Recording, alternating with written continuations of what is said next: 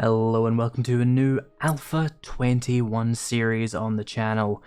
Alpha 21 is here and we're going to be covering all the various things that came out in Alpha 21 throughout this series. I plan on doing something like 20 episodes. This is insane difficulty but jogging speed, although night times are on nightmare, so that should be fun. Gotta keep it interesting for myself somehow. I wanted to do Insane Nightmare, but I just thought that might be a little bit too much for new players who I kind of want to gear this series towards. I'm just doing the tutorial here. It's all very self-explanatory. I feel like even the newest of new players don't need help with that. We're going to be doing Alpha 21. We're going to cover all the new stuff. I'm going to slightly tutorialize it so that you guys can learn all the new stuff as I go and help you out with your playthroughs. Let's get this tutorial done already. There we go. Quest done. You want to do that as quickly as possible so you can unlock your 4 starting skill points. I'm going to go 2 points in Perception, 2 points in Spearmaster.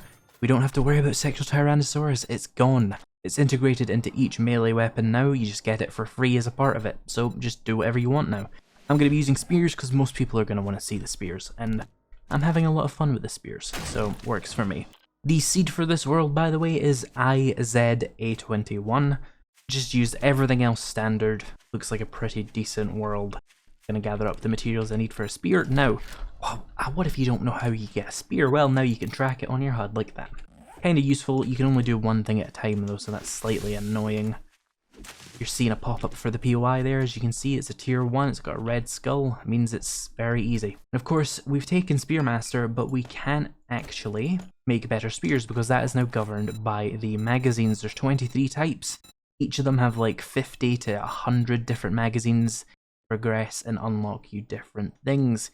It's honestly a very fast system currently, and I imagine it'll be nerfed soon, to be honest. If you're new to 7 Days to Die, or if you're returning and you're wondering, the main thing you're going to want to do at all times is quest. Questing is absolutely the best way to level.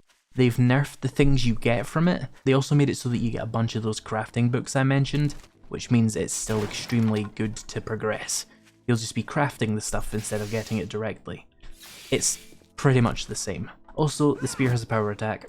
It's very good. You will see that in the coming battles. Nobody is here to greet me at the trader. There usually is. Forge gives us Forge Ahead. I'll cover that in a second. And the Cement Mixer also gives us Forge Ahead. It always seems like those two give me that. I don't know if that's like coded or something, but it's a very high likelihood. So we have 2 issues of Forge Ahead. Use one, we unlock the Dew Collector. That is a new workstation which gathers water. We'll get one later. I'll show you how that works. Read another one. Our skill is now up to 3. We need 5 to unlock the Forge, and it's very easy to do. A military helmet? What? You can just find military helmets now? Okay. Got a military helmet. I'm as confused as you are. I've never seen that before. Let's see, we've got books. Armored Up, that'll teach us armor crafting. Armored Up, that'll teach us armor crafting. We've unlocked level 2 cloth and scrap. Batter Up, I'm just going to sell that. I'm not going to be using clubs. And let's talk to him. You can't get over here, by the way. Most of this stuff you're seeing isn't lootable, unfortunately. Talk to him. So, what do you got for me? Bunch of somewhat useful stuff, but largely they're not going to have the same really useful things they used to, but they're still very, very powerful. Also, the main thing we're looking for is this, the water filter. That's going to let you build the Dew Collector, but not yet. We have a bunch of books. I want to buy the Forge Aheads. I don't have any money. How do you get money? You do quests, do jobs. Fetch 65 meters away. That's very lucky. So let's do that. Doing quests gets you XP. It gets you rewards. It's just really good. Also, vending machines. You got the food vending machine. It sells food. The drinks vending machine. It sells drinks. Yes, including awesome sauce, learning elixir, and moonshine. The world has gone mad. I don't know what's happening anymore. Oh, you want to loot absolutely every mailbox you see now because that has paper, and that's absolutely useful because I'm lying to you. What you really want is these skill books. Sharp Sticks, Home Cooking Weekly, Tools Digest. So useful. That is 100% loot, by the way. I've not turned it up at all. They're just very common in this current build. It may be nerfed in the full build. Tools Digest. I don't want to fight a biker. Come on, there was so much health. Ugh.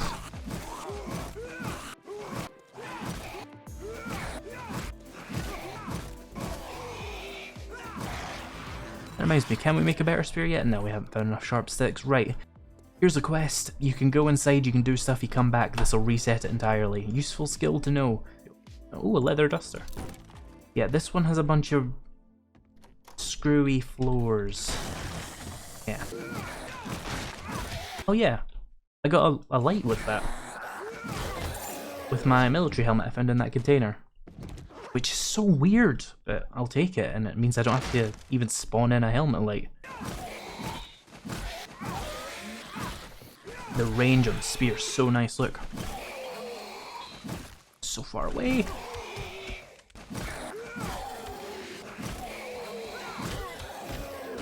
Got some food here. Ah, food magazine, even better than food. Sewing kit. Sewing kit. Sewing kit. Ooh, a poncho. I'll wear that. Oh. Wear that actually. Scrap those. I need the leather and I need the iron, so I'll take it. Ooh, glue, nice. Glue's a lot harder to get now, so that is actually very helpful. Hi there. There's some zombies causing a ruckus downstairs. Oh, that was lucky. And a weighted head, nice. That is going to make my knockdowns even better with my spear. Let's get some meds. Steroids, always helpful. Scope. That will be helpful later when I get a rifle. Oh, more meds. Feeling really lucky on the meds front there. This zombie is trying to break down this door and I'm going to give them a hand with it.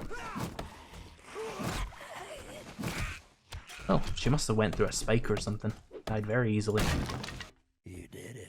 Let's see, water, duct tape, crafting skill magazines. I kind of want the duct tape and I do kind of want the water, but the crafting skill magazine is like the new thing, so let's take that. And let's take a job, the next closest one, cook's residence. And let's open that. You get 3 copies of 3 different skill books. We got 3 vehicle ones, 3 farming ones, and 3 sharp sticks. Yeah. So what kind of spear can we make now? Level 3. I'll need to go grab some plant fibers. The level 3 is going to do about 20% more damage than the one I have, so that's good. Make myself a stone spear. Let me take the mod off of this. Any mod you put on a weapon is going to increase its damage by 10%, so you always want to put mods on things. Let's make a storage chest. Oh, I put it sideways, that's going to annoy everybody. The bed roll down so I can find this place. One neat feature of Alpha 21, it automatically marks the traders for you. You click on markers now, they'll become visible on your hotbar, or invisible depending on which one. You see, grey, not there. White, it's there. Same with the bedroll, same with everything. Pretty nice. I need to find a cooking pot because that is the most important item in Alpha 21 right now. You can't cook anything without a cooking pot now. That's slight exaggeration, but you can't even boil water without one now, so very important. Let's have a look in here then. Ow, that was badly timed. Let's take a first aid bandage. I've been finding a bunch of them, so that's very lucky on my part. Alright, so it kind of wants me to jump down, and I'm kind of nervous about doing that, but let's do... Oh god, I fell through the floor. This could be about to be a problem. This is going to be a problem. We're going to have to fight them in the pit. Okay, jump past them.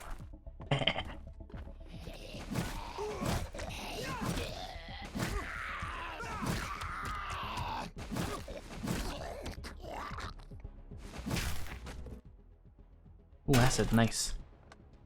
Oh, a grill, nice. Not as useful as a cooking pot, but it certainly is helpful considering how easy it is to get some cooking magazines now and learn to make grilled meat.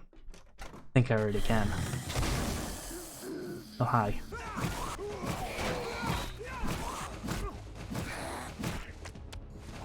Whoa, whoa. He tried it. He tried the swipe.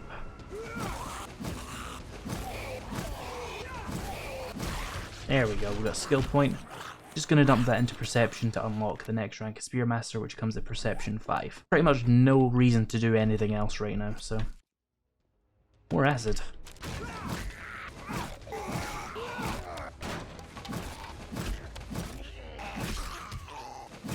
the power attacks are really slowing my stamina. Ah, we've cleared it, but we need to get the loot. Wood crate. Batter up, I'll just sell that. Padded boots, I'll wear those. 5% damage resistance. Medical journal, hasn't unlocked anything yet. Still nothing yet. Oh, a beaker, what the hell? That's some crazy luck. Painkillers, yes. Fort bites as well. Right, there's also, if I recall correctly, yeah. Sharp sticks, nice, and a bone knife. If you haven't noticed the pattern yet, we're going to be taking another job. Because it's just the best way to progress with these crafting magazines now. Because trading is really slow, looting is really slow. Quest rewards have been nerfed in the sense that you don't just get like a pump action shotgun thrown at you every 5 minutes, but now you can just get loads of magazines very easily. So it's still the best way to do it. 10 pipe bombs, any day of the week. Yeah, that's pretty good. Let's take yet another one, 299 meters away, radio station. Ooh, I think I remember that POI being filled with books, so that's going to be very nice. Pipes, very nice. Oh, there's loads of books in there. Bar brawling, I'll just sell Handyland for repair tools, nice. Oh, I shouldn't be going in here, I'm getting distracted by shinies. Why is there 2 pictures of cows? Look at some Bidoo bottoms.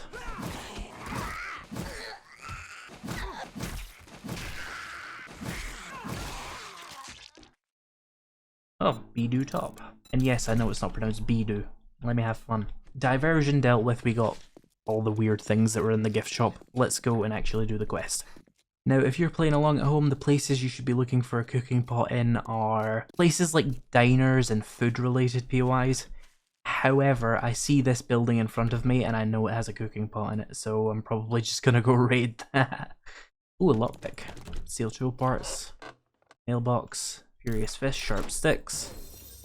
Right. This POI had a cooking pot in it in Alpha 20, and I'm gonna assume they didn't change that, so let's risk it and waste some of our time in this POI. Everybody home? Any cooking pots home? Cooking pot. Aha! Right, I'm out here. I have no reason to be here, I'm not getting paid. But we got our first cooking pot. In the kitchen. See that? Game knowledge. And this POI also has a cooking pot in it. I'm gonna have 2 cooking pots. Well, hey, viewers at home, you now know of 2 POIs that definitely have cooking pots in them. Let me just check this one for a dog, because a dog is a much more concerning thing than a cooking pot. Alright, open up this door, bookcase, handguns, dog, hello. Let me look at the dog photos, why do you have to try and hit me? Hi there, where did you come from? This is insane difficulty, by the way. The spears are just genuinely that good. Like, if you're playing warrior difficulty, you're gonna be popping heads. Another cooking pot, as I suspected. Well, it's not suspicion, it's thousands of hours in the other update and them not changing it, so, you know. Potato, potato, as they say. You might say, Prebuilt, they don't say potato, potato, and I would ask you, who actually says potato? Nobody says potato. Not real. Fake news. Explosives, nice. I thought I already unlocked pipe bombs, but okay.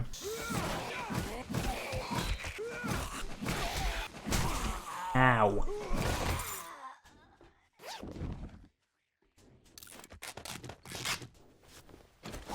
Everybody hiding in here. An engine, nice. I'm gonna scrap that into mechanical parts, because 30 mechanical parts is a lot more use to me than an engine right now.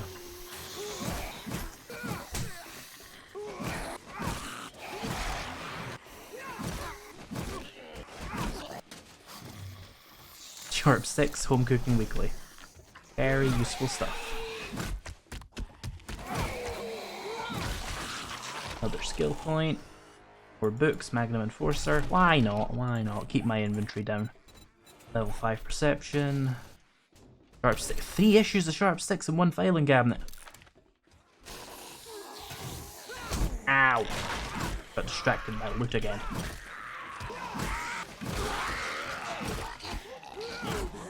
There's a zombie behind me. There we go, we cleared it. Oh my god, so many of you.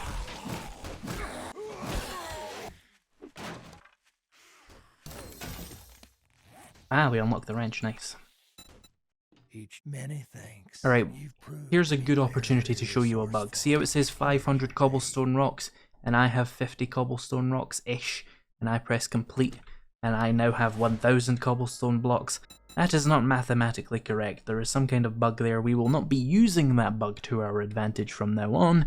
I just thought I would highlight it so people are aware. If you want to use it and it's still in the game by the time you play, I'm not going to judge you. It probably will be patched by the time most people are playing this though. Let's get these forge heads and the handy land. I'll come back now. We've learned forges and we're almost there for a hammer. Workstations, yeah, we need 3 more for a workbench. The workbench doesn't need hammers or wrenches now, so that's nice. Hey, let's just... Oh, am I too close to the trader to actually build? That could be a problem. How close can I build? I can build all over this place. Okay, this will do for a temporary little setup. Build 2 campfires. 1, 2. Let's go ahead and put a cooking pot in you and a grill in you. Cooking pot in you. We'll put the beaker in this one and we can show off the models. Look, this one has the grill and the cooking pot, and this one has the beaker and the cooking pot. That's pretty nice looking. So, have I got wood? Yeah. Let's bake myself a couple of potatoes.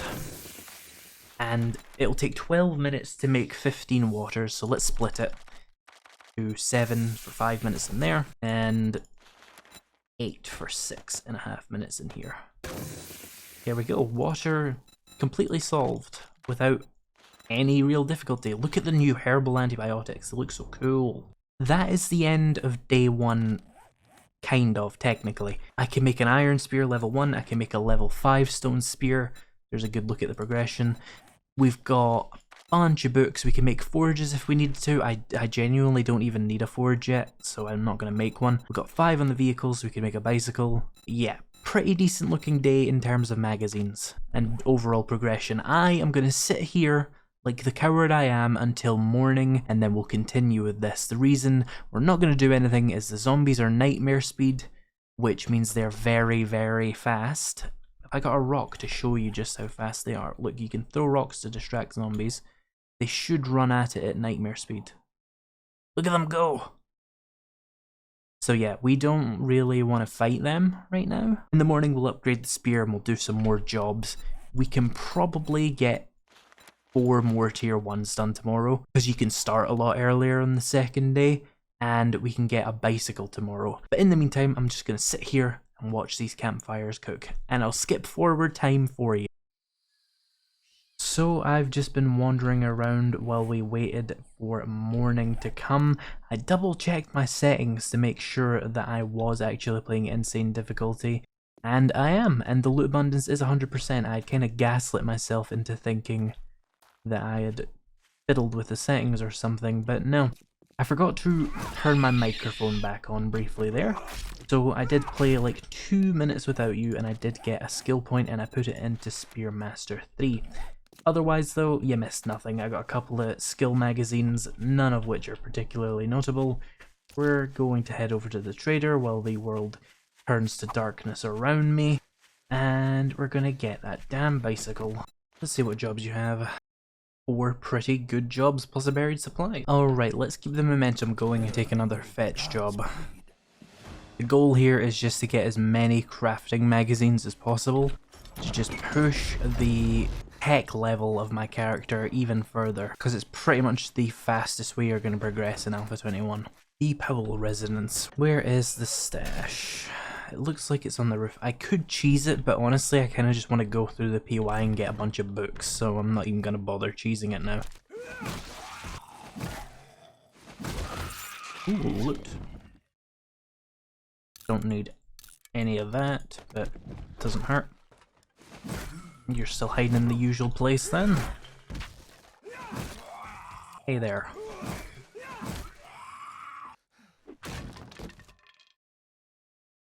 Oh, scrapping for fun, nice.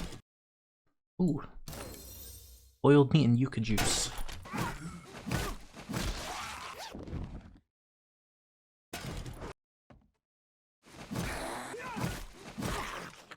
Alright, what do you have for me? Spear Hunter. Fantastic. I do wonder if they're affected by you taking spear perks, because I am getting a disproportionate amount of those. Shotgun Weekly, Vehicle Adventures, Scrapping for Fun again. Nice. Oh, you did it. Great job, traveler. Bullets.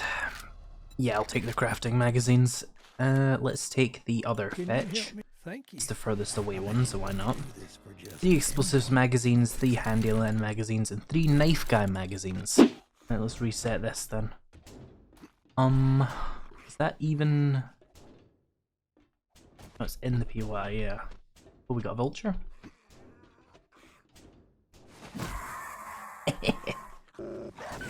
Oh, you can hit the dog from up here?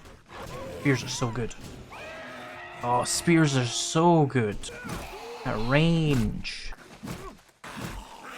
Well, they're good now that they actually do damage. They always had good range. Hi there. Okay, just get a big lunge forward, why don't you? Medical journal. First aid bandages, nice. We need aloe to do much with those, but good to be able to craft them at least.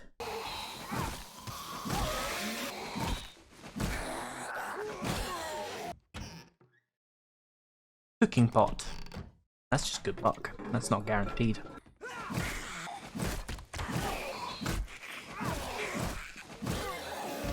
And here's the satchel I was looking for. In the final room, of course, just to be annoying. More potatoes. Shotgun Messiah again. Another bandage. Furious Fists. Another cooking pot. Okay, that's just insanely good luck. So many players are going to be jealous at that luck. 2 cooking pots in 1 POI. And you already have 2. That's that streamer loot.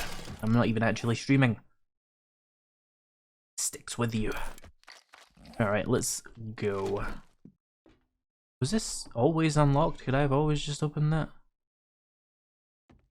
I'm a fool. Welcome. Thank you, survivor. My family and I. Crafting skill magazine bundle again, I guess.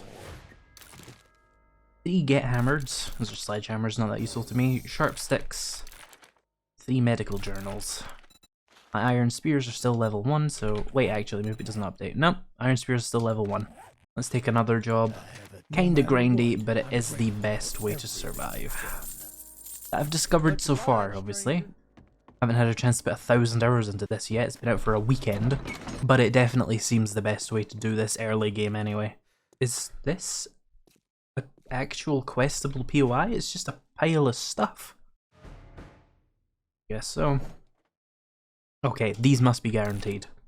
Every single cement mixer now has had one of those. Oh, engine. Nice. I'll keep that engine, I don't need more mechanical parts. Tools digest, we can make level 3.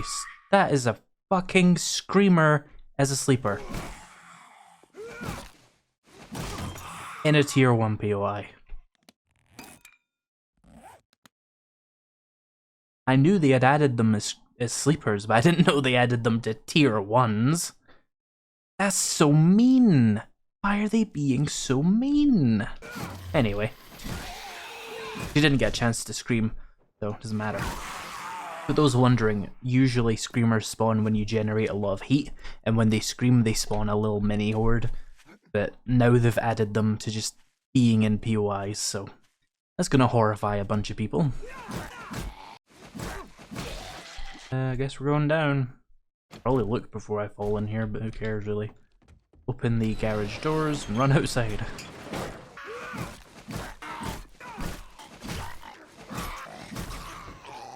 What do we have? Metal chain mod. Ah, first piece of chest armor. Handyland and tools digest. Nothing new from either of those. Here is your reward. Your money is welcome. Oh, I'm taking the cobblestone. Oh no, wait, it's bugged. I said I wouldn't take them because they're bugged, so I'll take the crafting magazine. If it wasn't bugged, I'd be taking it though. Handyland. Big hitters, who cares? Tools digest. And we'll go in one last clear. And that should be enough to get me a bicycle, right? If it's still 7. 1, 2, 3, 4, 5, 6, 7. Yeah.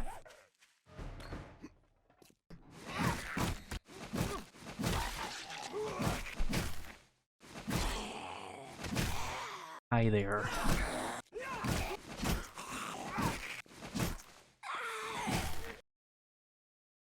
Bobo stew, nice. That's a very useful food item.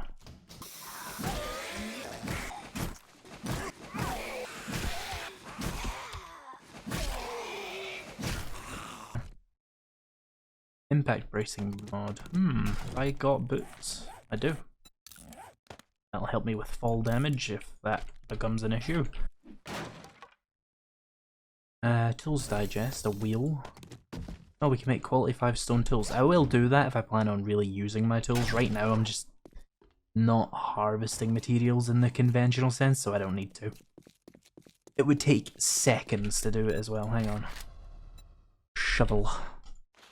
Yeah, let's just do it. Let's just get it out of the way. I'll be annoying somebody by not doing it.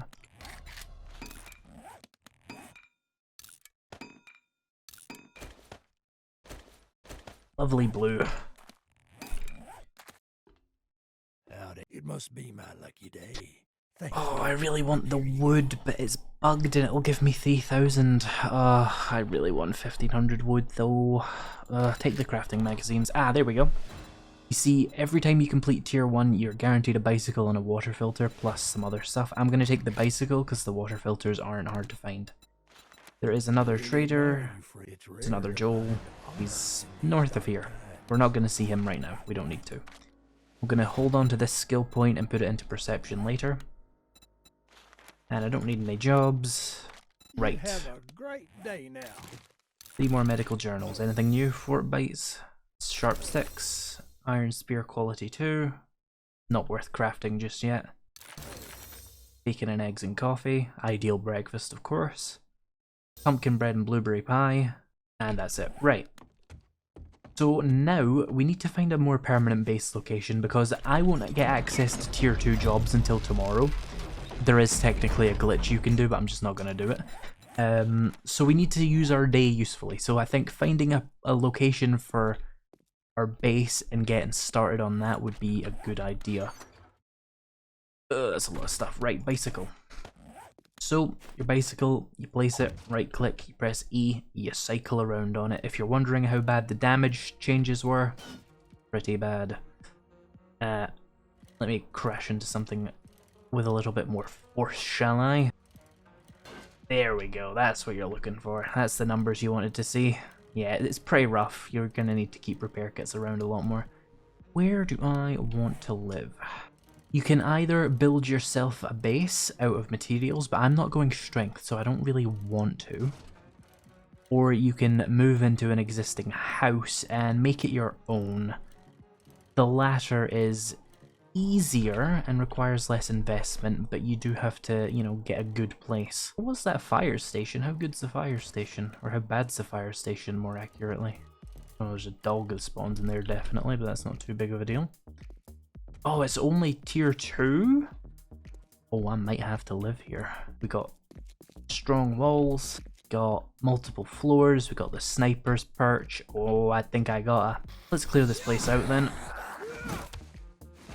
See what we can do with it.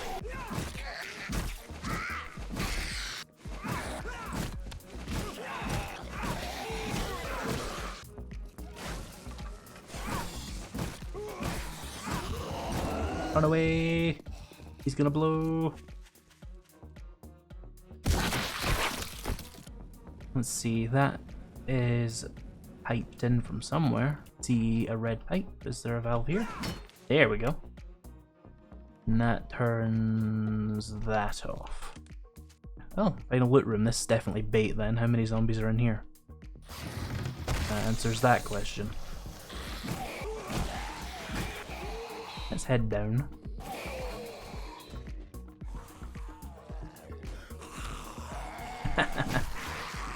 Fall damage, you got him.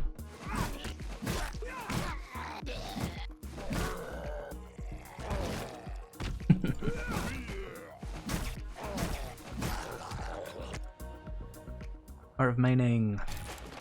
Some armor, some heals, a bunch of useful stuff. This is a tier 2 POI, by the way. You can see it's slightly harder than the tier 1s and you get slightly better loot. But we'll be doing a bit more of tomorrow. Oh, we've unlocked the workbench. As I said, before the end of the day we'd have that. Probably craft it before the end of the day as well, but I'm not going to rush that. Tech planet, wiring 101, electrical traps. Alright, we get a little lookout perch here. Is this a little secret loot room, maybe? Oh, you got a little bedroll. Okay. Now, we are going to be moving away from Trader Joel a little bit, but that's fine. We have a bicycle, he's like 400 meters away, it's not a big deal. I will gradually fortify this entire building, but right now the the top room there is like my panic room. Is there not a dog in here? Like there should be a dog in here, and I'm just gonna find out the hard way. Yeah. Ow. Why? Jump up onto the wall.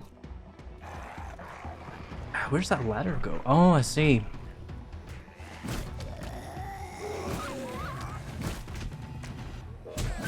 Uh-oh, no stamina, no stamina, no stamina, no stamina, there's a dog.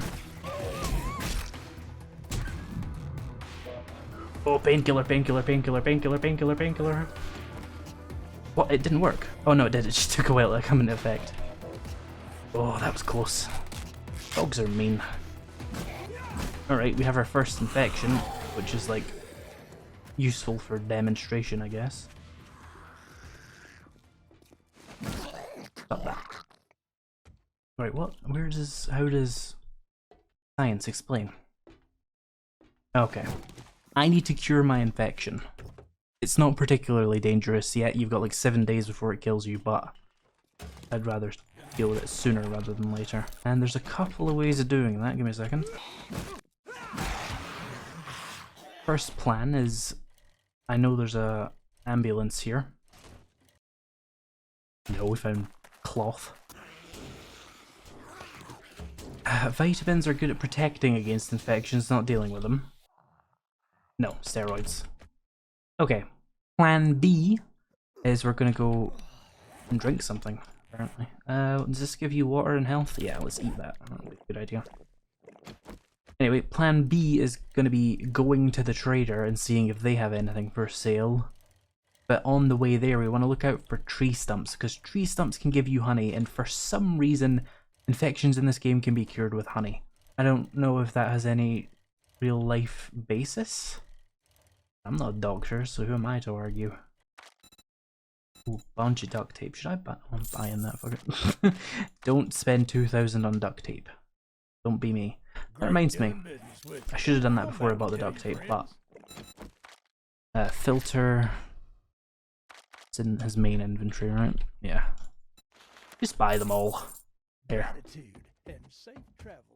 Now he's got a vending machine. No honey. No honey. I want any of this. I'll get some red teas, why not? Trader's a bust. Now we definitely have to rely on honey from tree stumps. So let me open up a few inventory slots here and I'll just start hunting down tree stumps. They just kind of spawn in the wood biome. That was unfortunate. Nope. Nope. Get away from me. Ah, there we go. I was lucky. Let's down that. Get back on the bicycle, go grab some stuff from the trader box, and then head out to the fire station. Okay, let's just dump everything I can, run back to the bicycle and grab everything again. I want to just be inside, hiding away for the entirety of nighttime. This isn't particularly secure, but it's secure enough because zombies shouldn't really hear me, first of all, and they shouldn't really want to... They shouldn't be able to climb this ladder. So we should be okay to just hide in here with it unfortified for now. Do I have the stuff on me to just make a forge? I probably do. Yep. The log is just made out of wood, so then leather. A little bit of duct tape, a little bit of pipes. And... yeah, so if I just make a log... let's make 2 forges. Let's be fancy. Let's be fancy. Absolutely do not need 2 forges right now. This is silly. There we go. Dump all that back in there. Okay, that's crafting. What do we need for our workbench? Forged iron. Well, we'll need to get the forges down. 20 mechanical parts. 30.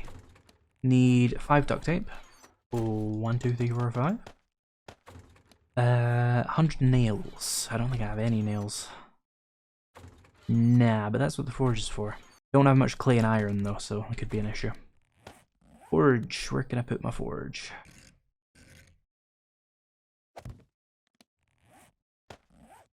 Can this safely go there? Oh, nice. We can put the workbench next to it. Right, let's get some iron. I'm just going to use one of the forges for now. We don't need that excess heat generation. More of just a flex. I need... Let me track the workbench. I need 100 nails and 25 forged iron. So... Oh yeah, we should be good. Maybe. We did get enough iron and iron nails out of the forge there, so I'm going to start crafting the workbench. It takes 6 minutes now, which is wild. But yeah, I'm going to start on that. And I'll see you in the actual morning. I was able to scrounge myself up from like 60 to 100 scrap polymer inside this POI, which means I can also make a dew collector. Pretty helpful. That'll come after the wrench. You know what, I want to do the dew collector first. Now then, let's see. The workbench can go here, and it looks like this. Doesn't do much for us now, but it will in the future. It's used to make a lot more advanced crafting stuff. I thought I'd just get it out of the way right now for the fun of it. Now I need to break out like a 3x3 flat area for my dew collector to sit on. There we go. And then just slide that in there. There we go, a dew collector. Now this will collect 3 boiled waters per day, which is pretty slow, but that's why I bought a bunch of water filters. So once we've got all 4 of those set up, yeah, we're gonna get like 12 bottles a day. We'll be absolutely fine on water as long as we remember to collect from it, because that will accumulate very quickly. Speaking of which, let me grab that water and some food. I made a land claim block just to make extra sure that... Oh, I missed this room. Tactical warfare, some farming knife guy. Anyway, as I was saying, I got a land claim block to make extra sure that this place wouldn't be picked by the quest picker, because that would be really annoying. So let's head over to the trader. I got my wrench on the way. We can do some tier 2s. Hopefully they'll have some better rewards for us. Trader Joel, what do you have for me? Fetch, pretty close by. Let's do that. Ah, it's this place. Some good books available here then, at least.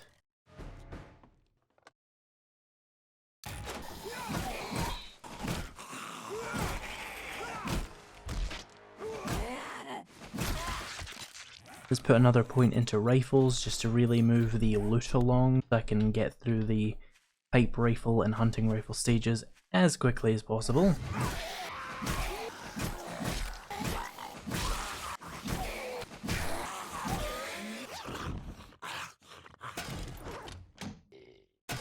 Ooh, a medical journal.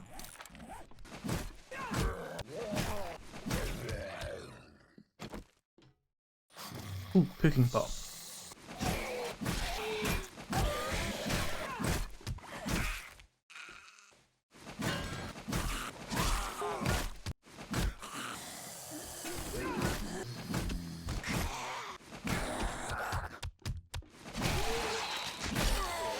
Now then, what did I get in the loot there? Sniper, some legs, and a bipod mod, which is going to be very useful when I actually get a rifle of some kind. Another medical journal and some meds. Alright, let's get out of here. Here is your reward. I could craft a cigar, but this isn't really the playthrough where I need the strength, so I will take the crafting magazine and take a fetch 244 meters to the east. Spears. Tech planet. Crafting fun. Oh, is this one on the ground floor? Nice, I'll just go in and get that and leave, to be honest.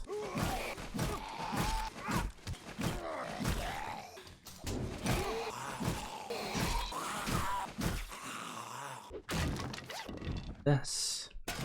And let's get out of here. But it's just much more XP efficient to just get in and get out. Many thanks. Anything you like? Claw hammer is tempting, but I have the schematic so I can make one pretty easily. The level 3 iron spear is kind of tempting because it would be completely free. Yeah, you know what, I'll take that. Me off having to craft another one for a while. More skill points. That's gonna go into more Deadeye. Not that I have a rifle yet. Careful out there. Let's take the clear. Thank you. Oh god. What is that? What is happening up there? Okay, don't look at that. Don't look at the sky dirt lockpicks. We're not looking at that. Oh.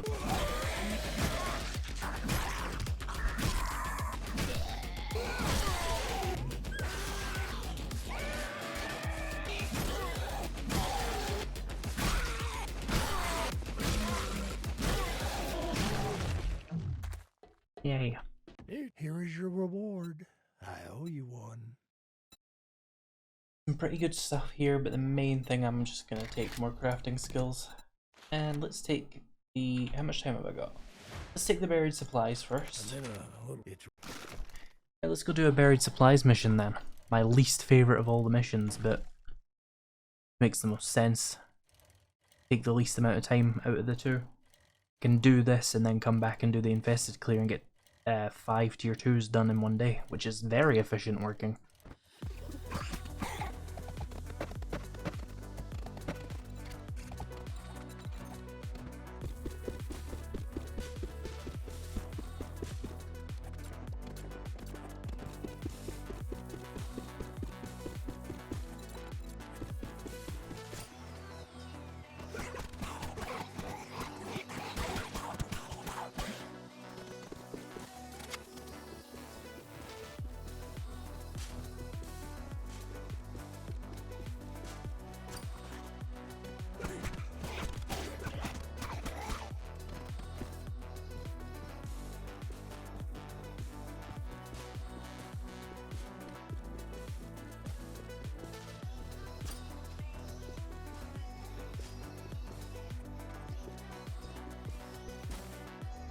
Need to make sure I've got all the stamina though, because they're gonna spawn when I open, well, when I take all the stuff out of this. I have no interest in fighting these. See ya. What do you seek, friend? Ooh, a steel shovel for that. Ooh, I'm tempted, but I don't think I even have the stamina to use that, because I don't have Miner 69er. I don't know if it would be worth the trouble. I have, yeah, go on then. Go on then. He has one more. The Gilbert residence. Okay. I've got the inventory space. Let's just head out. Was this a tier 1? Yes. But it's been infested, so it's got like extra zombies in it. Make it a tier 2. Oh. Hi there.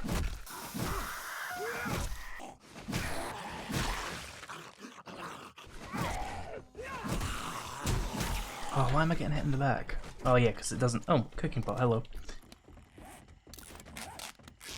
That was silly of me. I forgot it wasn't a real door.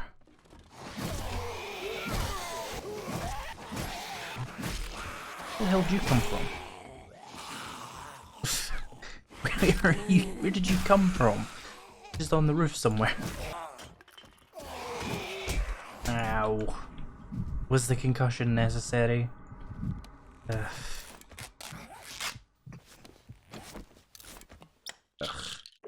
I want a sprained arm. Love that for me. Well, when the game gets cheesy, I get cheesy. I don't need a hat.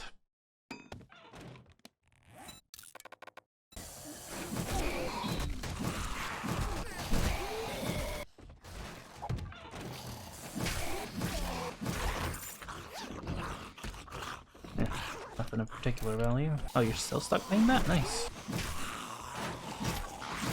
The problem isn't even the number of zombies, it was just that one that came from above. I don't think they were part of the POI, they just followed me.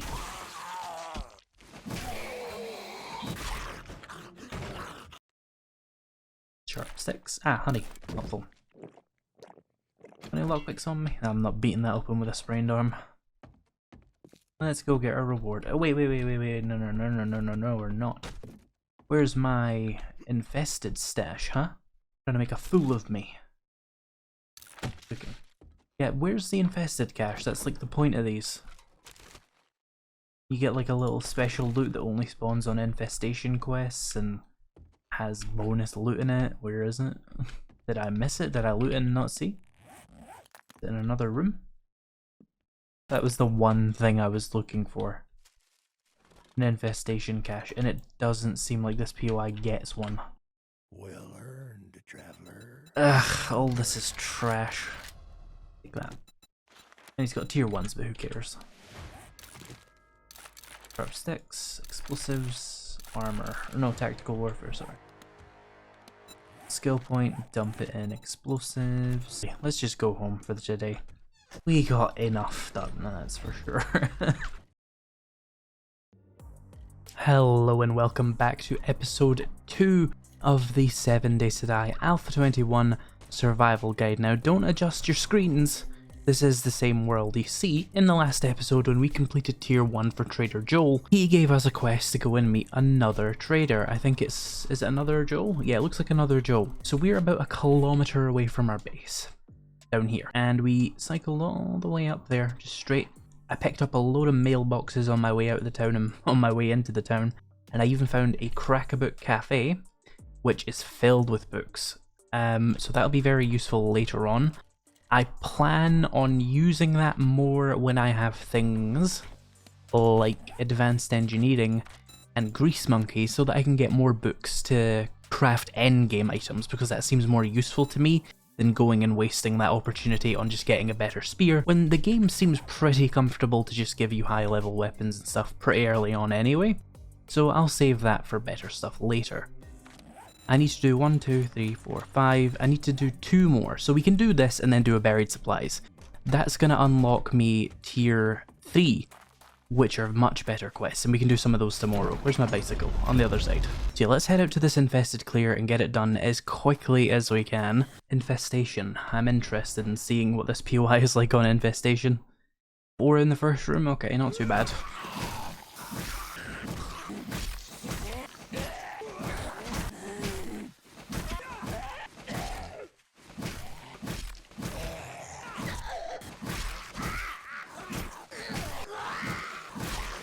Okay, that first room had 4 zombies in it, nothing too bad, although the outside interference from Arlene wasn't helpful.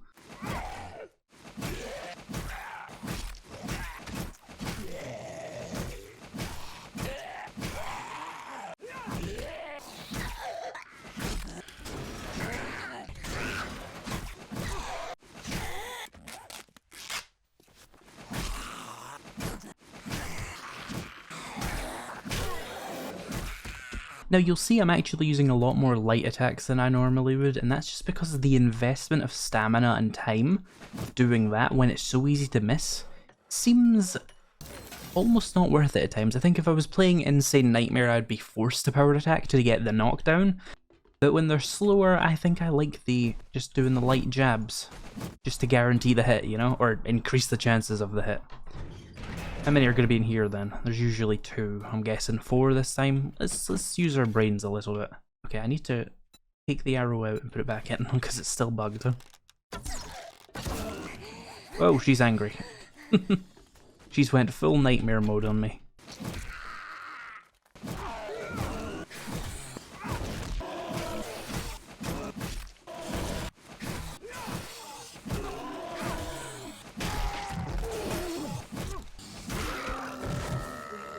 I think the other one got lost. Oh no, they're still down there. They didn't notice. Pretty fun infested clear though. Hey there. Ah, this one has an infested cache. Nice. Actually show that off this time. This is an infested cache. You get a big extra loot pool. It's just ammo at this stage, but you can get some really good stuff from the higher level ones. We'll have to show that off later, of course, because I'm not going to go do a tier 5 infested quest just to demonstrate that. I love this medicine cabinet, it always gives you extra stuff. I don't know why, I don't know how, it just does every single time. I got a repair kit on me? I do, let me repair that. Oh, hey there.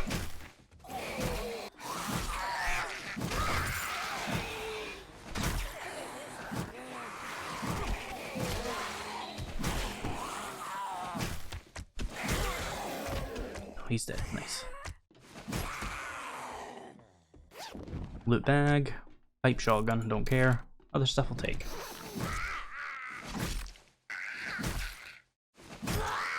Alright, let's return to Trader Joel. I think once we're done tier 2, I'll go to the other trader Joel and see if I maybe like start with tier 3s for him already, since they're the same trader. That'll be nice to check. If not, no worries, we're still going to do quests because we still need to just gather as much forged steel, pipe bombs, crafting materials, books, all that kind of thing is just really useful. So doing quests just gives you a good source of all of those things. Oh my. Really? How many books is that in one mailbox? 1, 2, 3, 4, 5, 6 of them. If you were on double loot, you would have got 12 books in this mailbox. It's insanity. What do you have for me, Joel? I'm tempted by the forged steel, because it's going to be useful later on when we want to craft, like, a sniper rifle way earlier than we should ever have one. Oh, I don't want to do a buried supplies, but I should. Let's just do it. Let's just do it. We got the steel shovel, we might as well test it out, right? Have I got any drinks or items that might help with this? Some stamina drinks at all? Blackstrap coffee would do it. It's very expensive, not worth it at all, but just for the sake of it, you know? Something to help us on this little operation, because we're gonna need the help. Alright, same as before, I'm very cautious about ferals maybe randomly spawning on this operation, so while it's very unlikely, I am going to gather up some wood, just make a little pillar I can stand on. It's just, it pays to be prepared. Sometimes, even though it's excessive, you never know when the game's just going to say, here's a feral and it's going to kick your head off in the middle of day 4. Because if a feral spawned right here, or even 2 of them, there's no cover, there's nothing to get them stuck on. You need to build yourself a little pillar every now and then. Okay, so we got the steel shovel, we got our blackstrap coffee, which will last 6 minutes for 25% bonus stamina regen. Can't ask for more than that. It still takes 3 shots to hit that. Isn't that exactly what my stone shovel does? 4. It's not worth it. The stamina cost of the steel one for 1 less hit. Not worth, not worth.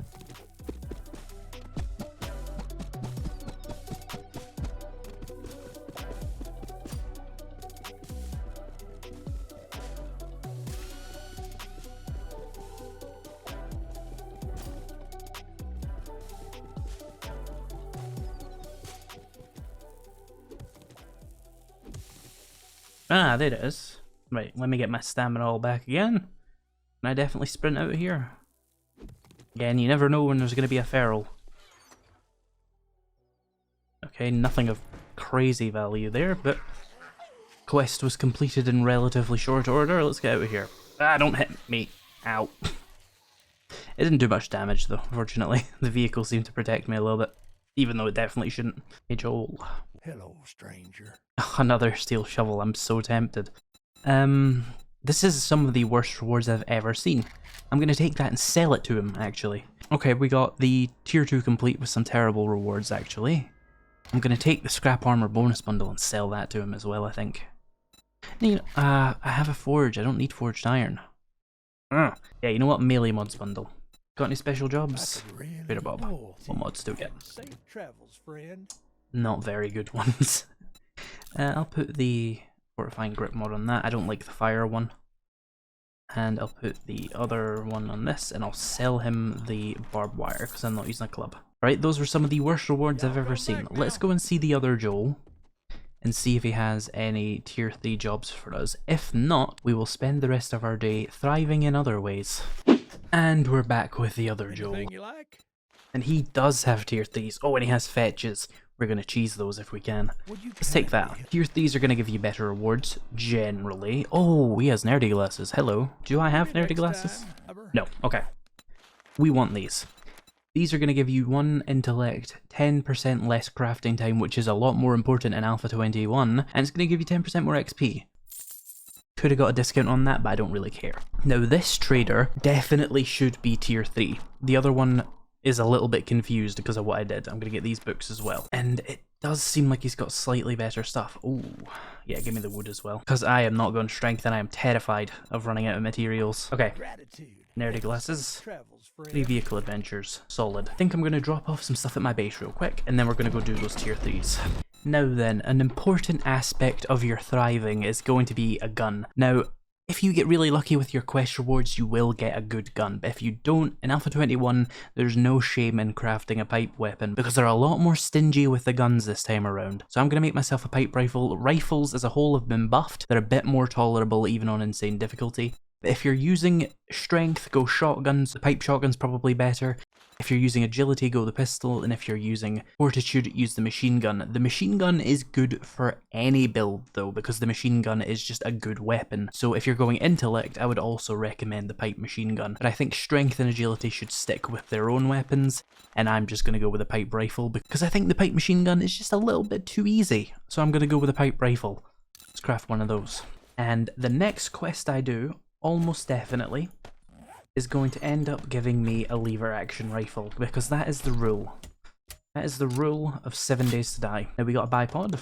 Do I have any other mods lying around? Doesn't look like it. Well, this is going to increase our damage by a bit and increase the speed at which we zero our aim. Now I know on insane difficulty with a pipe rifle at level 5 and Deadeye 4, you can actually one-shot insane zombies without a sneak attack if you get a headshot. It's kind of wild, but I don't know if you can do it with Thie, so we're going to find out today. Now I have 2 intellect now from the nerdy glasses, and I'm going to put a point into Grease Monkey to start getting more of those books. So let's head out to the quest. I want to get at least 2 done today so that I can get 5 done tomorrow and be done with tier 3 by the end of day 5, meaning as day 6 ticks over, we'll be tier 4. Meaning, I know this is a lot of meaning that on day 7 when the trader resets, we will have a 4 times multiplier on our trader stage, which will mean better gear when the trader resets. So tier 4 at least I want to get to as soon as possible. Anyway, enough talk, let's get to the quest. Let's start the job. So it's a tier 3, and it's not on the ground floor. Do I want to fight my way through or just cheese it? Okay, people will complain if I cheese it, so I'm not going to cheese it. But you can just use frames to climb up the building, break into the room you need to be in, and then get it. I will only do that on the next job if I have barely any time, because I really want to get 2 done today. So let's get in here and test this shot first of all. Okay. Now maybe we got unlucky. Maybe we got unlucky. Let's test it on another one. That's not really a good test. They have less health. Let's test it on her. Yeah, it's not one-shotting them. Okay. To one-shot insane difficulty zombies with a level 5 pipe rifle, you need 4 Deadeye. Now, I'm not going to rush into that, because I know I'm going to get another rifle soon anyway. If you're playing at home, insane difficulty, level 5 pipe rifle, level 4 Deadeye, headshots, no sneak attack, you will kill them. Now, will my sneak attacks kill them? That is the question. I missed. Alright, trusty spear time. Oh. I will find out if this weapon can one-shot. And the hunting rifle probably definitely can already, but I don't have a hunting rifle, so...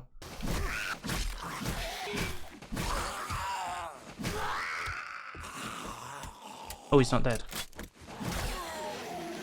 Oh, I forgot to bring food, I'm an idiot. Hopefully we'll find something in here then. Hey. We've learned pumpkin cheesecake. I'm really half-assing the stealth right now. I really can't be bothered with actually doing stealth. It shows. Dig up these. It makes less noise than standing on them. Ah. There we go. See, we can one-shot them. With a sneak attack anyway. That's something at least. It certainly softens them up. That is a chihuahua in like a onesie. Interesting. Now I think there's a dog in the corner, so I should be very careful. Very, very, very slow. I can see its head. It's not dead, but I bet it's very weak now.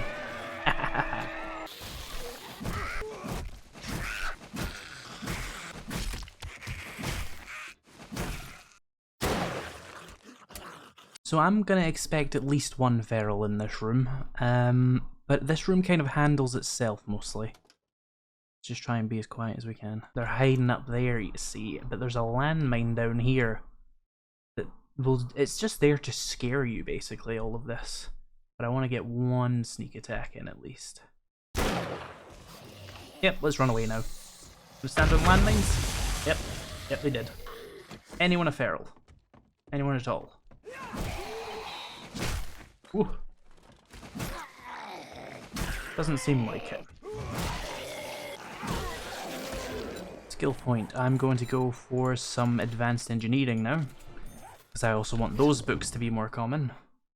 And it looks like the end loot was actually in the final room anyway, which is annoying, but hey, at least I didn't waste time trying to skip past it all. Now then, I want this end loot, but it will take me ages to open it, and we are very, very short on time. So I'm going to save this and say tier 3 loot, and I'll come back and get it in a bit. There's also a gun safe I want to crack open. The loot is only going to get better as your level goes up, so it's probably worth doing.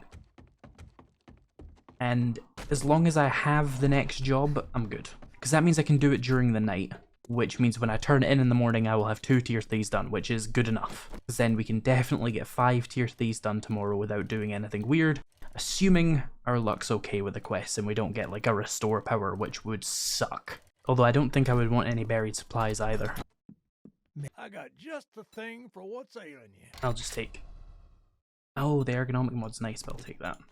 Oh, see you again. Scrapping for fun. Bunch of rifle magazines, nice one.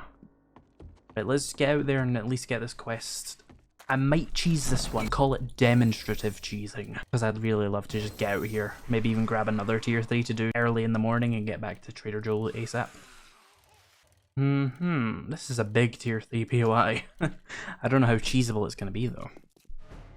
Okay, ground floor, that's a good start. Hey. Apparently it's on the other side of this wall. I thought I would got bumped by something there. Oh, is it in this little building here? How do we get in this building as quickly as possible? Where's the cheese? Come on, I know there's a cheese route. Oh, there isn't a cheese route. They've put it right at the end. But... Plan B, can we break through the wall? We can break through this. What is that? Oh, they hid it behind another wall, seriously. Well, I can get it. There we go. They thought they had me.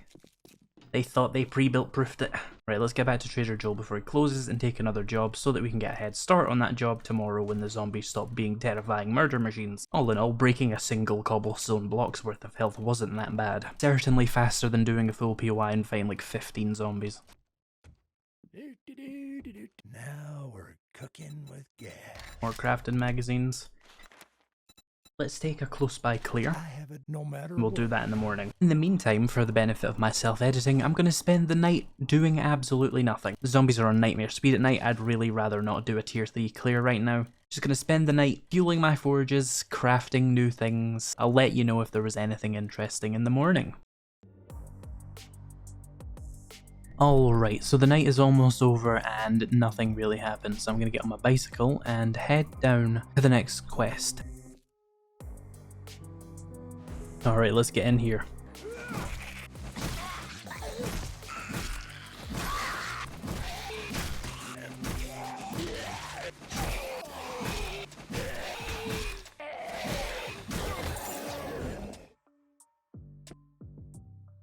Ooh, a college jacket, nice. It gives you 10% more run speed. Definitely gonna wear that. Also, for anybody who's wondering, they finally did fix it. Hooray.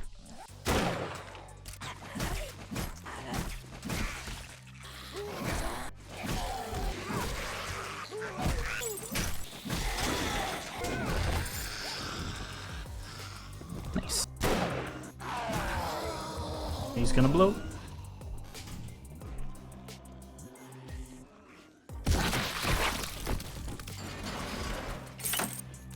Some gun racks with some parts. Alright, let's press this button and activate the vital room. Rip the medical supplies, but who cares? Whoa, hey there. You're new. You weren't here in Alpha 20.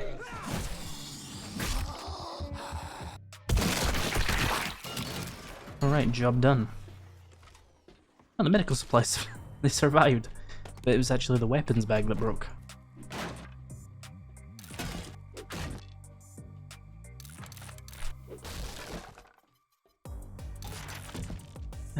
We got time to open this up. Trader's not open yet, so there's no reason not to. This is a lot of lockpicks.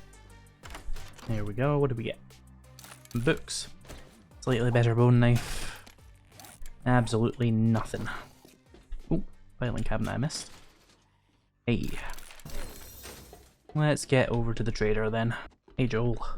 A level 5 AK is probably the best thing here, but I don't really want to use one. That's the issue. Yeah, I like sticking with the rifles. If you were playing this, you should probably take the AK though, but I'm gonna stick with like the theme of using perception and just take a crafting magazine. What do we have? A fetch and clear. Alright, looks like we might have to go and see the other Joel for some other tier 3 jobs later.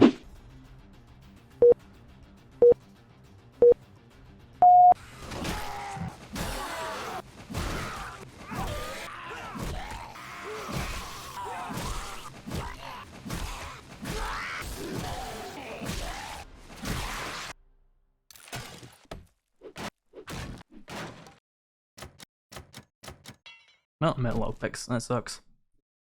Not gonna waste my time bashing that open though, I got places to be. Onwards to the next quest. Oh, I should check this though. Yeah, forge ahead, see? That's worth it. Many thanks. You've proved to be very resourceful. Can you do me a I can't thank you enough, friend. 2 skill points, let's put that into perception and keep going. Here we are, the D. Smith residence. Hell no. Is there another way?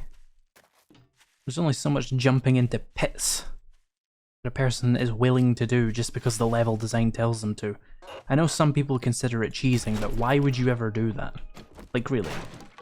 Just break down the front door and fight it normally. Have some common sense. It's a survival game. Level design doesn't make that much sense anyway. Why are there zombies in all these buildings? Why are they not out looking for food if they're so hungry, Now I know I'll have to go down there and clear it anyway, but I bet coming from the other side is a lot safer.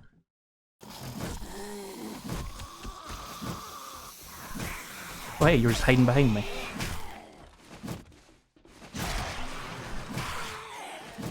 Oh, that's unlucky.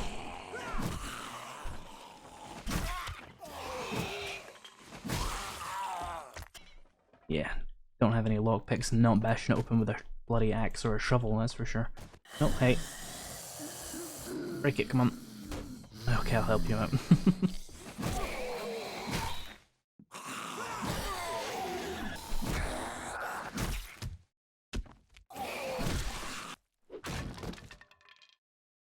Some better armor? Nice. Alright, what's hiding in the tunnel then? Because it's like the only room left. Nothing? Oh, I missed someone. Of course I did.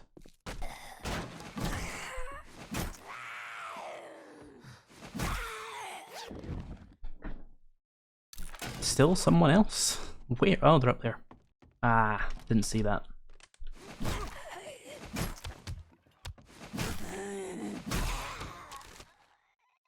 First aid kit, nice. We're at 1, 2, 3, 4, 5. 2 more, we will be done with this. Well, tier 3s anyway. Cooking with gas. Magazine bundle it is. Let's go see the other trader Joe. He'll definitely have 2 that are a bit better than that. Alright, we're at the other traders. Let's see what he has. Well, howdy do, friend. Fetch and a fetch clear. I can work with that.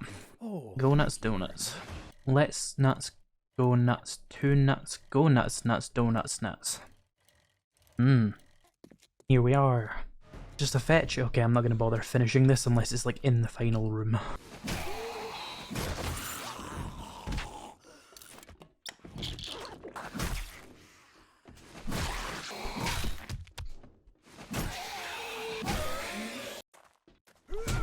That's so mean. I hate how sometimes they like anticipate you walking into them round a corner. Like I know those 7 Days to Die zombies are unusually smart, but that's just silly. Like, they hear me coming and they start their swing in time for me to walk into it. What sense does that make? Oh, we got through. Jump past him. Yeah, I don't want to get caught in here while he pops, so we're gonna have to think something through here. Oh well, we're running through all the zombies.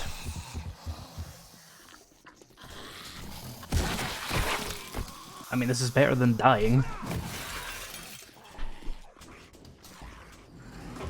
Whoa. Oh, it's just the elevator. Oh, bad room, bad room, bad room, bad room, bad room.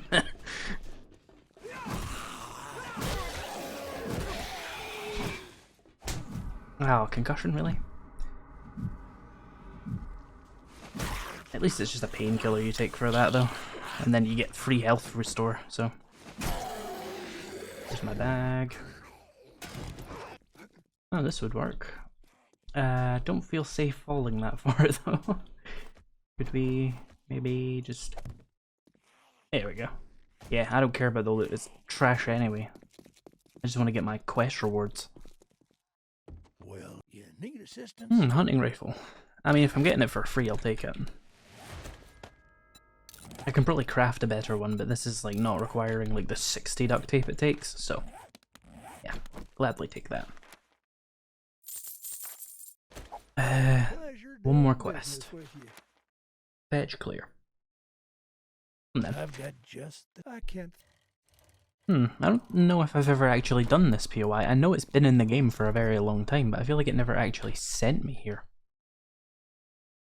I'm going to test out this hunting rifle because mathematically my hunting rifle should have been just on the verge of one-shotting a lot of these zombies, so... He's a very high health zombie though, I'm not going to hold that against the gun.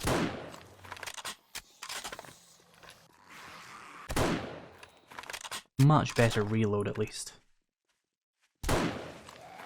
Still 2 shots, not that bad.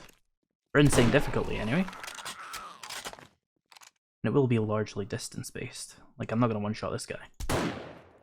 Oh, I am, because it was a sneak attack. That works. Not bad. They've really buffed that headshot damage. Quite satisfying to use now. That's a lot of zombies.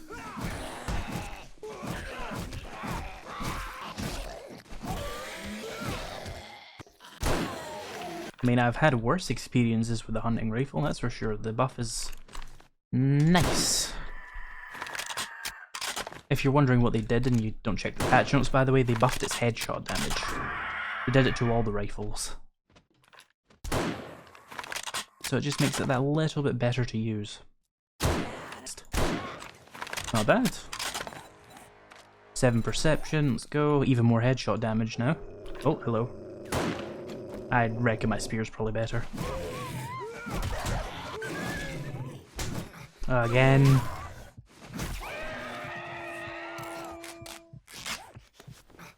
Very, very loose with the bleeding in Alpha 21. I don't hate it, but it's something to adjust to for sure. I should not be doing this. Oh, they've done me dirty. Cooking pot. Oh shit, I didn't load my rifle, I did me dirty. Oh, he survived. Oh, he's armoured, yeah, he would. He has like 20% armour, that's fair.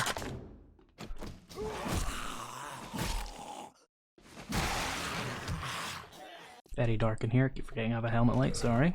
Please don't be feral. Die, damn you. There we go.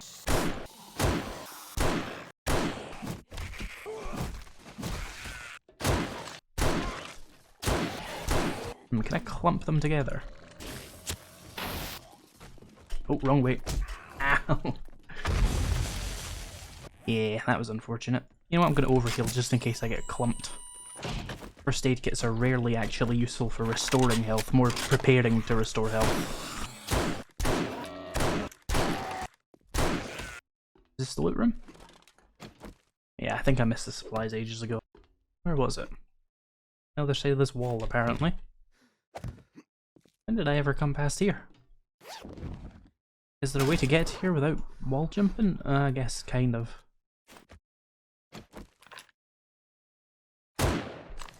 Mine.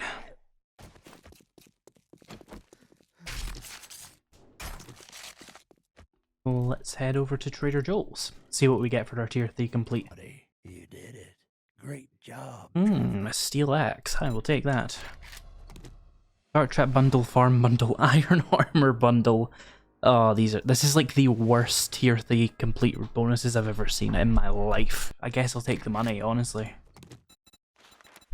So he'll be tier 4 the next time he resets, which should... Okay, so I'm going to cycle back to the base. I doubt we'll have time for much else by the time I get back, because it is a long cycle, let me tell you. Yeah, I hope this video was helpful in showing you just how powerful tier 3 quests are. Obviously, we got a really bad tier 3 complete. Generally, the rewards are going to be a lot better than that, including chemistry stations and stuff.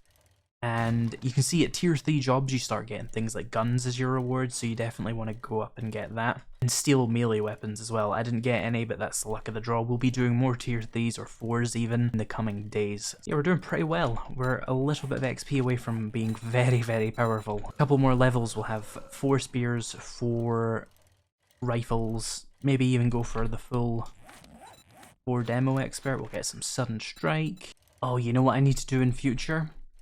More tier 2s and tier 1s, because the wood and cobblestone benefits from that are actually going to be really good. That might be what we do in the next episode, is just absolutely harvest the tier 1 jobs for cobblestone and wood, and then maybe even do some tier 2s for forged steel. Tier 1 jobs are really good for pipe bombs, molotovs, base materials, and like first aid bandages, as well as crafting magazines. So tier 1s are actually really, really good to just grind out a few of every now and then when you need things, so we should definitely do that in the next episode.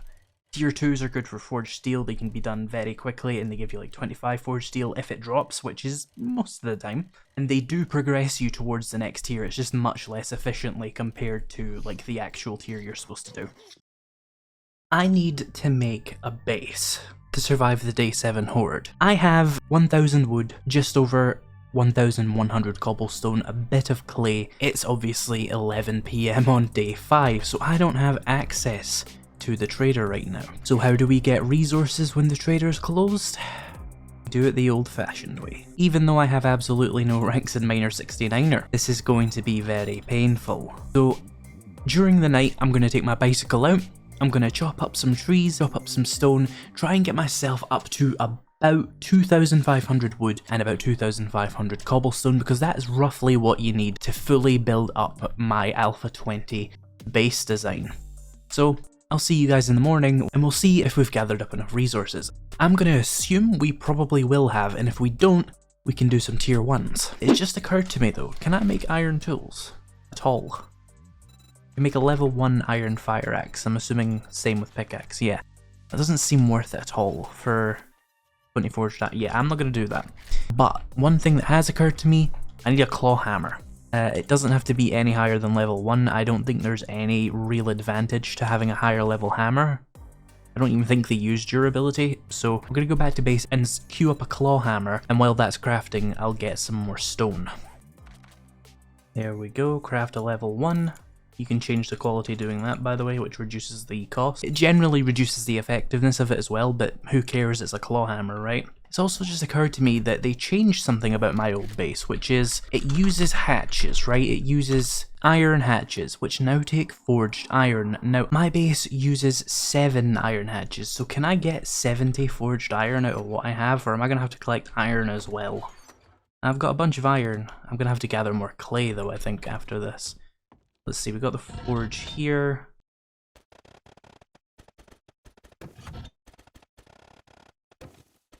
Okay, so I'll need to gather up a little bit more clay, not too much though, and a little bit more wood. A tiny amount of wood. But otherwise, we should be good resource-wise. Oh, I've got a little bit of forged iron in here actually, I just saw that, there we go. That'll help a little bit. So I'm going to go out, gather up some more stone, some more clay, and then I'll see you guys when I have all that. Okay, we have enough stone, I think. We need a little bit more clay, but we're actually going to get clay from building the base anyway, because we need to do a little bit of digging into the terrain. In the meantime though, I'm going to head back to my base, grab some food, set some forged iron to craft, find a location for this base, and start building. 50 forged iron from you, and 32 from you, so that's more than enough. We've got like 100 forged iron there. This seems like a pretty good spot. It's where I was digging up the trees earlier, so there's sort of a natural opening for it. So the first thing you want to do when you're building this base is you're going to need 250 frames. I've already got a little bit, so I'm going to build 244, and they're going to craft in the background. I might need a little bit more wood later, and that's fine. And then we're going to start by digging out a trench that is 5 by 1.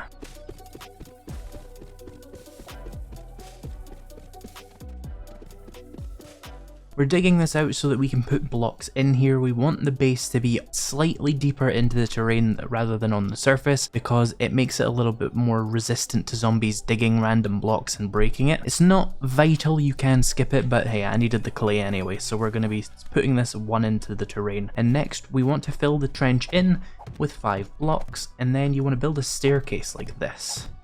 Just going back 1 every time, until you can't. Pretty foolproof. Now I'm going to reinforce all of this to cobblestone. You can wait until later if you want, but I don't want to.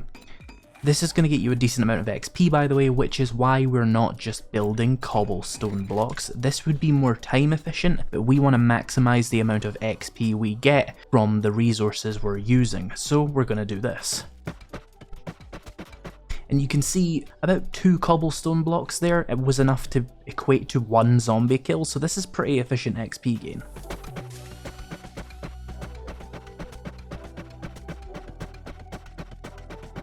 So that's all reinforced. Next we want to hold R and go to the shape menu, or press Shift R and type in stairs, and I'm going to press S to favorite that block, and now when I click the favorites tab, this will be here for me because I use this block a lot. Same with cubes, I'm going to favorite those. So now I have cubes and stairs in my favorites, and I don't have to search through, you know, how many shapes is it? Like 2,000 shapes, it's a lot. So I'll stick with my favorites. So we're going to grab these stairs and place them like this. Again, just going to really quickly reinforce them. Next, we're going to build an 8-long bridge out from this, and I'm going to show you how to copy blocks while doing this. You want to hold R, and we are hovering over a cube block here, and we're going to move our mouse over to copy shape, and then just let go of R, and it'll do it. So 1, 2, 3, 4, 5, 6, 7, 8.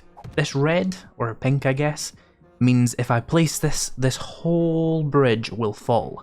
We want to stop right there. That is why it's 8 long. We want to come in line here, so that we're 1 block over, and dig directly down. And then make sure that's in line. Yep. And we're going to build a pillar up here to support it. And you see we have our bridge part now. So let's reinforce this up. Start with your supports first, because upgrading blocks makes them heavier. So if you started to upgrade these first, you would put too much weight on this, and it would collapse, wasting your resources, which we don't want. Right, so next what we want to do is dig out 7 more blocks of the trench here. There we go, we have just about enough clay to make the rest of our cobblestone as well, so that's helpful. And we're going to fill in the trench just like the other one. 1, 2, 3, 4, 5, 6, 7. Oh, I dug one too far, I think. 1, 2, 3, 4, 5, 6. Nope, I can't count. 7. There we go. And then we're just going to fill it in like this. Now, there are technically more resource efficient ways of making this part of the base. You could leave it as just pillars, but I like to just make it fully fleshed out. It doesn't take a lot of resources, and we get XP from doing it. So, as you can probably guess, we're going to reinforce this now.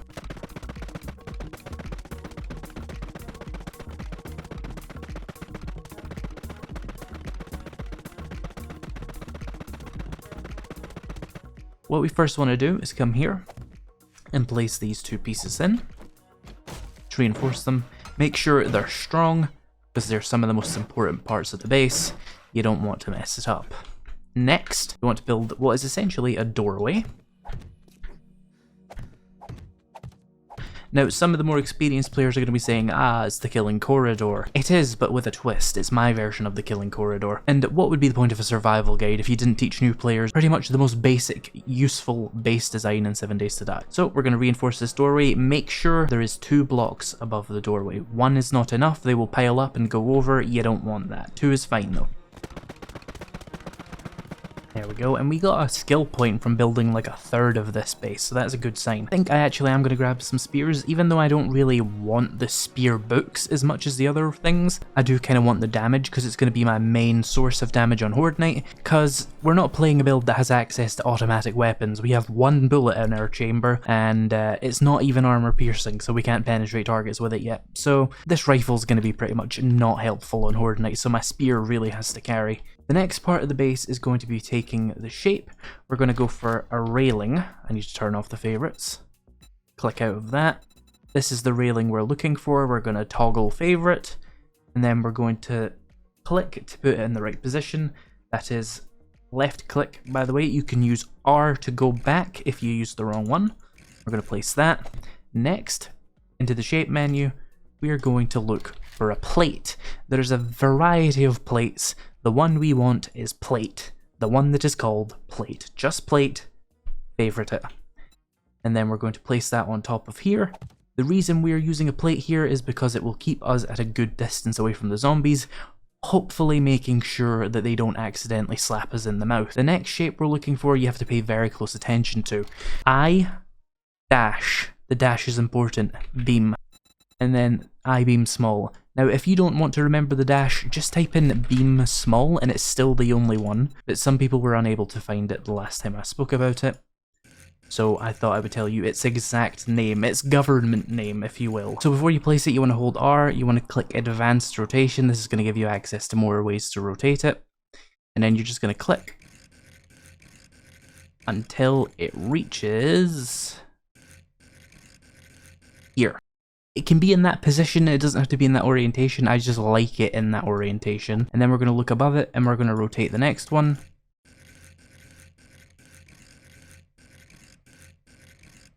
Until it's in the same position. That is the fighting position. This is what's going to hold the zombies back from you. This precise order of blocks is just because it's a lot of health in this sort of same position here. It means they have to fight through a lot. So let's reinforce. Okay. This is the absolute most important part of the base here. You have something you can technically take on the horde from. It's dangerous, but you can do it with just that. What we're going to do is come to the back. We're going to toggle favorite and we're going to search for a ladder. I'm going to take the scaffolding ladder and favorite it because I like it. We're going to place it like this. Zombies have no reason to try and climb that ladder because they have to jump to get onto it. The only reason a zombie would ever try and go up that ladder is if they're piling up at the back. If they're doing that, you've done something wrong. They should be running to the front to come and fight you. So you should be safe to just have a ladder like that. What we want to do next is copy that shape and place in a row or a column, depending on which way you think about it, of cubes like this, which are going to hold up our walls, which are going to stop cops and spider zombies jumping and spitting at you, because it's based off their line of sight, so you don't want to give them any line of sight, basically. So we're just going to reinforce that. There we go. And then, as I said, we're just going to build walls.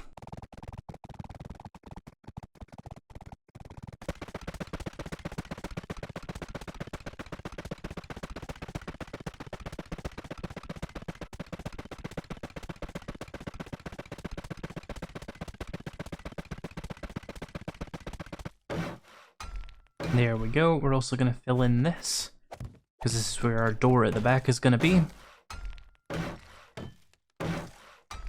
Okay, next comes a bit of a weird part, but you'll have to bear with me. We want to take the railing we used at the front. We want to rotate it, again, advanced rotation, until it faces like this. We want it here because this is going to stop zombies, if they break through this, from being able to jump or really get over the hatches we're going to put in here. So this is essentially your ceiling, but we're using railings because we want to be able to shoot vultures that are going to spawn during Horde Night. Now, I'm actually going to remove that really quickly, and I'm going to put in the roof. The roof is going to be exactly the same, but it's going to be flush with the top of the building, and we're going to reinforce that first. And then go back to the old one. So this serves the dual purpose of letting you shoot out the roof and not letting zombies jump. Two very important parts of this base. Okay, next we're going to make 7 wooden hatches, but I'm actually going to make 8 because I guarantee I'm going to place one of them wrong. And I'm going to go back to my base and get that forged iron and also craft 7 iron hatches. I don't need a spare iron hatch because I will be upgrading from wood into iron, so I don't have to worry about the placement of the iron one. Both to make sure I don't waste any extra iron and for the extra XP. Let's make 7 of these. It's going to take a while. What I'm going to do is split this between me and the workbench here. So I'll do 4 in the workbench, 3 in my inventory, and that'll do fine. I also need a door, actually. Just a secure wooden door is fine. I don't need an iron one. Hatch.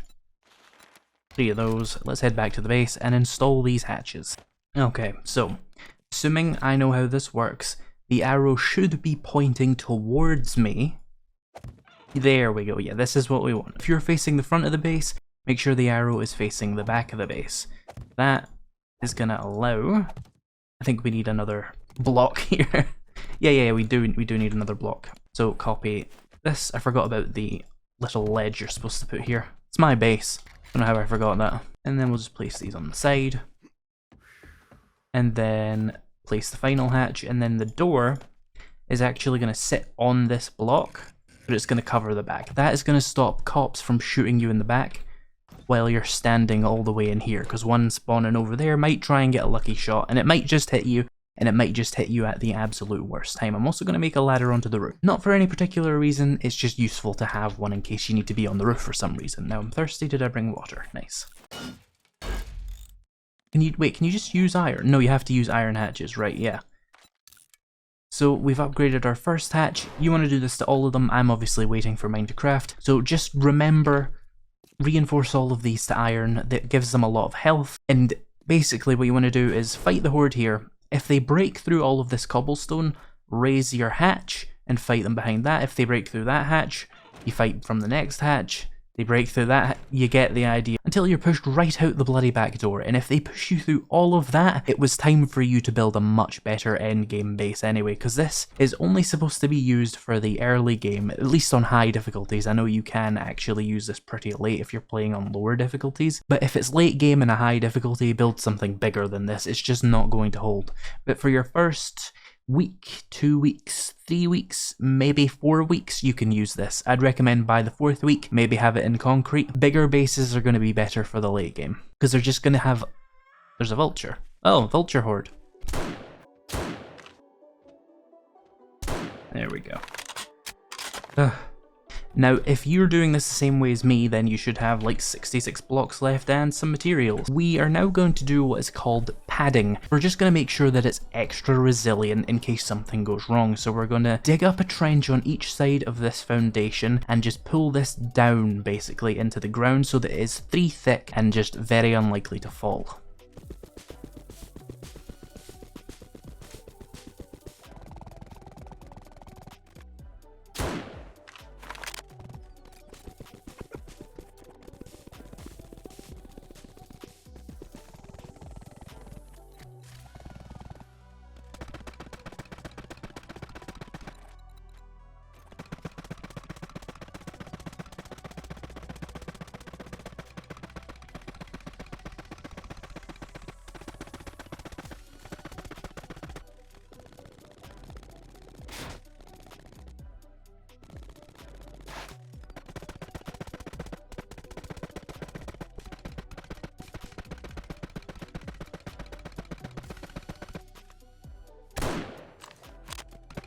Okay, and our base is technically complete, but I've got a little bit of resources left over. So I'm going to make myself, how many would I need? 1, 2, 3, 4, 5, 6, 7, 8, 9, 10, 11, 12. 12 frames. And I'll need a little bit of more cobblestone. Yeah, I'll need like 20 more stone. Where is a rock? Oh, I only needed 1 more cobblestone. There we go. I'm going to make some more though, because you should have extra cobblestone to do repairs during the night. I'm going to have more than 21 extra cobblestone to do my repairs. So what we're going to do next is take plates, the same ones we've been using. We're going to click on face, and we're going to place them like this.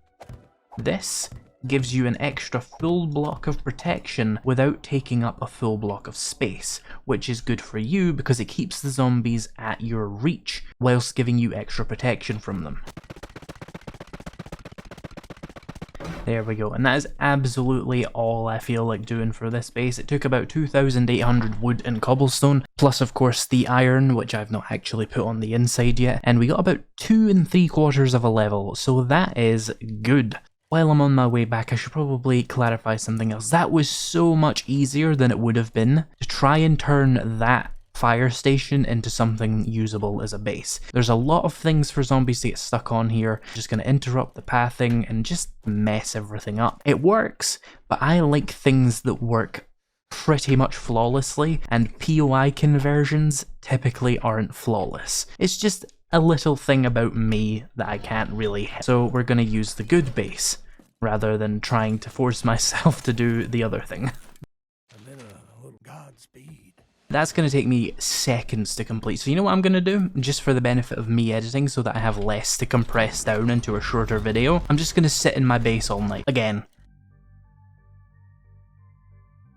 Okay, so it's the morning of day 7, well it's about to be, and I was looking through my chest and I found all of my dukes. I wasn't even paying attention to how many I'd made. I'm quite rich. I also found some spare parts I was going to sell to the trader, and I have a bloody scope this whole time. Let's put that on my rifle. There we go. Now it's a real sniper rifle. Let's go to the trader and get myself some ammo. Oh wait, we did take a job from him already, didn't we?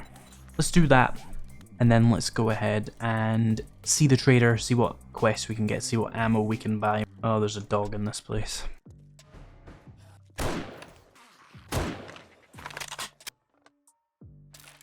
Nice. There's the dog. I should have softened him up.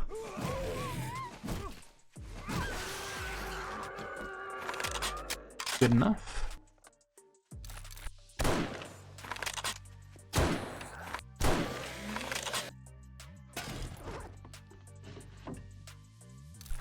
Alright, well let's leave. I know the loot in here is probably very easy to get to, but it's not really worth my time. Something you like. Perfect, that's what we're looking for. That's what we're looking for, is cobblestone and glue and stuff like that. It's all so useful. Gimme. Way more useful than doing any tier 4s. That's a lot of fetches. Oh, I'm gonna make a lot of profit today.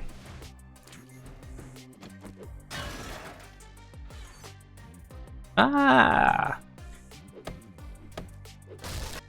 Yep, we did it the cheesy way. It's a tier 1, it would have saved me 7 seconds. Calm down, comment section.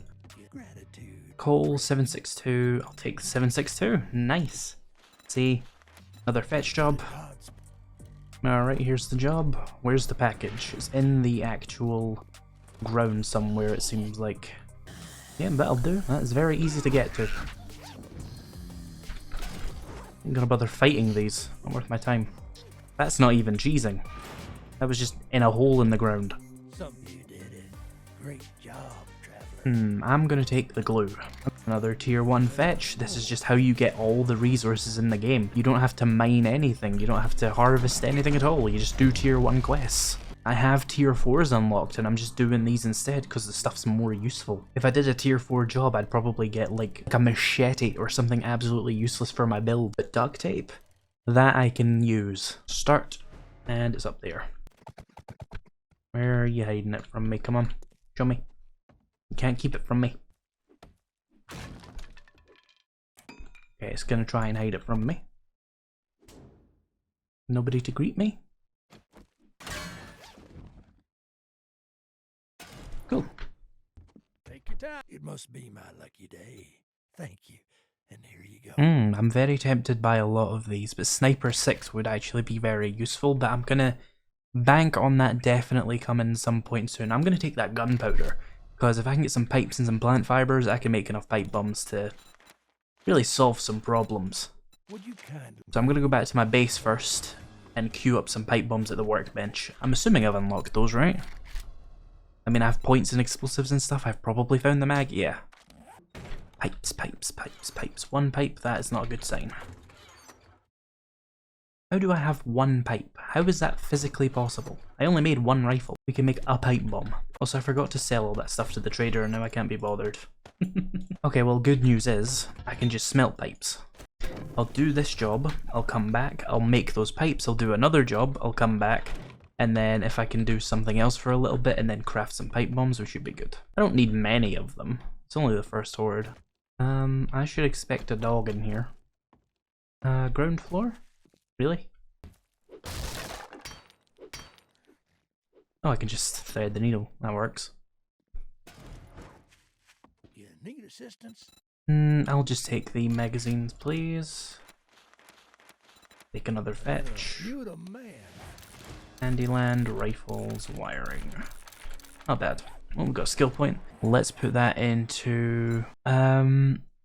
You know what, we're going to be using explosives a couple of times tonight, so let's take another point of that. We also got lever action rifles, level 1. Probably not worth crafting right now. I just realised that there's a dump chest I've had outside the trader that I've been putting things in. Maybe there's pipes in that. Yeah, we got some pipes. Oh, some very useful things in here. What am I doing? Let's just take that all back to my base and just put it in there now. There was even like 762 in there, was there not? Yeah. Damn, I'm kind of stupid. 17 short iron pipes. 17 short iron pipes. 5 pipe bombs. We'll come back after I've done this job and we'll queue up even more pipe bombs. Here we are. Is it literally in this room here?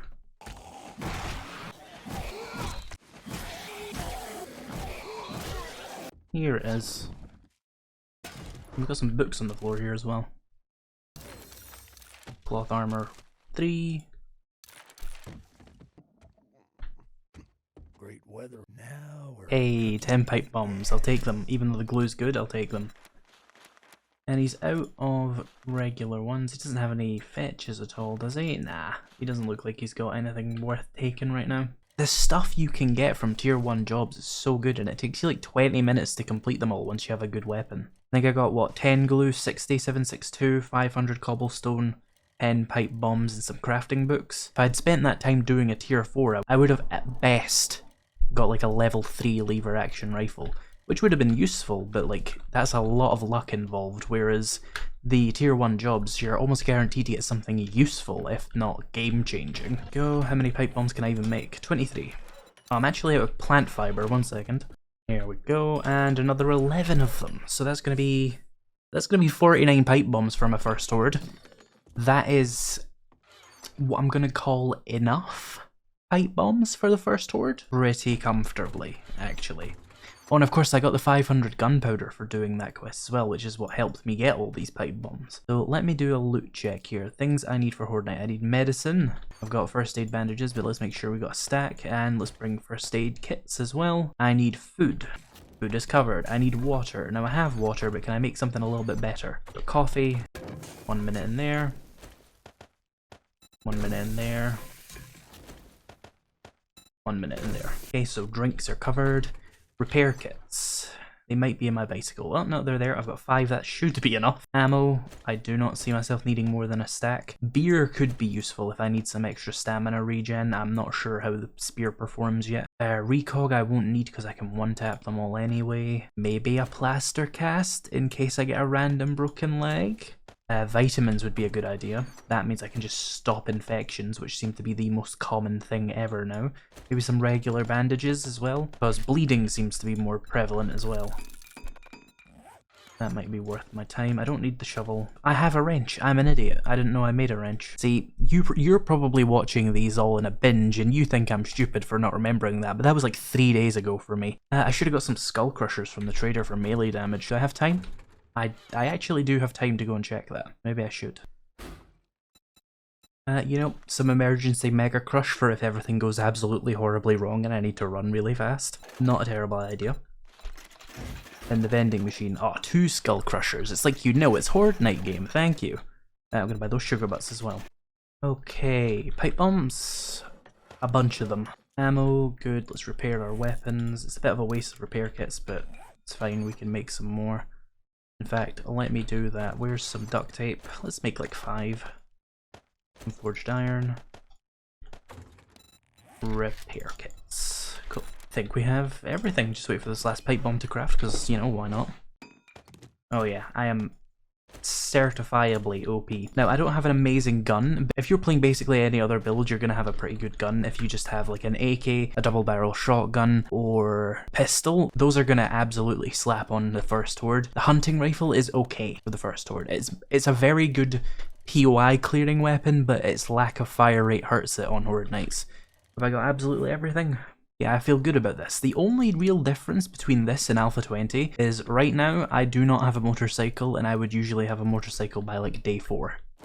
Because I would rush one, and now you can't rush them in the same way. But aside from that, pretty much the exact same, but spears work, I guess. So I'm just gonna stand here and wait for the horde. Okay, so it's about 40 minutes in game until the actual horde night. I'm going to start popping my drugs. They stack up to 3, so you can just eat like 2 in a row and it'll keep you going for the entire 12-minute period. Other than that though, I need to take vitamins. I don't think I'll need more than 2 stacked.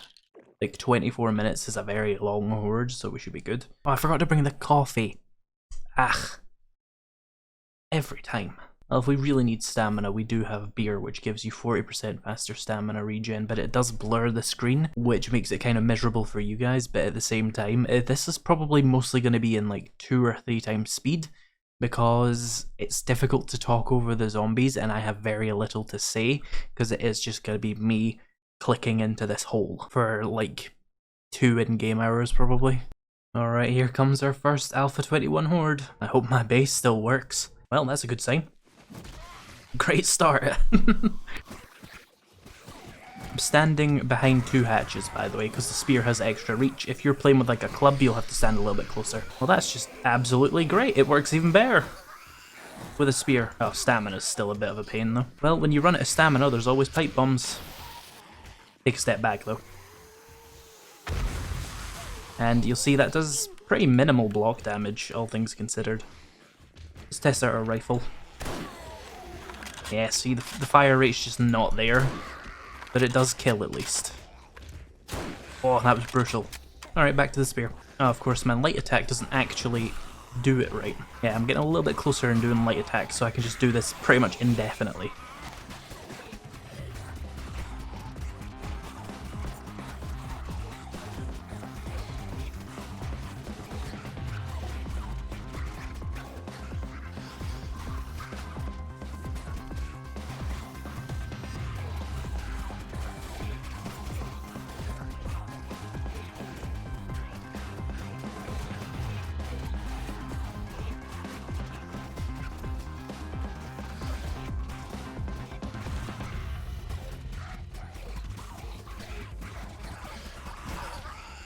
Let's use another pipe bomb. I made 49 of the damn things after all.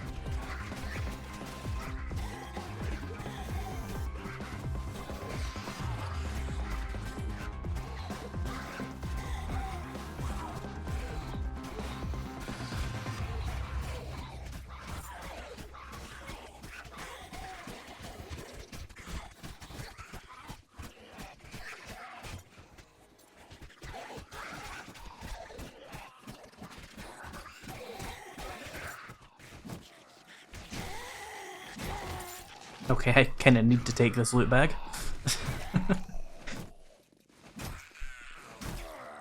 It sounds like this is the last of them. I don't hear any more stepping. Let's just be these 2 or this one. Okay, well, while we wait to find out, let's use that book for some XP. Let's have a look at my skill points. So I just got 2 more. What do I want to use them for? I think... just more salvage jobs. We're going to be doing a lot of salvaging in the game generally, so it's as good a time as any. Let's have a look outside and see how the base held. Okay, we lost 1 block here. Not a significant loss. I mean... I've not got any wood. Hang on. Yeah, problem solved. Very unusual that they did that though. Maybe I should put some wooden spikes down here next time just to keep a few of them away. This time next week, this base will probably be concrete and it won't matter. So something to consider there. And again, this is Insane Nightmare on night times. My days are just insane jogging, but nighttime, Insane Nightmare, that's what they could do to me. They hit me once because I wasn't paying attention and one was crawling through and they destroyed a singular block and heavily damaged another one, to be fair. Oh yeah, they really took a chunk out of this padding, but again, this is padding, this isn't even the full block, it's the padding part. That is insane how good the spears are. Like, you can just light attack and pop heads. They might even be better than clubs. Just how easy that was, because of the range, like, there was no need for me to back and forth. The stamina efficiency, I didn't, man, I don't even have all the books yet. Like, if I had the refill stamina on kill and the 10% extra attack speed and the 10% more damage, close my eyes and just start light attacking. Like AFK base, just put a brick on your mouse. Let's see, what were our stats at the end of that? So we got to level 23, 460 enemy kills, pretty solid, pretty much exactly how it would have been in Alpha 20. I am satisfied with the base's performance. I am extremely satisfied with the spear's performance. I need to get tier 4 complete with Trader Joel, and the reason why is because I want to get another multiplier on my trader stage. For those of you who are new to Alpha 21, which is most people, trader stage is a mechanic which governs what you find in the trader, and trader stage is multiplied by the tier your trader is. But it's only going to reset every time the trader resets, of course, so we need to get a bigger multiplier on our trader stage before day 10. That is when the trader will open. And to get to tier 4 complete, we would have to do tier 4s. But it's not the only way to get tier 4 complete. You see, it would take you 7 tier 4s to complete tier 4, but it's more of a point system, where tier 4s are worth 4 points, and tier 3s are worth 3 points, tier 2s 2, and tier 1s 1. Pretty normal. The point threshold, if you will, that you're trying to reach would be 28, which would be 4 times 7. If we can hit 28 points without doing tier 4s, then we don't even have to step foot in a tier 4. But we'll do one tier 4, just to see how long they take and if the rewards are worth trying to get. So he's got tier 4s, he's got a fetch clear a few hundred meters away, that's pretty much perfect for testing purposes. Let's grab that. Put your feet. This is a tier 4 I can do with my eyes closed because pretty much I've mastered the way of not dying horribly whilst doing this POI. We're gonna need a couple of hatches though for the way I do this. Some people hate this. I don't care. There's other videos on the internet. So I like to cut this POI in half and tackle it into movements. We're gonna start this one over here and take note of the time. It's about 6:40. That's when we started. So that'll be relevant to when we finish the POI. We want to put a hatch here, open that up, start breaking down this door, because this room is usually filled with ferals. No, okay, let's step inside. Nobody's here. Nobody's here. What? Did they change it? I don't like that they changed it, because now where are those zombies going to be hiding? Okay, that's concerning. They've changed this POI. Which leads me to the natural conclusion that they've either made it a lot easier, or they've made that room of ferals somewhere else, which means I now have to bash this down. And it has so much health. Oh my god, where's the normal door? You know what, it looks like they've nerfed me. They've made that room pointless, but they've made this room really hard to get into. We're just gonna have to do the POI the way they want us to.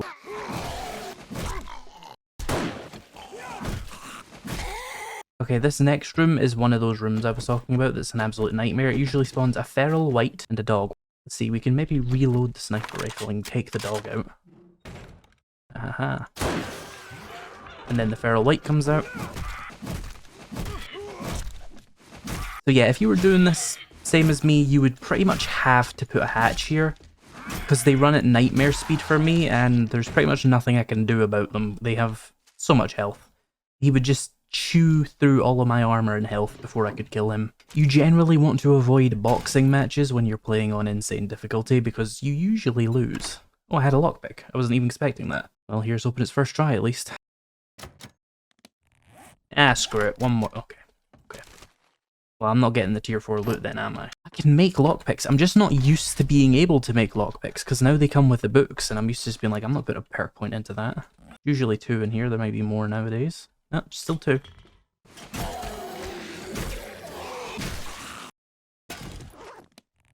Here's another terrible room down there. You see, you're left with no way to get back up because the ladder stops. Let's see what we can maybe do about that though. Because I am not going down there this way if there's no escape route. Just straight up, it's a terrible idea. You can call it cheese all you want, but like, it's a survival game and I'm here to survive. Right, this door will give me a little bit of protection while I figure this out. No. Oh, they better not do what I think they're about to do. They lock this door behind me. If they lock this goddamn door behind me, I swear to God, Fun Pimps, you have officially lived up to your moniker of the Unfun Pimps. If that is what you're about to do to me, you're hacks, I swear to God.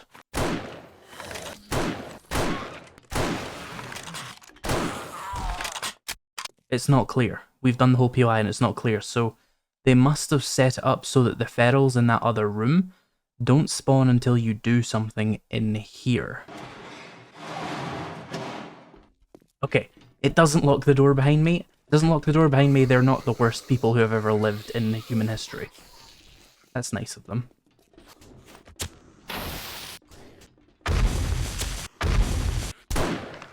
Yeah, see, I think tier 3s is just going to be way easier than doing this. Because this has taken multiple hours now, even with some cheese tactics.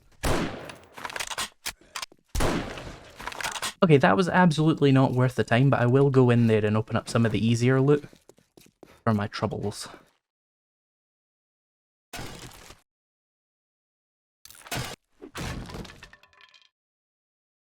I'm not gonna sit and do that. I don't care what's in there. We can come back to it anytime. As long as we come back within a week, the zombies won't be respawned yet, so... I'm hoping for a good quest reward at least. Hi. In another world that would be useful. But we are not in that world. We are in this world of spears. So I'm gonna take a crafting magazine bundle, because it's more useful than any of that. That was awful. Even if that had given me a tier 6 steel spear, I don't think that would have been worth it. And they're all so far away. Let's just do tier 3s. Actually, all those are kind of far away. Let's just do them anyway. Ah, it's gears. Updated to our tier 3, so I'm told. Well, let's have a look and say, oh, they're just spawned in. Hang on.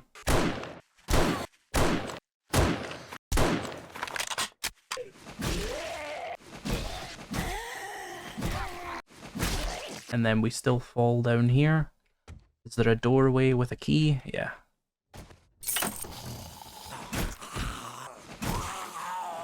Skill point, let's go for some more salvage ops. So far this is pretty much exactly the same as it was, but now there's a couple more zombies in a few annoying places. There's a cop in here now, okay. Oh, it's a feral cop, okay. Okay, they made it a bit harder. Lol. Let's try our one lockpick. I will not be wasting multiple hours bashing that open. Whatever is inside is inevitably terrible. That is how this game works. Hunting knife. I'll take that. What do you think you can, no matter Go see what? this job then. The Hyde Residence. Have I done this one yet? Well, I've done it in Alpha 20, but have I done it in Alpha 21 though? Right, vulture up here then. Oh, you coming, buddy?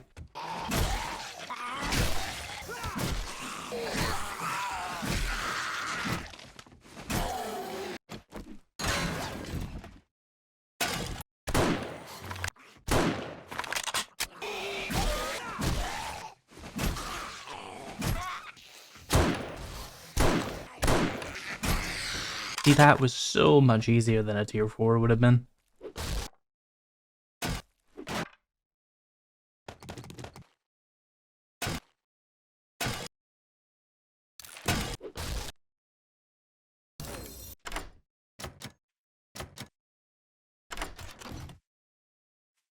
Scrapping for fun, a treasure map I will never bother to actually go and visit. A couple of bandages and some shotgun shells. People ever wondered why I don't bother with looting half the things I find. Here is your The compound crossbow is one of the best stealth weapons in the game, but like, I'm not really using stealth much, so I'm gonna take more crafting magazines. Tier 3 infested clue, let's see. a little Johnnytown. hunt. Could you help, traveler? I will take the infested clear to the north. It's rare to find. And I'll go and see the other Joel and hopefully get some jobs from him as well. Open this up. Oh, nice. 3 rifles, 3 sharp sticks, and 3 vehicle adventures. I'm pretty sure that's just luck.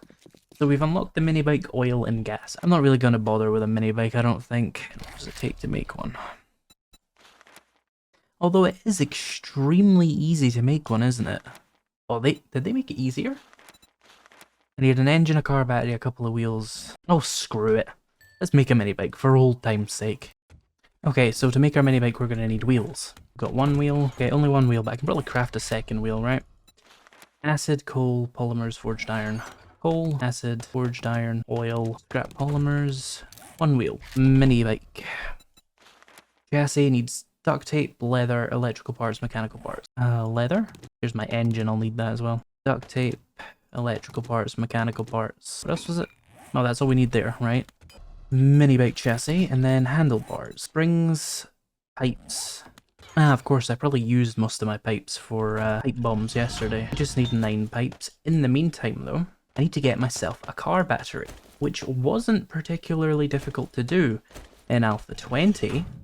Let's see if I can still do it as easily in Alpha 21. We're getting a load of pipes from doing this as well. I don't even need to do that. Hey, car battery, level 6. I feel bad using this. There's absolutely no advantage to using a higher level battery in a vehicle. So this is just me wasting money, but I am saving time. So I'm just gonna do that, I guess. So handlebars, we still need a few pipes. I'm sure my forge will help me out. Yeah, 4. And then I've got the other stuff pretty much. So I just need the chassis and those pipes. Mini bike handlebars, it's going to take a minute. In the meantime, I'm going to go and scrap up a few cars because I'm going to need gas. I don't have a chemistry station yet, so my only real way of getting gas is going to be scrapping cars. Handlebars and mini bike. It took the expensive battery first. Why? No advantage to doing so, game. Don't do that to me. Interesting, a new update just came out for 7 Days to Die as I'm playing, and they've made it so that the books are less common, which is pretty interesting. The magazines, the crafting magazines, that's not going to apply to this episode because I am not stopping my recording halfway through. But in the next episode, you can expect to see a reduced amount of those magazines crafting. Very, very interesting. They also did some good bug fixing. There it is. Boop. Heal that up. Have my extra gas in there. I'm going to take my bicycle. Empty it out, and I'm going to take it and put it in my mini bike. I like to do that in case I run out of gas, or maybe in this case I break my mini bike. So I still have a ways of getting around, you know? Oh yeah, they gave it a new horn. Okay, I'm going to drive up to the next trader and see if I can even get there before the night. That didn't take too long at all. It was like an in-game hour. Not awful. Let's get this started. Okay, it's an infested clear, so we have to be careful. Oh, that's a feral. In a normal POI. Well, it's not a normal POI, is it? Oh, just in time. 2 ferals in the front door. We got a skill point there. Let's see. Maybe we should start going into some strength and getting minor 69er and stuff. Because I'm going to start needing a lot of resources, and I don't know how the concrete economy is later on in the game. Alright, well now we know there's ferals in the table. This is a feral as well.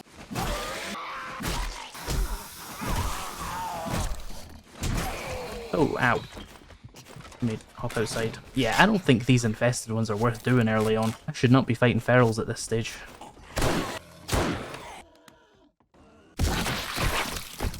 Half the damn building with him.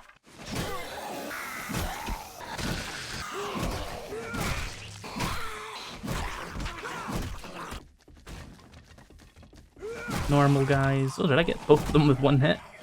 Ah, there's a feral.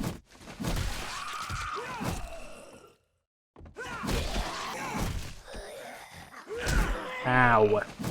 I wouldn't mind the ferals as much if they didn't do this bullshit. Stay in there. So much unneeded effort in that. Well, let's go see what the infested cache had at least. Meh. Someone was asking me in the other video if they give you steel when you wrench them, so let's find out. Oh, my UI's bugged. Perfect. Looks like they give you forged iron. Looks like they give you 6 by my testing there. My extremely limited testing. Actually, wait, no, I have salvage operations, so it won't even give you 6 if you do it. It'll give you like 2. and you still get a leather trunk at the end. And it still has like tier 2 loot in it. Absolutely not worth even bothering with. Yeah, I'm just gonna sit up here. If I can't get any jobs done, there's not much progression I can even do. So we wait until the quests come. Okay, it's almost the morning of day 9. Let's head back out there. We've got a couple of guys waiting to greet us, but we can probably take them. You know, that quest didn't actually send us into this little side room. What is it? Can I... There we go. Now we need to do 3 more tier 3s with this Trader Joel and then drive home to the other Trader Joel, and that will give us tier 4 complete, unlocking tier 5. I think that means we'll have our trader stage multiplied by 5. I've not had Alpha 21 long enough to do some serious deep diving into these mechanics, so I do apologise for the lack of precision, but generally we want the quest here to be up, because we get better stuff at the trader for it. Oh, he has a couple of ranks of Rifle World. Not worth using Awesome Sauce on, but worth grabbing them anyway. Lever Action Rifle quality 2, nice. What tier 3s do you have, Joel? Ah, he's only got 2. Okay, we'll have to go back and see the other Joel then. So, Fiery Farms, good old fashioned clear.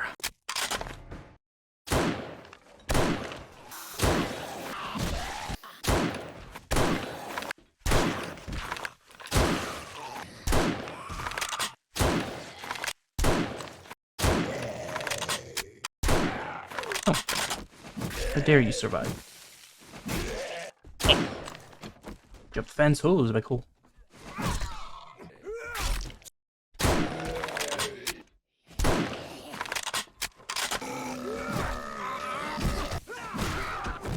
See, that was so easy compared to a tier 3 infested, and they're the same tier, it just doesn't make sense to do them. Alright, nice. Scrapping for fun, southern farming, another bloody impact bracer, and a level 6 bow. Can't even sell that. Another rifle magazine though. Well, let us visit for a while. What a random collection of items, none of which I particularly need. Let's do the fetch clear. Oh, it's this place again, yeah. Alright, let's get it done.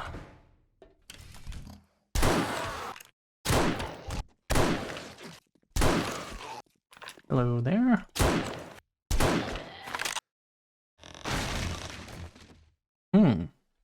I wonder if I missed this last time. Steel Spear quality 4, nice. Almost worth crafting one. Oh, you're a feral, hey. Still expect to see some ferals in tier 3s after all. Ow. I'll take a couple per POI quite happily though. Just when it's like 7 of them, it's a bit much.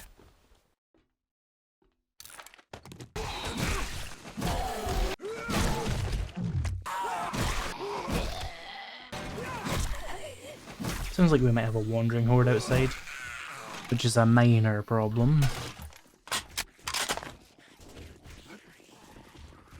Any of the final guys here ferals, because they're the ones that have to be dead first. Nope, just normal guys, okay.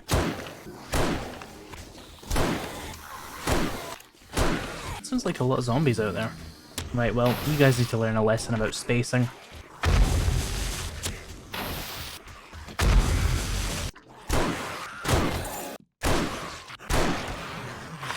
I don't think they learned the lesson, to be honest with you. Yep, no lockpicks, not bothering with that. I'll make some when I get back home, though. Howdy. Many thanks. You've proved to be very resourceful. I'm once again going to take the crafting skill magazines. Yeah, none of that was particularly worthwhile, but hey. Tier 3 quest seems to have like the worst rewards now. So we're gonna go back to the other Trader Joel. We'll finish this one quest for him. Oh, I've unlocked the stack of gunpowder now. Nice.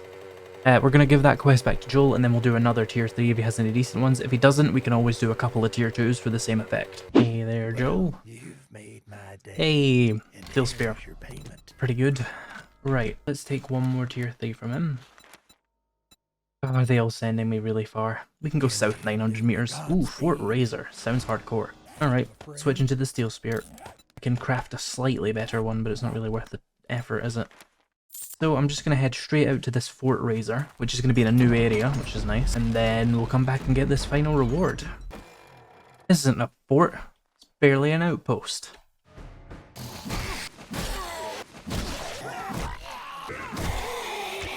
Oh, I stabbed her through him. There's a military chest in here. I wonder if there's one in that other... Ow! Why did that make no noise? They're usually screaming when they're running towards you. What was that? Anyway, as I was saying, I wonder if there was a military chest in here I didn't check. Oh no, just a garbage pile.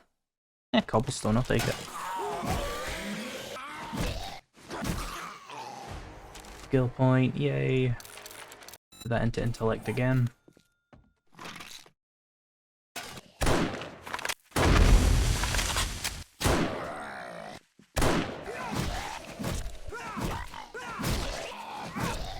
That was staggeringly easy. Forgot to make more bloody lockpicks.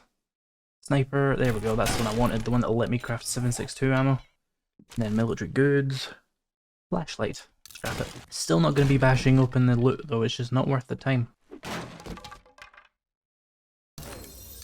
Time charges, oh, those are an alternative to lockpicks. Some might say a more fun alternative. Another steel spear. I'll take, wait, hang on, 32, 33, mine's better, even accounting for the mods. Take that again. Okay, we have some interesting rewards here for once.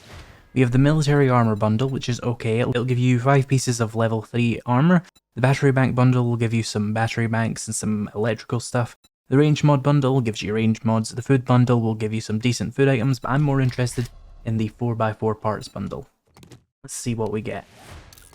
Okay, we got the accessories and we got a battery, plus we got 4 wheels plus 3 of these.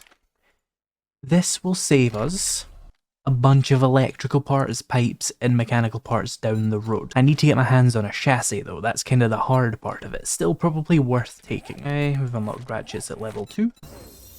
Cement mixers are unlocked. Okay, what's next on the workstations then? Chemistry stations at 50, okay. And then crucibles at 75. Okay, he's tier 5 now, I think. Tomorrow he'll have tier 5 jobs for us, so he should have a 5 times multiplier on the stuff he gets in his inventories. I'm not 100% sure. I'm gonna buy these anvils. I'm gonna buy this duct tape. Yeah, I'm tempted by the concrete mix, to be honest. And I shouldn't be. If I'm gonna buy it, even though I can make my own cement mixers already, if I'm going to buy it, I should do it at least with the discount. So let me go see if I left the awesome sauce out here. Because I have a bunch of money. Like, I am fine on money. Or did I take the awesome sauce home? That's kind of annoying.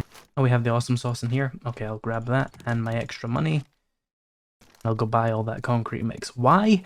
I want XP. Even though I can make my own cement mixers, I'm not particularly good at mining yet, which is a key problem. So I will buy that concrete mix. Now, you absolutely do not have to do that. And the reason for that is because you're basically fine. You don't need it. Sugar but's nice. Yeah, you don't need concrete for week 2. I just want concrete for week 2. And I want to do it without having to mine anything, preferably. So let me grab this concrete mix. Not too bad. I think I used like 7,000 there or something. For a decent amount of concrete and a solid amount of XP that I can turn that into during the night. Right, I'm going to take my concrete out to the base and see if I can get a couple of levels off of this. I should have maybe considered buying some learning elixir from the trader. Or at least checking if they had any, because that would give me like, was it 20% more XP? Let me drink some coffee. So first I'm going to focus on this outer skirt part here, making sure that the zombies just can't bring it down. Get away from me. I am so stupid. Imagine how smart I would be if I wasn't so goddamn dumb. Well, let's try that again.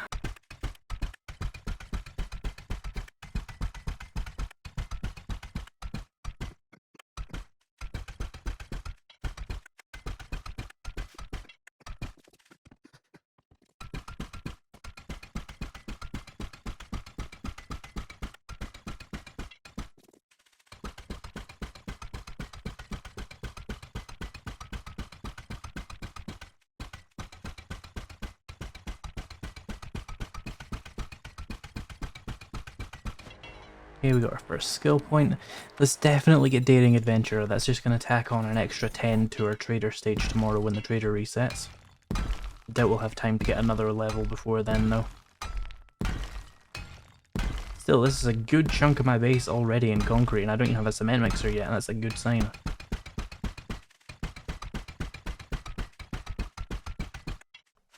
That'll do for now.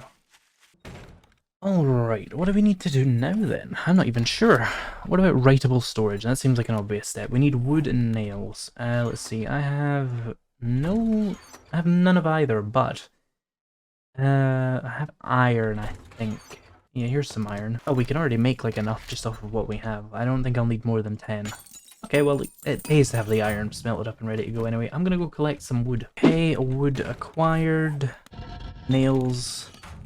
10 writable storage. Let me split them between me and the workbench, since crafting has decided to be so bloody extra this time around. Oh, I made 10, but my room's only 9. Well, we can have another box for trader shit, I guess. We're gonna need more room soon, but we can always expand into the lower levels. Now then, what are the 10 genres of nonsense I feverishly stuff into my pockets, like a Victorian schoolchild in a sweet shop? Okay. These are the 10 genres random shit I stuff in my pockets. Capitalism, ammo and throwables, equipment and mods, earth shit, processed earth shit, scrap, drugs, doof, building stuff and parts. That should do for a very long time. That is broad enough for my needs right now. Okay, so it's just about the morning of day 10, and I got a little bit bored during the night, so I've been out scrapping cars, and let me tell you, you get a lot more acid from that Wasteland Treasures book. This one here adds a chance to harvest acid from cars and medical equipment. That happens a lot more now from cars. I also scrapped a couple of gas pumps, that's why I've got forged steel and forged iron. I queued up some lockpicks as well, because I finally remembered to. I think it was like 36 of them, so that should keep us going for a little while. Maybe 2 whole containers with that. So I'm going to finish scrapping up this truck, and then I'm going to take a little bit of an inventory, and I want to make some forged iron and queue up a few cement mixers at the workbench. I absolutely do not need cement mixers. I could not even use cement mixers right now because I don't have the mining skill to get that much stone. It's kind of just something I like to do sometimes, is just make all the crafting stations because it makes me feel productive. Engines, let's maybe get enough for 4, I guess. This is way too many, but screw it, right? Cement mixer 1, 4 minutes. Can that only be done in there as well? Yeah. Okay, so I'm going to let this do its thing. I'm going to put the cement mixer parts here and remember those for later. And we're going to head out to the trader, make sure to grab my money. And awesome sauce and sugar butts. Okay, you better have something good after all the effort I put into getting this open. Okay, he's got nerdy glasses, but I already have those. Decent amount of construction materials, good. Not exactly necessary. Home cooking weekly and Handyland. This will actually unlock nail guns for me when I get it, so that's good. Another anvil. Compound bows, interesting. Some food. Player vending machine and a cement mixer. I am obviously not going to take that, because I don't need one. That is kind of trash. After all the effort I put into getting the trader stage up, he's still trash. And has nothing to buy. Well, there's the other Trader Joel we can check. I'm going to buy that. I'm not going to bother with anything else. At least we get a nail gun out of this. There we go. Quality 1 nail gun's pretty much the same as all the other nail guns. I just need to find a motor tool part. I might even have one. I definitely have the forged steel, so I'm good on that part. Let's go see the other Trader Joel. Maybe he'll have something worth buying. Let's see. Sharp sticks. Another cement mixer. Bunch of antibiotics. Pretty cheap antibiotics, actually. Do I need any of this? Most of this isn't even worth taking the discount items for. Why are you so terrible? Even with a high trader stage like mine. I'm at 67 out of 75 on those books. Okay, so since the traders seem to have absolutely nothing for me, I've got to take my progression into my own hands. And to do that, I'm going to loot the Crack-A-Book Cafe. Now, I'm going to leave the game, and I'm going to update to the new version of Alpha 21, which has nerfed bookcases, because I don't want this part of the episode to be completely misrepresentative of what Alpha 21 is, so I am going to leave, come back, and then we'll see if Trader Joel maybe has a quest to take us to the Crackabook Cafe, meaning I can double loot it. So we'll see how that goes. So I'll be back in just a second for you, but it's going to be like 20 minutes for me. And we're back in the next update. Let's see if he has a quest. Let's see, he's got 3 options. Fit box, Trimed group, Wildfire camping, maybe check the restore power one? Can you help me with No, okay. We'll go without a quest and just loot it once then, I suppose. Alright, let's see how bad this book nerf really was. Okay. I'm just gonna start looting these containers and killing zombies.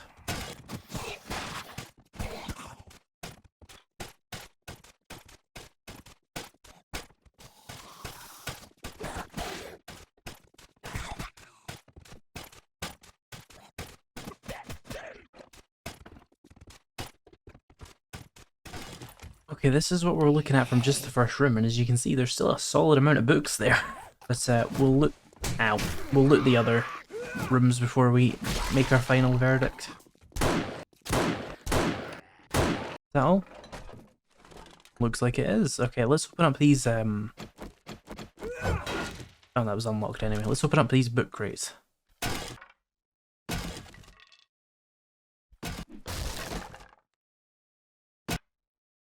Okay. Right, let's open this up. It's not going to have many books, but it's worth checking first. First try. Yeah. Lockpick profit at least. Okay, let me use that bandolier. So, what are we looking at loot-wise? So we got a bunch of skill books. Let's clear out the skill books and the attachment books first. Those aren't exactly what we're looking for. Let me store all this away real quick. So this is what we're left with. It does definitely seem like a significant nerf compared to what you got from the other Crackabook, but we're kind of comparing 2 different things here. But we got 7 rifle mags. We're up to lever action rifles quality 3, pretty good. We got 4 medical journals. We got herbal antibiotics and probably nothing else. Knife guy, don't care. Home cooking weekly, steak and potato meals. Candyland, who cares? Forge ahead, nothing. Explosives, nothing. Crafting. Ratchet quality 3, nice. Spears are up to 69, nice. Tech planet, robotic sledge, tools digest, iron tools quality 3, pretty good. Vehicle adventures, nothing from that, and wiring. Okay. So that was a solid amount of books. Still, even after the nerf, still worth your time, definitely. Like, we gained a lot from that. Should I make a lever action? 3 rifle parts, 45 forged. We should make one of those. That's really good.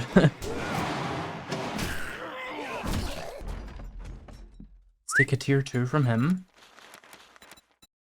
Fetch will do fine. Well, alrighty then. It'll help me get some forged steel for my nail gun and stuff as well.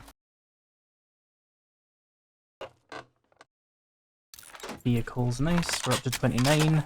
We need 45 to do anything new though.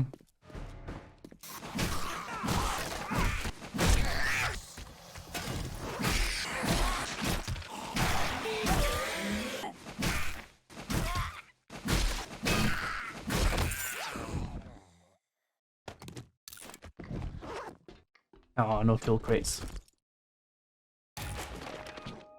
Sharp sticks, we're up to 70 of those, nice. Let's see. Okay, we still got a crafting skill magazine, that's good. And we got 2 rifle. Oh, now I want to do more. Because I can get slightly better rifle out of it, a level 4 if I get 3 more books. That seems inevitable at this rate. Oh, we're gonna do it then, okay. I'm running out of storage space here. If you're wondering why I'm doing tier 2s, by the way, they're the ones that give you forged steel, which is going to be the biggest issue for crafting my gun. That's why we're doing tier 2s. Ow! I stood on a goddamn landmine. It's going to be respawned this time. Mailbox. Paper. That is saddening. Oh, the single mortar tool part. Nice. That's something then, that made it worth coming out for.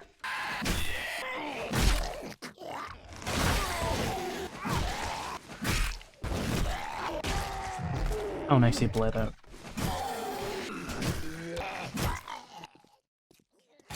Nothing particularly notable. I finally unlocked something with the wiring books. Basic electricity, nice.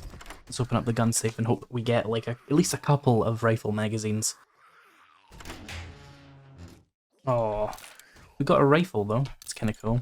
Scrap that for a few parts. I think I already did. Scrap so quickly. But let's check upstairs. There was some other stuff. Oh, a room with loads of books in it. Thank you, game. Come on, rifle books. Fixing vehicles, or was that scrapping? Scrapping, yeah. Electrical traps, damn it. Oh, a safe. Okay, level 6 pipe rifle, thanks game. Hi. Oh, crafting magazine bundle or just more forged steel. I think I'll go for the crafting magazines. Oh, cool, cool. Rifles, rifles. How close are we now? We need 1 to unlock level 4. Are you do you happen to sell any? I missed. No. I need 1 magazine. Okay, we have to go and find 1 magazine. We have to. Can't just craft a level 3 when I'm 1 magazine away from a level 4. There will be a mailbox somewhere. There we go. Right, let's go home and craft it. Now, how much forged steel did I have? 60. I don't know if we'll be able to make both, but we can certainly try. I also need glue and I need cloth. So to make my lever action, I need some more springs and some more duct tape. I need 8 more duct tape. There we go, we can make that. Lever action rifle. And then for our nail gun, we need 2 more forged steel, 3 more duct tape. That was as good a time as any to tell you how to find forged steel really easily early game without doing quests, because it's nighttime. Where's a lamppost? This one will do. There's 1 forged steel, there's 2 forged steel. Boom. Easy. Even got 1 spare. That'll take 3 more minutes. What about cement mixers then, huh? Got the forged iron. I'm gonna need a lot of forged iron in the coming days. Let's make 2 more cement mixers, why not? We've got 1. Let's place it here. I just want to show something off really quickly. Cement mixer. Let's just make like 100 crushed sand. It spins! It makes a lot of noise, that's really annoying. That's really annoying already. That's not a good sign. I need a lot more forged iron, because I'm just about to start needing a lot of it, basically. Let's see, we have a lot of scrap polymers. We have a lot of pipes. We have a decent amount of glue. Water filters. Dew collector. What do I need? Just the duct tapes? I need 12 duct tape. I'm gonna need a lot of that in the coming days as well. In fact, to that end, where's my bone? Murky water, clean water. Where's my current dew collector? It's probably full. Yep. 12 more glue, that'll be fine.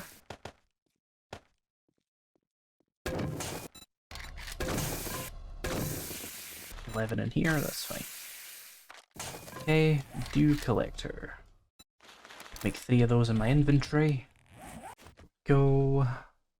Second dew collector, a third dew collector, and a 4th dew collector. So that will now produce me 12 water per day. Decent. Lever action rifle's done. No need to keep the hunting rifle around anymore, so we'll modify that. Throw that away for now. Here we go. Now we have a real weapon. Now did I get a good roll on the ammo capacity? I got 5, that's not too bad. You can get 6 I think, but I've had 4 before, so I will accept this. We've also got our nail gun, which can just replace the hammer. The hammer doesn't do much for me. Nail gun upgrades things in 1 click. I will demonstrate. See? Easy. Very nice. Okay, we got the 2 cement mixers coming. You've seen the cement mixer, you don't need to see that part. More forged iron. More forged iron. Okay, so it is just about the morning of day 11, and we have ourselves a visitor because of all the heat I've been generating. That down there is a real screamer.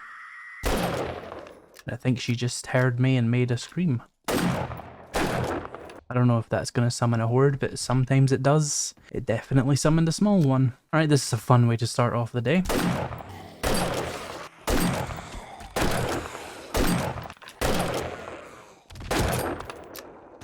A distraction out the way, I of course now have my lever action rifle, which we crafted at the end of the last day, and we have a good tier 3 melee weapon, so I'm thinking, now that we're kind of just holding off for the Horde, we should just try and do tier 4 jobs. And this is a similar situation to yesterday, where we did a bunch of tier 3s to get to tier 4 complete, and now we're going to be doing a bunch of tier 4s to get to tier 5 complete, and it will require 9 tier 4s.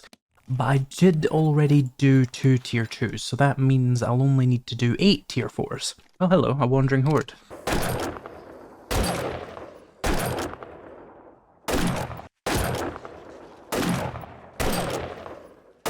I could really do with a 4x scope on this.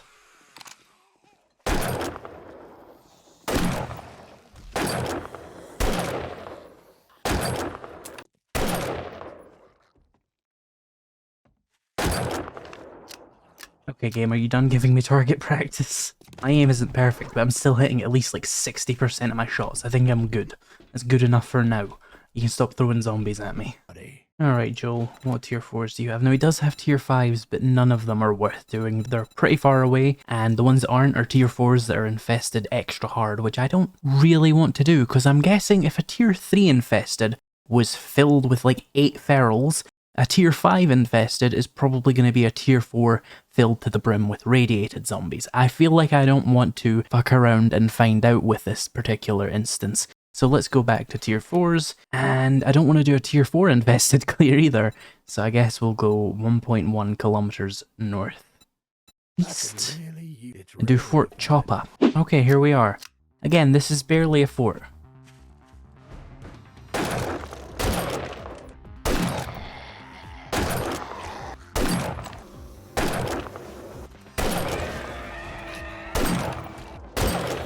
You know, I was a lot more accurate with the hunting rifle.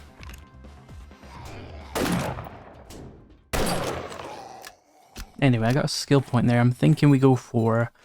Dating Adventure is good, but we don't need to push it right now. Physician rank 1 is actually pretty good now because splints and casts will cure sprains instantly, and 25% more health from medical items is just really good, and treating critical injuries 15% faster is also just really good as well, so I'll take that. And the extra medical magazines is just nice little bonus. Although I'm already like halfway with those and I haven't even, you know, put any points into them. I wish we could build with more of these assets because this is kind of cool stuff. Oh, that doesn't sound good. Oh, hello mutated zombie. They do radiation damage to you now, by the way.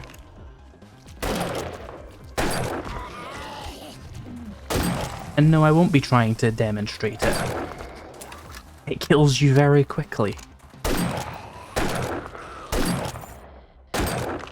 Remember kids, don't play with radiation. Some leather armor, that's a good sign for loot, but it's still kind of terrible. The mobility penalty for like barely any extra protection is useless to me. Maybe when we start getting some high level steel or military armor it'll be a little more worth it to me. Oh, there's a spear hunter on the ground. And it has wiring 101 in it.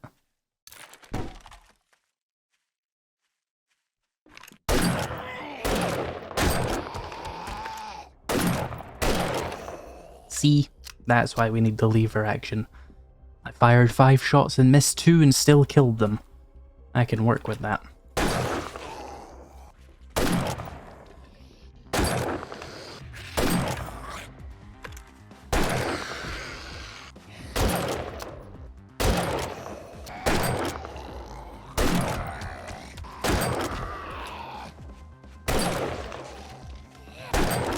Ooh, munitions box, nice.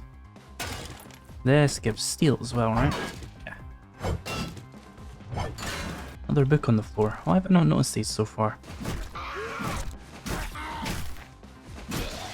Okay, I can easily take down a feral then, even with just my melee weapon.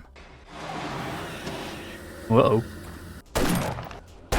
What is happening over there?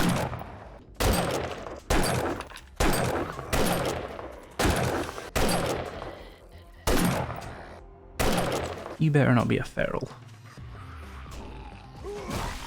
He wasn't.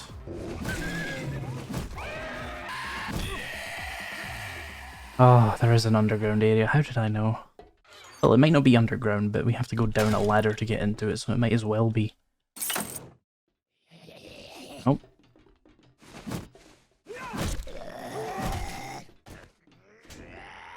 Unfortunately, I actually have the best weapon to deal with a soldier. Because this is armor piercing, it has like 50% armor penetration. So, couldn't ask for a better melee weapon against him. Okay, we've cleared it. That's good to know. We got military shells in here. The military chest armor. This will give me 3% more protection at 4% less mobility. No. Maybe if it was like level 5 or 6, I would wear it. Sharp 6 and armor plate. But it's still really good to see that those things are spawning now. We've got a water filter. It's kind of useless because it's still... I'll show you. We put it on our helmet. What it does is, when you drink murky water, you have a chance of getting dysentery, right? 12%. If we put this on, we won't get any dysentery, but we'll still take 5 health damage. Okay, they changed it. That must have been a bug. That bug is fixed. Now we know. I still don't care though. I don't find myself at any point wanting to waste murky water on drinking. I would rather boil it and turn it into glue, so yeah. But good to know it does actually work.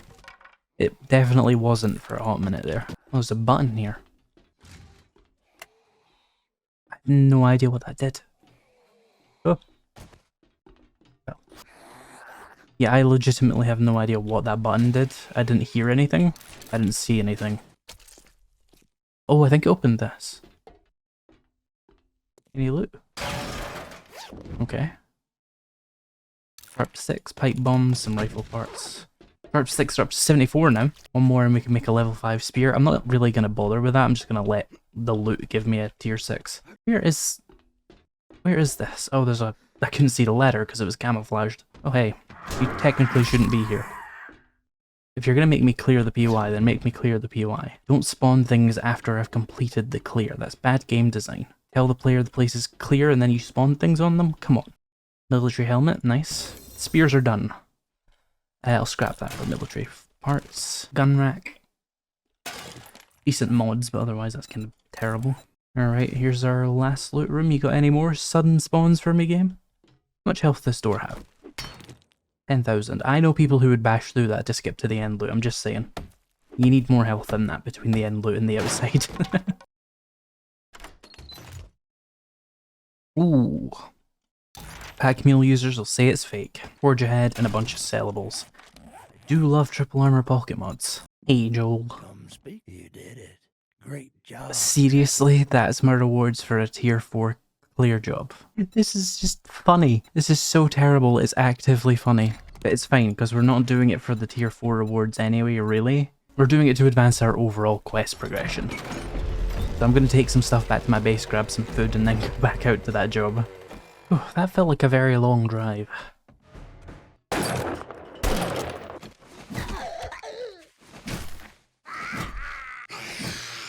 Wonder if they've changed this POI much.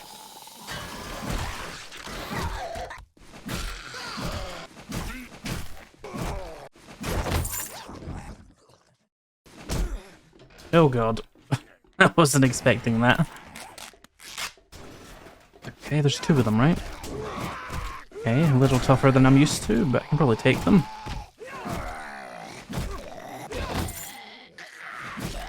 Oh. That was not a fun room.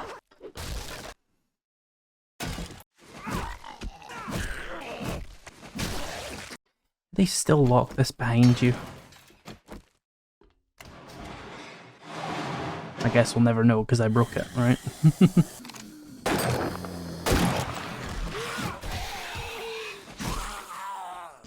Oh, hey there.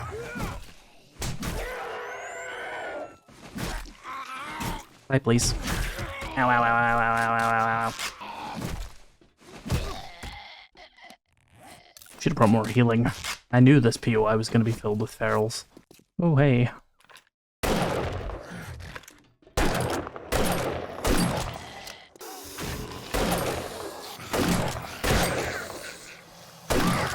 Damn it, my armor's weak now. Another skill point, let's go for... honestly, a locksmith, because it'll increase the amount of workstation books we get, I think, and it'll make me slightly better at lockpicking.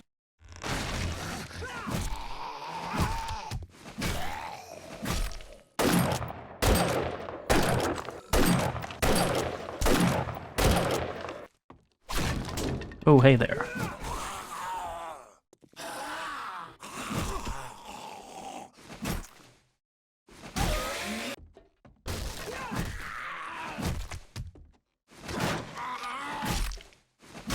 Certainly no shortage of ferals, that's for sure.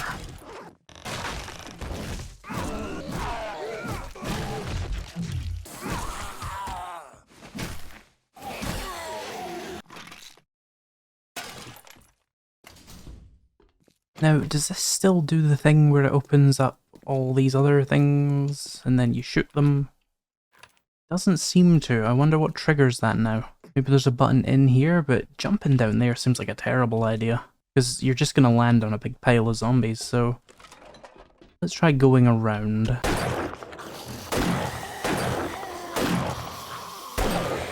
That wasn't too bad. Okay, there's still some zombies alive though. Why is that? What button did I not press this time? When Alpha 20 added all these damn buttons, this POI was like the test ground for them. They just made it so there's buttons everywhere. Now it doesn't even seem to be working half the time. Where did they move it to now? Okay, apparently it's caused by jumping through that hole, which is just absolutely silly.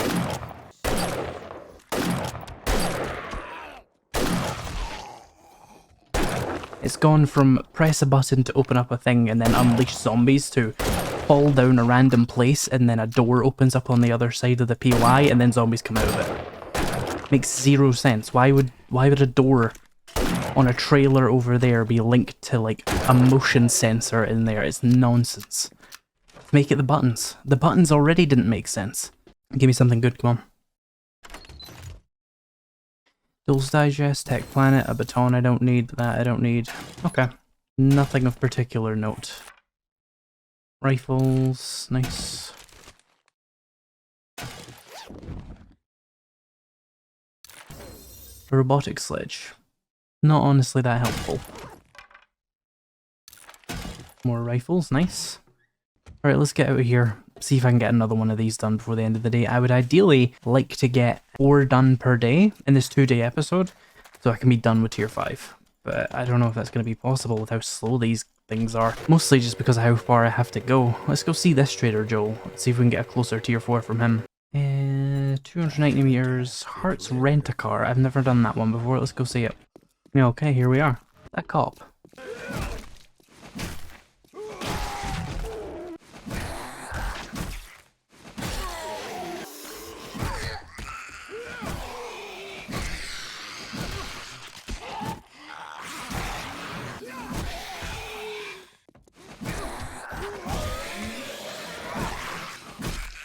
Oh yeah, I was expecting these vultures.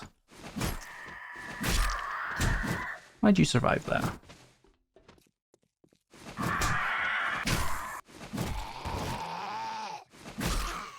Oh, ow. This is gonna hurt a lot, isn't it?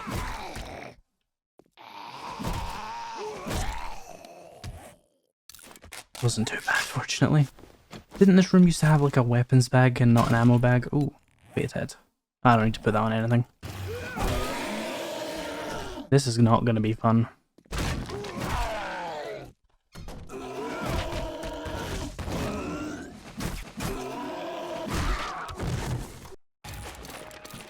There's 2 Forger heads in there. Definitely seems like that point in lockpicking helped.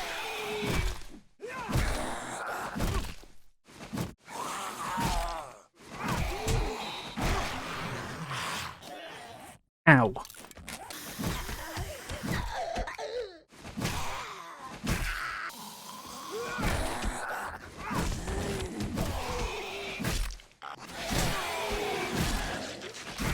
I really need to get some better armor soon. And padded armor's doing almost nothing for it. Oh hey. I'm gonna use these skull crushers in here to clear it out a little bit faster. Hopefully.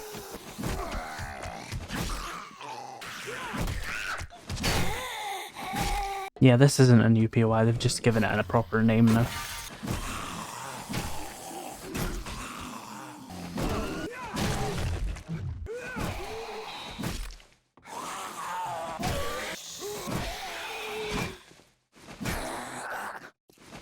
Other vending machines working in here. More skull crushers. Oh, I don't have enough money. I'll take it. Higher tools, quality 5. Nice, I'll probably actually craft some of those. And then immediately get it all replaced with steel anyway, but you know, that is the nature of 7 Days to Die, it's just how it works.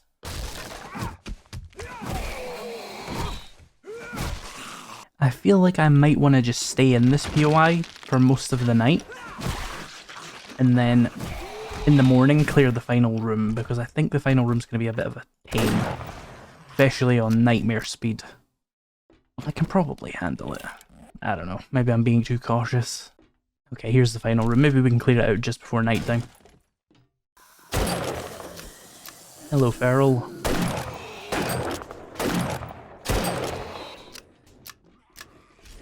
They're gonna blow up that car.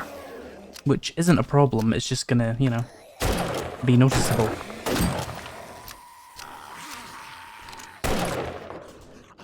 Oh, I hope that's not a real landmine. Oh god, Feral White.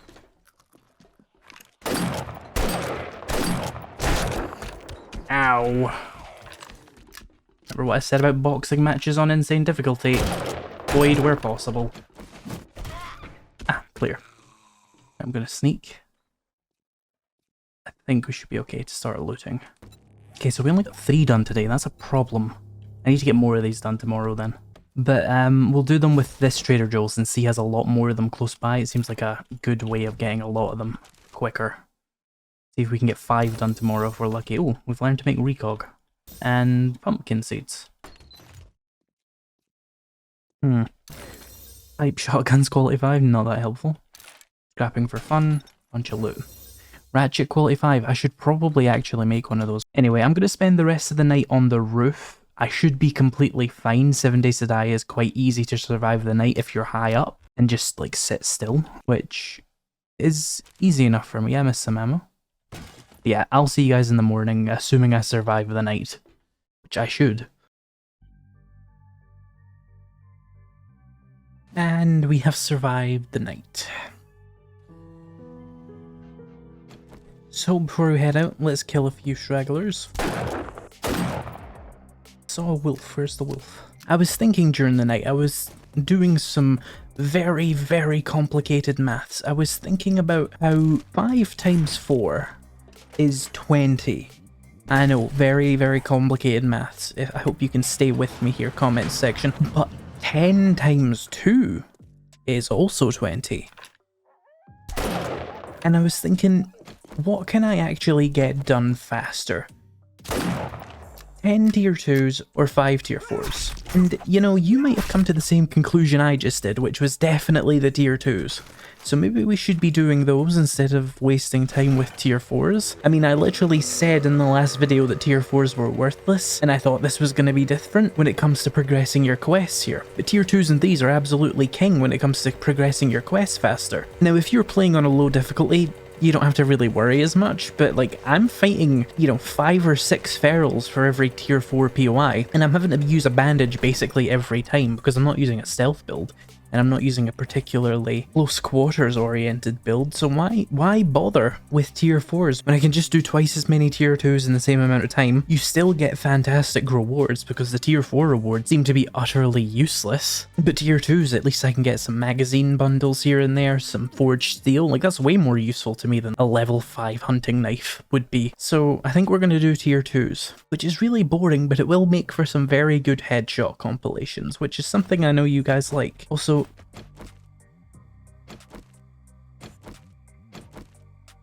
my lever action is a vape. Why is it doing that?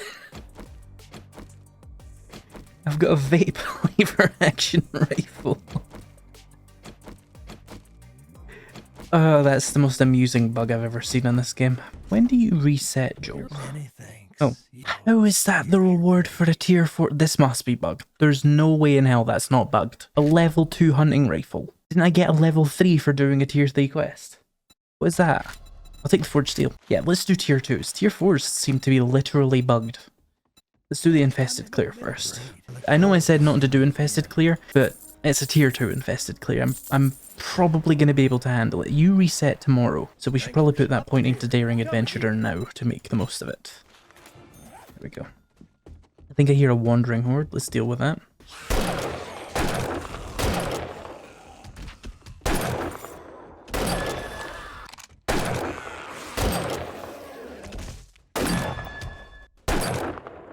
I really need a 4x scope. My eyes aren't even good enough to hit the shot, never mind my aim. Okay, I don't even have to get on my bike. Just across the street here. Let's get to work. Ow! Immediately greeted by a feral. Immediately. These infested missions, I kind of have to do them. And I'm sure it's still going to be a lot easier than a tier 4 would be.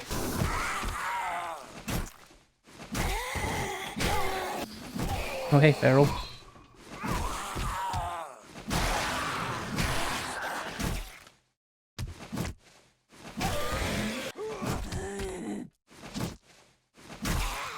Oh, this is the loot. A double armor pocket mod. Can't complain about that. Right, come on, give me like 2 vehicle books. Be nice to me. Okay, I'll take a scrapping for fun. But I'm watching you, game. See, that's so much easier than half a tier 4, though. Yeah, this is the play. This is the play. Some people might not like it, but hey, it's efficient. That's what I do around here. We do things efficiently. We do things efficiently 50% of the time. See, that's like the exact same rewards as the tier 4. See, it's a similar amount of money. I'm going to take the Forged Steel again. Actually, no, the Sim 6.2 seems better. The next one is fetch 100 meters away.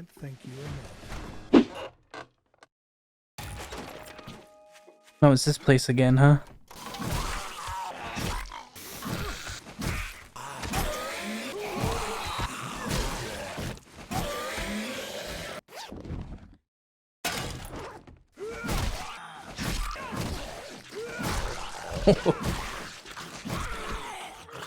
Oh, it wasn't a pop. Let's see. Primitive bow. Is this not exactly what I had last time? What's that about? Okay, now I want you to think about this. Viewer, what was going to be easier? Those 2 jobs I just did, or a tier 4? I think we both know the answer. I'll take a crafting skill magazine, sure. You can never go wrong with a crafting skill magazine. Let's do this.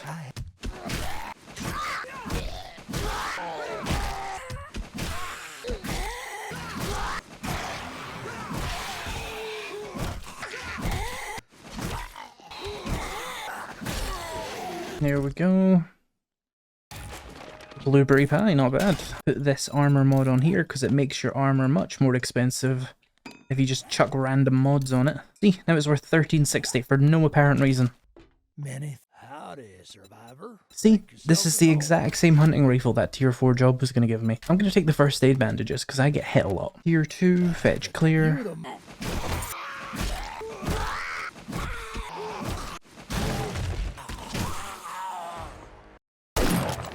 So we got a skill point there. I'm thinking if we maybe just... I don't know, maybe we should start going back into perception for a little bit. Get everything in there just up to where I want it to be, and then go strength for mining resources.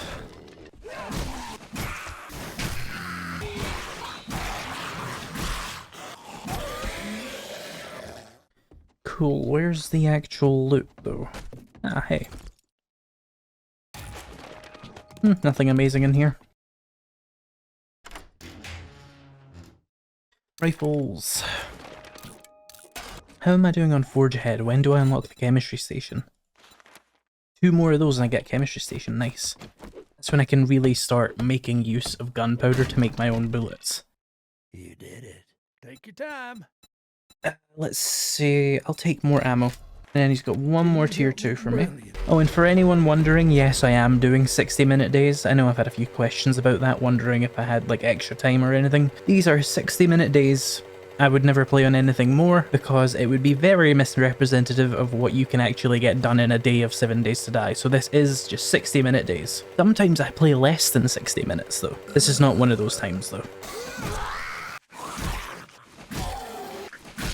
So according to the comments, these screamers don't actually summon hordes. Even when they scream, so they're just kind of there to scare you.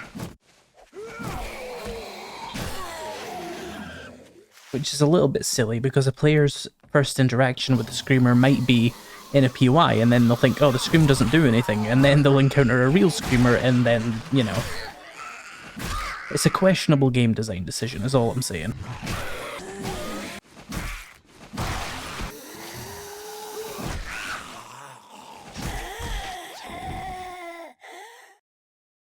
Still not cleared out. Oh. Light switch. Well, that's kind of cool, I guess.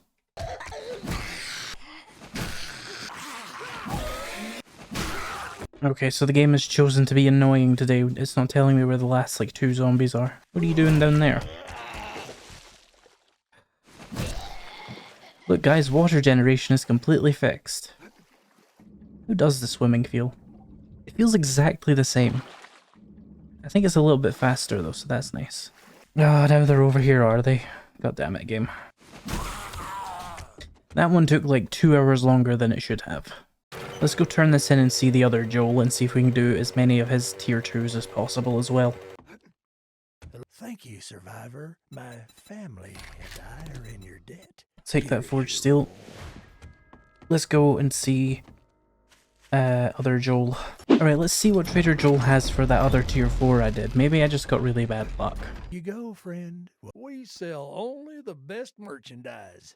No, it's still pretty terrible. I'll take the steel axe, so it'll save me having to craft an iron axe. I don't know if I'm going to be able to get this done in time, but I'm going to start with the infested clear and just go from there.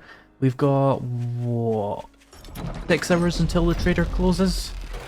If we can get 4 of them done today and then have another one queued up and done by the time the trader opens tomorrow, that's good enough for me. Since we did have that whole issue with the weird wedding POI taking ages, so oh god. So it would certainly be, you know, understandable if it took me a little bit longer than usual to get to that tier 5. Okay, as fast as humanly possible.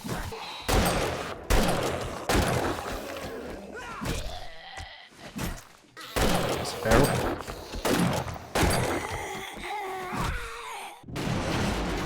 Oh, well.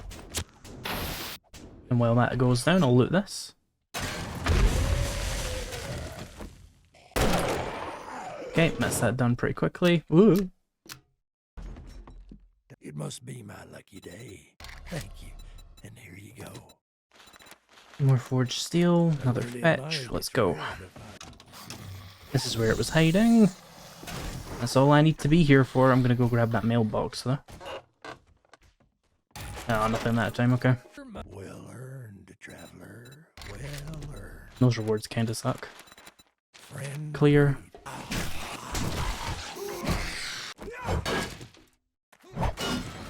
That's a lot quicker.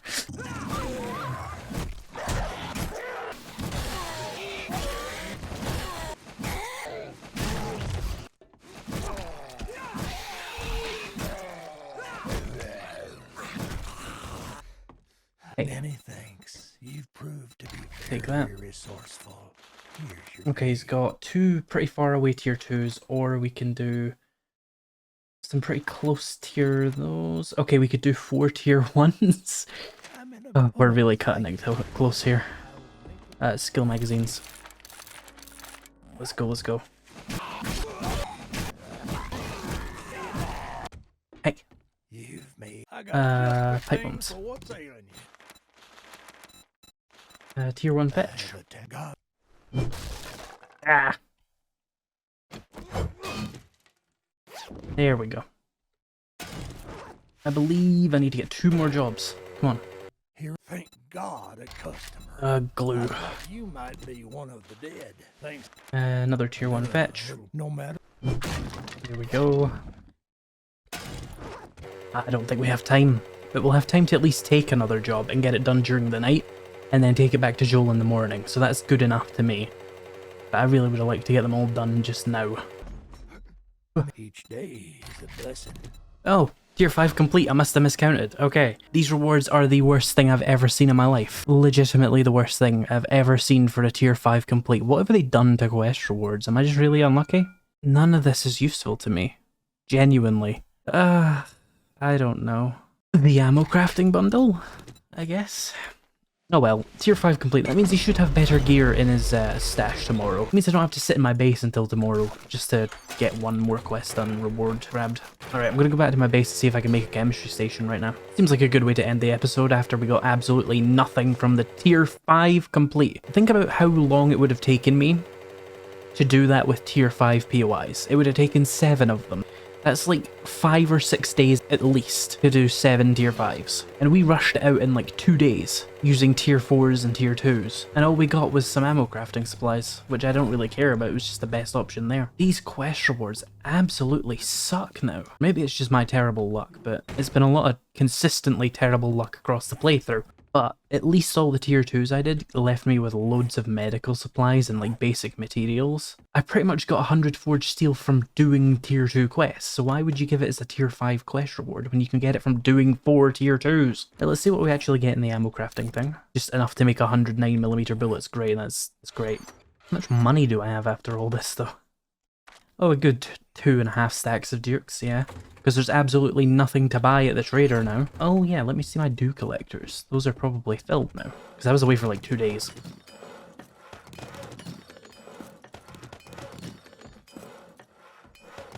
Very nice. And then there was a bunch of my campfires, right?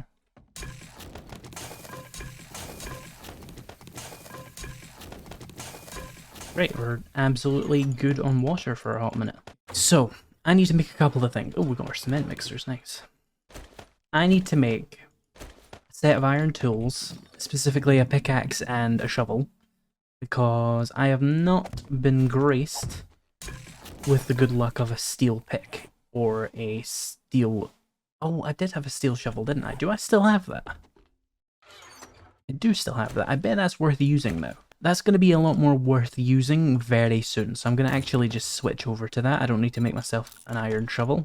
We're going to be investing pretty heavily into Miner 69er soon, so we'll be able to use it a little bit more. But I do definitely need a significantly upgraded pickaxe before I do anything. That's a lot. I didn't know I had that much. So to make an iron pick, I need 60, 30, 6, 6. So 1, 2, 3, 4, 5, 6. That's 7, idiot. 1, 2, 3, 4, 5, 6. 1, 2, 3, 4, 5, 6. Give that a few seconds. So what do I need for my chemistry station that I absolutely cannot use right now? I need a beaker. Didn't I get one of those? Where would I have put it? Oh, in my campfire, of course. And then I need... Oh wait, what am I doing? Why am I doing this like a primate? Not the channel. We like him. Okay, so we got 100 forged iron left over there. Let me get my pickaxe crafting here. Right, we need 3 cooking pots, which would be in doof, right? Yeah. And 30 pipes. And then 5 acid. We can make ourselves a chemistry station. This is the first time in a long time I have crafted a chemistry station, because I've been so used to always getting them in my tier 3 complete rewards. So it's been a while since I've done that. Okay, that is some pretty good progression. I'll let that stuff craft. We can cover what the chemistry station does in the next episode, and I'm sure most of you understand the concept of an iron pickaxe. In the next episode, we're going to be taking a look at what new stuff the traders have, if it's helped me at all to get to the tier 5 quests, and see if it's unlocked anything good for me. Then we're going to do some minor upgrades to the base, and the chunk of tomorrow's episode is going to be mostly about upgrading your base even further, and gathering materials for that, and fighting the Day 14 Horde. Hello and welcome back to the 7 Days to Die Alpha 21 Survival Guide. Today we're going to be doing some more upgrades to the Horde base. You know, the one that completely stood against the Day 7 Horde without any issues at all? Yeah, we're going to be upgrading it because I'm just like that. But first, some viewers had a very good point in the last video, so we're going to sort that out. But first, I need to snipe this deer. I need bones for what we're about to do. So these viewers were pointing out that you can drink water from water sources with your hand, like this. And you'll see that I didn't get dysentery or lose any health, and that is because I'm using the water purifier mod, which they fixed recently to not give you health damage anymore. So now that you can just sit and spam drink as much water as you want if you have this, which I obviously knew, but I didn't think about buckets. We can take water with buckets, Now, you make buckets out of, I think it's 7 forged iron. Yeah, it was very easy to make. I just had the materials lying around. So we're going to take this bucket back to our base and just place it somewhere. And we're never going to drink anything ever again when I'm at the base. Because why would I? Now, I'm not sure where I want to put this. And I'm not sure where it's even safe to put this. Oh, what if I use windows just to be a weirdo? Oh, I'm strange. And then if we take our bucket and just pour it, why can I not pour it? Does it have to be on terrain? Can you not pour buckets anymore? Let's try just on like grassy terrain. No, let's dig a hole. Does the bucket not work anymore? I don't think you can dump water with buckets anymore. Hang on, I need to go into a test world. Okay. I can do it here. Is it just that terrain? Let's try in a house.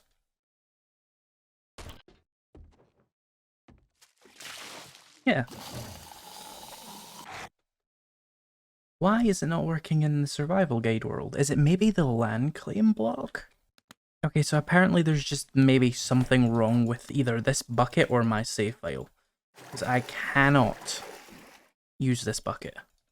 I'm clicking, I'm right clicking, and it's not working. So I assume my world is bugged, maybe because it's such an old world, relatively speaking for an experimental anyway. And the prompt to actually drink the water with my hand is really not working as it should either. I'm going to go ahead and assume that does have something to do with the fact that this world was made during the streamer weekend and isn't necessarily the fault of the fun pimps, and it's more just a thing that happens when you update through several alphas. Oh hey. I can't drink from this pool either. Okay, so my world just has really, really buggy water. Well, would you expect from an experimental, I guess, but that's weird. Okay, my point is you can do that in most worlds. What I was trying to do will work. We saw that in the test world, where I was able to, you know, move water around with the bucket, and you can drink with your hand with a water purifier mod and just basically like, get free water. It's not a big deal. I'm gonna drop that, I guess. And I wanted to show you guys the chemistry station, which we crafted at the end of the last episode for those who haven't been playing. Why can I not place this? Is my world just a bit broken?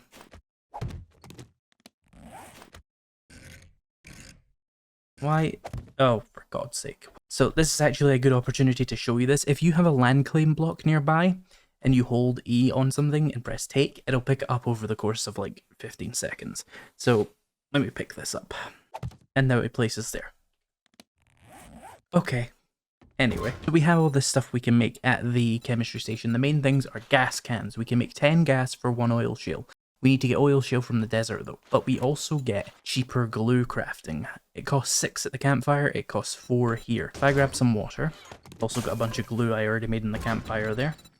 And then we need to fuel it with something. I'll just use some frames. And then we can make a bunch of glue much faster and much more efficiently in this. You can't make much at the chemistry station, but the things you can make are cheaper, so this is a good thing for us to have. Okay, so on to the actual topic of today's video. We need to upgrade our base a little bit. We want to talk about how to upgrade your base, and the things we're going to need for that is basically basic materials, but I'm also going to check the traders since they reset today. I could maybe get some concrete mix, which would be useful in upgrading my base. I of course have cement mixers, but I'm not a particularly efficient miner, so it would be easier to just check the traders, I think. So we'll do that first, and then we'll get onto the base upgrades. So we'll check them first, and then we'll go looking for resources, and then we'll upgrade the base. Now, I'm guessing you just have... Oh, I was going to say nothing useful, but he does have a triple armor pocket mod. Has he got any concrete? He's got a little bit of concrete and cobblestone rocks. For those of you wondering about solar cells, they do still exist. They're extremely expensive, but you can still get them, which I know a lot of people care about. I never use them, so I don't. Robotic turrets and a level 5 machete. Tempting, but I'm not really actually doing knives, so I don't think that's a good idea. I'll buy a little bit of wood because it's very cheap. Duct tape is also very cheap, even though I can make loads of it now. A little bit of concrete, a little bit of cobblestone, again, very, very cheap. I'll get some forge ahead. Don't really need Handyland. Grenades. 2,000 for 20 grenades. That's not a terrible deal. I would buy the armor piercing 762, but I am not investing in penetrator till a little bit later in the game, so these won't be needed. Oh wait, did I see appliances there? Oh, those are very expensive. I didn't mean to buy Don't come two. back now. What can you make with the appliances block? Oh, you can make your own dryers and washers and stoves and fridges now. That is pretty cool. That's good for builders, I suppose. Can you build those yourself? Appliances? Yeah, I wouldn't pay for these, honestly. I would just craft those, but that's good to know. And there's so many paintings now. Okay, there's 33 paintings, but that's still a lot. I'm gonna buy this for the red dye. I think the other Joel also had something with red dye in it, but it's fine. Some cobblestone rocks. Again, dirt cheap, why not, right? Like, it just saves you a couple of seconds. Concrete mix. That's very expensive. Again, it'll save me a lot of seconds. Ooh, vehicle adventures. Contact grenades. They are very good. Okay, so the traders were pretty disappointing, but we got some stuff. Let's head back to my base and start gathering the materials we need to start upgrading the base, which is mainly going to be wood, iron, and stone. Okay, so we have 350 concrete, which should be enough to make some substantial improvements to the base on its own. So before we go out and get some more materials, let me go to the base and apply some of this concrete, because I might just get a level out of it, which will help me with gathering resources. So one of the best things that you can do to make your base more resilient is just upgrade pieces of it to concrete, because concrete has 5,000 health versus cobblestone, which has 1,500. So it's a pretty substantial upgrade if you can do it. Now you can see I have already started on some upgrades to my base in concrete. I think we did this on day, I want to say it was day 10. We got a bunch of concrete from the trader and upgraded this, and I am pretty much set as far as the important parts go. So now it's just going to be upgrading every block I can to concrete. And I think we should start with the stairs because it seems more in danger than this back half of the base here. So let's do that.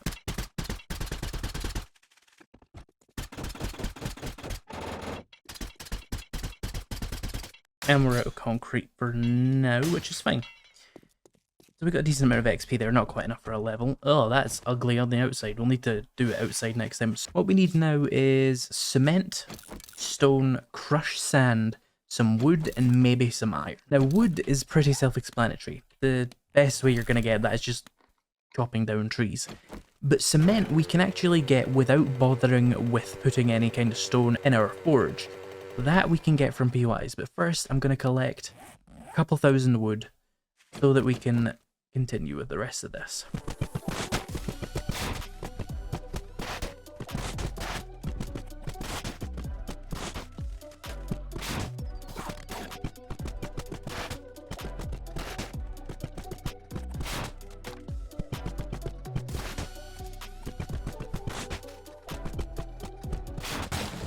Okay, there's 2,000 wood. That should do for now, especially since I don't have any miner 69er. I'm going to need about 30 more frames, I'm going to guess. I'm not 100% sure. Because I want to make an improvement to the base at a part where it kind of failed last time. So, since I think this block was the one that broke last time, I'm going to extend the padding we put on here right down here. And that should just make sure that the main body of the base is less likely to take damage, because it seems like these blocks here are the ones being attacked the most. So we should reinforce them. And we'll upgrade that to concrete once we get some later. Now, the reason they were damaging these blocks is because when zombies fall in 7 Days to Die, especially on Horde Night, they tend to fall, hit the ground, stand up, and go into a mechanic called Destroy Area, which just makes them start punching the wall next to them constantly like this, just for ages, until they eventually go, oh yeah, there's a person I'm supposed to be killing because I'm a zombie and I eat brains, I don't punch walls, I eat brains, why am I punching walls? A way to circumvent that though is to damage the zombie while they're in the Destroy Area mode. Now there's a couple of ways you can go about preventing the mechanic. One thing you can do is make sure the zombie doesn't take any fall damage, and that would involve putting basically a catcher under this bridge, which funnels the zombies as they fall slowly down onto the ground so that they can just get right back into fighting me. That is a very good strategy, one I cannot be bothered doing because there's another strategy that I like, which is just using a load of wooden spikes. We build like 20 of them, and they're quite expensive, so that's why we're getting a lot of wood. That's going to take a minute to craft, but basically, we're going to place a bunch of wooden spikes in this area here, so that when zombies fall, they'll go into destroy area mode. They'll be like, where's the nearest block to attack? And they'll start either attacking this or attacking this. And then they'll run into a wooden spike and go, ah yes, no, I want to kill a person, and run up the stairs. Now this mechanic has been nerfed in 7 Days to Die Alpha 21. It used to be really, really annoying. Now it only happens if a zombie takes fall damage within 11 blocks of you, which of course, how would a new player not fundamentally and intuitively understand that video game mechanic, fun pimps? You're geniuses. Of course the zombie will only decide to break blocks when it falls a certain height within a certain radius of the player. That is a perfectly accessible mechanic, which would not require someone to do extensive testing and then hand out that information to everyone else. No, that is something you can discover in the game on your own, just playing normally. So our spikes are crafted after that rant. Maybe if I do like a row here, and then around this, that should mean that if any zombie falls down there, they should get stabbed, but if they slide right down that, they might actually not get stabbed before hitting the wall. We'll definitely have to find out tonight.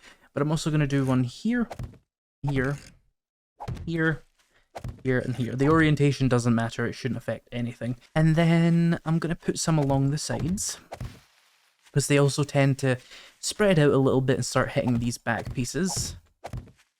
And I'll do that evenly. And that should be more than enough to discourage an early game horde from hitting your base. You might need to use more elaborate solutions in the late game, but for right now, that should be good. So that's all the blocks we need to add. Otherwise, though, the base is pretty much good. I just need to get a bunch of concrete to turn it into concrete. Now, here's the thing. Do you need a concrete base for day 14?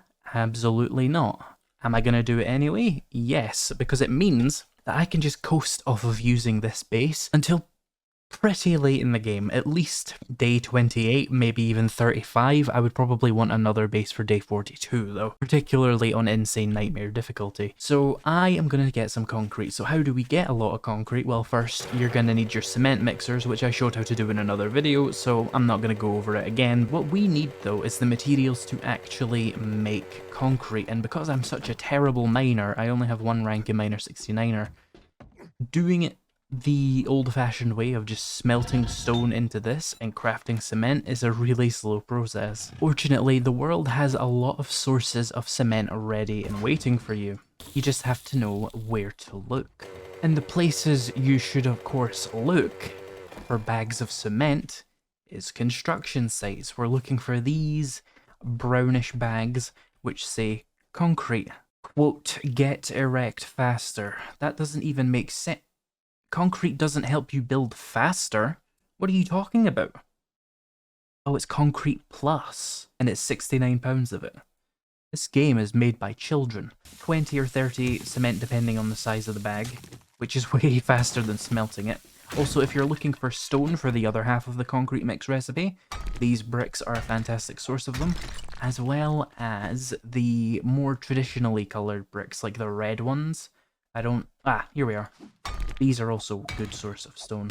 And I could do with a little bit of stone. Most of my stone was turned into cobblestone a while ago, so you need some clay, any kind of palette like this, in any colour. They used to only come in blue, but they come in different colours now, and they give you a little bit of stone, a little bit of sand, and some clay. Now, I think the zombies in here respawn, so I'm going to take care of that really quickly. Also, apparently I didn't take the loot from here. We got another water purifier and some terrible gloves. Okay, so this place is clear. So I'm going to dig up all of these material blocks. Also, if you need paper and polymers, these are an okay source of them. Oh, we got a skill point.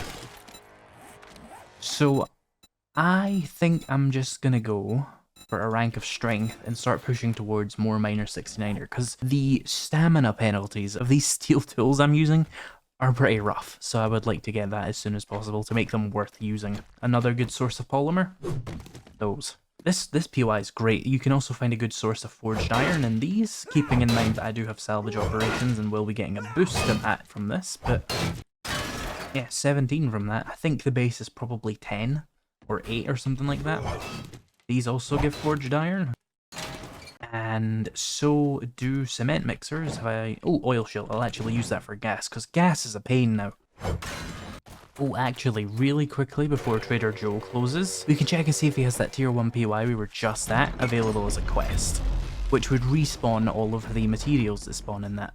Okay, he doesn't have it as a quest, that sucks, but it's definitely worth checking to see if your local trader has any construction POIs. Something you do need to know about this POI, there's a cave on the inside, and if you go into the cave too early in the game, you will die, because there is a zombie bear in there, and I think the zombie bear is the most deadly thing in the game in terms of how much damage it does and how much health it has, so probably avoid it.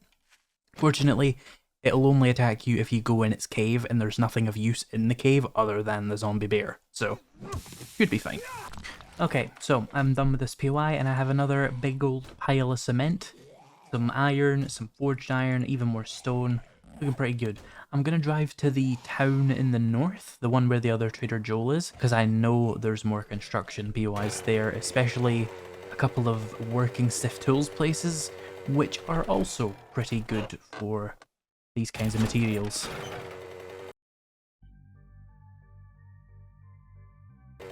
I wonder if it's checking... Oh, hello. This place probably has a lot of construction materials. Okay, so this is a tier 4 POI, so, you know, if you're new to the game, consider being well equipped before you go in here. I'm willing to bet there's some good stuff in here. Not like loot. The loot's going to be terrible, I guarantee it, but construction supplies. It seems like the ideal place once I find the entrance. Here we are.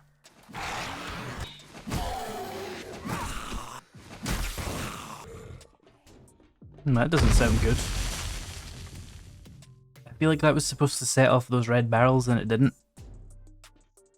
Kind of underwhelming, to be honest. Oh, I see a lot of cement bags.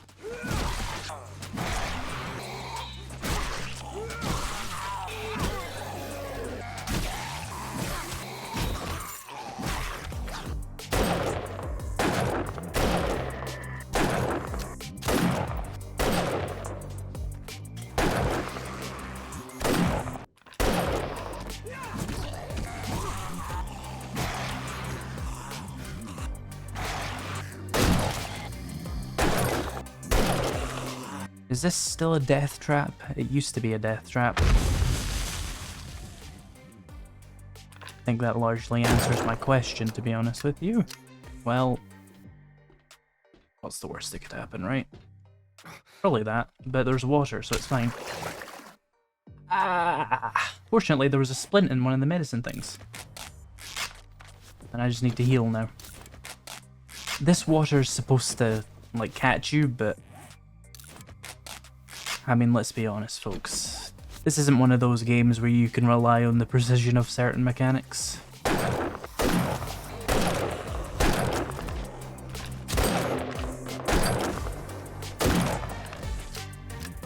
don't know if he's still alive.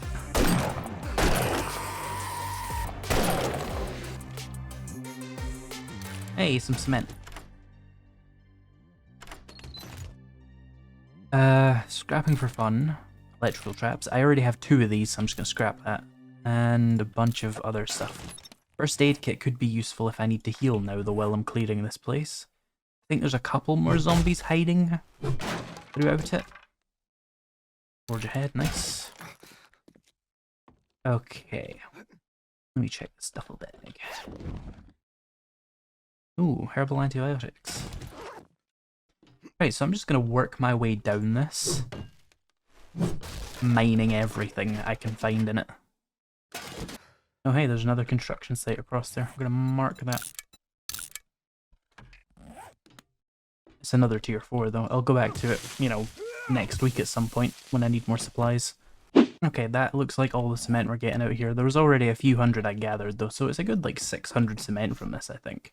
Let's get back down to the mini bike, drive home, apply a lot of steroids, and a cast, and get ready to upgrade the base, and then fight the Horde. Right, where's my drugs box? Have I got a cast? We do. That's going to take my time down to 17 minutes, and then if we stack 2 steroids,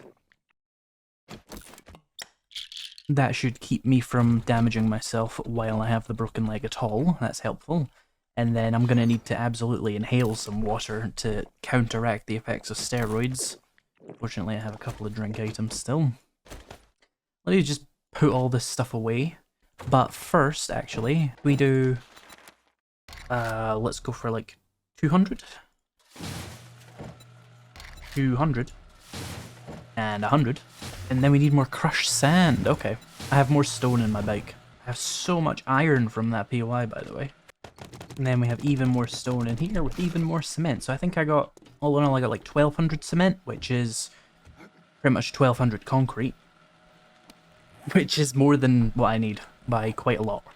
So I have 700 cement left over, so I'm gonna need, yeah, let's call it like 350 in here, and 350 in here, and then I'll come back in a couple of minutes and turn all that into concrete. I doubt all of it's going to be ready for Horde Night, but enough of it will. How are my dew collectors doing?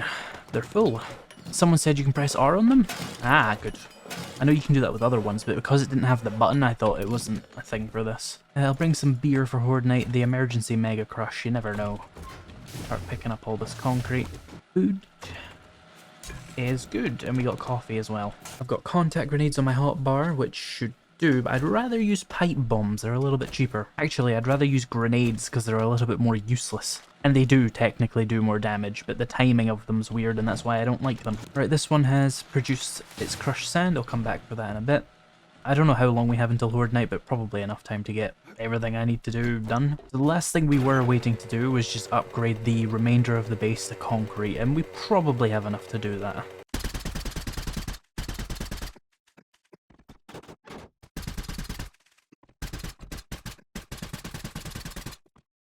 And then this part.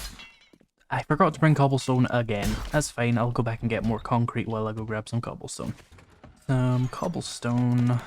Make a bunch more concrete. That's probably not going to be done in time for Horde Night, but I think I have enough as it is. And then I'm out of cement. Cool.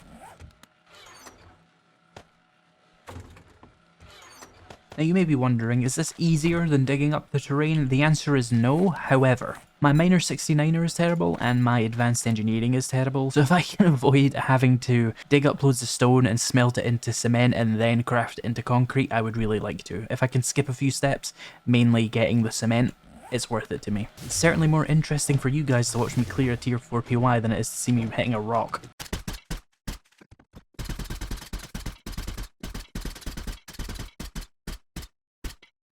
There we go. Now the entire base, aside from like the bits we couldn't access from the outside, which is just the middle, is now completely concrete, which means it's more than twice as strong as it was before, which is a pretty substantial improvement and is way overkill for the day 14 horde, I'm not gonna lie to you. But that's how I do things. Overkill. Let's get in here and get ready for the horde. Hope we get a lot of XP. Here we go. I mean, I have to imagine this is going to go really well, considering how well the Day 7 horde went. Oh, looks like a few of them have found the spikes down there. Oh, some dogs, okay.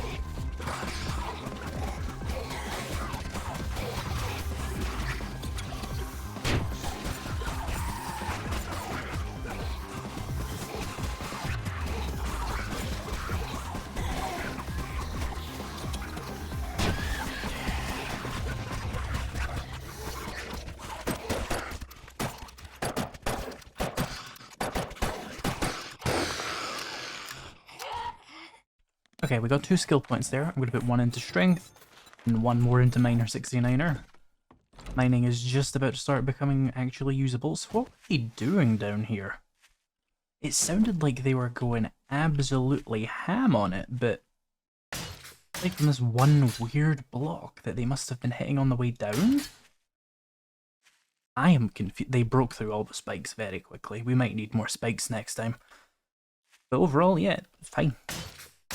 As you would expect from a day 14 horde, to be honest. I'd be quite concerned if they did break through all this concrete. Right, let's see what loot we got.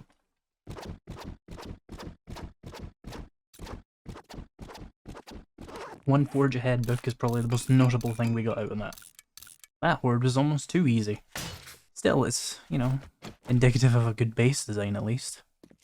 I have really been slacking with vehicles. Having a mini bike on day 15 is kind of embarrassing to me because I used to have motorcycles on day 4. Of course they did massively nerf vehicles, so it's understandable, but I really think if I pulled my finger out, I could get a 4x4 very soon, if not at least a motorcycle. Now, something to note is that quests are still bugged in this build, B317. I have confirmed that the rewards that I was getting in the episode before the last one are bugged. You're not supposed to be getting what I was getting. You're basically getting tier 2 loot as tier 4 rewards, and that is not intentional. That's going to be fixed. In the meantime though, the series must go on, and I still want to make progression. And the best way to do that without quests is going to be the crafting system. Now I'm quite close to a crucible. I need 13 more books, and I'm also not very far away from motorcycles. I need 9 more books, and I need 34 more for the 4x4. Now here's the thing, I was wondering, does each rank of a perk further increase your chances of finding the crafting magazines? And the answer is yes. I looked in the game files and each rank of a perk you take will give you a 20% higher chance of finding the book that corresponds to it. So mathematically speaking, I have 2 ranks in advanced engineering and 1 in lockpicking, so I should have a 60% higher chance of finding the workstation books, which seems to be pretty much in line with how high my workstations are. So my next perk point is going to go into Grease Monkey to find more of those books. But in order to find the books, we need to put the odds in my favour, and the best way to do that is going to see the traders and finding out if they have any vehicle related POIs or even the Crack-A-Book Cafe as their quests. Now obviously the rewards are gonna suck and I do not care about the rewards, but having a map marker that says hey there's a vehicle place here is very helpful, and the ability to respawn the loot in that Crack-A-Book Cafe, also very helpful. Since his quest rewards are terrible, it's the least he could do. I'm in a little predicament. Okay, this infested clear at tier 2 is Black Bus Mechanical. That is a vehicle related POI, so let's go there.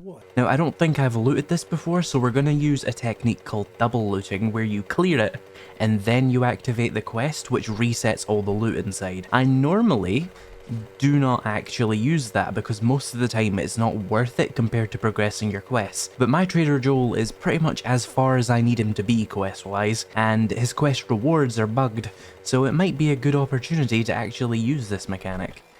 So let's have a look inside before we set that off. Yeah, it looks like there's only 1 in here, but that's better than nothing, I suppose.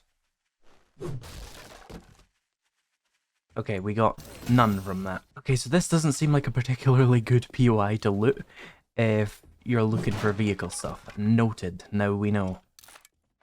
But we'll do it anyway, because it does have a vehicle thingy, so it's worth something. That was a little wandering horde. Right, now let's reset it. This time it's infested though, so the zombies in here are going to be much tougher, and there's going to be much more of them. But probably nothing I can't handle. I mean, I'm level 40 nearly.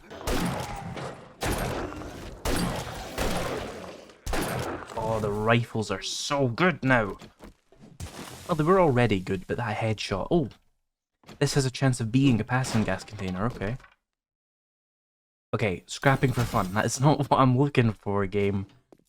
Maybe my salvage operations is just absolutely overriding the loot tables. That could be the thing. That could be the thing. Maybe I've screwed myself over. Oh, hey!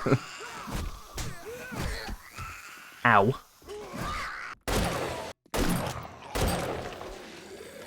So good though. We're on insane difficulty and I have 4... Ooh, Forge Ahead, nice. I have 4 ranks in Deadeye, and we are just absolutely wiping these zombies out. Which is like the way it should be, right? You put a bunch of perk points into something and you get a good weapon, you should be one-shotting them. 2 scrapping for funds. This is the opposite of what I'm trying to do. This You're not helping me here, game. Infested cash? And a bunch of useful ammo, at least. Rifle magazines. Okay, so we did this vehicle POI twice, and we did not get any vehicle magazines. That's not how that's supposed to work, but okay. Now, hopefully I'll get a crafting magazine bundle, and I won't be completely worthless on this first try. Ah, damn it. Do you think you can help Jade Tree Auto. Okay. Again, we'll try and double loot that if I haven't already looted it before. The weather is absolutely terrible. There, I've turned my brightness up just a little bit to help you guys out. I don't have the helmet light on right now, so bear with me. 2 tools digests and a wheel. Scrapping for fun. My god. I need to like max out my scrapping so that I stop finding the damn books. Right, let's restart that.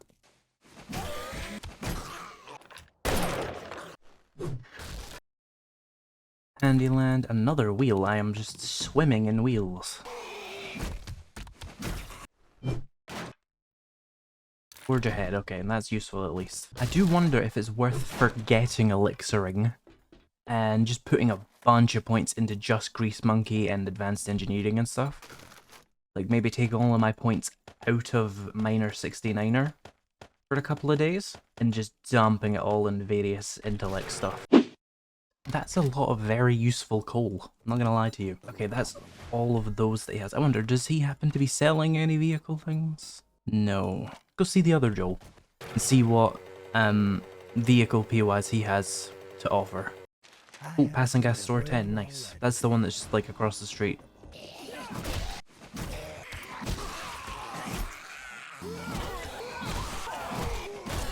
Okay, here's our first passing gas container. Okay, we got 1 vehicle adventures out of like 3 POIs. That's a terrible ratio. Cooking, batter up. Plenty of medicine from tier 1 POIs, so that's always good. Filing cabinet. Double barrel shotgun quality 1. Okay, where's the other loot? Is there genuinely only 1, like, crate in this POI? Because that absolutely sucks. I guess so, unless they're hiding it up here? What is... Oh, is it hidden... Hey, there it is. Mean, but okay. Vehicle adventures. Okay, we got 2. 2 out of this 1 PY, that's pretty good. What is happening with the lighting? How are you? That's a lot of wood. Very useful. I've got just Cracker Cafe. That's what we want. No matter what, I'm grateful. Now, the Cracker Cafe isn't particularly good for vehicle books in particular, but it's obviously got a bunch of book containers, and that is obviously going to net me at least 1 vehicle book. It's also going to be really good for Forge Ahead and for our rifles. I've already looted this POI though, so there's no double looting opportunities. And there is a gas station over there, which I'll loot after this. Right, let's head inside. Explosives. Scrapping for fun.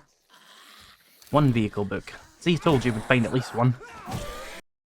Tools digest, more explosives. Handyland. Another Handyland. Handyland's kind of useless now. For me, specifically, not like in general. I just mean I don't really need a higher level nail gun, so... A helpful bunker buster mod. Tools digest. Explosives magazines are everywhere. Tech Planet. We've unlocked level 1 stun batons. Not helpful for this build, but cool. Electrical traps, Spear Hunter. 10% more damage with spears. As if I needed more damage with this spear. Explosives and wiring, or... yeah, wiring. Scrapping for fun, impact driver quality 3, that is very nice. I completed tech junkie first? Okay, rifles. Second enforcer. Is that the entire first room looted? Looks like yes, it is.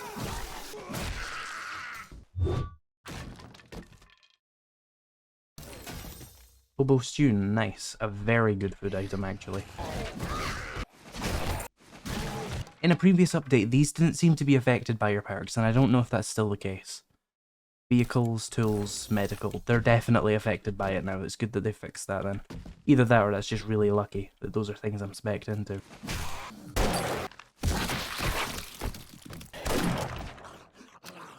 I see, okay, 1, 2, 3, 4 crack-a-book containers in here, nice. Also a regular book pile. Scrapping for fun and a tech thingy.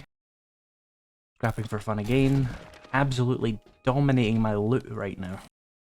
Rifles and another spear hunter. Oh, we completed spear hunter, nice. So now my spears are gonna restore all my stamina on kill, as if they weren't already insanely powerful, even on insane difficulty. Those digest. We've learned electric fences and dart and blade traps. Cool. Explosives, let me unlock this. Now, before we go back to Joel, I did see that gas station across the street, so we should head there. Okay, we got one vehicle magazine. Tools digest. Forge ahead, nice. We're at 10 more of those and we'll have a crucible schematic. Car parts. Scrapping for fun, damn it. So many wheels. Okay, I found 2 containers. I feel like that is correct for a tier 1, so let's head out. Ooh, crafting skills magazine bundle. Ah, just rifles. It's of use to me anyway. Now we got a skill point. I'm going to put that second point into Grease Monkey, so we should have a 20-ish% more chance of finding those. Let me see if he has any more useful book POIs. Nah, I think we're going to have to just do it the old-fashioned way and just look through POIs.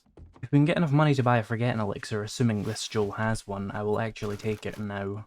Got a bunch of random junk I can sell him. Let's see, maybe he has some sugar, but he does. Still not quite going to be enough, though. Let's see, is he even selling one?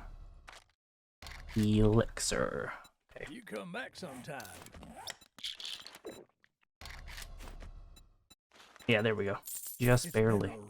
So this resets your skill points. Oh, they gave it a new sound effect. Cool.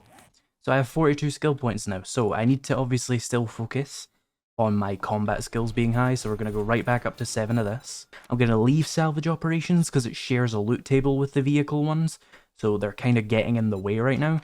I'm going to leave strength because the tool ones are also sharing that loot table. And then let's go into a little bit of intellect, get 1 rank of physician, 2 advanced engineering, 2 grease monkey, a little bit of locksmithing. Now these also obviously share a loot table with grease monkey, but I actively do want to get more Forge Ahead books so that I can get the crucible to actually make a 4x4, because that's going to be needed, because it'll take a very long time to scrap my way to 400 forged steel. So I've got 15 more skill points, which are refunded from my explosive skill, my salvage operations skill, and my minor 69er in strength. I think, oh, and my daring adventure, which it hasn't been doing me much good, so I'm just not going to bother with that right now. Let's go for another 2 ranks of intelligence, another advanced engineering, another grease monkey, another rank of intelligence. Looks like we need another rank of intelligence. Then we'll get more grease monkey and more of this. And even more lockpicking. Put my 4 points into strength, and then eventually I'll put those into minor 69er, assuming... Oh no, I should have kept them for salvage operations. Yeah, that would have made sense.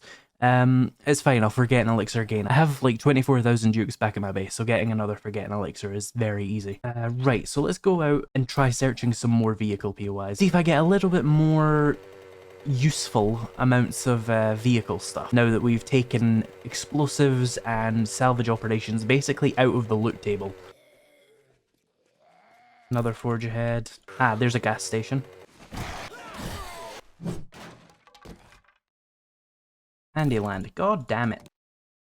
Forge ahead, nice. This is becoming less of an adventure to try and get vehicle parts and more of a let's really easily get a crucible type situation. Oh, hi there.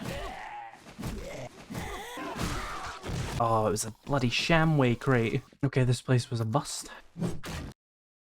Another forge ahead. I really boosted my chances of that, haven't I? Oh, this looks promising. Not the waterworks, but this. The oil refinery. The Passin Gas oil refinery. This place probably has at least 1 Passin Gas container, right?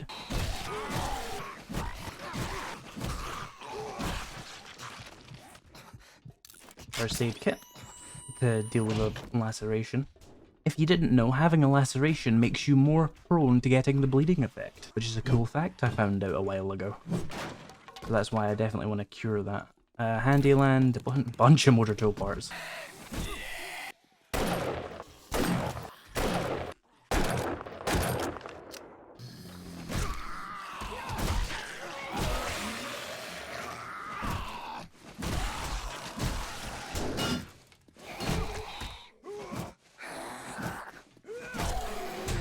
Ow. Good thing my spear is amazing. Handyland and another goddamn wheel.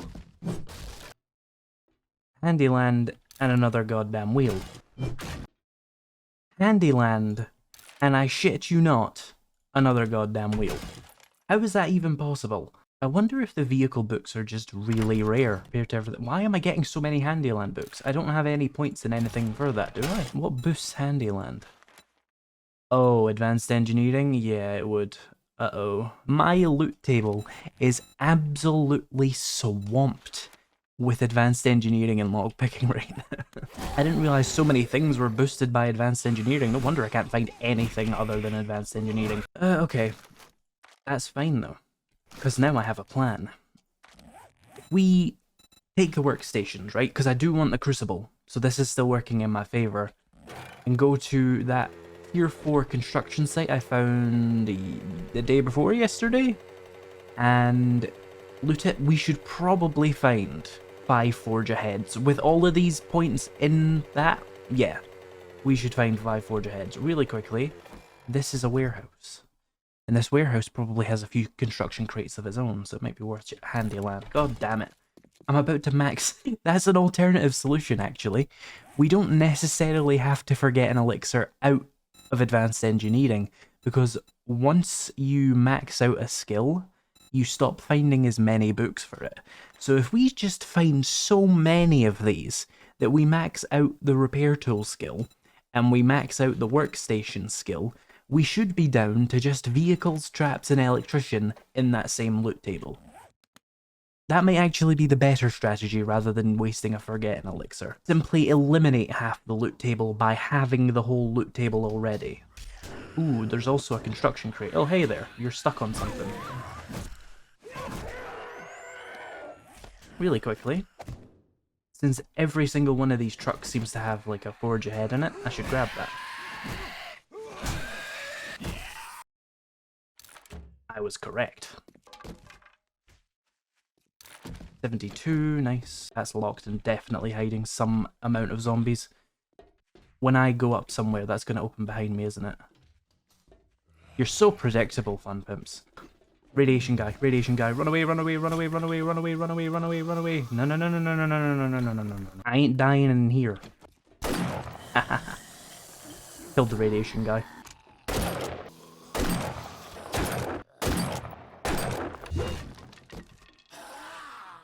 Forge ahead, nice. 2 more to go and we can make a crucible. Another forge ahead, another tools digest. I am fully out of inventory space. There we go, we unlocked the crucible. That is now going to jettison the forge ahead books from the loot table. Not entirely, but mostly. And then once we get rid of Handyland as well, pretty much the only boosted book I'm going to have in the passing gas containers is going to be the vehicle ones. Handyland, 2 more of those and we done bloody finding them. I should check the workings of tools crates first, in case I find 2 Handylands and end my suffering. 1 Handyland. Bunch of wiring things. A vehicle adventures, nice, and another Handyland, which we're done with. So we should stop fucking finding them. Now I think we're prepared to really make the most of the points I put into Grease Monkey. Unfortunately, I need to drive home and dump all this gear and make a crucible. Vehicles in a random crate, nice. Take that. Come on, passing gas containers, I believe in you. Vehicles, reserve fuel tank mod schematic, nice. I believe in you, passing gas container, you can do it. There we go, now we're getting what we're looking for. And we can actually make our motorcycle, but I'm not going to, because I want to try and go for the 4x4. Let's see. I think I can make the more efficient gas cans now as well. Nice. Yeah, I'll do that. One of those, please. I have 13 wheels. That should show you how many passing gas containers I was looting. For a total of 19. I don't think I've ever had that many wheels.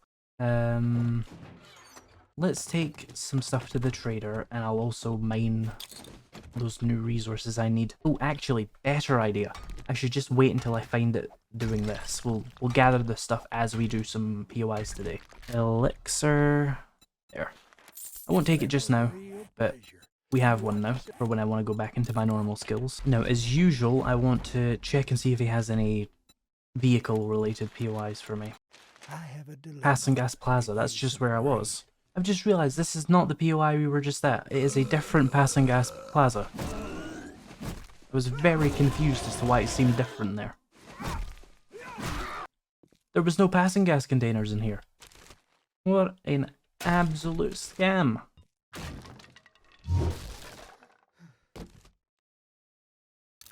Okay, but at least that one actually did have a vehicle thing in it. Maybe we should be looking for electronics POIs as well. Seems like they might have a chance of spawning what we need. Is there a button to get out of here? There is apparently a zombie here. I don't see them. Oh. Okay, so maybe we should be checking more cars then, since they actually do seem to spawn in cars. Okay. Okay, that's a game-changing piece of knowledge. Okay. Well, this POI seems broken. Or maybe they just didn't put a button in when you're supposed to activate something. Doesn't matter anyway. Let's drive back in towards town and see if he has any other jobs. I'm in trouble. Okay. He has nothing to help me at all. Let's go and see the other Joel, because his trades have also reset today. And his town is probably better for finding car POIs anyway. I have a dilemma. Oh, he has a tier 3 at an energy substation. I bet that would have a bunch of more power crates, which also seem to have a decent chance to spawn the vehicle magazines. Maybe we should do that. It's a tier 3 infested though, so it might be a little bit brutal. Okay, we have a more power truck. Come on, vehicle magazine. 3 wiring ones. I suppose that should be expected, really. Okay, and it doesn't even have any of the crates I would want. Research this thing. More wiring. To be expected, I suppose. Let's see. Yep, it's giving me shotgun crates. Why? Oh, gas station. A really terrible little one, but gas station.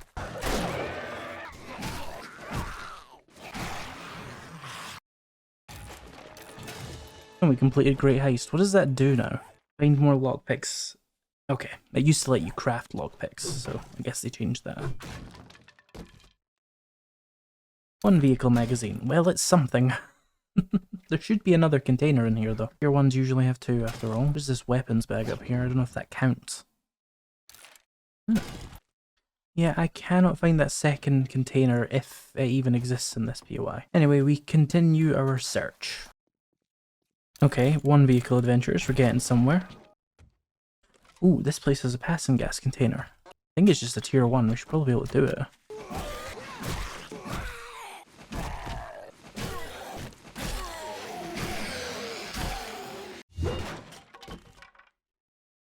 At least it did actually have a vehicle mag in it. I still need to find 20 magazines. I have 4 points in Grease Monkey. I'm starting to wonder if the best way to do this is just grinding tier 2 jobs. Still.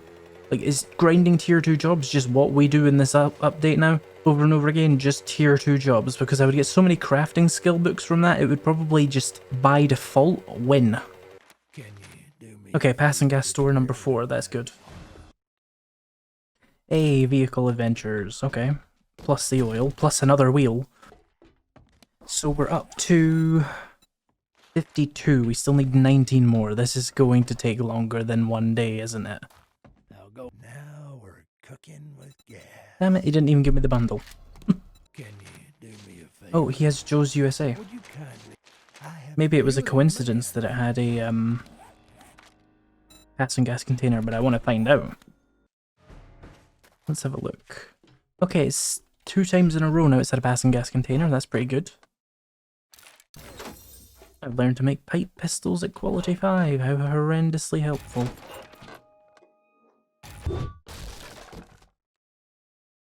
Hey, vehicle adventures, nice. At least we're reliably getting at least one from every POI with a passing gas container in it. Now I just have to do that 18 more times. Many thanks. You've proved to be very resourceful. Oh, no books again. Okay, that's all the tier 1 vehicle places they had. Let's see what else he has. I could really Passing gas store number 4, nice. It's an infested clear, so it's going to be more painful than it has to be, but it's a guaranteed book. Vehicles, scrapping, and a wheel, and more oil. Oh, no vehicle one this time. Oh, that is a radiated zombie in a tier 1 POI. I just one hit her. She dead. Did I one hit kill a radiated zombie? That does not sell how dangerous they are. Ah, here we go. Good thing I took that first aid kit. Where's the feral? Now, radiated zombies have extra health. They do the same damage as ferals and they run like ferals, but they also regenerate health. It's not crazy fast, but it's enough to be annoying. So they're pretty dangerous, and I'm surprised that I'm getting them in an infested tier 2 job. I got just the Wait. thing for what's ailing you. Come on, vehicles. Yeah, there we go, that's better. Parking garage is worth checking, I would say. It's car related, there could be passing gas containers at the end of it. Okay, good, at least one. This wasn't a complete waste. Thank you, survivor. My family and I are in your debt. Another triple armor pocket mod. Here... Shoes? I've got a job. Oh, Just to try and get magazine bundles, I guess. No way I'm gonna get 14 magazines, so it looks like I might just be stuck with a motorcycle.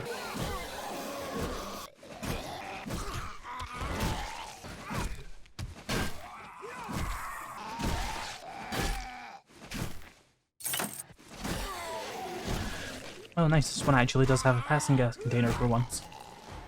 Another skill point. Again, these are all gonna get forgetting elixirs, so I'm just putting them into this. Maybe I shouldn't be. Maybe that's making them go away again. Oh no. I didn't think about that. Salvage tools is only a 75 as well, so once I've got 4 of these, it will stop spawning them as well. Ooh, crafting skill magazine bundle, for sure. Scrapping for fun, rifles, and electric traps. Is that biased towards the points I've already put in? It seems like it. Good to know. Alright, more tier 2s. I have it. God's.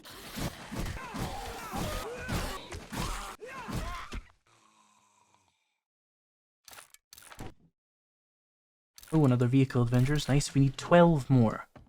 Feels almost achievable. Oh, a passing gas container.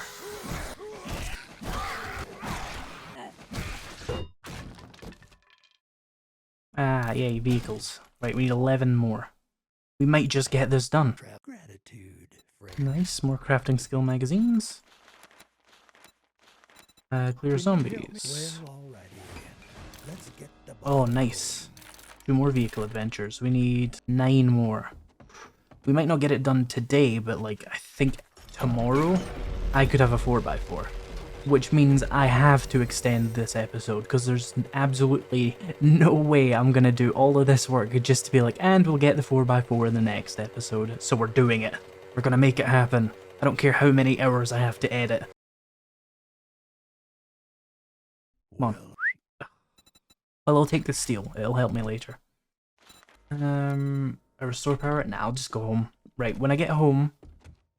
how are we doing on these magazines then? Right, we need 9 more. I can definitely do that tomorrow, I think, if I just power through some tier 2s. Look at my skills.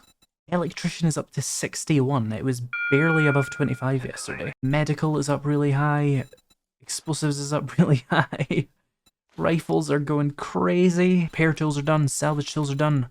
Harvesting tools are up really high. Why is it being so stingy with the vehicles? We're nearly there. I can feel it. So I'm going to drive home and get started on that crucible crafting, because I actually haven't done that yet. And I'm probably, if I have the materials, going to build myself a level 5 impact driver, because I can. Yes! 8 to go. Okay, I need some oil. There we go, we can make a crucible, that'll take 3 minutes. Cool. Now I also wanted to make an impact driver, which needs some motor tool parts. Crack that. 80 forged steel. Wow. Good thing we're going to be doing a bunch of tier 2s tomorrow. Impact driver. Crucible's got 30 seconds. This is going to take a while anyway. It takes 23 iron and 11 clay to make 1 forged steel. It's a good thing I have a bunch of ranks in advanced engineering actually, because it's probably going to make this a lot faster and easier. Yeah, forged steel costs 25% less, and craft 20% faster at the forge. That's good at least. Could really use some bellows. Have I learned to make bellows? I have. Wood, leather pipes, duct tape, nails. And advanced bellows. They craft very quickly. Yeah, that'll increase the speed at which we smelt things by 50%, which is going to be the biggest issue with crafting the forged steel, is just getting all of this iron and stuff in. I just realised, because I have Grease Monkey rank 4, I actually get a massive steel discount on this. It is not 400 forged steel anymore, it's like 250. That's a lot easier, that's like 10 tier 2 jobs worth of it. But I'm probably going to get crafting magazines. I wonder if it's maybe worth it to just... Hello dear. I wonder if it's maybe worth it to just scrap down a bunch of lampposts and transformers and gas pumps with my impact driver in the morning. That might be smarter. I don't know. We'll do a combination of both, I think. Okay, it's just about the morning of day 18 here, and my impact driver is crafted, and I've been scrapping up a few of these transformers and lampposts, and I'm getting like 2 or 3 forged iron from each of them. That one even gave me 4. So I really do think this might be the smarter choice compared to using the crucible, because there are lampposts everywhere. Not that the crucible's a bad thing to have, we will need one later. But for this, I think we can just live off of lampposts.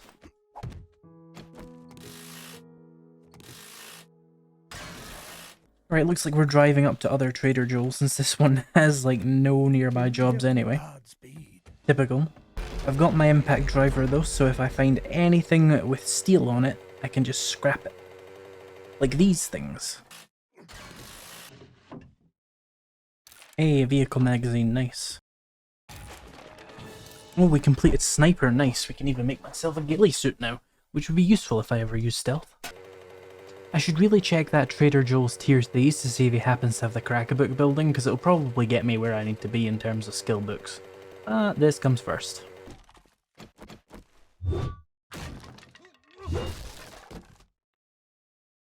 Vehicle adventures, nice. We need 6 more. Howdy. Oh, just some forged steel. That sucks, but I need it anyway, so I'll take it. Another fetch. Another triple armor pocket mod. I can't even equip that to anything, I don't think. I think I'm fully triple armor pocket modded out. Yeah. I really hope I get a skill bundle for this, because if not, this was a complete waste of time. Thank you, survivor. Oh, nice. Come on, give me what I need. Here is your reward. Ugh. I'm starting to think I don't like this mechanic. Think you can help me with a... Okay, let's try tier 3s then. There was working stiffs. That might have a good chance of giving me vehicle stuff. Vehicles, there we go. Something at least. Oh, no passing gas containers. Oh, well that was less scary than it was supposed to be.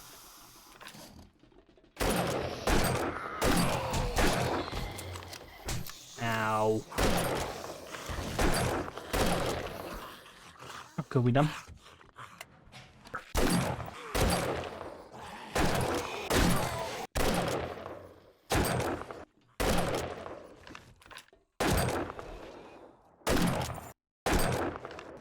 Okay, so we got 1 magazine out of this place that was useful. Wait, I didn't check this truck, did I? We could get 2. Oh, Tools Digest. Well, here's hoping we get a magazine bundle and that it has vehicles in it. Here you go, friend. Oh, come on. Please, please. Oh, thank God we got something. We need 3 more. Alright. I have reconfirmed that tier 3s are in fact Godspeed. a source of those. That's good. I think on this next one, first of all, I'm gonna just run there because it's there. I'm gonna get in, get the loot, get the thingy, and run back and hopefully get a crafting magazine bundle. This is insane. More wiring. Oh, vehicles, explosives, rifles, knife guy, and 2 wiring. We're up to 68 on the vehicles. Okay, we're getting somewhere. Ah, another vehicle one. Nice. As soon as I complained enough, it gave me it.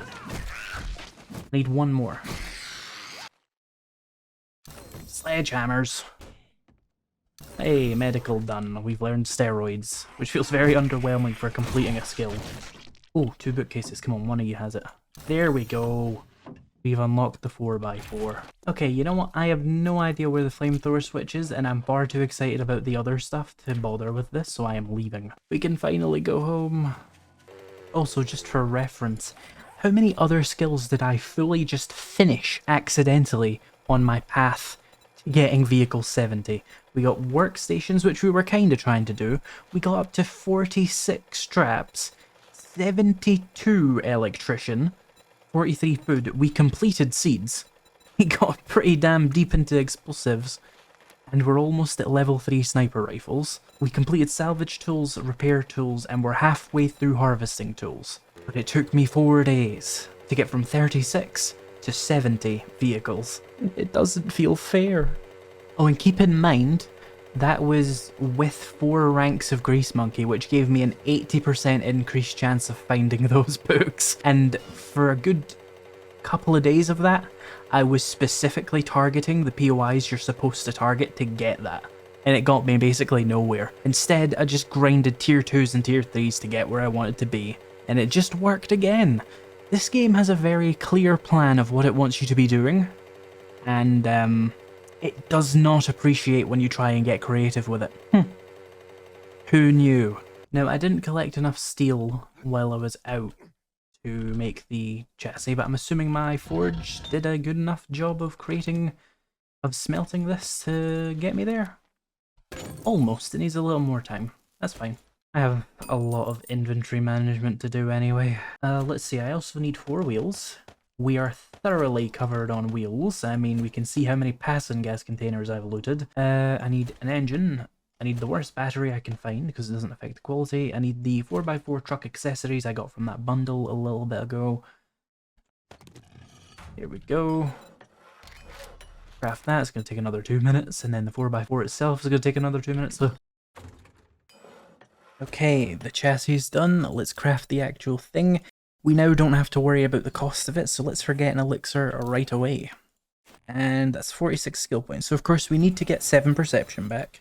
And all of our rifles and spears and perception and salvage operations. Demolitions expert, sure. I don't need anything from intelligence anymore. So 5 points of strength, 4 points of minor 69er, 4 mother load, 2 master chef. That'll let me cook 60% faster and adds a chance to find food in dumpsters. Mostly meat, I think. What else do I even want? You know, 8 perception seems like a good thing to unlock so that I can start going into penetrator. What master chef we need 7 for that.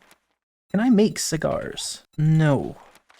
We could get 6 strength and wait for a cigar, which will then give me access to Master Chef 3, Minor 69er 5, and Mother Load 5, which are not super needed, but they're nice. Then I could put 3 points into Penetrator, which will give me 20% armor penetration with everything, 40% on anything with target armor reduction, including my spear, so my spear will be very, very good at taking down armored targets, and my armor piercing rounds can penetrate 2 additional targets, and we're up to 750 hit points of a block when using the rifle class weapons. And then once you get rank 4, you can penetrate 3, and it means that you can hit 4 enemies with 1 shot if you're using armor piercing.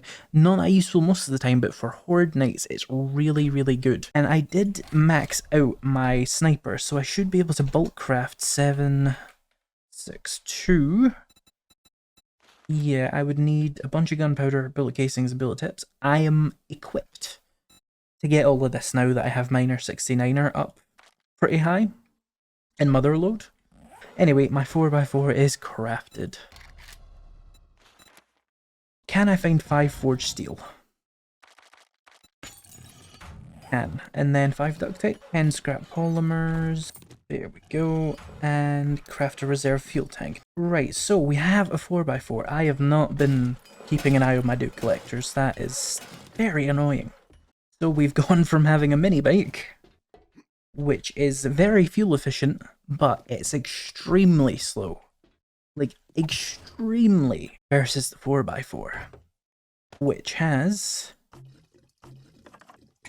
10,000 gas already. I can only even fill it to 44%, and it goes at 14 meters per second. And it has a lot more health, and look at that inventory. This is 81 inventory slots, by the way, versus 27 on the mini bike. Quite a big upgrade, I'm sure you'll agree. And since this thing can move at good speeds, we can go to other places now. We can make it to the desert, mine up a load of oil shale, and just mass produce gas, and keep this thing running. We won't have to worry about it in the same way the minibike was. The minibike's big problem was just it could barely make it from Trader Joel in about an in-game hour, and that was so slow. This will probably do it in half the time. So if you consider that over longer distances, like the probably 10-minute drive I have to get to Trader Bob, will now be 5 minutes, which is much more tolerable. Now, the first test we have to do is crash it into something and see how bad the health is. Yeah, it still sucks. It's fine though. Hello and welcome back to the Alpha 21 Survival Guide. I did do a couple of things during the night you might want to know about. I got all of my padded armor up to level 5 because at some point yesterday I got enough armor magazines to do that. That means I can put all the mods I wanted on my armor. I replaced my military helmet with a padded hood because I wanted to have a water purifier and a helmet light mod and a triple armor pocket mod. What we're going to be doing today is unrelated to all of that, so I apologize for wasting your time. We're going to be going to the desert with my new 4x4 because the first thing I need to do is get a food source for this 4x4 because it eats gas. And the easiest way to get a lot of gas quickly is to find the desert biome, find oil shale, and mine it. Now, because I generated this world and I got a preview of it, I know that the desert is kind of here-ish over by Trader Bob, which is great because Trader Bob is great. We love Trader Bob. He's the vehicle guy. By the way, this has a reserve fuel tank on it, so it can have up to, I think, 15,000 gas in the tank. This thing can really eat some gas. Now, one of the benefits of me now having a helmet light mod and a water purifier and a triple armor pocket mod is I can come and drink the water. Now, people were saying you have to sort of look at the water for a few seconds before the prompt appears. But we're also going to be doing a bunch of other stuff in the desert, but I need another skill point before I can do that. Now, here's an important question we probably all need to know. How much damage does it do if I just plow through a human? Honestly, it only did a few percent of health on this. That's not a terrible way to just dispatch of a zombie, but I did notice it only gave me 50% XP, so that's worth knowing. Here is the promised land. Let me use 1,000,000 repair kits on that one journey. Okay, so maybe I need to go to a few driver's ed lessons. In my defense, it was all off-road. Now here's an interesting thing we should check. Out here, my game stage is 72. If we have a little mosey on over into this slightly warmer environment, I'm 109. So in Alpha 21, they've made it so that biomes actually give you a game stage boost. So if you're looking for a harder challenge, even on Horde Night, you can go to, different biomes and get way more extreme zombies in your POIs and way more dangerous Horde Nights. And you will technically get better loot, although it doesn't tend to be a good enough loot boost until you're a good level already, so keep that in mind if you think it's a way to just skip to the end of the game. It is a small boost and then a percentage boost, so you do kind of have to have some loot stage on you already. Hey, Bob. Well earned, traveler. Well earned. Now let's see what he has. He has a bicycle. He's the vehicle guy. Of course he does. Now, this is a trader worth leveling. Not necessarily for me, because I already have the 4x4 and I don't really want a gyrocopter. If you want those kinds of things, he's your man. He will sell them if he just gets quests up quite high. But we didn't really come to the desert for quests. We came for resources, particularly oil shale. Particularly a lot of it. Hello, dog. Ow, barbed wire. So, to find oil shale, we want to probably look on our map and look for these very, very faint beige dots. Ah, now small problem, this might be too close to the trader to actually mine. Oh no, we're good. So yeah, this is oil shale, this is what it looks like, this is where you find it. There's nothing special about it, you mine it like any other ore. I'm gonna mine it for a little bit and then come back. I'm not gonna make you sit through it. You get it, right? You get it? You get it. Okay, so I set a timer for 10 minutes in real life there, and I got 6,400 oil shale, which is enough to make 8 stacks of gas cans, or 40,000 gas, which is enough to keep my 4x4 going for, you know, at least an in-game week. So for 10 minutes of mining, that's not too bad. That was, by the way, with 4 ranks of Miner 69 or 4 ranks of Motherlode, and an iron pickaxe with the mods. Not bad. Honestly, you could probably expect twice that if you used an auger. There's some other things I want to do in the desert while I'm here, but I've not got that skill point I wanted, so I think we should maybe do a quest or two for Trader Bob. He will still give you all the completion rewards Trader Joel did. Each instance of a trader has their own quest progression, so you're pretty much fine to do it. Now, desert buried supplies are better than normal buried supplies, because the desert terrain is a lot weaker, meaning you can do them faster. Here we are. Right, let's see, can I just one-shot all this? Nice, this is going to be way easier than it normally is.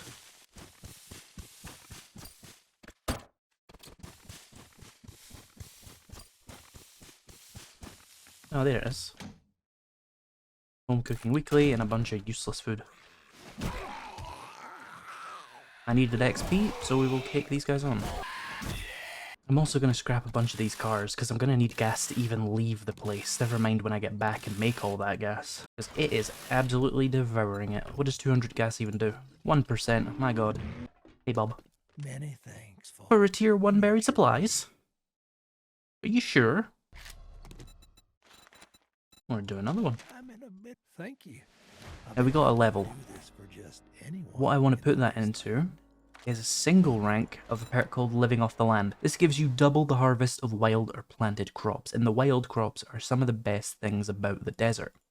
We'll see why in a moment.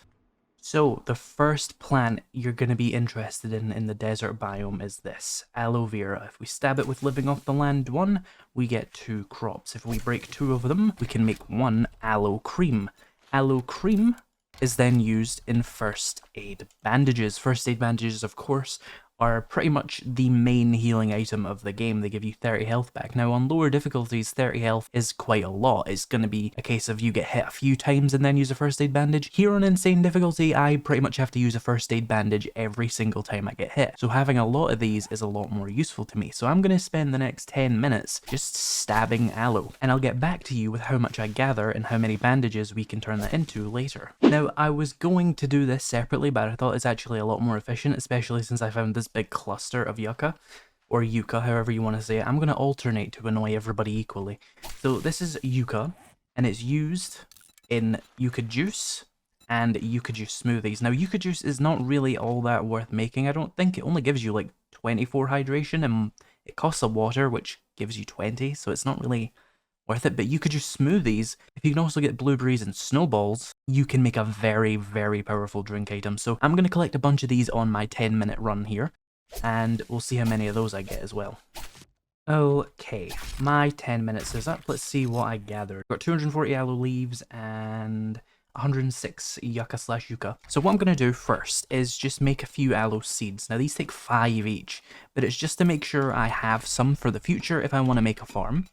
It would be really annoying if I wanted to start farming these and then realized, oh, I didn't keep any. So I'm just doing it pretty much to make sure I don't have to eat shit later and drive all the way back out here. I'm going to scrap this engine because I'm out of inventory space and craft some yucca seeds. Now, What we can do with the aloe we gathered is turn it all into 53 aloe cream, giving me a total of 54. If I go and stab one more plant, we can actually make that 55 total.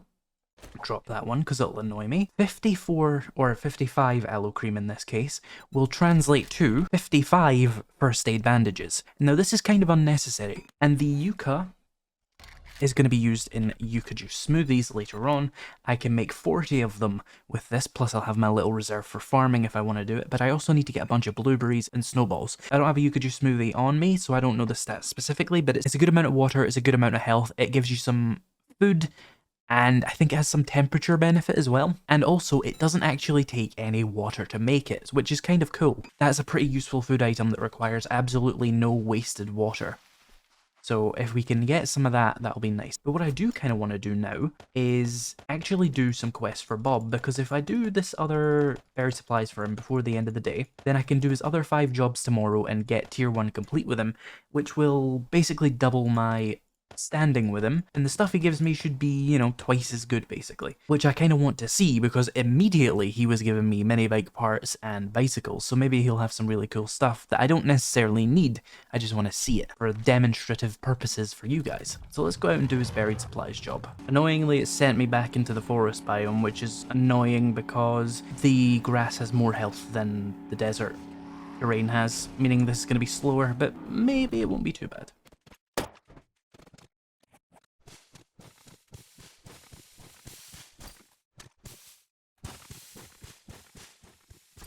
There it is. Grab that. Jump out. Hopefully don't die trying to do that. Right, let's go back to Bob. Run this quest in for him. It must be my lucky day. This is less good, but I'll take the duct tape. You always need duct tape. See, he also has a fetch a few hundred meters away I might actually be able to get done before the night even starts. Oh, here we go. This looks like an interesting place. Oh, this is the one with like the vulture and the dog, right? Come on. Whoa, 2 dogs.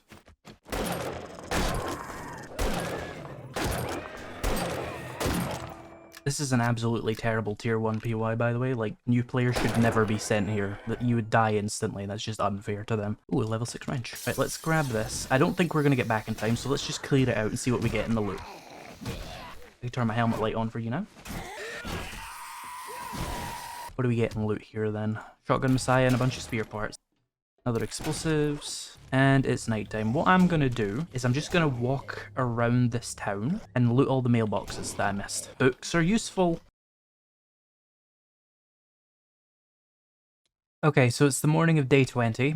I've been running around this town, pretty much fine, took a few hits, but I have first aid bandages on me. I've been looting all the mailboxes, and I looted the tier 1 trailer park POI, which had a lot of good stuff in it, but the books we managed to get was 1 big hitters, 1 armored up, which unlocks his leather and iron armor at quality 1, 3 books of explosives, which is nothing new, Billy dogs, 2 rifle worlds, we're up to 92 on those, and 1 tools digest. Oh, and 2 sledgehammer books. I see a couple of more useful containers here, so I'm going to quickly loot those too. Oh, 4 motor tool parts. One thing that's really good about having such high salvage operations, aside from the gas, is look at how much cloth I have from just scrapping cars. I can make so many bandages with that and then actually make those first aid bandages I was talking about. Kinda crazy. I've filled the 4x4 already. Oh, that's a lot of first aid. And there we go, all those bandages are crafted. And we can make 55 of these. So excessive, but also really useful. I'm going to throw the extra bandages away, aside from 1 stack. Which I usually... In fact, you know what? I usually keep a stack in case I get normal bleeding, but I have so many first aid bandages now that I can waste them on that, so yeah, that's fine. Let me refuel this. Head over to Trader Bob. Here Hey. you go, friend. Whatever you need. I will take more duct tape. Now, do you have any more jobs? Okay, it's a bunch of fetches. We can do this very easily today. I'm going to have to be more picky with my loot, because I am full and so is the 4x4.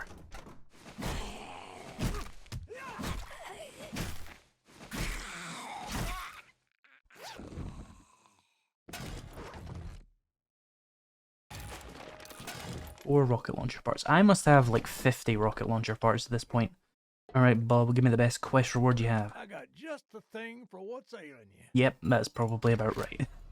Let's take another one. God bless you. I'm just gonna rush them, because, again, loot, and the rewards aren't that good anyway, so. Alright, Dell's Cafe, let's see what you have for me. Ah, Yukaji smoothie. Okay, so they give you 22 food, 11 health, 78 water, and 30 cold resist. They are very good food items, as I said. But I didn't have one on me, so I couldn't say for sure what it was now. Vending machine with Yukaji smoothies as well. I'm not buying them though.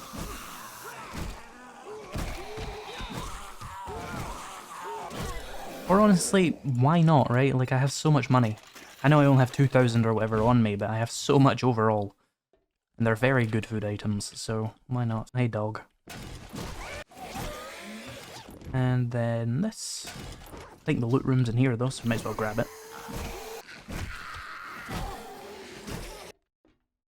Tools Digest.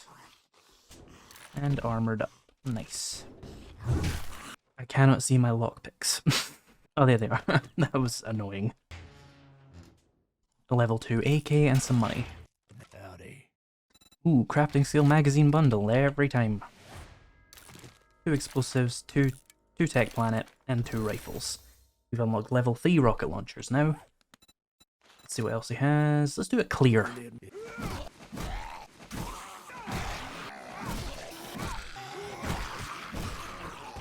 Bookcase. Damn it, another book I already knew. Good, a level 1 pistol and saved. Burning shaft and some money. It must be my lucky day. Duct tape. And here you go. Would you kind Right, let's knock out these last tier 2s. When does the trader reset? 22, okay. Alright, I'm bored of winning so easily. I'm going to take them down with my iron pickaxe. Ow.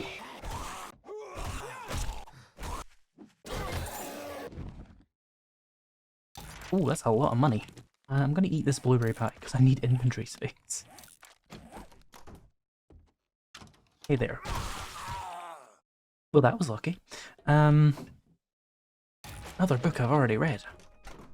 I wish they would do that thing with skill. Oh, nerdy glasses, nice, but they're red. Oh, that's a feral. Okay. Game, I know what I said, and I'm sorry. I didn't mean it. You're very difficult. And I shouldn't have tried to be funny and use an iron pickaxe to clear tier 1 DOI. Clearly I hurt your feelings. Can we talk about this? I wonder if light attacks are more efficient. Oh yeah, just destroy the pipes, why don't you? Take it out on the local wildlife. Ow! That did so much damage. Fortunately, she's very slow and I have a million first aid bandages. He staggers forwards. How does that work? This might take a very long time. Ow. Now I'm gonna have to drink a yucca juice smoothie to restore all that water. Look what you made me do. How much health can you possibly have? Just die already. That's probably her at half health now. It's usually what the knockdown means. There we go. My god. Try and do one funny thing. Right, I'm gonna scrap these. I already wear a pair of those, so don't panic. It's not like I just threw away the most valuable item in the game. I just wanted them for the red dye. Oh hey, just hiding there? Just sitting on the counter? You little goblin? Hmm? Being a little goblin, Arlene? Good file. Good book.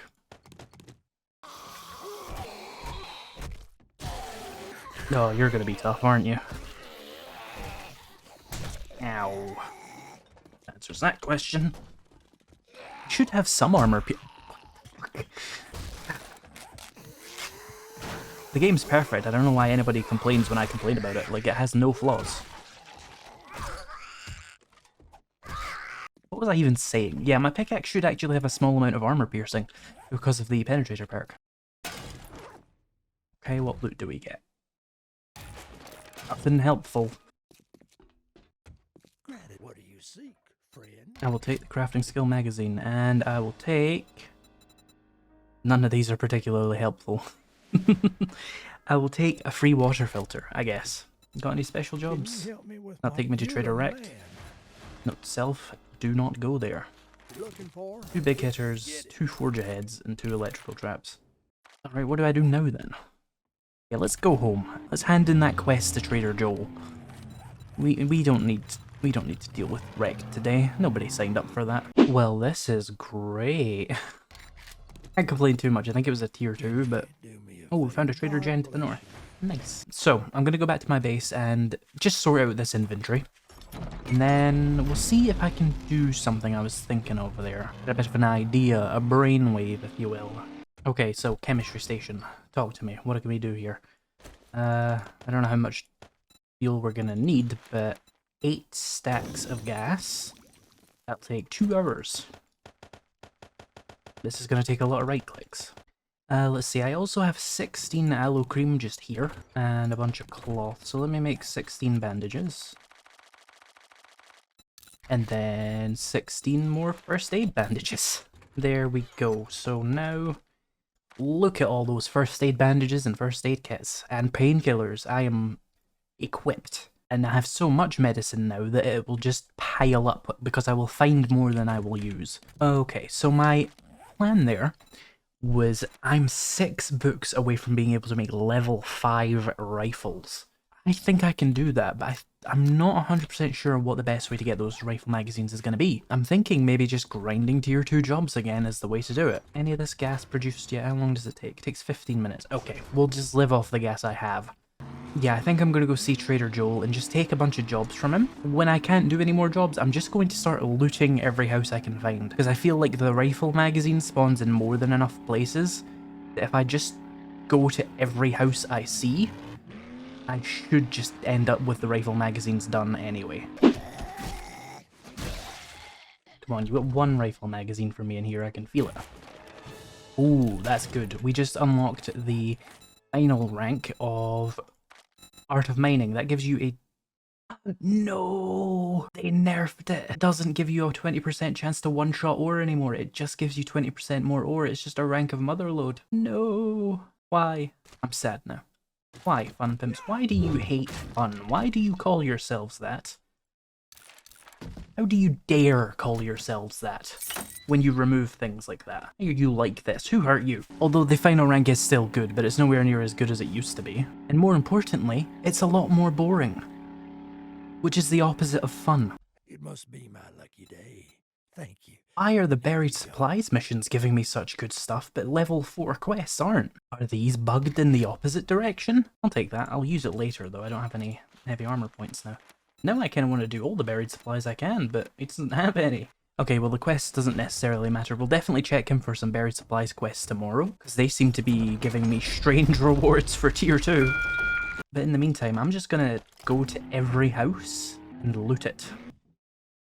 1 rifles, 2 explosives. Okay, we're getting there. Need 5 more. Ah, 1 rifle mag, nice. We need 4 more. Okay, 1 weapons bag, come on. Yes. Need 3 more. Also, if I'm going to make a sniper rifle, I'm going to need a lot of forged steel. I'll need 150 by the looks of it. Let's see what we can do here. I've got 33. That's not going to be enough. I've got a bunch of iron though, right? There's some... I've got some clay as well. Let me take like half my clay. Put this in here, and just let that run until I'm done. I'll craft out the 33 forged steel there. I already have none. That's annoying. Okay, well I can always scrap for it. I have level 5 salvage operations. I can do it a lot faster than normal. Okay, and we have 2 stacks of gas, which isn't even going to fill my truck to 100%. Yeah. It's a big tank. Okay, let's go see Trader Joel and get some tier 2 jobs from him, or maybe some tier 3s, because they have really good chances of those magazine bundles. All I need is 2 really lucky magazine bundles, and I'll have the sniper rifle. Hey Joel, do these. These are tier 3, so I'm gonna have to fight zombies every damn time. It's gonna be kind of messy, but I can probably handle it.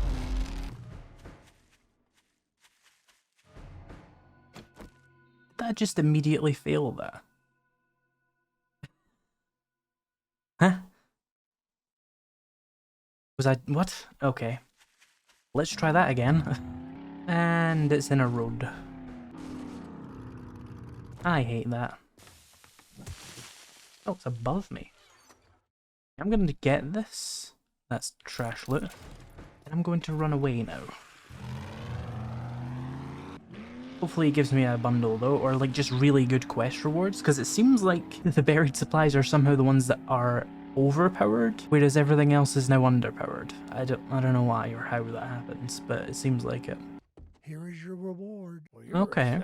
Okay, so he does have some decent stuff for a tier 3 here. I don't really want any of it in particular, because the armor's kind of meh. So he's only 2% better than mine. I'll take the antibiotics then. You know what, I'm going to go back to just doing nearby tier 2s and tier 1s. Right, let's get this started. You better not be a feral liker. Oh god. Not today, Saint. Worth it. Those things are tanky and they do like 100 damage per hit. No, thank you. Don't want any part of that. Oh my god, why?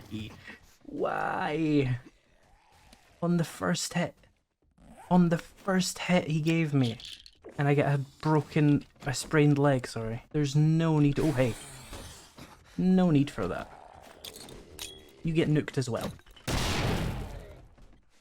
still alive, aren't you? You're missing a leg. Unfortunate for you, I guess. But you know how I feel. Okay, I'm not missing the arm. You win. Oh, it's a radiated zombie. Of course it is. That was not worth it. I don't care what I get in here. A lot of ammo, but still not worth it. Just grabbing some steroids real quick, because that will stop my thingy from getting worse. So it will just heal in 10 minutes now, I don't have to worry about it. Some forged steel. Well, that sucks massively. Let's just use tier 1s then. It'll reset all the POIs I was already clearing, giving me more chances at mailboxes and stuff. There's a bookcase. And it doesn't have anything useful in it. Has it just decided to remove the rifles from the loot table 3 books early, or what's happening? Alternatively, I could also check the Joel up here for a quick crack-a-book POI. That would also probably... What the hell did I just do to my truck? What did I do? Physics. Anyway, as I was saying, the crack-a-book POI would probably give me what I need. Okay. There's no crack-a-book POI or any gun POI, so let's just go drive around for like an hour. In fact, you know what? Screw it. I'm just going to do this horde night with a lever action rifle and wait until I get 3 more magazines. The game was fine giving me magazines until I hit 97 of rifles, and it just stopped. It just said, no. This is where your progression ends. We would like to now give you Tools Digest. A lot. Yet another demoralizing experience of being held back by random number generation. Yay, my skill is being rewarded, and I am satisfied playing this video game. Alright, horde night checks. Need to repair my gear. Grab some explosives, food, and water. A couple of pipe bombs, some grenades, a little bit of extra ammo. I might end up actually using that much. I got some spare concrete ready to go. A little bit, it's enough. Some spare medicine, and these. I didn't get any skull crushers, but I should be okay. I have like a steel spear now. Right, let's start taking my vitamins. Pretty much the only thing I have to stack up on today. I didn't bring any skull crushers, but I really shouldn't need them, to be honest. Where the spear fails, the rifle will do. And where the rifle fails, we have explosives. Here we go. Day 21 horde. I'm sure my base will be fine.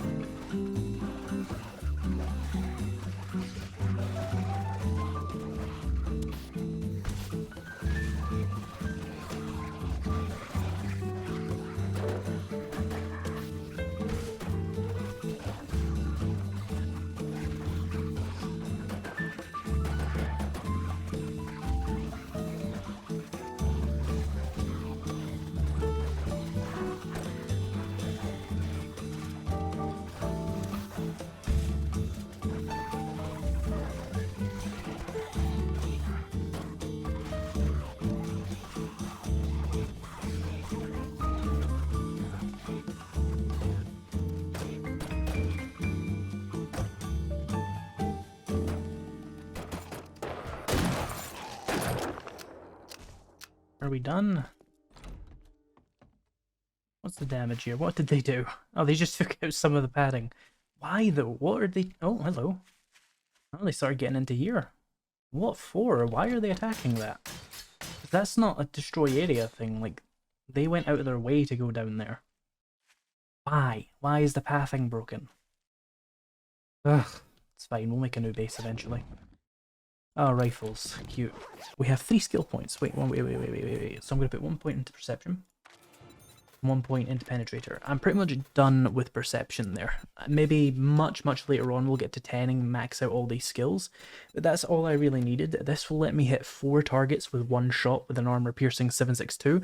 When I get that and a sniper rifle, I'll be able to just absolutely blast the horde. If I just get like a similar long walkway like that and just force them down it, they will be annihilated. So that is going to be good. So we've done perception, we're waiting for strength. The next course of action I think is going to be getting a little bit of fortitude and doing some farming just to spice it up, I suppose. And then we'll do some agility and I'll get parkour because that's very good for doing tier 5 POIs. Now tier 5 POIs are pointless, useless pieces of garbage, but they're entertaining to watch for the series, so I will be doing a bunch of them later in the series just because it's content, and I'll want parkour for that. Hello and welcome back to the Alpha 21 Survival Guide. Today we are getting that damn sniper rifle. If you didn't see the last episode, we got 98 rifles, which was really annoying. I think it was 97 before Horde Night and we got a free magazine at the end of it. I really want to make that final sniper rifle. And I'm really surprised I haven't found a better spear yet, so maybe we should make the level 5 spear as well to just get it out of the way. But it is trader reset day, so we should go and see what Joel has first. Oh, 96,000 dukes for a level 6 solar cell. Okay, he doesn't have any rifle magazines, that slightly sucks. Robotic turrets, machete. Why is it always robotic turrets and machetes with this guy? I need some news readers. In fact, let me go grab my money and I'll go and see the other Joel and see if he happens to have any magazines I want to buy. Then we can maybe see about doing some quests for him to unlock the last 2 magazines I need. It is worth noting though that I am still in B317, which is the build where tier 3, 4, 5 and 6 quests are all bugged. So the rewards for them are basically all like tier 1, tier 2 stuff. So yeah, quests are still worthless to me, but being able to respawn a load of book containers, that is quite valuable. I am going to buy all these armored up books and these tech planets because I might want to make armor for myself later. Again, my loot is kind of bad and my traders are kind of bad and my quests are bugged. So as frustrating as the books are, they are the most reliable way for me to progress right now. And the tech planet is really good because it will eventually unlock me robotic drones, which are a really good thing to have for pretty much any build. They just carry a load of stuff, which is useful. One rifle world, a bunch of armored ups. Armored ups, yes. Which is his specialization. You would hope he would have a bunch of those.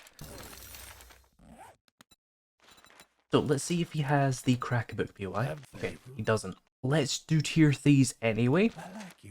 Thank you. They're a good balance between the loot you actually get in them and being able to complete them quickly and giving you a decent chance at skill magazine bundles, which are like the main thing keeping this playthrough moving. Everything else is either bugged or severely underpowered. Oh, the force on that. Shotgun auto turret and some tools digest. Let's keep going. Armored up. Nice. Okay, where are the zombies hiding then? So the short answer is everywhere, including behind me. Which is mean. Well, did not mean to do this. Here we are though.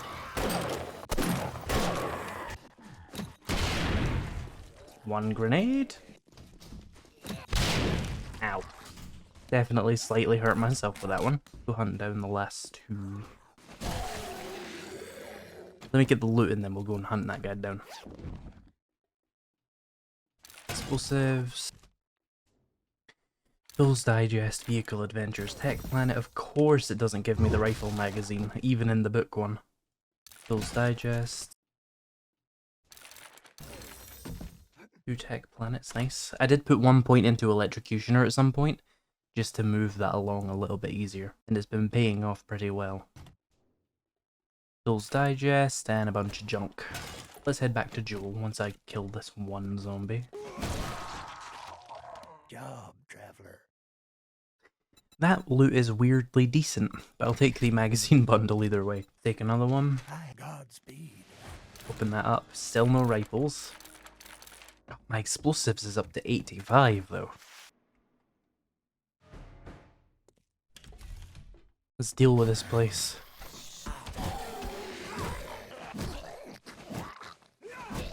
Ooh, bookcase, come on, I believe. There we go. Ah, finally. 100 rifles. I'll finish this POI anyway, we might find something useful. I need to make some more impact grenades. What did they take again? Sorry, contact grenades. This is not Rainbow Six Siege. It has permanently infested my vocabulary. Okay, they're pretty easy to make. That's good to know. Ow. Come on, bro.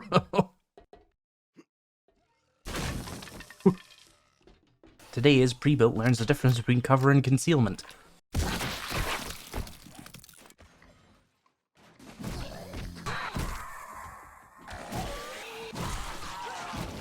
I'm not even sure what books I'm looking for. Certainly not Bowhunters, that was not what I'm looking for. I do need more Tools Digest, actually, because I do want to make like a good auger and a good chainsaw, and I doubt quest rewards are going to save me on that, at least not for a while, so that might be a goal. Wiring, tech, electrical traps. Tools Digest and some gas. We can make augers, chainsaws and stuff quality 2, that's pretty good. Wiring 101. Alright, let's head back to Trader Joel. This is possibly the strangest combination of items I've ever seen in a quest reward, but I'll take the steel. Oh, we completed tier 6! Okay. That's actually very, very good. If you didn't know, by the way, there's a tier 6 now. You can complete it if you do like 42 points worth of quests. Gyrocopter parts bundle is tempting, but I really don't want one.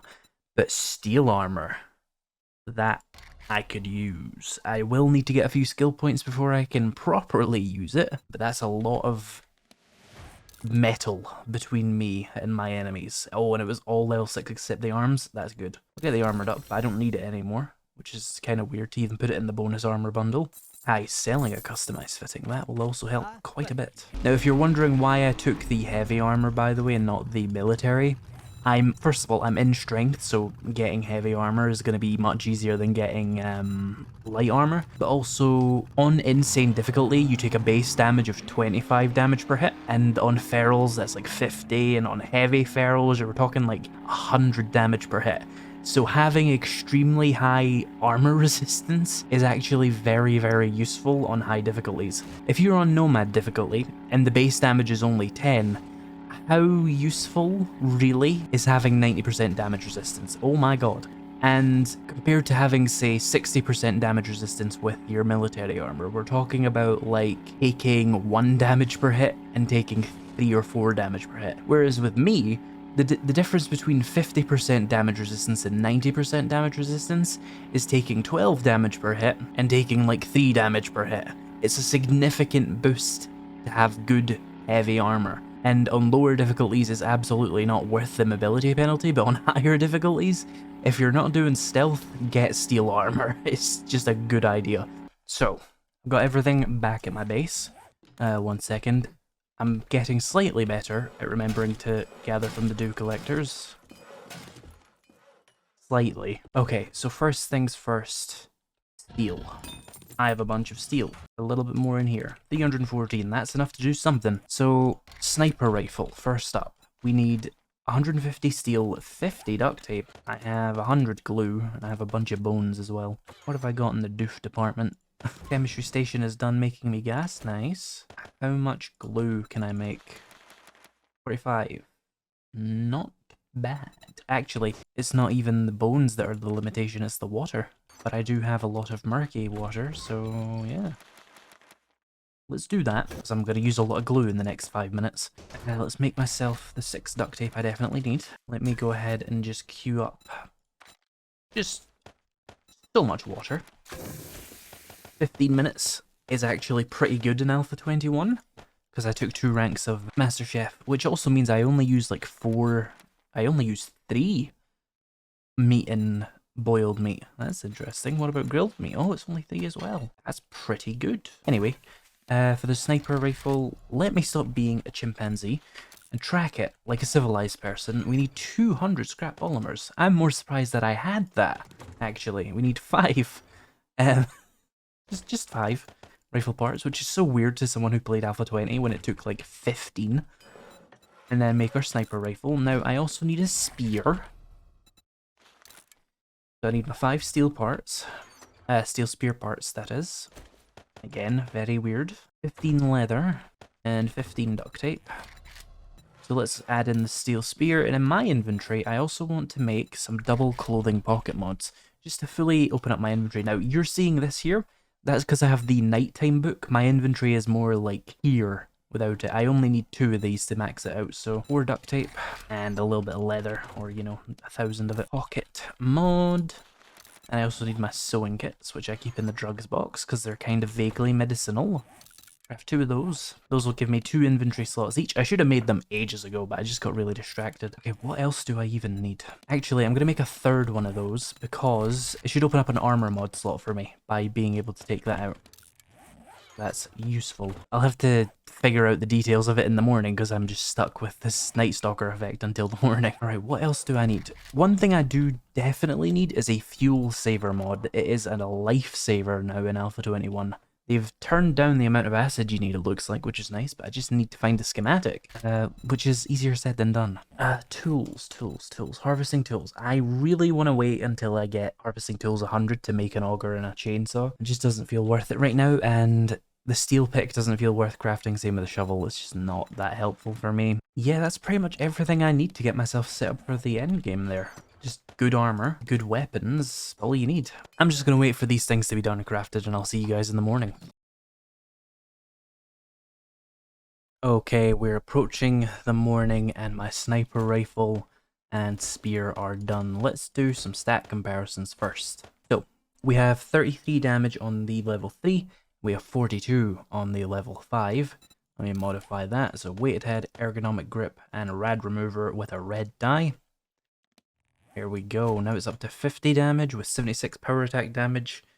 Yeah, that's pretty good. And then the lever action did 84 damage with a magazine size of 5. The sniper has 101 damage with a magazine size of 12, and we can put a magazine extender on that once I find one. I have not been lucky enough to find one though. We are now very well equipped. I wonder if I should just transfer over into the full steel armor and just live with the movement speed penalty just for the coolness of it. Yeah, why not? I still need 1 more banded armor plate, but I think I have a normal armor plate, so that's good enough for now. And I have an improved fittings, which isn't as good as a customized fitting, but it does give you a little bit of your movement speed back, so that's something.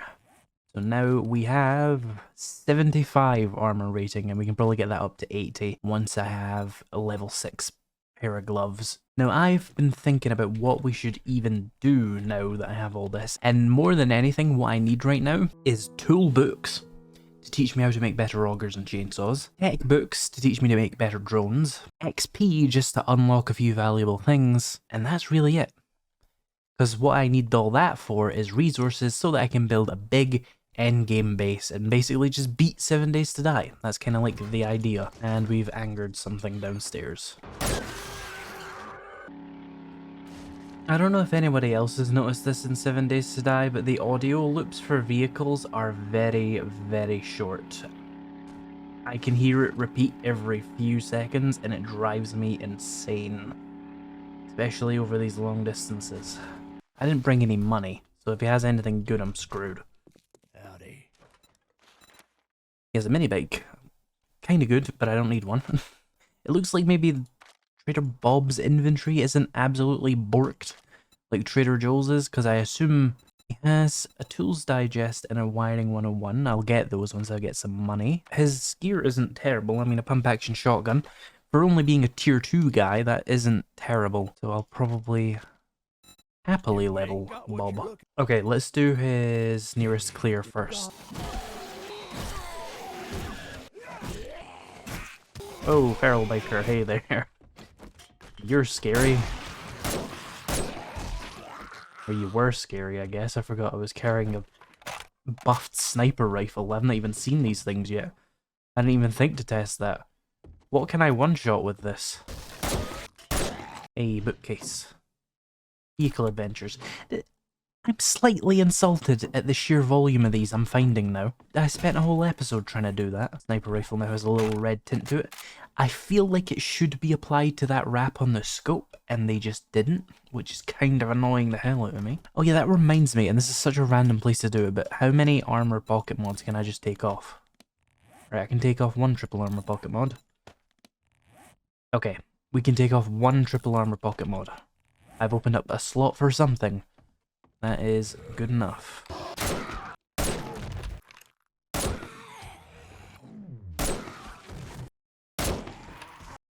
Handyland. For some reason, they just don't seem to have left the table. Ooh, an 8x scope.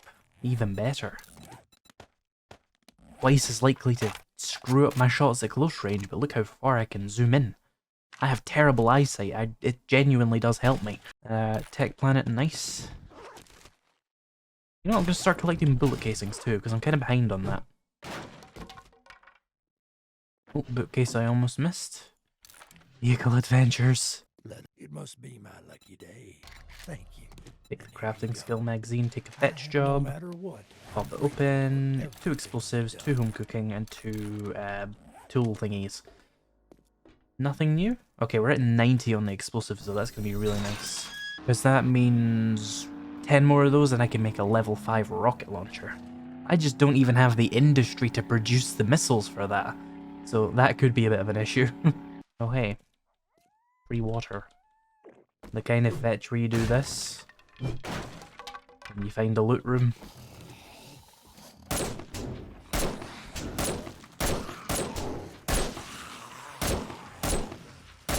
How many of you were in there? Is that POI just one room? Is that all that is in there? All the zombies packed into that one room. 2 tools digest. Perfect. Ah, I'm going to get the gyrocopter without my consent now, aren't I? Alright, let's head back to Bob. Oh, that'll have respawned this tool truck, right? You know what that means? Tool stuff. See? I'm a genius. Tech Planet, Wiring 101. Oh, it was 2 Tech Planets, nice.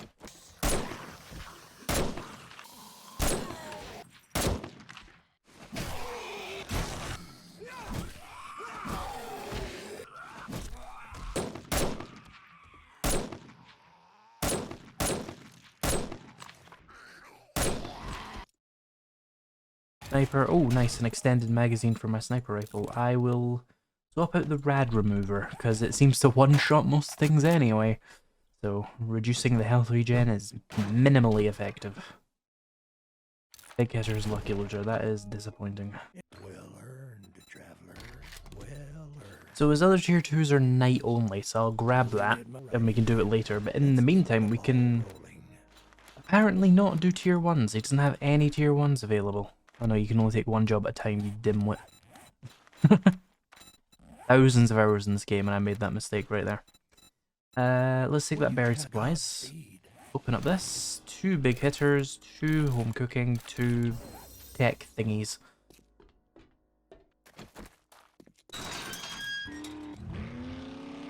All of these jobs will contribute to his tier 2, so it's worth doing them. Even if they're slightly mind-numbing for how over-equipped I am. Hey, I gotta get my 100 tool skill books somehow. This is what the game is now.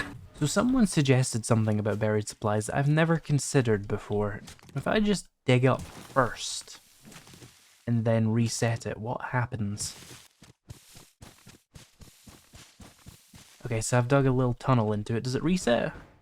It doesn't. Okay, so the smart choice if you don't want to fight any zombies is just dig a really big hole first. and then climb in it and hope you've uncovered the thing. Noted. I assumed it would reset like a POI. Ah, there it is. One home cooking weekly and a bunch of pretty useful food items, actually.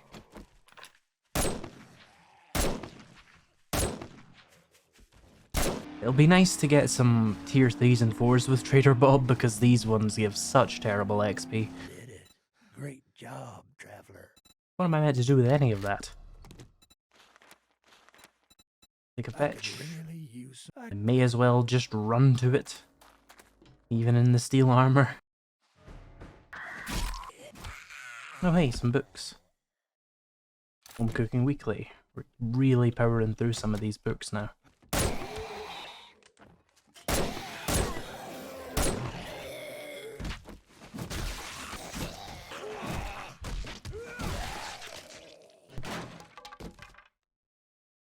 Demolitions and electrical traps. Nice.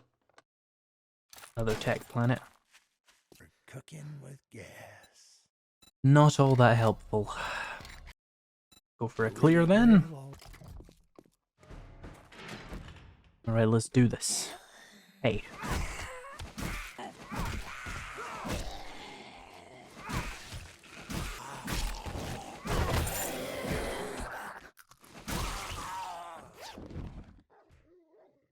Iron shovel. Bunch of random junk. Nothing. Forge ahead, that's not very helpful. One. Yeesh. I like it. Brilliant.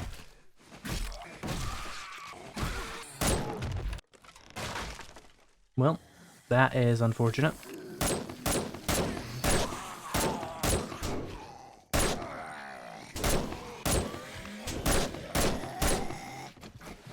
Ow.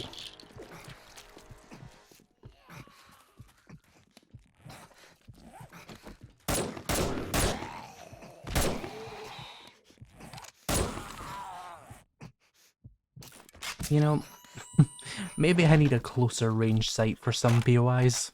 Armored up, demolitions, 4-dim scope. Magazine for handguns.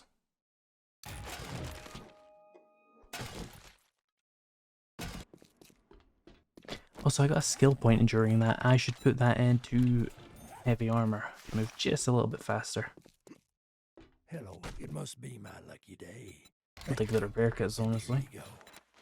I have a Right, we table have one ready. more buried supplies, and then he's just out of jobs. I'm not going 5 kilometers to do a tier 2 restore power. Right, let's get this done quickly. Is that it there? Nice. That was record time. Granted, we sell only the best merchandise. That's all I can get from him. He's done with quests. We could go and see Trader Rect. He is probably still in the desert, and I think there's another town, so it might be worth going there and just looting all their mailboxes. This looks like a promising town. I see a lot of potential mailboxes. Ooh, I want to do this checkpoint. I don't know why, I just do. Oh, it's a tier 4. Finally something a little more interesting around here. Show me what you got. Come on, PY.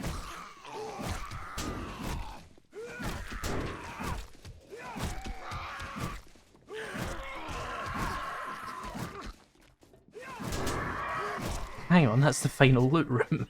Why can you just walk into that? Oh, hey there, Arlene. Oh, hey.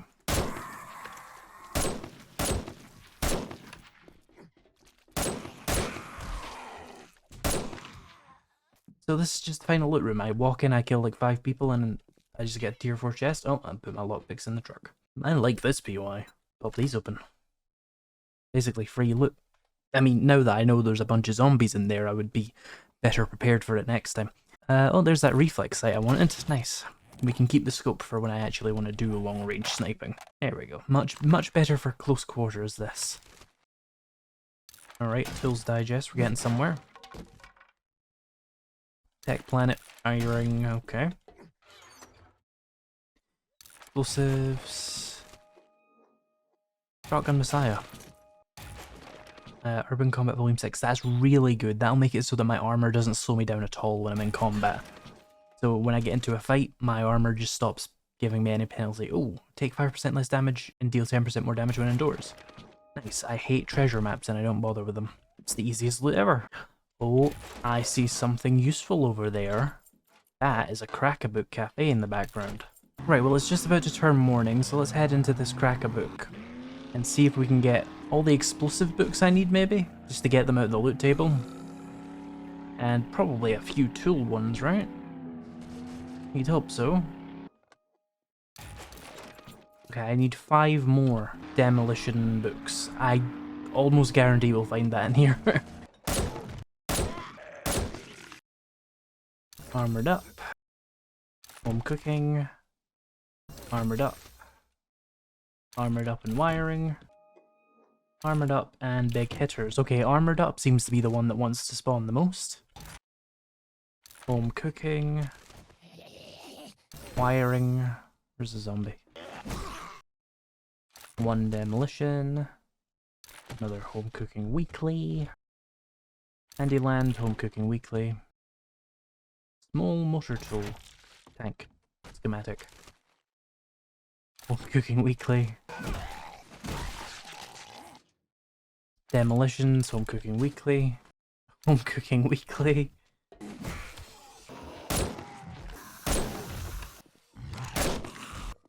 Demolitions, nice, we've got 2 more to go. Oh, it looks like the zombie may have bashed this open for me, which will make this room a lot easier. Ow.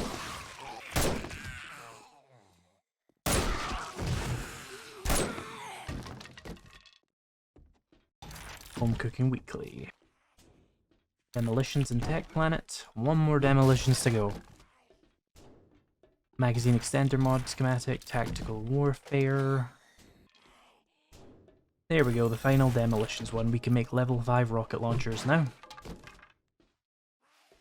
Armored up. Let's pop this chest open. Tools digest food, a triple armor pocket mod I don't need. Okay, we got a lot of skills from this place. That is not bad at all. Next, I want to hit that tier 1, what's it called? The working stiff tools, because I feel like it's going to have a decent amount of construction containers that might help me out there, in terms of my tools anyway.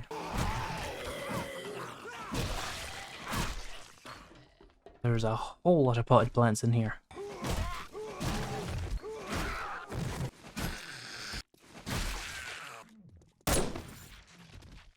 You dropped me a loot bag. Tools digest. Mechanical tools quality 3, nice. 20 more to go on those. Oh god. That is a lot of bad things coming towards me right there. Not the sprain. It's always the sprain, isn't it? I'll be okay. There's probably some steroids in my backpack somewhere.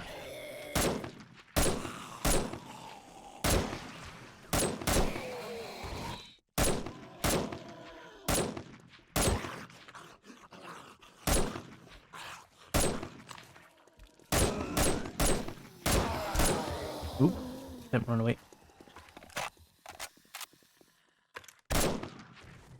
What the XP? Please tell me I have some steroids to make this slightly more bearable. Let's see. Oh, I had them in my pocket. That works. Let's use these herbal antibiotics before they, you know, lose the chance to get it. Some people were asking me why I didn't use a splint last time. It just doesn't work unless you have physician rank 1, and I perked out of that because I wanted to do other things. Tools digest, nice. I want a tool thingy from each of these. That's 1. That's 2, 3. Oh, sledgehammers. Well, it's still an average of 3 for 3. 4 for 4. And 5 for 5, technically. Not bad. Oh, a fuel saver, yes. That'll make you use, I think, 50% less fuel, which on the 4x4 is absolutely huge. None of his jobs were any of the locations that I felt were, you know, amazing. So what I'm gonna do is I'm just gonna drive around a little bit and look for some construction POIs and see if we can't actually finish off my tools today. Now every time I say that, it pucks up and I cannot find it for like 2 in-game days, so maybe I should have just snuck up on the game, you know? Pretended like I wasn't looking for the tool things. That might have worked. I wonder if it's worth skipping to the end loot of this, just to get the containers and leave. I mean, that's definitely a feral biker. I was right.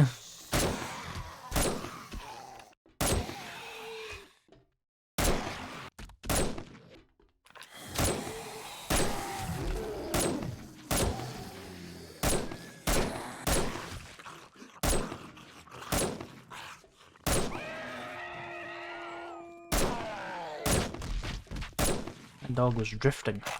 Uh-oh.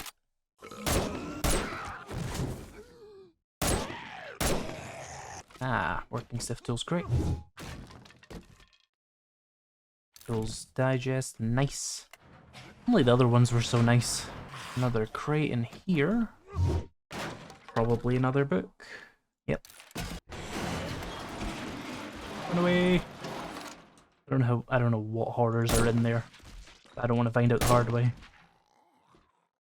Is that it? Just 2 guys? Okay, that wasn't too bad. Can I close this one? I have not dealt with these rooms yet. I skipped past them.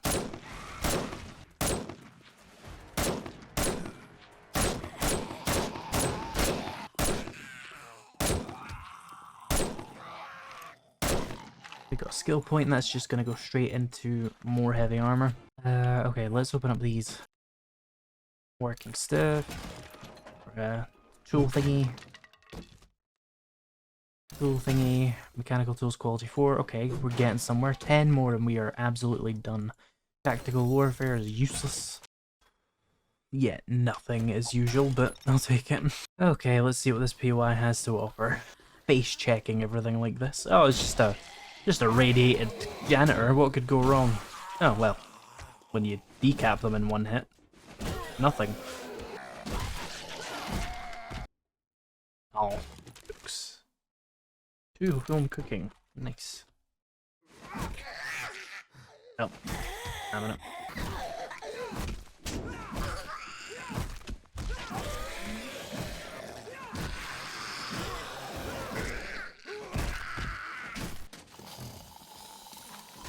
Tools digest. We need 9 more. I reckon we could find that in here, to be honest. They're very common. Home cooking weekly. Home cooking weekly, oh my god.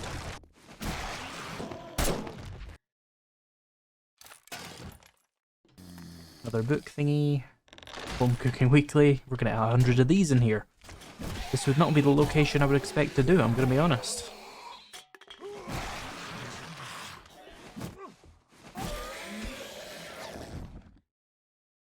Two home cooking weeklies. We're done with it. We can make everything. We are a master chef. No, no, no. See that knockback. Oh, hi. Ow.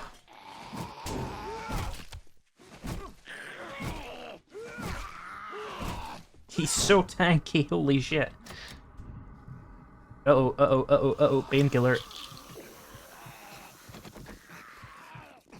Get up, get up, get up. First aid bandage. Why did he take so many hits? There's no need. Done time. And the loot is mine, and none of it is the bloody correct type of loot. How unlucky do I have to be? Well, the books could be useful, to be fair. Let's have a look. No, it was Bow Hunter, of course it was. At least we got 1. We need 8 more, though.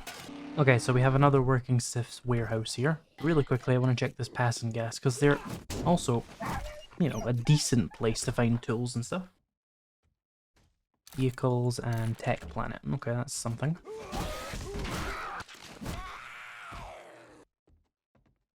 Tools Digest. See, I told you it was tools adjacent.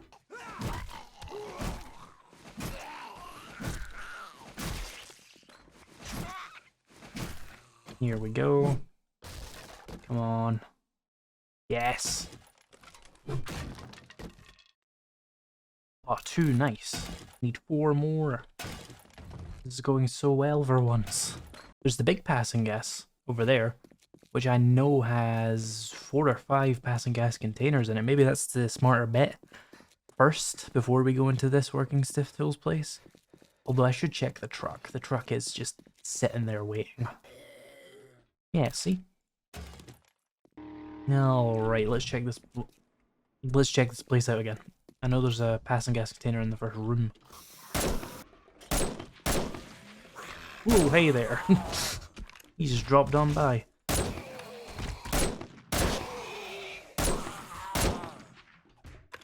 How did I even survive this the first? I can't see a damn thing.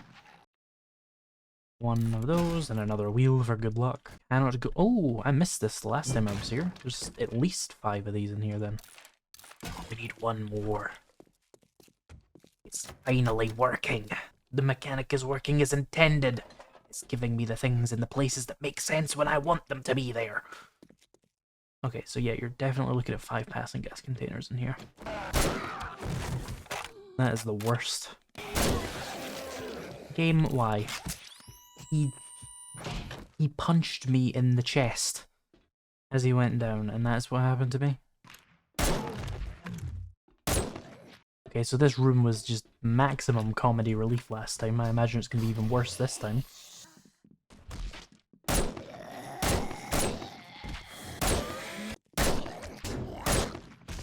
Anybody else? To be fair, last time I did this, they were on nightmare speed because it was nighttime. I guess that makes sense. Right, come on. One of you has one for me, I know it. There we go, we've completed tools. We can now make ourselves level 5 augers and chainsaws. Andy Land doesn't even know what to give me now. Level 6, I don't care about these, let me just scrap them. Armored up. Makes sense. Ugh, 4 kilometers. It's gonna be a long drive. Okay, that was a lot of inventory management. So, what we want to make first is an auger.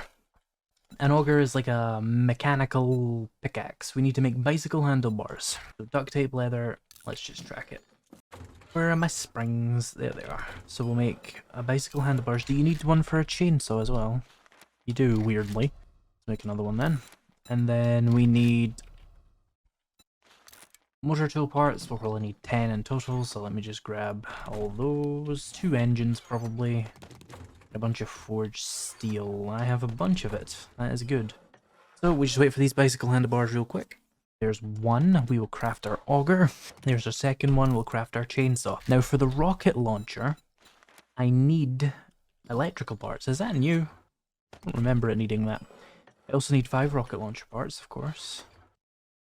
1, 2, 3, 4, 5. And I need 9 more forged steel. We have that coming.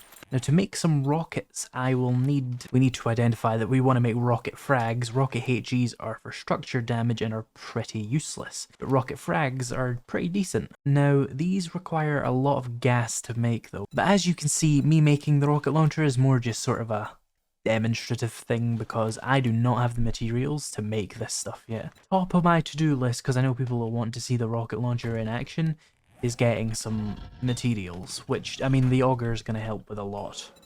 So we'll make the rocket launcher. We're out of forged steel perfectly on time, but I am now seriously well equipped. Once these are done crafting, I will cut to that for you guys. What these new resources mean for me is that I can now mine like you would not believe. I can gather a lot of resources now, and that's going to help me build my next base, which is the next real thing to do in 7 Days to Die once you reach this point. I've pretty much completed the game in terms of, like, items you can get. You know, I've not got a gyrocopter and I could get level 6 versions of all this, but the rest of the game is now grinding for materials. Also, my rocket launcher's done and I can't do anything with it, but look at it, it's cool. I will get some rocket frags for it in the coming days. So, In conclusion for this episode, we made a level 5 spear, a level 5 sniper rifle, a level 5 auger, a level 5 chainsaw, a level 5 rocket launcher. I also got a level 6 steel helmet, a level 6 steel chest, level 5 steel gloves, level 6 steel leg armor, level 6 steel boots. We are set up for the end game. And the end game is a lot of mining for resources and turning it into either construction materials or bullets. Hello and welcome back to the Alpha 21 survival guide. Today we are going to be gathering up a lot of resources so that I can move on to making my endgame base. But there's been a recent development that is quite interesting to me. You see, in Alpha 20, in my experience in testing, the auger was always just worth it. A lot of people disagree, and that's completely your opinion, but for me, I found the issues that came with the auger to be completely worth the ore it got you, because it was a lot faster than the steel pickaxe once you had Art of Mining complete, because what it used to do is give you a 20% chance to one-shot ores every time you hit them. Now the auger spins several times per second, meaning you would generally mine a lot faster with it. But now it's on even footing with the steel pickaxe, and I don't think they've given the auger enough of a buff to counteract the loss of that effect. So today we're definitely going to be making a steel pickaxe and testing out which one is really going to be best. But before I do that, I need to get myself a better crafting setup. I've got 2 forges, 1 workbench, a few cement mixers, and a chemistry station, and it's just not enough for what I have planned. So I think the first thing I'm going to do, before I do any testing, is I'm going to just rip apart the inside of the floor below here and get it ready for my crafting gear, because I'm tired of living in my own attic, and I'm going to clear up a few of the excess entryways as well. Okay, so it's been about 10 minutes, and I've cleared out this entire floor. As you can see, it's a bit of a mess. And I think, first of all, what we need is a paintbrush, because that'll let me clear the floor. Because right now it's like 8 different textures, and that is annoying the hell out of me. So, hold R, paint surface, and then we're going to left-click to clear all this. And unfortunately, that is revealing a lot of seams on a lot of textures. Let's see, can we... Oh, that's annoying. Why are you like this game? These blocks are going to have to be removed, or it'll annoy the hell out of me. My point here is that I've cleared all this out, and we've got some room. I've taken out the staircase here, and I've taken out the fire pole there, because they were just kind of security risks, I guess. And I've noticed something immediately with the auger and chainsaw, and that is that they seem to much more commonly summon screamer zombies. Like it was 4 or 5 in the 10 minutes I was just cutting down random blocks in here. That looks a lot better. I will have to fill in a few areas though.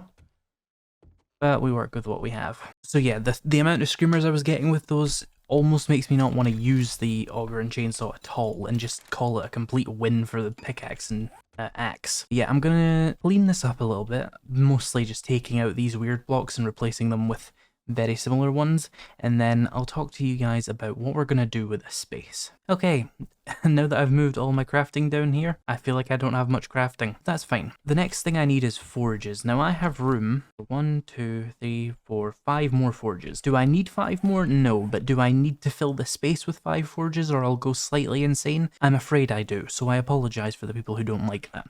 Cobblestone. We have to make the logs. Leather, pipes, duct tape. We need a little bit more than that. Okay, and then 5 more forges. Next, we need a bunch of workbenches, but how many workbenches can I even fit in there? So 1, 2, 3, 4 more workbenches. So we'll need a bunch of forged iron, mechanical parts, leather, and nails. Okay, I've got enough to make 3 workbenches. How many did I... Oh, I should split this between me and the workbench.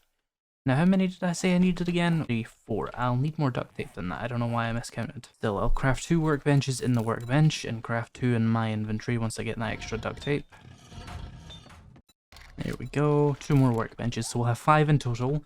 We'll be able to produce a lot of stuff with that, of course. Right then, while my inventory is being slowly filled up with workbenches and containers, I should go out and gather up some iron. Let me go find an iron node and I'll mine that for the duration of the crafting of the workbenches, and we'll see how much we get in that. 12 minutes there. Now, min-maxing aside, you can see you get a lot of iron now with all the points I have. 4 miner, 6 niner, and 4 motherlode. This was just the first 5 nodes, and I have 1,000 iron already, and it took me a couple of seconds. I skirted out a little bit with the clay as well, because I anticipate going a little bit lower, but I don't want to go straight into a mine shaft yet, because they're kind of messy and annoying. There's a bunch of surface iron here. Oh, there's 4 nodes of it. Wow. Okay, I'm going to mine this now. Right, so it's night time, and I'm going to stop my mining there, just because I don't really want to get swarmed by nightmare speed zombies right now. So, how many stacks of iron did I get in that, like, I want to say 14 minutes. I'll do a more formal test later, don't worry. 1, 2, 3, 4, 5, 6. 6. Let's call it almost 7 stacks of iron.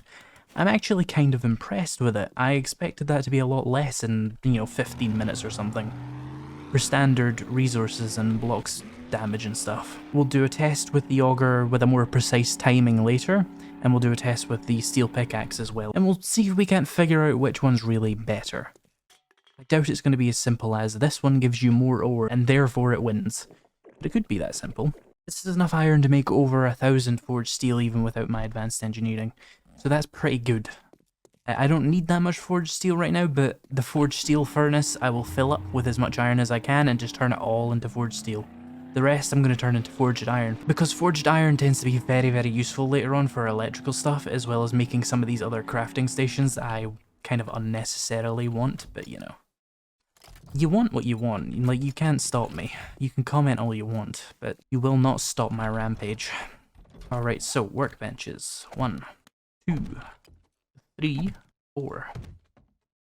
I can now produce 5 workbenchy things at the same time. The main benefit of that is going to be producing ammo very, very quickly with this many workbenches. Now, we only have the 1 chemistry station, so we can't do much, but it's the start of what will be very useful later. Okay, I have moved all of my stuff from storage into these boxes down here. I also used those appliance blocks we got ages ago to make these stoves. I thought they looked kind of cool. The next thing I need to know is, can you pick up 2 collectors?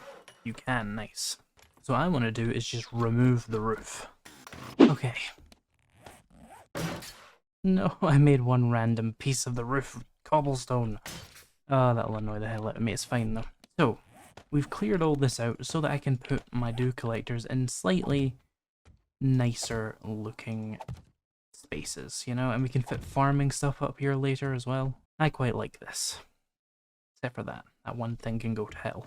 Okay, I'm taking this first load of forged iron. And then I'm going to make as many cement mixers as I can, and that'll probably just be all the cement mixers I will ever use. 6 of them, okay.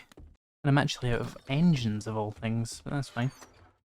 All of my base work is now done. Let's get my hands on a steel pickaxe so that we can properly do this test. And craft that. I already have a level 5 steel axe in here, so we can do that comparison later if we need to.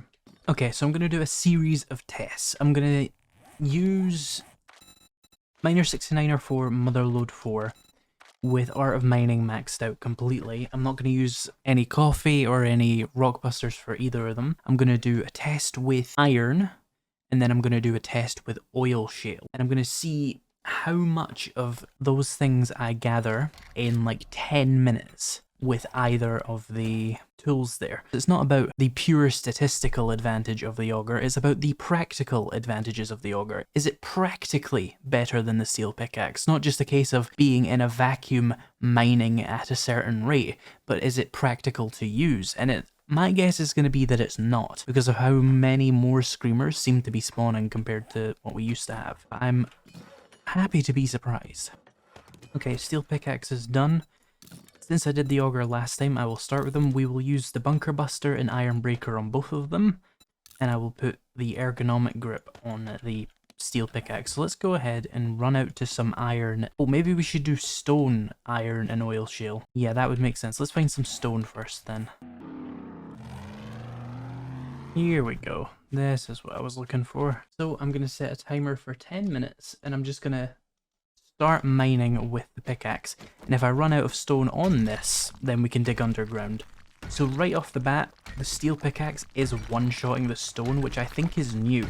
I don't think it did it this easily in Alpha 20, and look at the amount of stone it's gathering.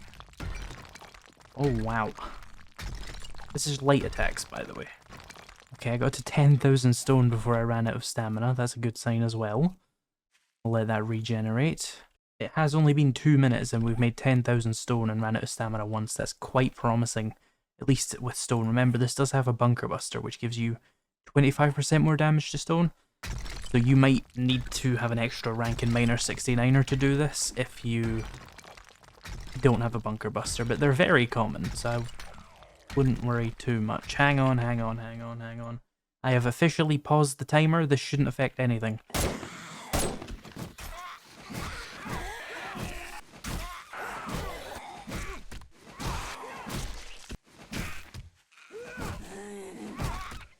I'm guessing those lot were sent by Big Augur.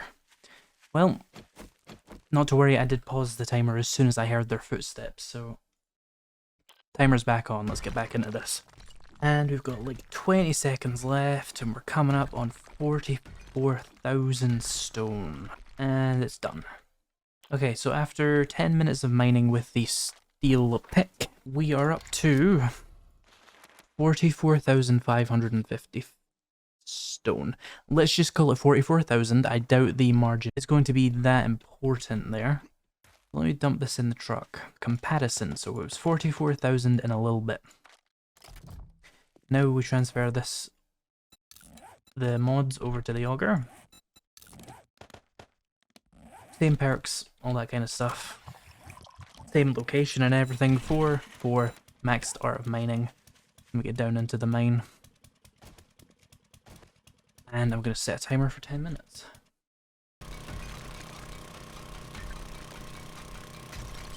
So we're about 2 minutes in, and so far the Augur is behind on stone, interestingly. About halfway through, and the Augur is not even halfway to what the steel pick had done by the end, so that is not a good sign for the Augur in stone. And we're out of time. So in that, we only got 41,000 stone, and I would say that the Augur had an even better, like, run than the steel pick did, because the steel pick had to deal with a couple of nonsense things that cost a few seconds overall, but should not have been a difference of like 3,000 stone. So the short answer for the stone one is, after 10 minutes we got 44,000 with the steel pick and 41,000 with the Augur. So the steel pick is safer, less resource draining, and it just does more for stone anyways. That is an important distinction to make though. We will see how it performs with other resources later. In the meantime though, I have 85,000 stone. That's a lot of stone. Now have I not got a bunch of cement mixers waiting? I actually don't think I can reach this one. Oh no, we're good. Here we go, so 9 cement mixers, which is about 2,600 in each of these. Well, this is just miserable. Now we'll also need a lot of cobblestone if we're going to be able to, you know, build anything from wood all the way through to concrete so that I can get the maximum XP from it. So, cobblestone rocks. I'll just put it all in this one workbench. It doesn't have to be any more spread out than that. 43 minutes is fine. I am not going to need it in 43 minutes. 17,000-ish stone to just turn into concrete once I've got a load of cement and a load of crushed sand. So we're doing good on that. So round 1 went to the steel pick. It absolutely thrashed the Augur when it came to stone. Now I kind of want to go to the desert biome and test out on oil shale, because I kind of need oil shale, and I wouldn't mind being like extremely far away from this place while it generates heat, so that I don't have to deal with the screamers. I've got 5,000 gas. That should be enough for 10 minutes of auguring. So, I'm going to drive out to the desert, find some oil shale, and I'm just going to do the same 10-minute test with the auger and the steel pick again, and see how much oil shale I get. Okay, found myself some oil shale. We're going to do the auger first, because I feel like it. Let me set a 10-minute timer. Same conditions, and go. And we're out of time. Okay, so in my 10 minutes there, I gathered up, what's that? 26,000 oil shale, enough to make 33 stacks of gas, which is not a small amount of gas. So even if the auger isn't better than the pickaxe, I'm still very impressed with it. And you will of course note that there is a massive hole in the ground because the terrain did not like me mining there. which is fine. So let's take the mods off the auger and test out the steel pickaxe for 10 minutes. Oh shit.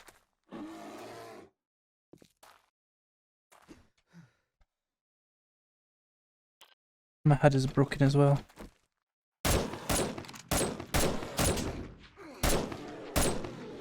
Why, game? Okay, hold on. I will add 30 seconds to the timer for that once I fix my goddamn camera. Okay, I don't know why there's a zombie bear in the desert. I will add an additional minute. I will add an additional 30 seconds-ish to the pickaxe timer. So far, it is losing, so I don't think it's going to matter. But it's very interesting to see a zombie bear here, and how every time I try and use the pickaxe, the game sends some weird thing at me. I think it wants the auger to win. Okay, and we'll give it 30 seconds of overtime. We'll count for zombie bears fighting me in the pit. Okay, that is all the time it gets. There's now a zombie dog coming towards me. I really wish the game would just stop for 2 seconds.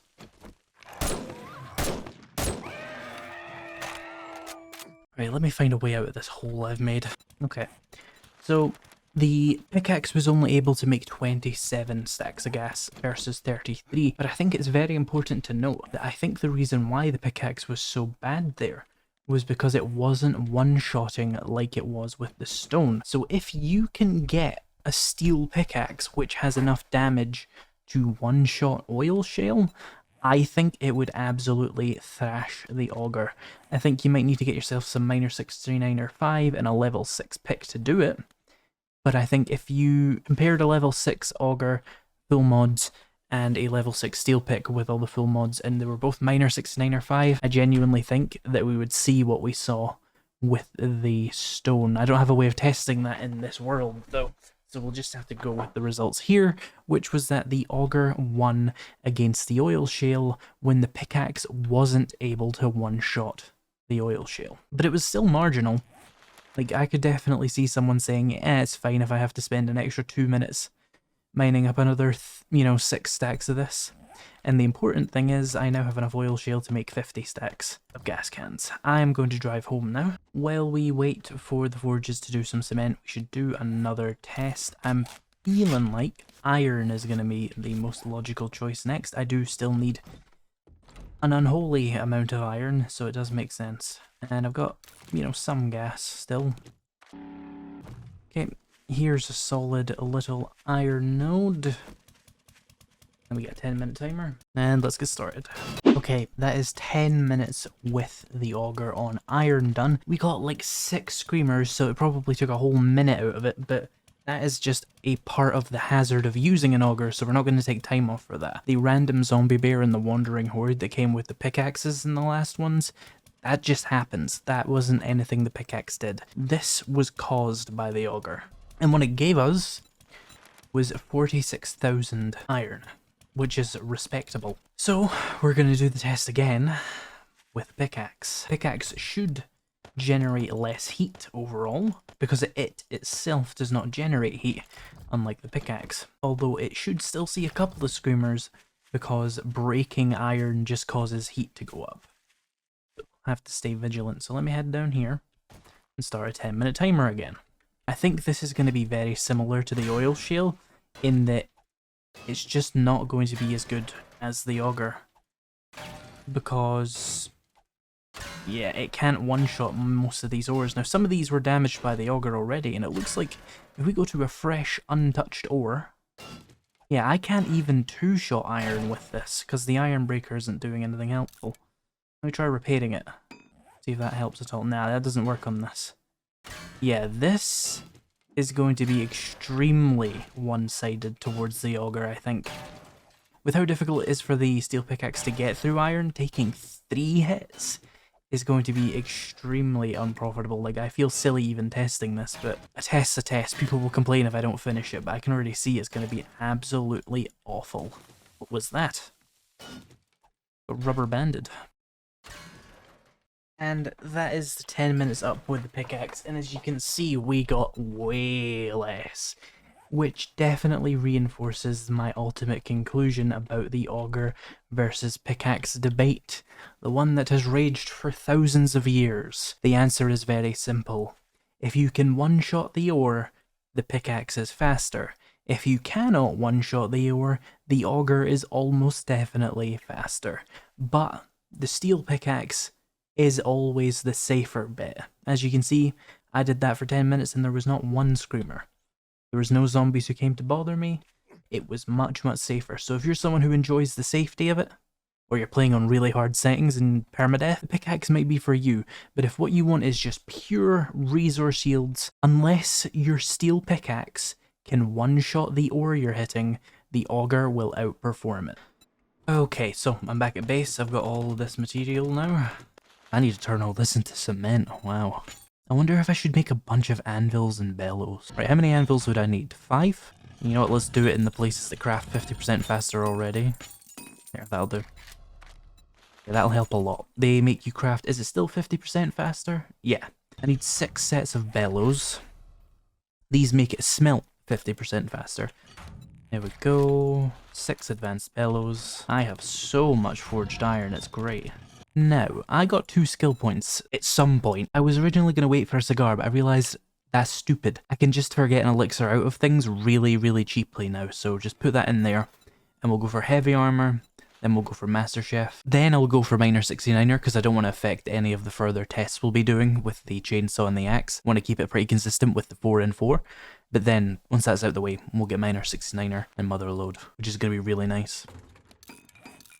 Okay, so if I needed more crucibles, what would I need? I have a bunch of forged iron. Do I really need 7 full crucibles? I don't think I have to go that far, but maybe 5 crucibles, which would be 4 more. So forged iron, 500, nice. Mechanical parts, plenty of those. Oil, plenty of that. Stone, I should have. Yeah. Clay, I'm a little bit low on. Fortunately, the auger is a fantastic source of clay. Couldn't have just got me a little bit more clay. There we go, 3600. That is enough to make 4 more crucibles, which is enough. 2 of my forges will pretty much constantly be used for cement anyway, and cement doesn't need a crucible. So, 1 crucible, 2 crucibles, 3 crucibles, and 4 crucibles. See, the 5 workbenches is useful. I also thought maybe we should test clay as well. Auger versus steel shovel? We're stealing more leather, of course I do. Am I out of leather? Oh no. Let's make the duct tape I need. Right. Is there a deer running around?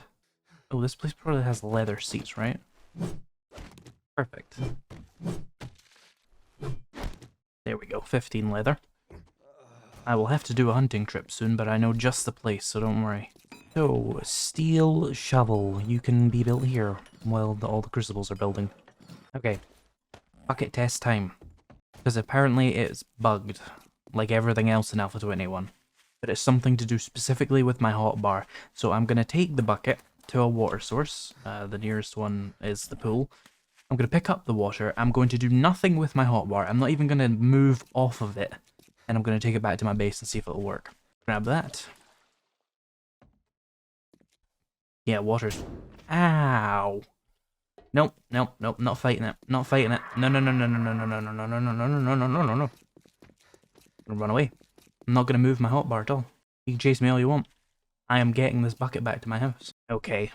Let's just, let's try the roof. What could possibly go wrong with putting water on my roof? And then... Okay, that's weird. It worked. Let's put it somewhere less stupid, maybe? What if I just... Where did it go? Where did the water go? I mean, this works. Like I can drink from this, right? Okay, I just have to look at a better bit. This is closer than the pool was. I mean, it's progress, right? Infinite water source, I guess. Okay, so some important things need to be explained about clay. First of all, topsoil has 250 health, therefore it would take longer to mine with the auger than it would 200 health. You see, it gives me 39 clay, dig up a couple more here. So each of those gives me 39 clay. Drop that. Dig some regular stuff.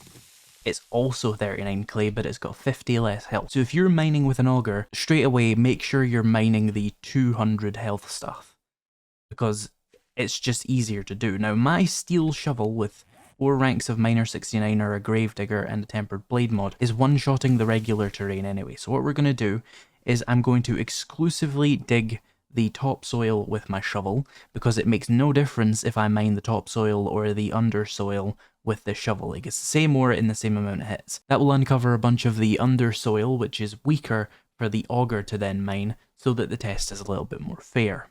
So in 5 minutes, this is what shovel is able to gather.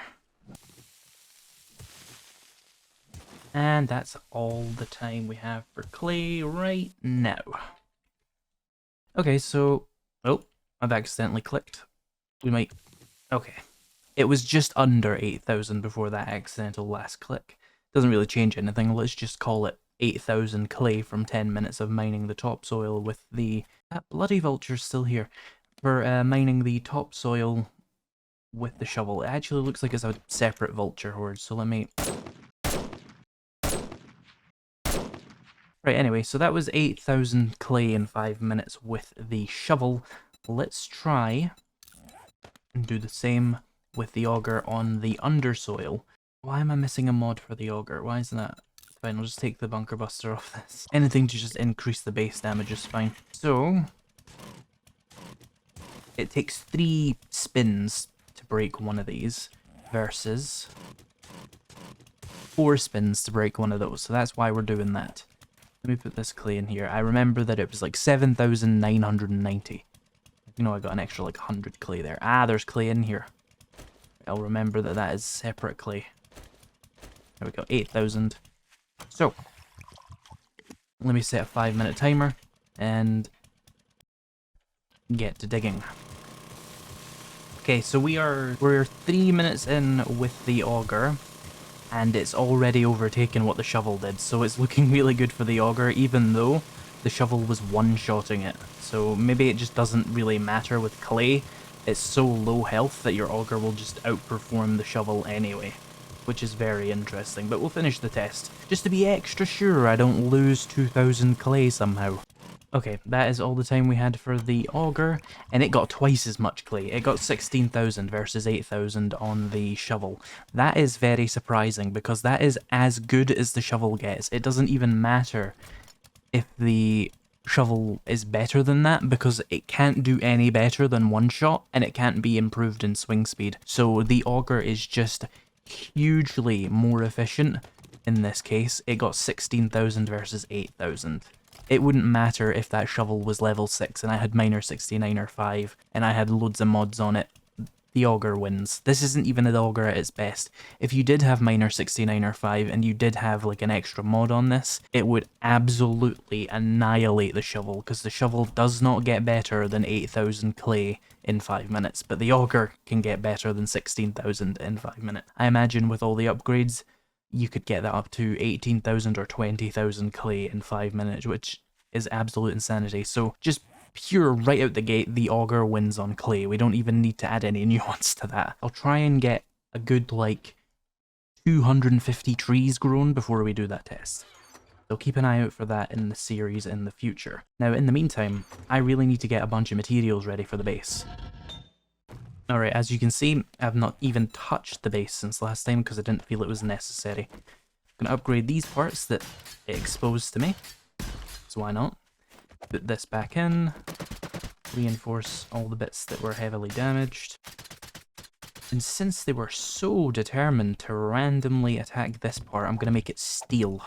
And that should... oh, that should deter them from actually attacking it. They should be like, oh no, that's steel, we're not attacking that, we're going to go attack the front. Because the front can take it. The front is good, like, it'll survive. I just need to encourage them to actually attack the front, which they seem quite unwilling to do at times. So the way we do that is by just making it the obvious thing to do, by reinforcing this to steel. Alright, I'll go get some more. Okay, that should really genuinely help in deterring them from trying to attack this part, because they'll have to get through a big thingy of steel. I would like to get pretty much all 3 layers of this up to steel, so that they just absolutely cannot attack the base at all and have to run up here. I'm just going to do this, because they tend to beat on that a little bit. The good thing about all this mining is I've got a load of diamonds, gold, and silver, which sell very well. Sugar butts and awesome sauce. Let's go and see if we can get anything useful at all. Well, this is all largely garbage. Another 1 solar cell. If I go in here, and he has a machete and 2 robotic turrets, even after resetting, the game is bugged. The game's bugged. His trades are bugged. Clearly. It's been that for 3 trade cycles in a row, I think. Maybe even 4. There's just no way it can be only machetes and robotic turrets that many times in a row. It just doesn't happen. So it's clearly a bug. I don't know how. Probably just because of how old my world is, relatively speaking. But we'll check the other Joel and see if he's any better. Customized fittings, I'll take that. Banded armor plate, I'll take that. I should have drank... Oh no, I'm getting the discount, I'm good. Forged steel, forged iron, paint. I'm gonna buy paint. I need some paint soon. Duct tape is always useful, so I'll always buy it. The rest of this, I don't care. Books, rifle world, armor up, get don't need any of this. Bunch of ammo. Okay, at least he has different stuff. I don't know if he's bugged. Like if this is the same things he always has, but different qualities. But it's better. Antibiotics, appliances. I'm gonna buy a bunch of AP762. Ooh.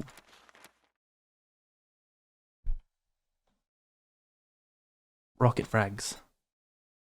Yep. Well, now we can test the rocket launcher without me having to craft anything, at least.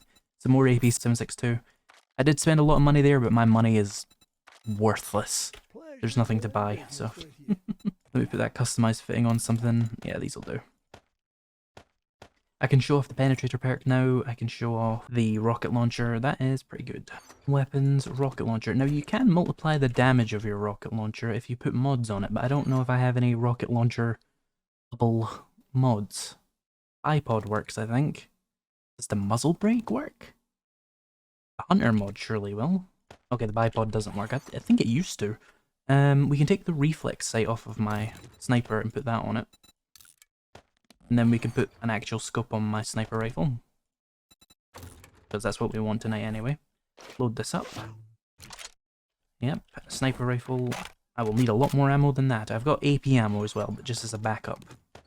Oh, and I've got my own AP ammo that I crafted, I forgot. Throwables, I'm running kinda low on pipe bombs, but we can make them very easily.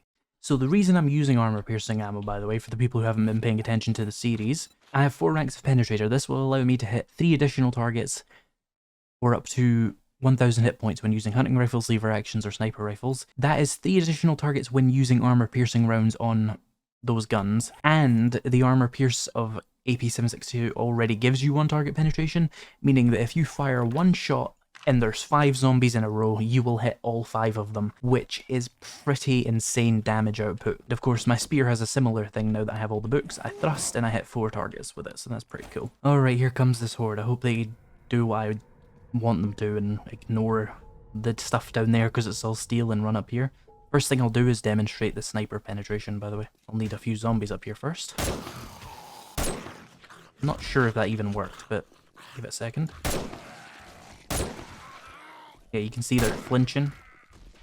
Now, if you can get their heads to line up, it's even better, but...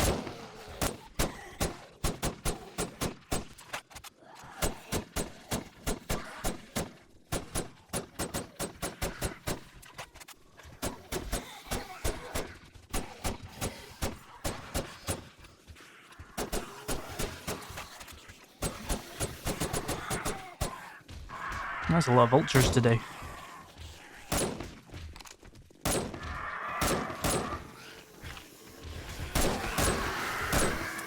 Wait, let's show off the rocket launcher. I'm going to actually stand out the back here.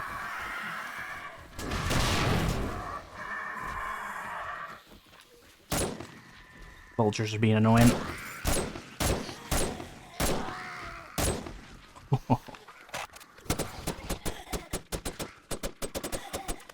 I'm hearing way less hitting down there, by the way. So it seems like turning that part to steel so that they just don't want to mess with it is working a lot better.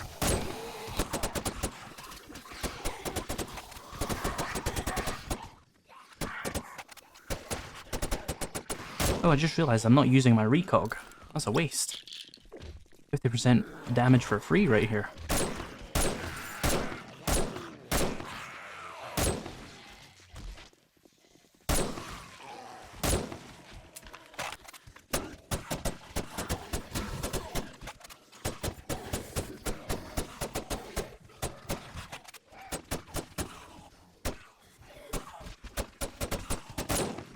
The game is really struggling to fight me right now. I don't think it expects you to have the full penetrator thing by day 28.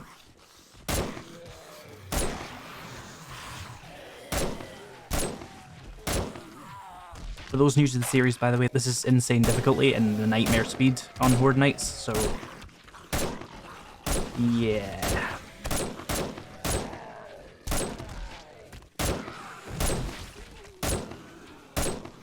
Now this is a pretty expensive way to play. This ammo isn't cheap, but it's definitely doable if you just actually make some ammo, which I haven't done yet.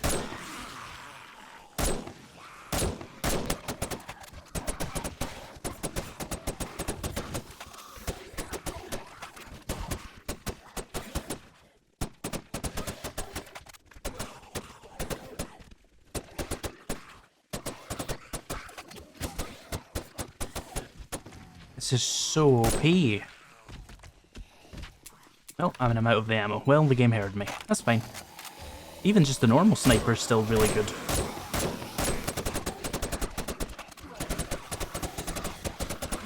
I kinda don't want to waste my ammo. What the hell? Never seen that before. Let's see if we can just still keep using the spear. Oh, we'll need a drink. A second. You know what? When they pile up, there's only one thing for it. Reload your rocket launcher first. So overkill. This is day 28. You do not need a rocket launcher.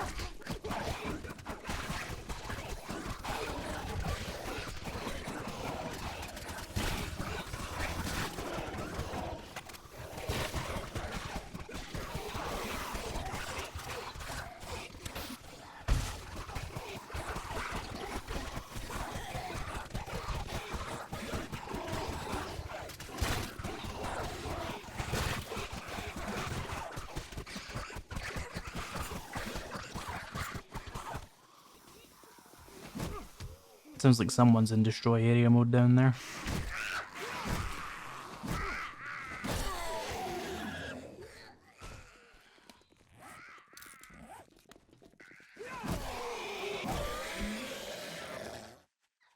Sounds like we might have thinned it. Oh, you're still alive down there? Poor guy. Oh, don't start hitting that randomly. Annoying. They're still out there. I think they're actually hitting my vehicle. Why? I think they're stuck on it. This is silly. Here. My vehicle okay? It is not okay. I need to put it further away, apparently. Did they even... okay, maybe they weren't even hitting this, and what I heard was actually them beating on my truck.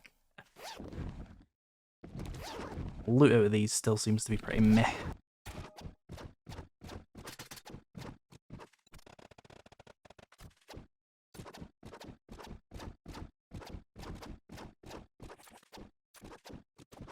Is that everything, or is there a few bags up here? Yeah, they broke a block. The Horde Night got easier since I just put some steel down there and they got lost. I don't think that's how the game's supposed to work. 64 max spawns, by the way. Insane Nightmare game stage just before 100. Hello and welcome back to the Alpha 21 survival guide. I need a lot of materials because I want to build a big base because this isn't going to last forever. Okay, it might. At this rate, it actually might, but that's not how I roll. Unfortunately, I spent ages yesterday doing all of this, which means I should be able to make a lot of resources. I just kind of need to get them all into things and crafting. So I need all that cement and all that forged steel. I don't know how many resources I need. Just that it's a lot. Like a lot. Now fortunately, I have a lot of cement. And a lot of crushed sand. And a lot of stone. So how much can I make? 8,000? Well, let's do 1,000 in each of them then. Okay, while all this produces, I want to be far away so that I just don't have to deal with any of the screamers. And in the last episode, I ran out of leather and I'm also running out of food. So it seems like a good opportunity to go to a new POI and get myself a bunch of food, because I saw a very useful POI that every player should know about. So give me 1 second to fix my inventory here, and then I'll go there. And where we're going is all the way out to Trader Rect, because I saw a POI that's of a lot of interest to me. But it is 4 kilometers away. Don't worry, I have extra gas in the back of the 4x4 though. This is going to be a long drive though. So this is the POI I was looking for, Bob's Boars and Carl's Corn. It has a lot of meat in it. Let's go inside. Now, is it worth driving like 4 kilometers for? No, but you should know about this POI if you're new to the game, because it is a very good source of meat, bones, animal fat, all that kind of stuff. And cement. Oh, well, I don't know if it's still a good source of cement, because they might have changed that in Alpha 21.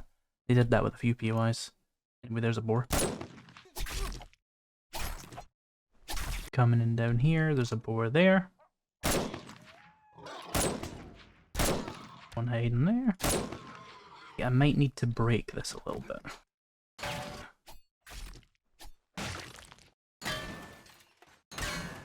Also, there's a bunch of these bags of corn seeds flying around, which is probably good for if you need to start a farm. Another boar. Another boar in here. Let's stab him with a shovel, get him to come out. Or maybe he's stuck. That's mildly annoying. Can I, like... I guess we're doing this the annoying way. Definitely seems like they've replaced a lot of the cement bags with these seed bags, which is good in some ways, bad in other ways. Is my sniper rifle doing the vape thing as well? Oh my god. Now there is actual zombies in this POI, so don't get lured into a false sense of security.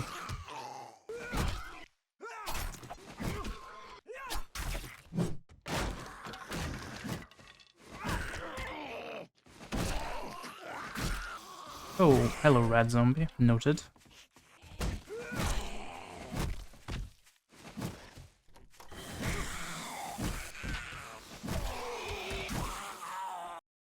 Ooh, sham chowder. Now doesn't this give you... Yeah, you can search these for food. I'll just run flesh this time.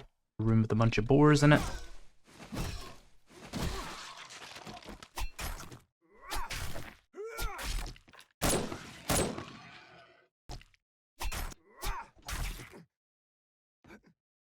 Oh, I just remembered, and this is such a random time to remember, I got 2 skill points from the Horde Knight. I'm going to take Master Chef and Heavy Armor. Now Master Chef will make it so that it only takes 3 grilled meat. Oh, that's interesting. It seems to be bugged. Okay, so before, when I only had 1 rank, it was taking 3 meat. And now that I've got the last rank, it's supposed to be taking 40% less, and it's still only taking 3 meat. So it looks like I found a little cheeky bug there. The final rank of Master Chef is actually unlocked at the first rank.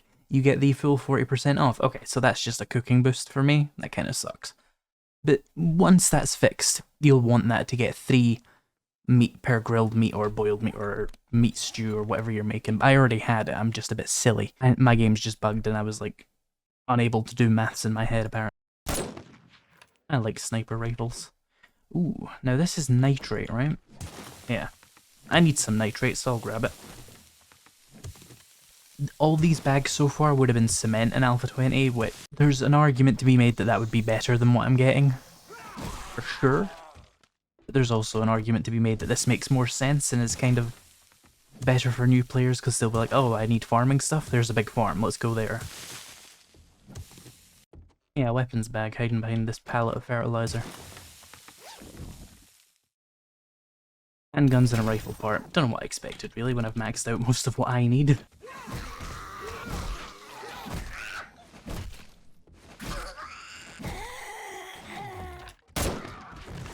Gotta be faster than that, cop. You're messing with the Desert Ranger, you know.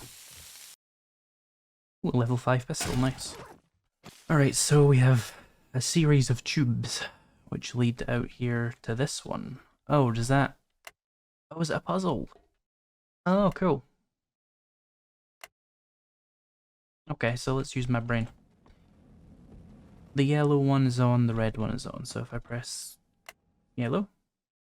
Okay, that worked. I don't know how that happened, but here I am and it worked, so yeah. This is super corn. Its usefulness is debatable.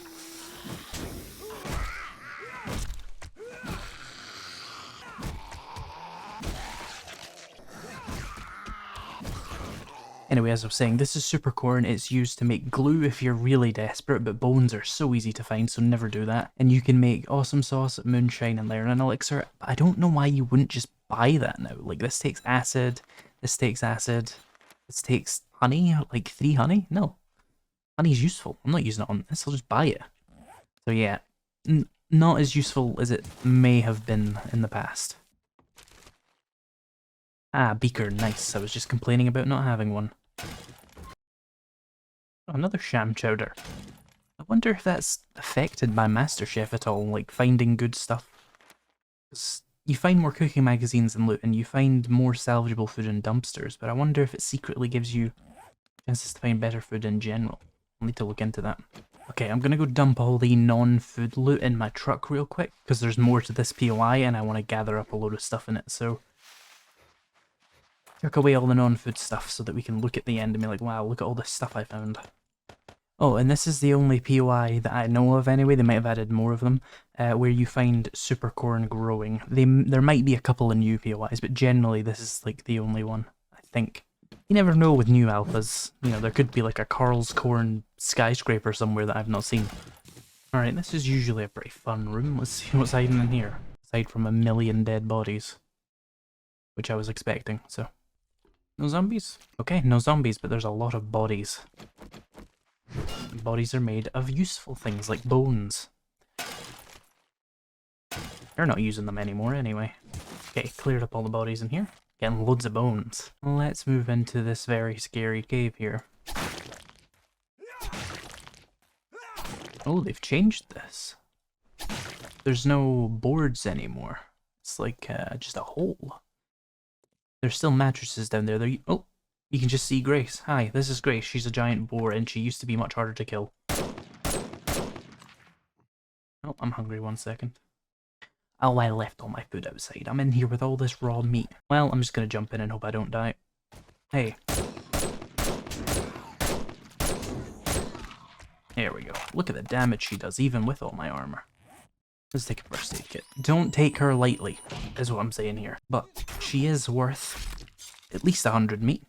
I think I might have damaged the corpse a little bit with a sniper rifle. And of course, if you have the Huntsman perk in Fortitude, you will get twice as much of all of this. And I mean, I already have like 300 meat. And the bones and the leather, yeah. Very, very profitable POI. Especially if you happen to be maybe in a multiplayer server and you need to feed an army of people. This is going to get you a lot more meat quicker than the snow biome, but obviously the snow biome is a little bit more renewable. You can just go out to the snow biome whenever and hunt down bears and mountain lions, but here you can get a lot very quickly, if you know where one is. I wonder if there's anything new at the end of it then.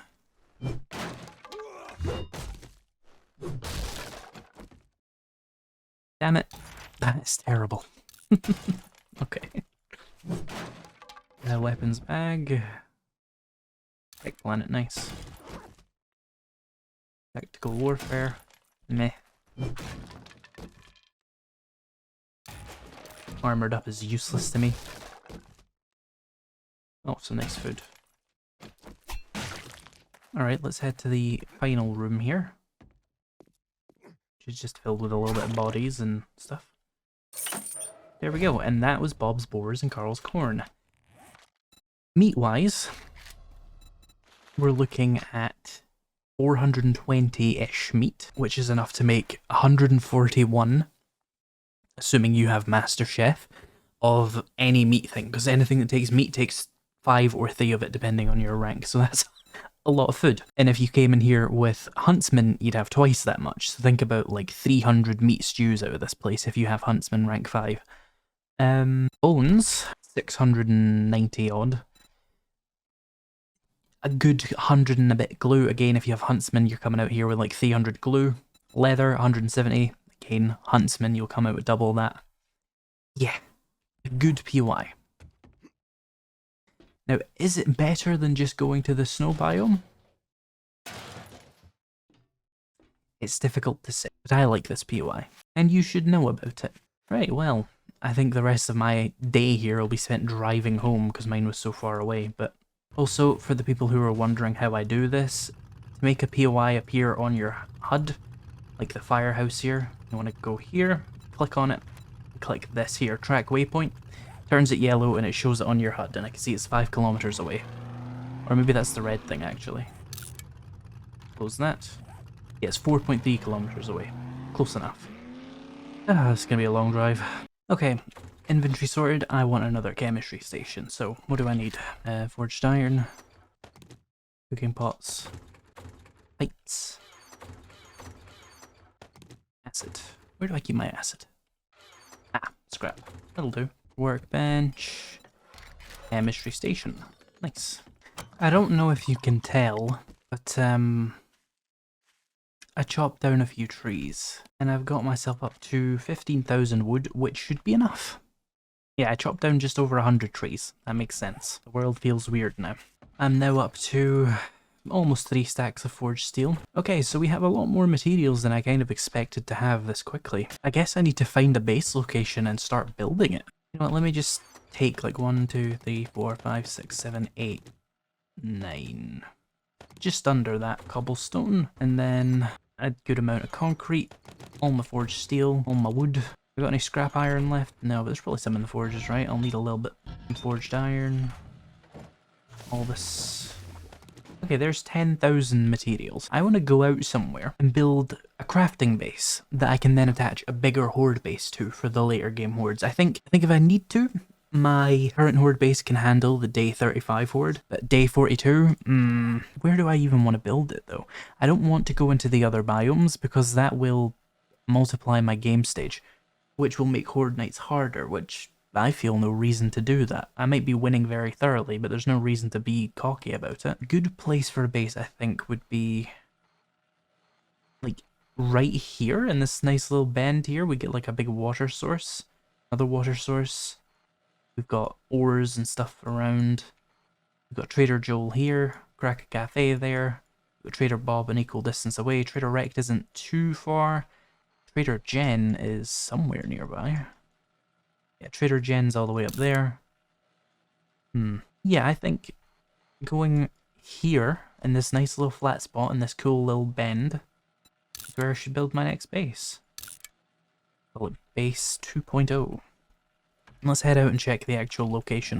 And I'm going to start with the crafting base because I know I have 5 days to build the full horde base. But yeah, 10,000 materials should be enough to build a crafting base, especially with steel and concrete around, and think of the XP if nothing else. Okay, here we are. The design I have in mind should take anywhere between 1,000 and 1,200 blocks, which I have enough to make 1,000, so I should be good.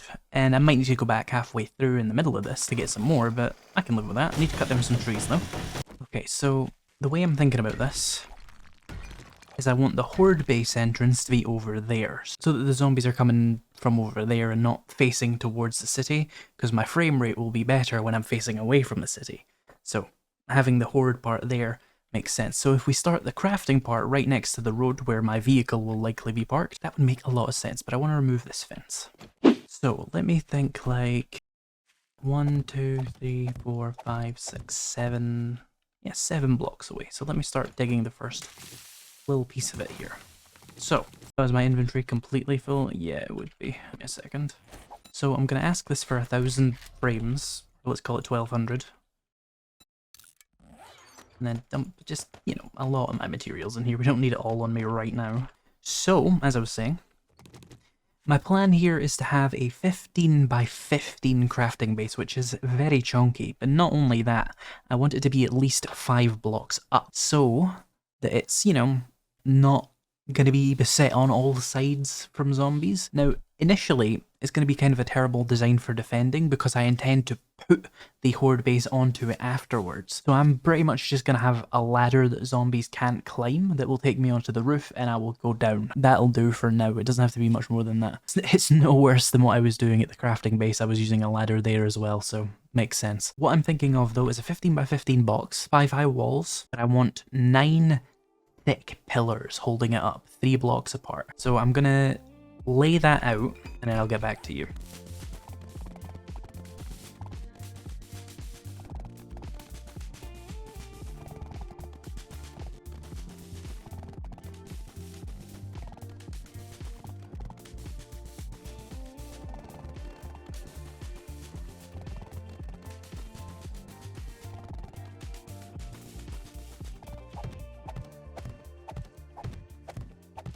Okay, this is what I'm thinking for the crafting part of the base, is like the footprint for it. It will support the other part of the base just fine, and it should still allow zombies to path perfectly easily and hopefully just ignore the pillars. So I'm going to reinforce all these to concrete, except the middle one I want to be steel for no apparent reason, but I'm just going to do it anyway.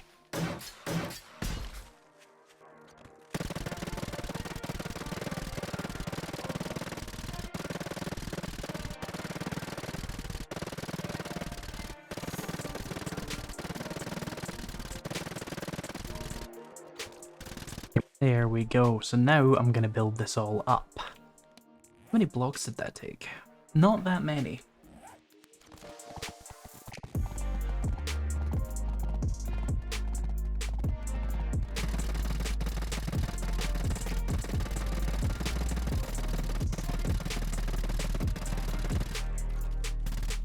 Okay, so we have the insides of these pillars now. I'm going to pad them all out.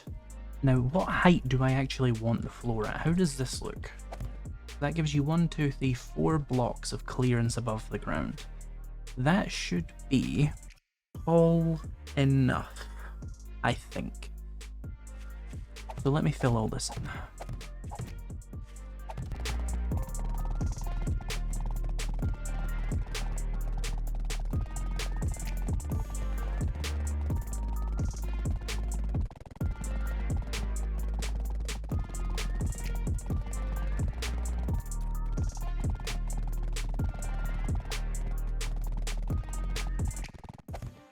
Okay, this took a while. I'm already down to just 600 blocks. So, how comes the reinforcement bit? Have I got enough materials? I don't know, probably.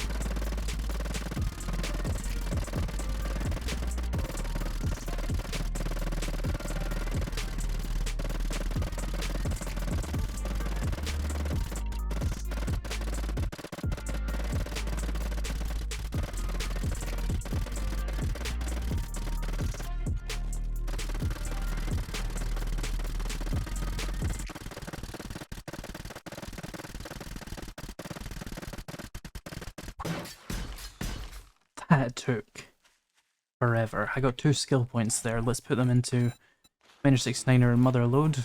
That was the most intense part of this crafting base though, so don't worry. Now I need to fill all this in. This will be my floor.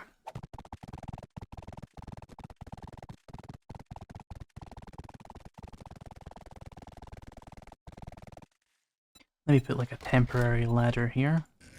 Okay, this needs reinforced, but let me put my steel away so I don't accidentally waste any. Ooh, here we go again with the reinforcing.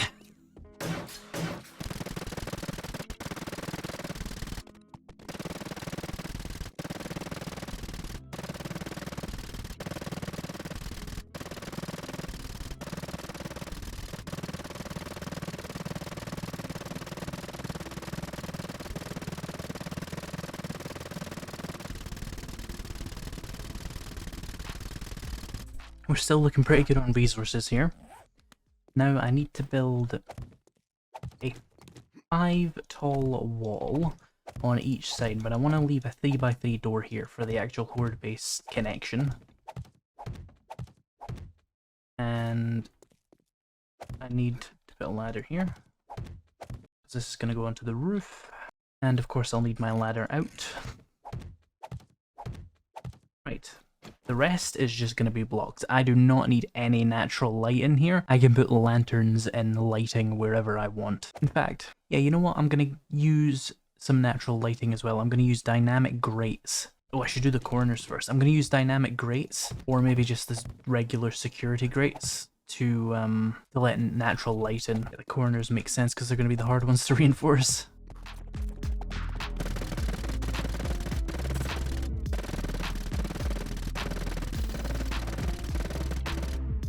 Okay, time for another big bulk of placing blocks.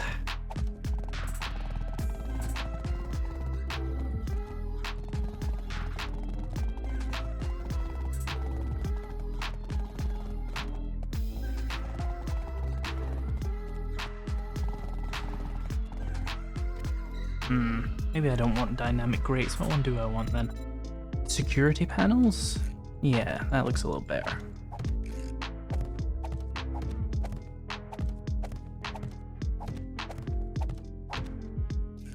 Although you can do actual windows now, right? Ah, these are what I'm looking for.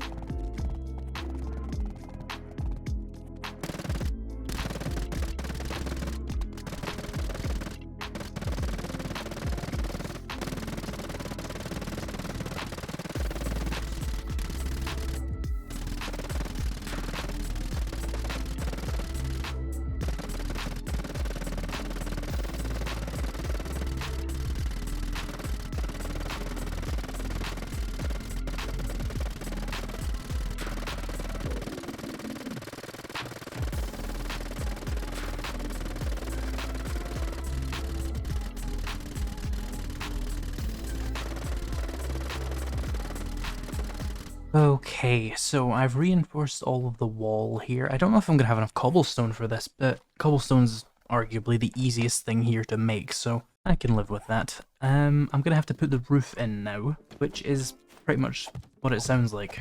Filling it in with this. Did I make enough frames? It sure looks like it.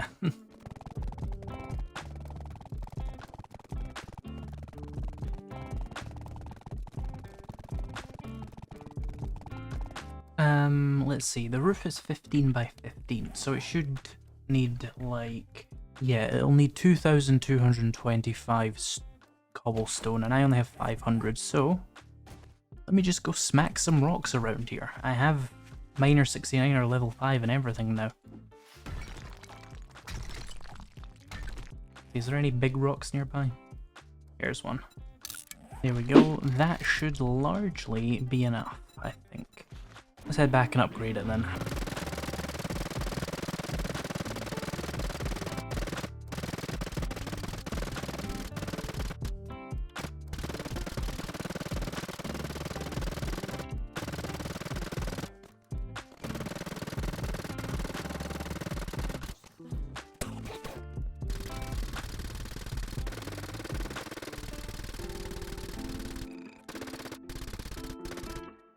Okay, it looks like I'm going to need a little bit more concrete as well. I forgot to check that. I think that's all the resources I have here, so I'm going to drive back to base and just see if I've been crafting any more. If not, I'll just set some more to craft and we'll be good to go. Okay, we're back here. Let's see if I have any resources or the ability to make some more. Ooh, yeah, some of these I didn't loot.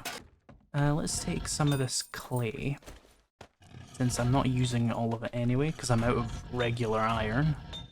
I can use that for cobblestone and stuff. I'm gonna stop everything from smelting, actually. That is putting new resources in, because I think we might be moving away from here, obviously, so getting all of this out would be helpful. And then I'm gonna pick up all of my cement mixers. Just take them to the base. Okay, I've gathered up all the crafting stations that aren't doing anything, as well as a bunch of my like main crafting materials. The forges are mostly still doing their thing. I did collect one of them. This is just going to save me a trip later. I've still got a whole lot of gear that I'm going to have to transfer out of these storage containers and out of these forges.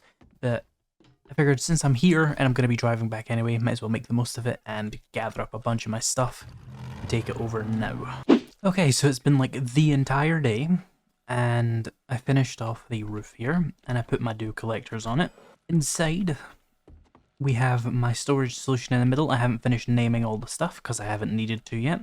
I've got my wall of cement mixers moved here, a bunch of other containers. I've made another workbench because I needed 6 to fill this out evenly, and I'm going to put a third chemistry station there when I can find one. I've got both of them up and running now. They're both cooking gas for me. I made this kitchen area out of the cabinets and cupboards blocks, and it just contains a bunch of food stuff. Thought it'd be cool with all my campfires. I got one of the forges. I'm going to go back to the base and see if they're ready to be moved. And I have my bedroll. Just thought I would update you on what I've done so far. Let me go back to my base and grab the rest of my stuff.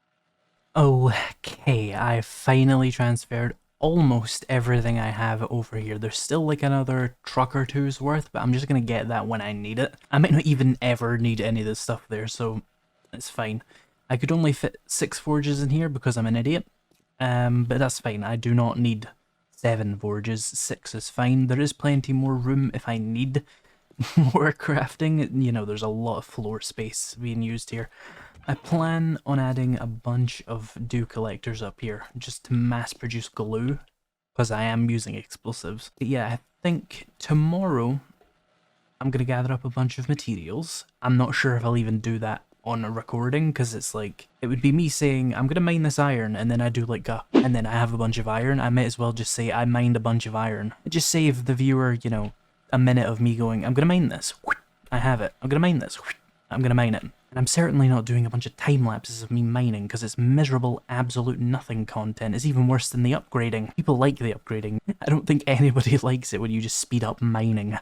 So yeah, we might just skip past that. Reminds me, I got a skill point. I'm going to put that into fortitude, and I'm going to get myself towards living off the land 3, because you need it to farm, really. Hello and welcome back to the 7 Days to Die Alpha 21 Survival Guide. We still haven't had an update, we are still in the bugged build.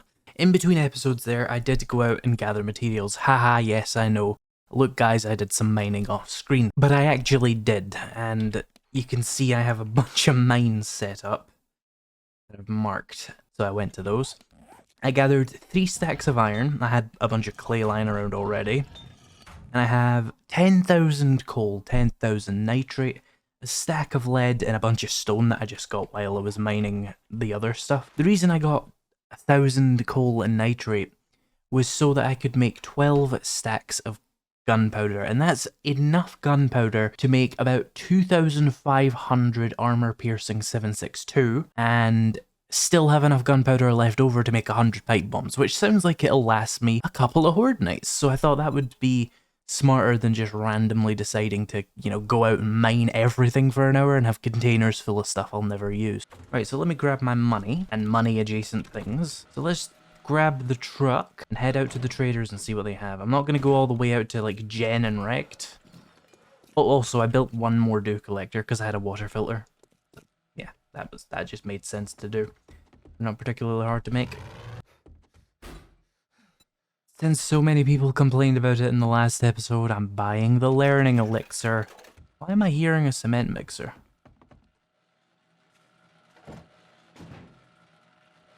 Oh, Joel, are you okay?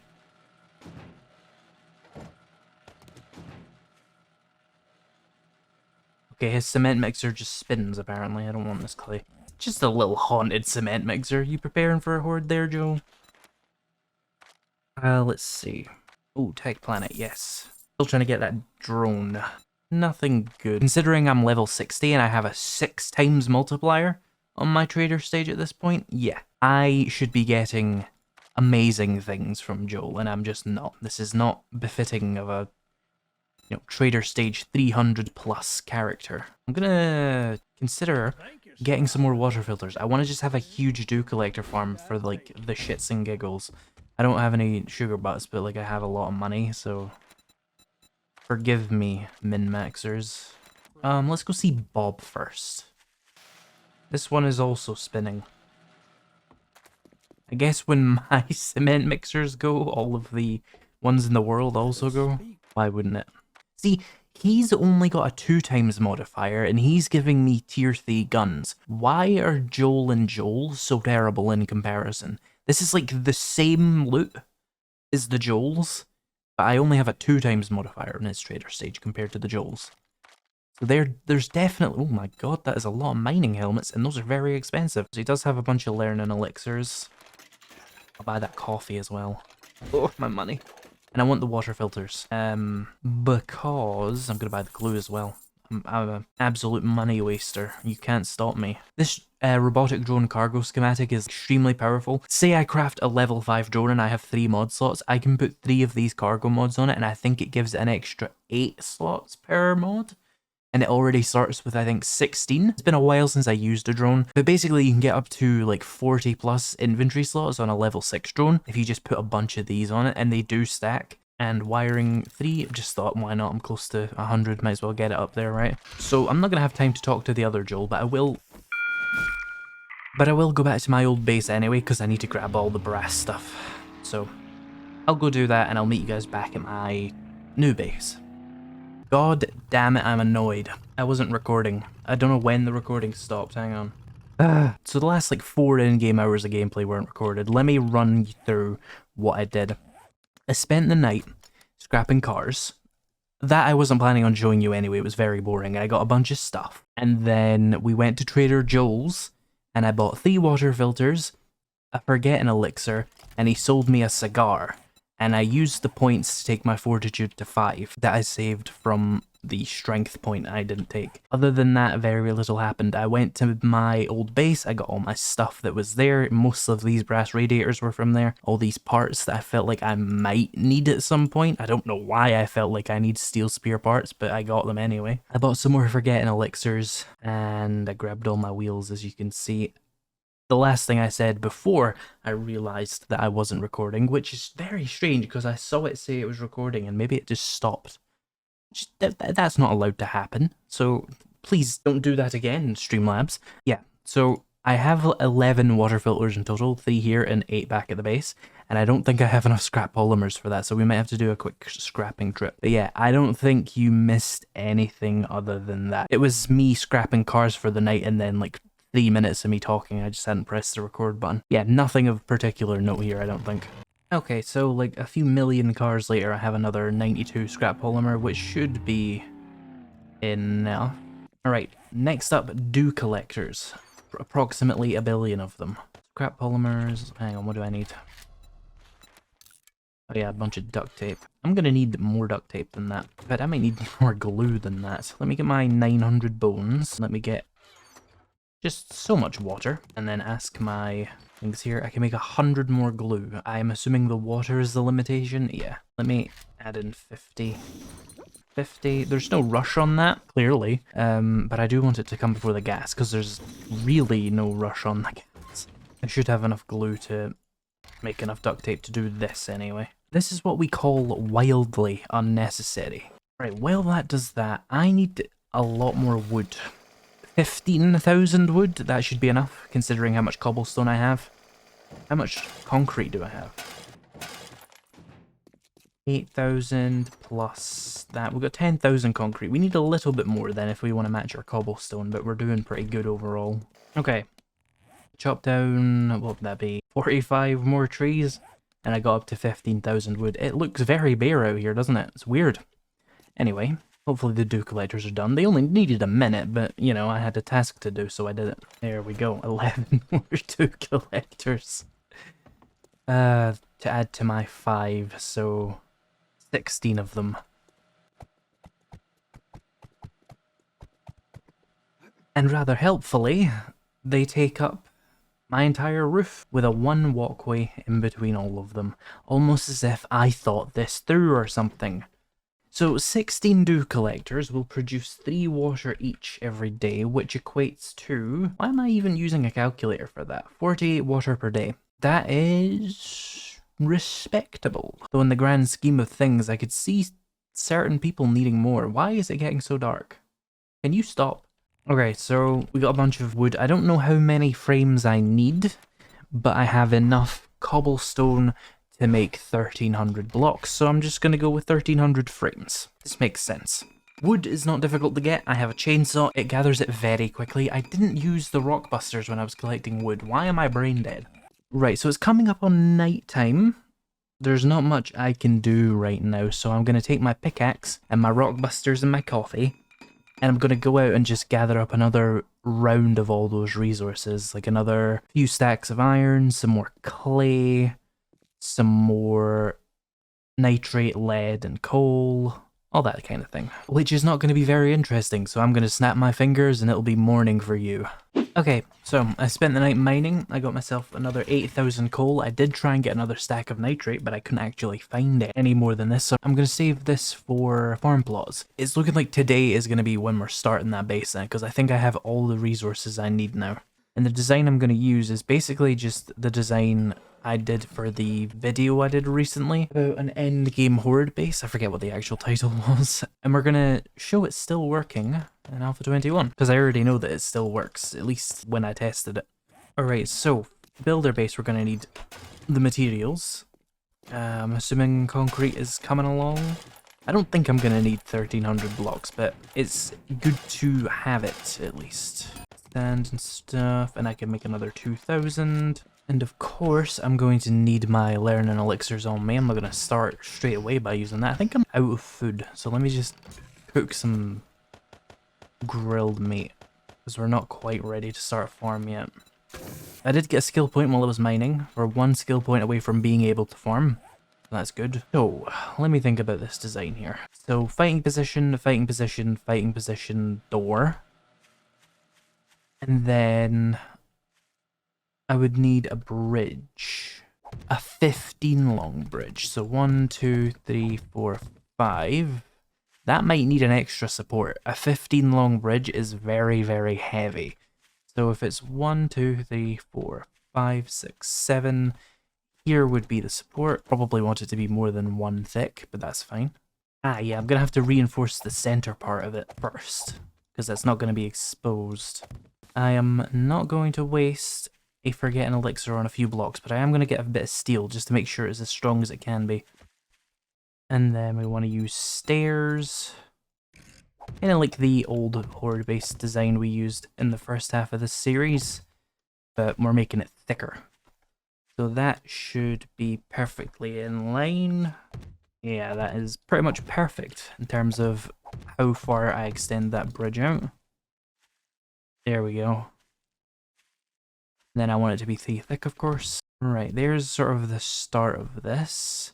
Wonder if it's worth maybe taking a forget an elixir for that.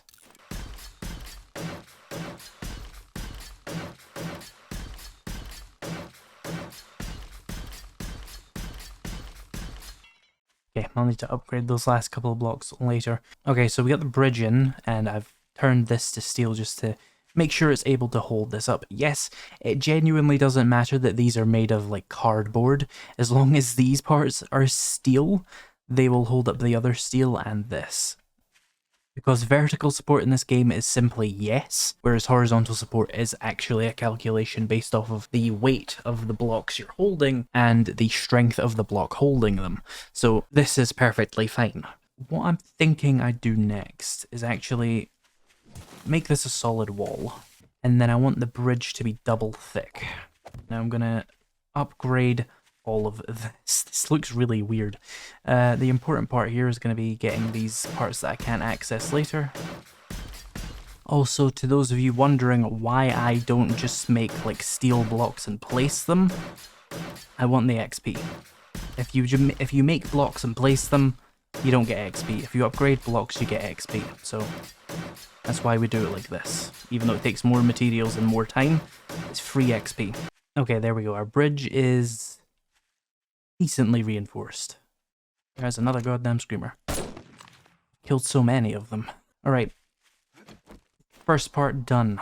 The bridge. Now we need a fighting position, which is going to involve a floor first of all. And then we're going to build a 3x3 hole. And then I want at least 2 blocks above the hole here. kind of like the doorway on the other thing. And then we're going to use the exact same thing we used on the first base, but with a slight modification. So railing, and then we're going to use plate.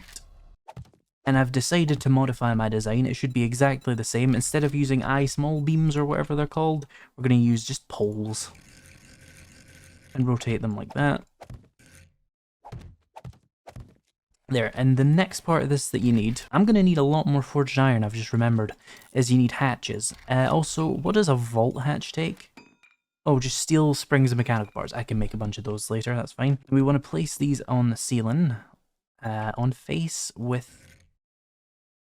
hate this new system. They used to have very easily visible, like, hinges, so that you could just rotate it. Which way does this open? Oh, I didn't mean to... That's the opposite of what I was trying to do.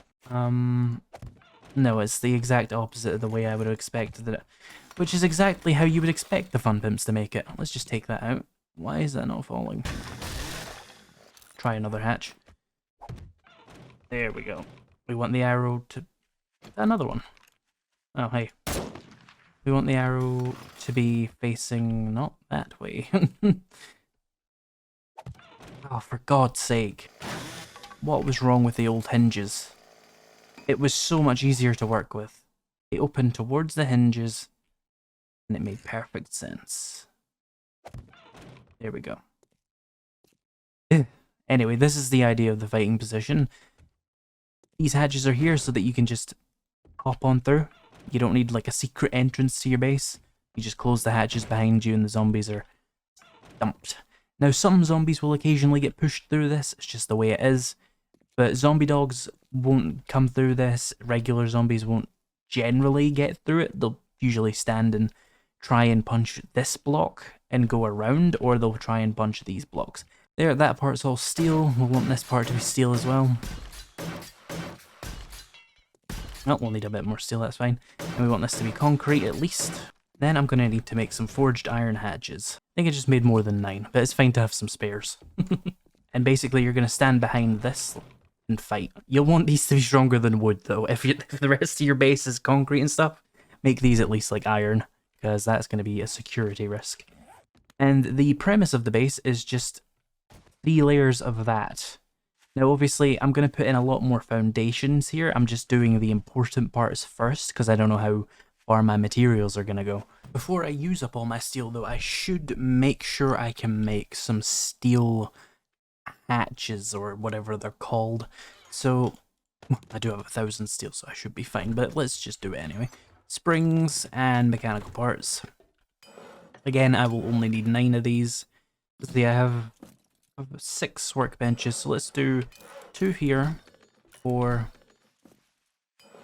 6, 7, 8, 9. I am going to go snipe a screamer. See?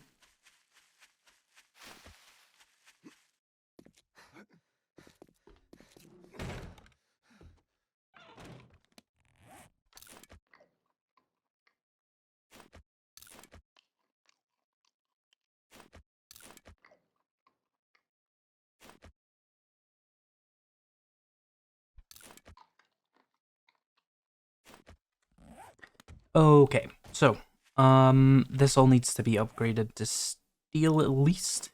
Let's get upgrading.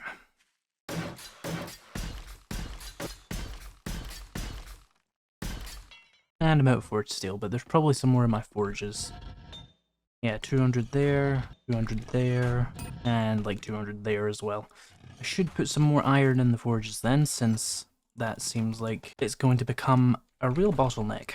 Right, so now I'm going to put in the 2nd and 3rd fighting position, and I'm going to upgrade these floors to concrete at least as well.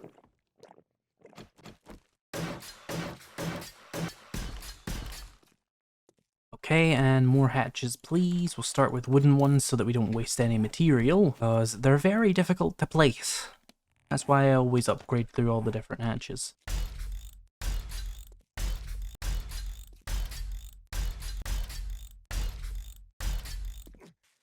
A really useful thing to do would be to fill in all of this. And I mean all of it. Okay, you know what? I'm not gonna fully pad this out, like, into this just yet. I want to save my materials, because I do still have to do quite a lot in the grand scheme of things.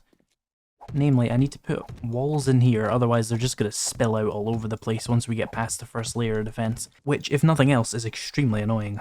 And we're gonna use the same railing vulture guard system that I used on the smaller early game base, just higher up. And I'm going to leave these parts open because I plan on expanding this out with some electric fences which require some access, so this is going to stay open, which is fine, I think. That shouldn't cause me any issues. Maybe during Horde Night, I'll just cover this up with some frames just to block any spiders that might be standing in a weird position and get a view on me and try and jump up at me. So yeah, that'll be absolutely fine. Let's reinforce all this. There we go. Fighting position is now fully operational, basically. It could do with some electric fences and stuff, but if the Horde came right now, I would be able to fend it off. I want to put a layer of steel around this, just to discourage zombies from attacking it at all. That's going to be the main block they do attack as they run past, and I'll just make sure that... Oh, that one block is annoying me, and that one block. I hate steel sometimes. But yeah, it'll just make sure that if zombies are deciding to randomly hit the walls, they're hitting steel and they'll do nothing. Which gives me the confidence to start upgrading this to steel. Hope that doesn't bite me in the ass. We'll just do the first layer. That way, if it all goes colossally wrong, I can just open these hatches and then move back to the concrete layer, and they should, you know, just run past this steel. Now, I got 2 skill points throughout all this, so I'm going to put 1 into living off the land, and I have no idea what I want to do with my other ones, because I don't want anything in fortitude, I don't want anything else in intellect, so I'm just kind of here. Alternatively, we could start going some agility, which would be really good for clearing tier 5s later. I do want to do some of that in the series, even though they're useless.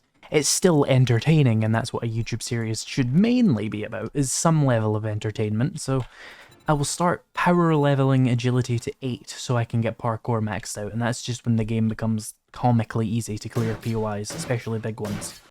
Okay, so another sort of thing I'm going to need soon is power-related things. I'll need a generator bank, so more forged iron, electrical parts, and we'll queue up a generator bank. I will need... I think I have a wiring tool lying around, right? No, okay, we need a wiring tool. I don't think I've ever crafted one of those before. I'll make a few relays. I already have some, but they're not very expensive. And I need electric fences. Let's call it like 20 of them. And then I'll need a switch as well. And then I will need just a lot of hatches, which should ideally be vault hatches, like 20 of them. Oh, I'm going to use all my material. I don't even have the steel for that right now. How many does a vault hatch take? Steel hatch takes 10, so I would need 200 steel. Well, I've got that coming, and most of the important steel has been placed. So we can do that for the wings of the base here, which are going to hold the electric fences, but I really don't want to build them right now. Ugh, too much building, my brain hurt.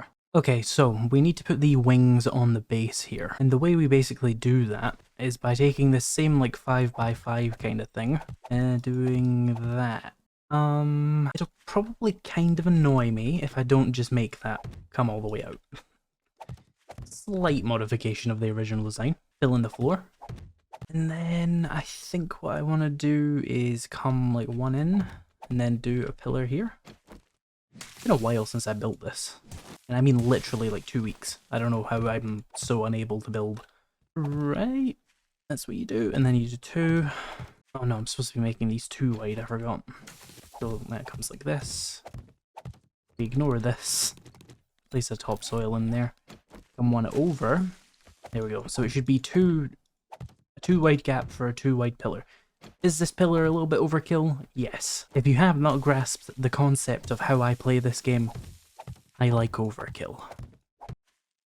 1, 2, 3, 4, 5, 6, 7, 8, 9, 10, 11, 12, 13, 14, 15,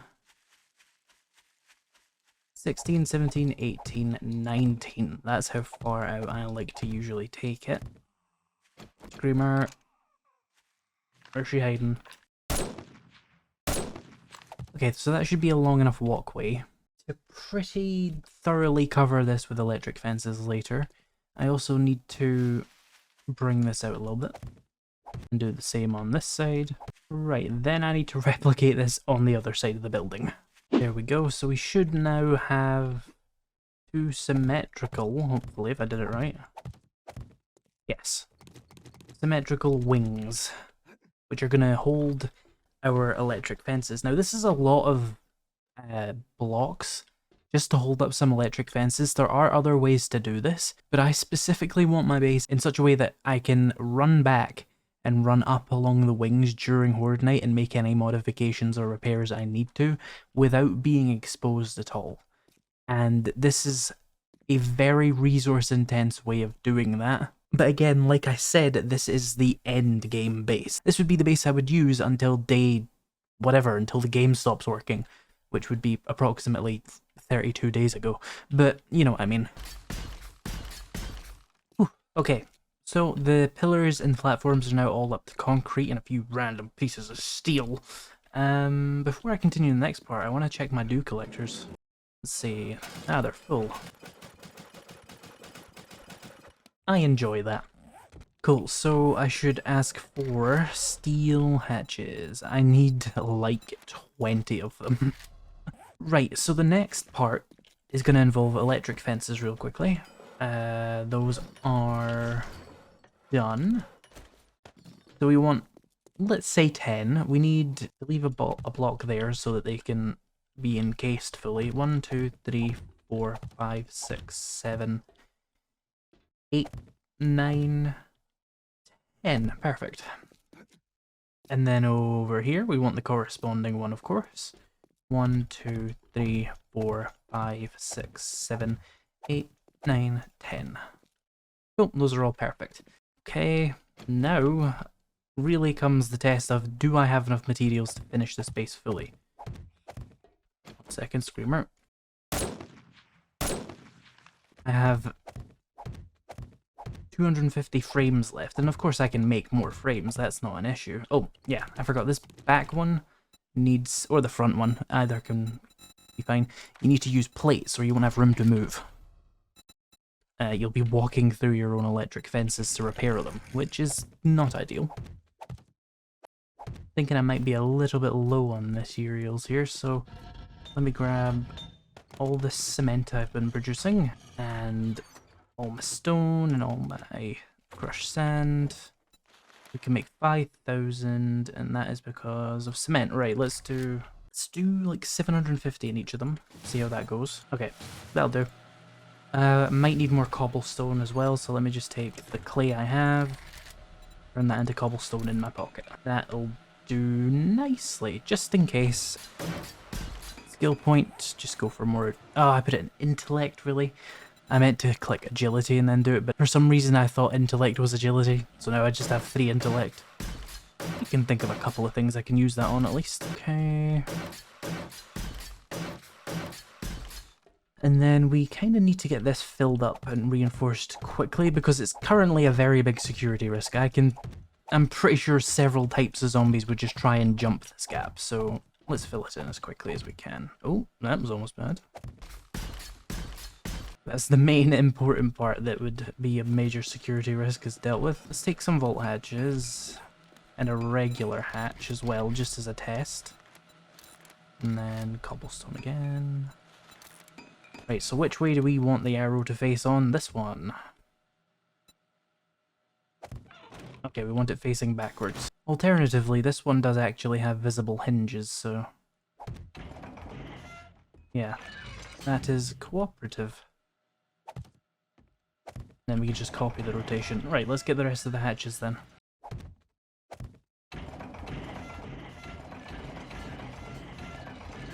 There we go. I probably should wait to close those, because that's just going to annoy me later when I try and wire this up.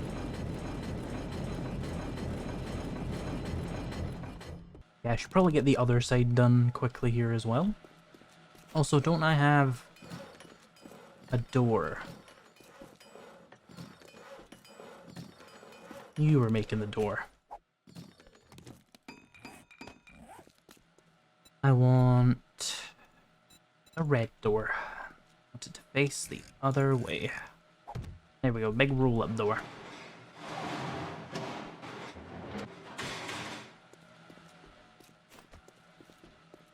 Again, we want to make sure that this side is... We want to make sure that this side is, like, reinforced, so... Do you just scream? Can you not?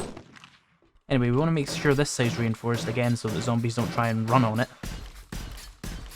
And so that the electric fences are reasonably well protected.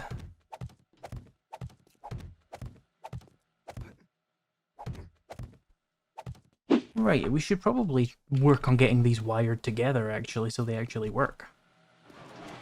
So I'll need a generator bank, a wire, and some relays, and a switch, wherever I put that.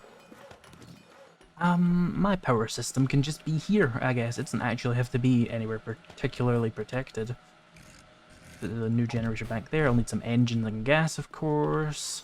1, 2, 3, 4, 5, 6. We do not need that much, but it's fine. Open up a stack of gas cans. Refuel that. Chuck a bunch of engines in it. And then I'll want my switch and my relays.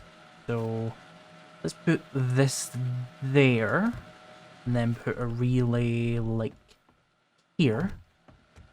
And we want to take our wiring tool, turn on our generator bank, wire this to the switch to the relay. The relay has to be wired into each of the electric fence posts individually. We don't want them to be connected to each other because they will be dependent on each other, and there's a solid chance they might end up exploding thanks to a demolition zombie, so we don't want them to be reliant on each other, even though demos aren't really going to be spawning yet. I know, cable management, horrible, right? But look at this. Oh, yeah, you need... Okay. I forgot there's actually a maximum. But look, you put your wire thing away, it's gone. Anyway, we want to wire you to that, right? Okay. We need a second wire relay, purely because I put 10 electric fences and the maximum is 9. Here I go trying to be cool again, and then we want to come to the middle. My hand's kind of numb from holding shift so much. We want to come here, stand right in between them. Click it. Click it. If I stand in this, nothing happens because I turn the switch off. Let's demonstrate it. So, switch on. And then... Owie. That's going to happen to all the zombies. Now imagine that. But there's 10 layers of it. How am I going to do this without shocking myself? There's one there. And one there. Cool. Now I'm going to turn that off because I need to go and shut all the hatches. Ow, my health bar. There's a lot of damage. Right, and then we want to just close these.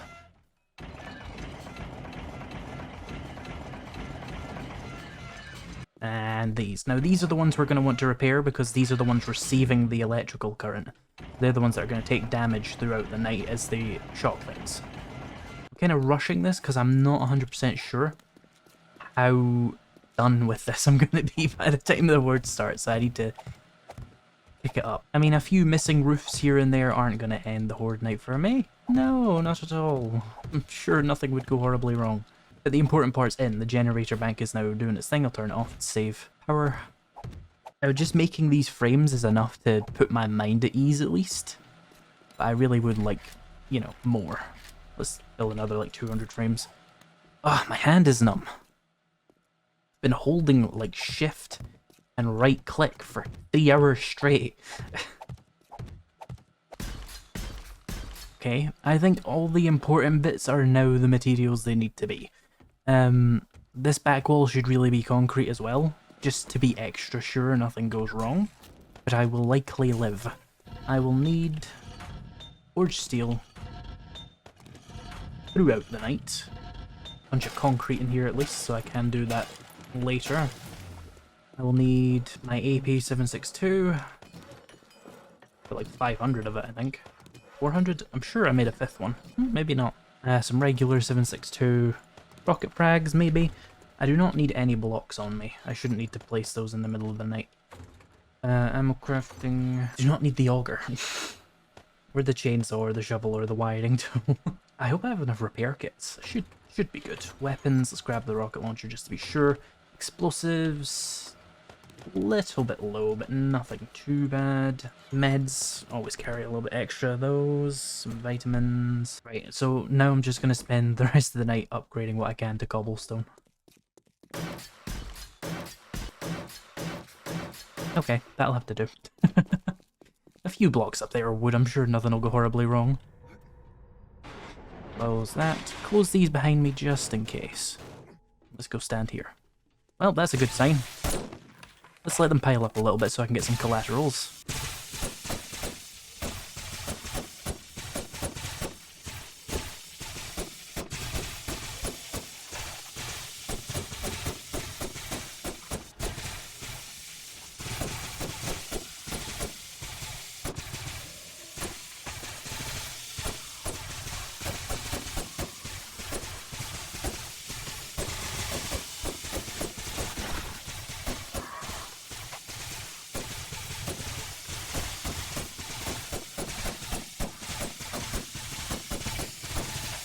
Honestly, they're not even getting there fast enough for me to use full penetrating power, so I'm switching to normal ammo.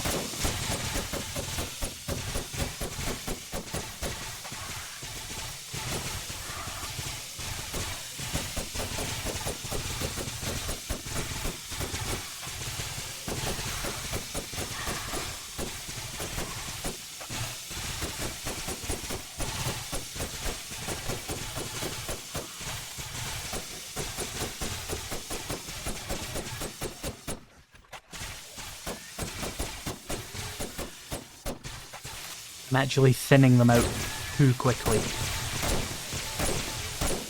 This is Insane Nightmare, remember?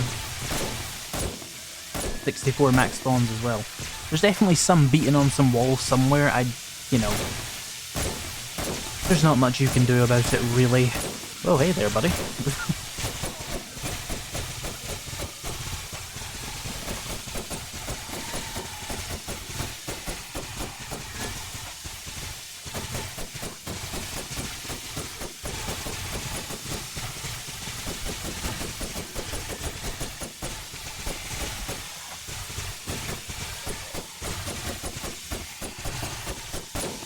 This isn't even fair. They don't stand a chance.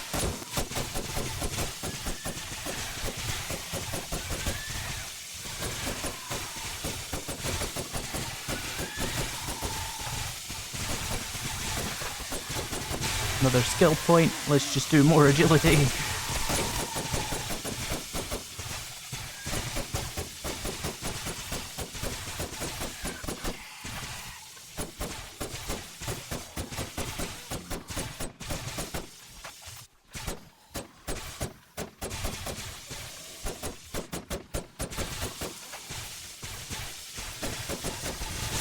Oh, my sniper rifle actually broke.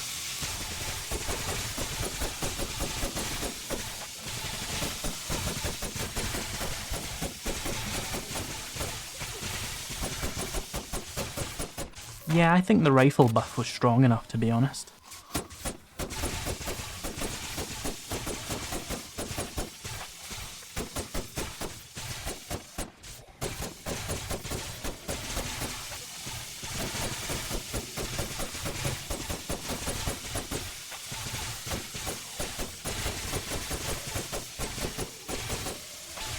My hand is numb from holding right click for so long. I should have taken a break before Fortnite.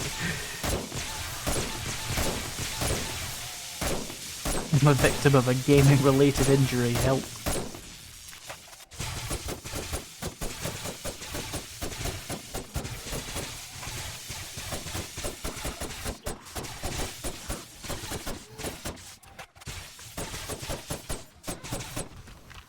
I'm running kind of low on ammo. Although I've got plenty of armor piercing, I just don't want to use it. Feels wasteful for such an early horde. Oh, they broke something steel down there. I should be concerned about that. Oh, it's a Hawaiian, yeah, they have a tendency to be little shits and hit blocks with like the force of a truck. Just get stuck on things because they're huge. There he is. Aside from the electric fences being set off by so many of those bags somehow, let me turn this off. I used like 50 gas, by the way, if you were wondering if that was economic. Let's... No, there's still someone alive down here. Yeah, I bet they got... they caught on my truck again. Leave my goddamn truck alone. It did nothing to you, it's a truck.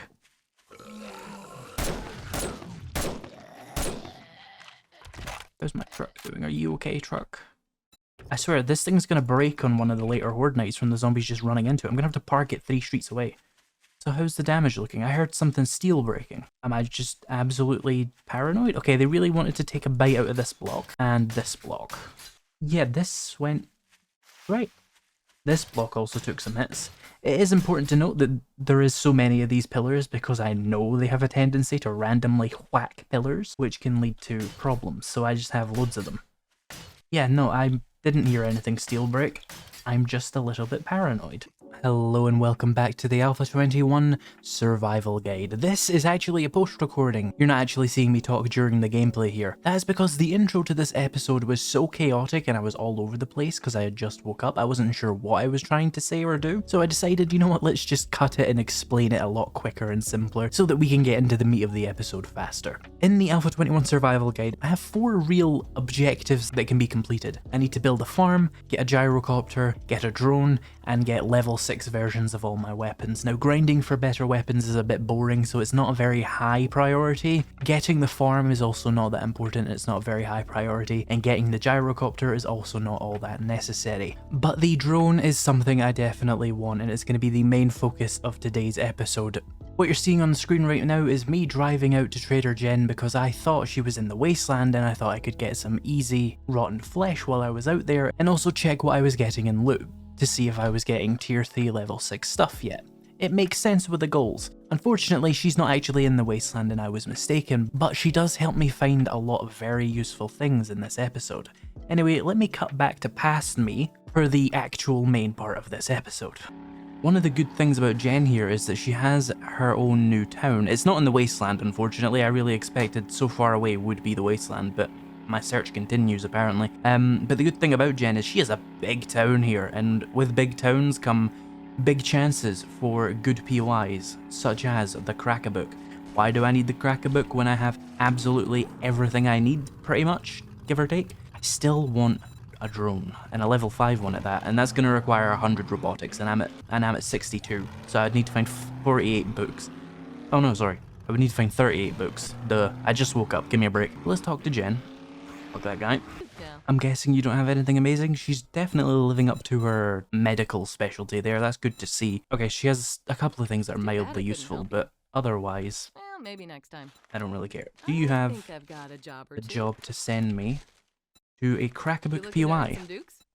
As if you do, that would save me a lot of time searching this town. No, okay. Let's have a look around the town then. Yeah, we got an electronic shop here, which we can just head on into. Is it here and I'm just not... oh, this is unlocked. Okay. I don't think this used to be in the game, so I just assumed that was locked. That's kind of funny. Right. Electronics store. Logically, I should find some electronicsy stuff in here, right? Search shelf. Wiring. Okay, I do kind of want to max out my wiring. If nothing else, it'll clear out the loot table. Electrical traps, same reason. We're going to find mostly those in Not Tech Planet, aren't I? Ow.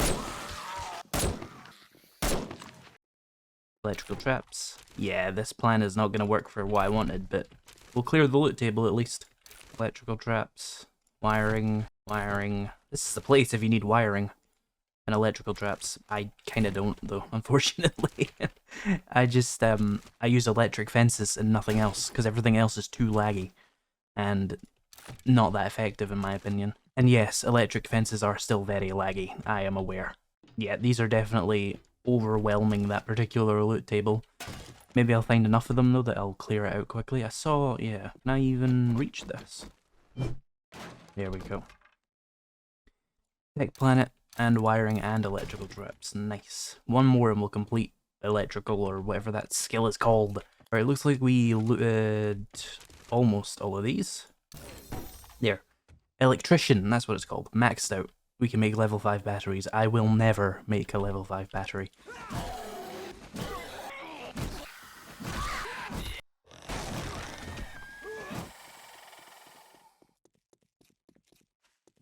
What's most annoying is that zombie is not gone forever. It's gonna pop up somewhere randomly and punch me in the back of the head. Come on, tech planet. Wiring, tech planet, tech junkie. Okay. Or not wiring, electrical traps. And an iron spear. Yeah, this POI was surprisingly bad for tech planet books, but in retrospect it is for very obvious reasons that I can forgive. So let's have a look around for a cracker book or another electrical store then. Or a vaguely sciencey POI would also be what— oh, hello. Missed this room. Yeah, a vaguely sciencey POI would probably be a good place to check for tech planet books. 2 electrical traps and 1 tech planet. Safe. Armored up. Useless. Oh, there's a post office back there. That would be a decent place as well. Oh, electrical POI. Or at least somewhat electrical POI. I don't know if it's going to have much in it though. Okay, there's a few shelves in here. Trapping still. Trapping. Get late. Mechanical parts. I'm not even sure that makes sense. Yeah, I'm just going to break this. I don't really care. Ow. Someone come behind me? Oh, hey there. Armored up. There's books here, but I can't search it. There we go. Needle and thread, damn it. Anything hiding back here that's of particular use? Doesn't look like it. Doesn't look like it. Doesn't look like it. This will not stand. No. This will not stand! Kill him! Kill him! Kill him! Fucking kill him! Ooh. Yeah, this is a new, well, not a new, but like another electrical POI. 1 second. So it seems to be a remnant POI, so it's not a real. Oh, of course, this one's locked. It's not a real Mopower place. But it's still electrical themed, which is like good enough. Yeah, see, there's electrical containers in here. This will do just. Oh god, there's rads in here. This isn't even a tier 1 POI. This is a tier 0 POI, and they're still in here. Hello, Feral. Of course, I'm thirsty. Is there a water source nearby? Kinda, but I'm lazy. There's probably murky water in here I can use temporarily. I'm kind of at the point where I just produce water from my water collectors and I don't have to worry about wasting the occasional murky water. So let's have a look in these shelves. Another headlight. Okay. Is that a cracker book? Oh, it is! I recognize that ladder in the wall. It's a cracker book. Nice! Right next door to where we are. You are annoying me. And so are you. With your noises. Someone else. I know I keep making it worse for myself by firing a gun, but look. He'll run out of zombies eventually. Oh hey, skill point. Oh, 1 second. Right, skill points. I am still just absolutely pummeling agility. Oh, actually, I was going to say I'm pummeling agility, but let's put a point into Electrocutioner to find more Tech Planet books. Especially useful since we're about to go into a cracker book. Vehicle Adventures, of course. The one place that I would have expected to get a Tech Planet, and I find Vehicle Adventures. Here we go, Tech Planet. We can make robotic turrets at quality 5. Maybe worth doing, but I don't really want to. Ah, and 2 Tech Planets, nice. We're up to 69. We can make level 1 drones, but that seems like a waste of materials. Right, I'm going to grab my truck and head round the front of that, what I think is a cracker book anyway. Yes, it is. Now, I did this... 1 second. I did this POI on stream when Alpha 21 first dropped, and this was before they nerfed how many books you got, and I got like 80, and I got like a solid 15 of each of the books that I was really looking for, which at the time was spears, rifles, and explosives, because I was doing the same build just on a stream. And yeah, they've nerfed it since, so I want to know how much. But obviously, my main skills are all maxed out. I won't be really finding the same thing, so it's a difficult comparison, but hopefully we can find just a load of tech planets in here. Okay, so we found shotgun weekly, machine gunner, armored up. That does make sense, it's one of the few things I actually can find. Electrical traps, handguns, hammers, handguns, vehicles. This is great. I haven't been counting, which is kind of annoying, but I'm sure we'll be able to tell there's still a significant amount of books in this POI. Tech junkie, knife guy, needle and thread, tech planet, there we go, armored up, electrical traps, tech planet, vehicle adventures, or whatever that's actually called, tech planet again. Yeah, this POI is still OP. Like, if this was all I got out of it, it would be worth coming in here. And we've got like another half of the POI to do. Shotguns, there's zombies up here that are gonna fall on my head.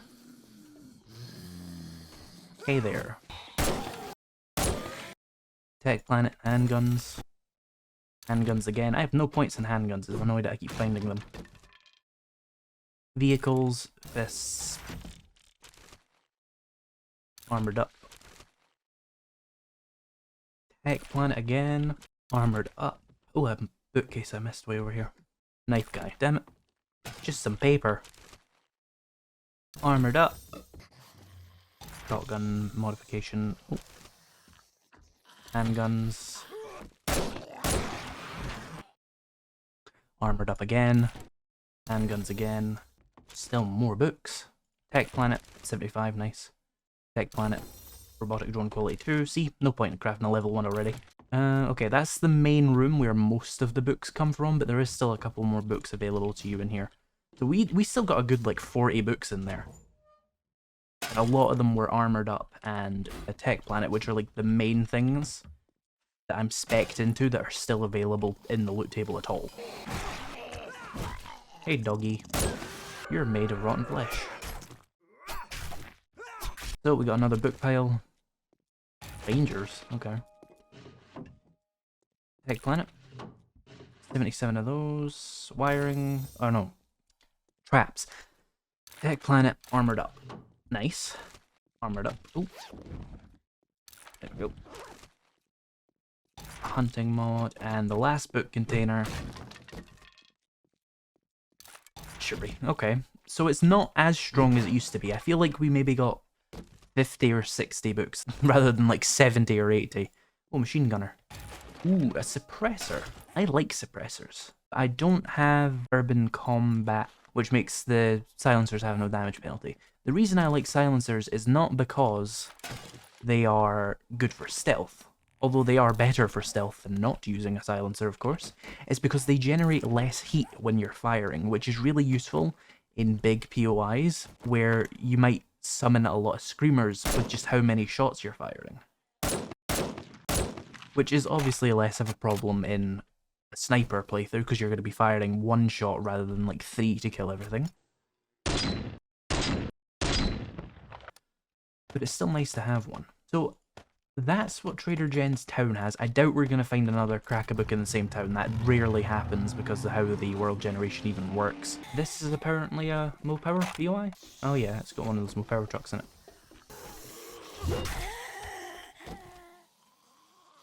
Tech planet. Up to 79 of those. Mo Power truck. Tech planet again. Nice, up to 80 on that. We're definitely getting that drone soon. Ooh, filing cabinet. Oh, just paper.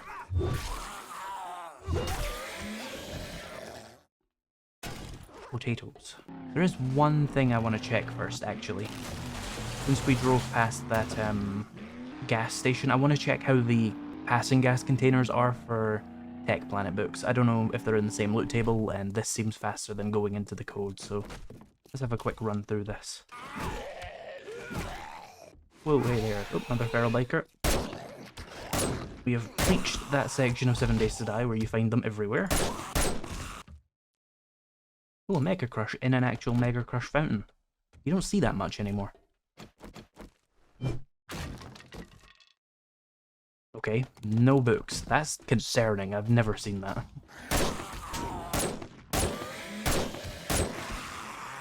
Hold still, would you? Alright, another passing gas container. Vehicle adventures and a fuel saver mod schematic. I have one, so it's not very useful to know how to make them, but cool, I guess. It doesn't seem like these are particularly weighted towards Tech Planet books, so that's a good little mini test. I'm sure I'm wrong, but let's go to the wasteland now. I swear I saw wasteland as I was coming into this town, but it looks like it might have just been a mountain. That looked like wasteland to me, but I'm seeing it up close and it's just like the grey stone texture of hills. Very little was achieved with this. Right, okay game. This road was a little bit silly. Okay. I mean, it's no weirder than this, like, asphalt road going up the side of a mountain. And one thing we can certainly say is that the wasteland is not right there, because that's a big town, and it's all in green. But what about on the other side of this mountain? Nope, that's a big lake. We really stopped for a drink, though. Is that, water, like, droplets on the surface of lakes a thing from an older update, or is that new? That's kind of cool. Oh good, my truck's rolling into the river. Yeah, there isn't even any wilderness roads out here, so I doubt we're seeing anything useful here. This is just me wasting gas and durability.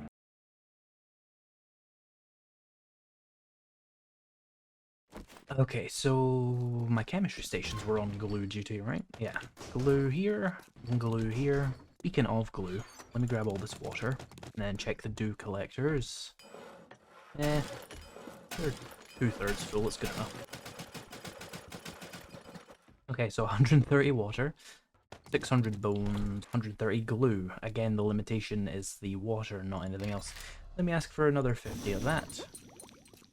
And another 50 of that. I'll keep the other waters for meat stews and stuff in a bit. So another thing I'm gonna need soon is more ammo. So I know I had a bunch of bullet casings crafting throughout the day yesterday, and bullet tips. And then I've got more bullet tips and gunpowder and bullet casings in here. And then obviously my chemistry stations we're building, we have a bunch of this. So let me open up all that. And then pipes. Plant fibers. I wanted like 100 pipe bombs, I remember. That was like my thing I wanted to do before I started making any ammo. And then AP762. I can make 18 boxes of that, so if I split that between 6 workbenches, that's 3 in each of them, and it'll take 15 minutes each. See? Now you're seeing why I have so many of these.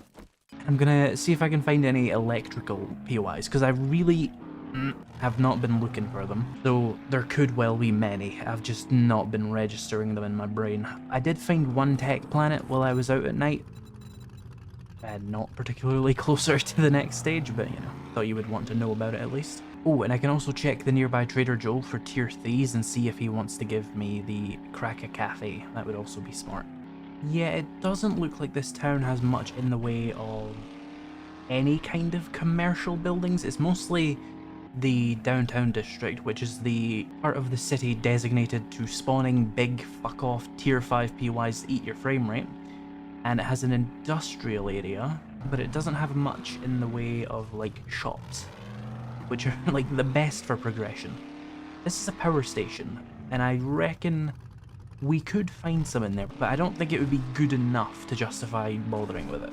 Alright, so the plan for today then, since I cannot find the wasteland, and I can't seem to find any electronic stores in this place, is to check Trader Joel, see if he gives me the tier 3 or tier, what is it, tier 2? Hang on, where's the Crack a Cafe? It's down here. See if he gives me the tier whatever it is, Crack a Cafe. And if he doesn't, then we'll go into the desert with Trader Bob, and I'll start leveling him a lot, and see if his town has any electronic stores, and hopefully by the end of the episode, we'll just have so many books from looting anyway, that it won't matter. Here we go, what tier are you? 3, yeah. Right, let's go see Joe. Although, someone was telling me that the daycare has a lot of bookshelves. That might be worth doing.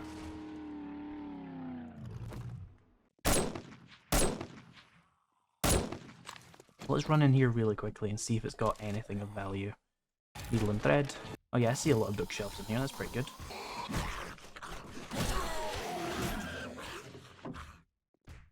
Nothing in here. Part of mining. This is very bad luck. Bar brawling, this is terrible luck. 2 armored ups. Where's this lead? More bookshelves, great.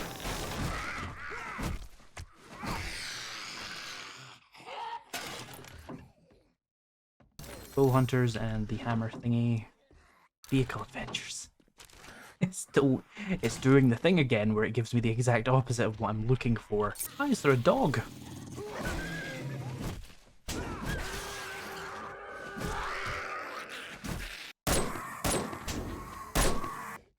Ah, more books, good. I'm not gonna get a single tech planet out of this, am I? Nope, doesn't seem like it. Another bookshelf. Vehicle adventures. Of course this place is filled with passive gas containers, why wouldn't it be?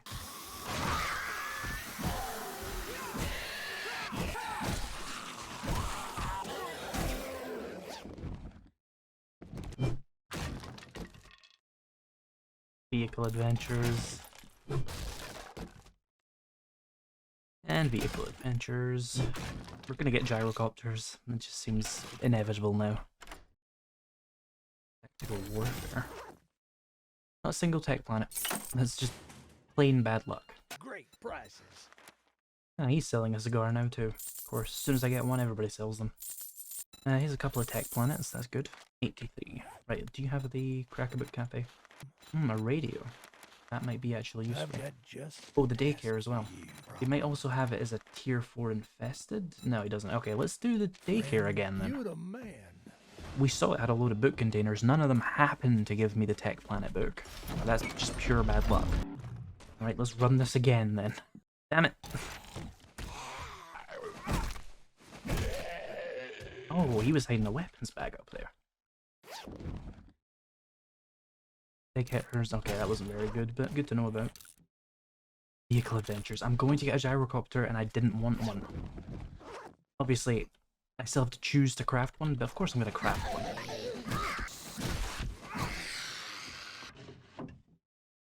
Tech Planet A, we got 1, that's something.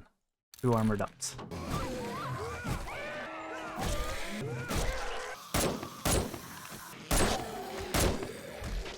You dead. More armored up. Of course, I'm gonna have to finish everything else I have points in if I want to get any Tech Planet books, aren't I? And I do not need armored up at all. I need the perk.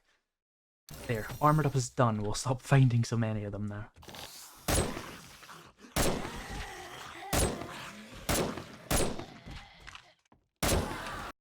Ooh, 100 bullet casings in one bag there, nice. Alright, again, kind of terrible containers, but let's see what they have. Tactical warfare, ew. Tactical warfare, yuck. Weapons bag.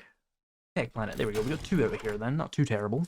Okay, so the next thing I want to do is going back to that Joel, because he had a radio POI, which seems like a good place to find electronic-y things. So we might get lucky there, and once we're done with that, we'll go and level Trader Bob. Have all the banded armor plates I could use. Just say the word. I'll take the crafting skill magazine bundle. Ah, just like old times. Stranger. And we got 2 tech planets, nice. Right, let's see his radio station one. Is it that one? Really KLZ radio? no matter what. Joel, how is this damaged? Oh, no way. This is very weird, I'm getting out of here. At least now that we're doing more POIs, we're getting more ammo. It's been a while since I cleared anything. Right, let's go see this radio station POI. Yeah, it's just a radio station. I'd bet there's at least one electronics crate in here worth doing. Bookcase. Big hitters. Big hitters again. I don't have any... well, I do have points in strength. I wonder if that affects it. I don't think it does. I didn't see that when I was in the files earlier. Fists. Again, I do have points in... I have points in everything. I don't think it really applies anymore. Tech Planet. There we go. It's at least somewhat worth coming here now. Ah, and the end loot is all construction themes.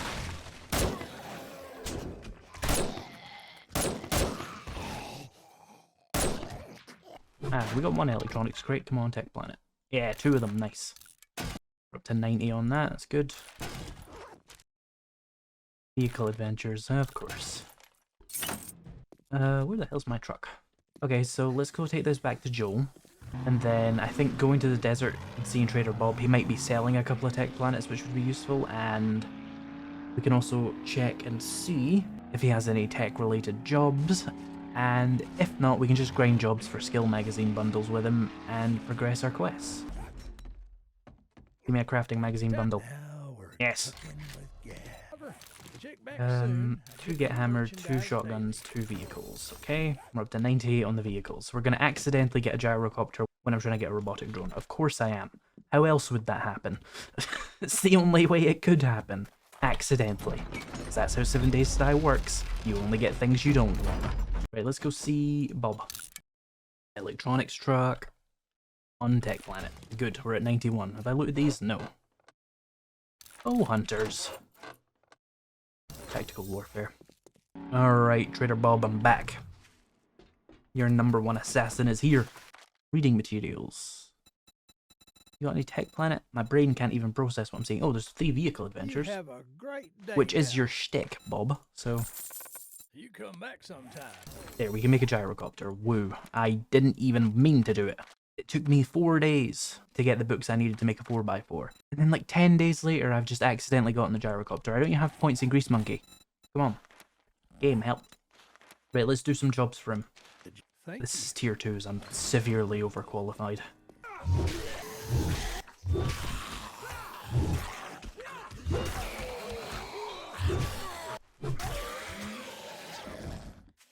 Yes, I'm so bored. I'm just using my axe as a weapon at this point. Hey there. It's not very effective, but it's effective enough at this stage of the game. Hello, Arlene. Hey, an electronics crate. I wasn't expecting that out here. Oh, more zombies, okay. Okay, well, they're gonna take a minute to get through that. One Tech Planet, nice. We can make robotic drones at quality 4, not terrible. Oh, pump shotgun. We're finally getting tier 2 guns and loot. It's only day 37. Handgun magazine, we can make magnums. Books here. Get hammered, very annoying. Let's head back to Bob. Nice. Another tier 2, let's go for the infested clear. I'll probably actually use my spear for that one. Nothing of particular use there. Also, I have no idea how many jobs I have to do for Bob. I know I did some tier 2s for him already, so... Could be 6, could be 2. We will find out together. Oh, is this place? This is going to be even worse on Infested, isn't it? Hello, radiated zombie.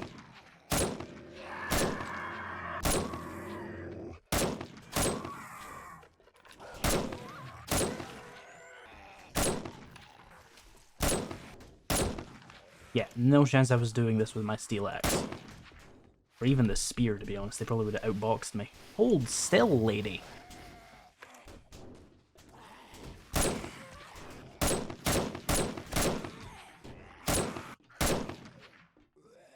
Get away from my damn bus. Alright, how many million of you are in here, then?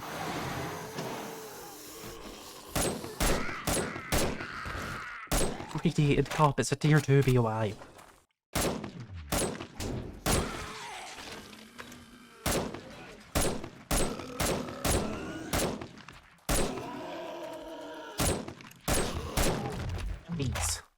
Oh, that's just a radiated white. or two of them.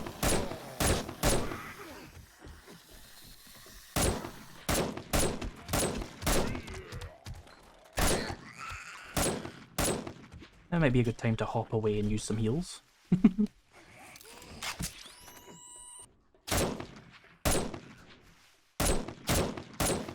Oh, they're so fast.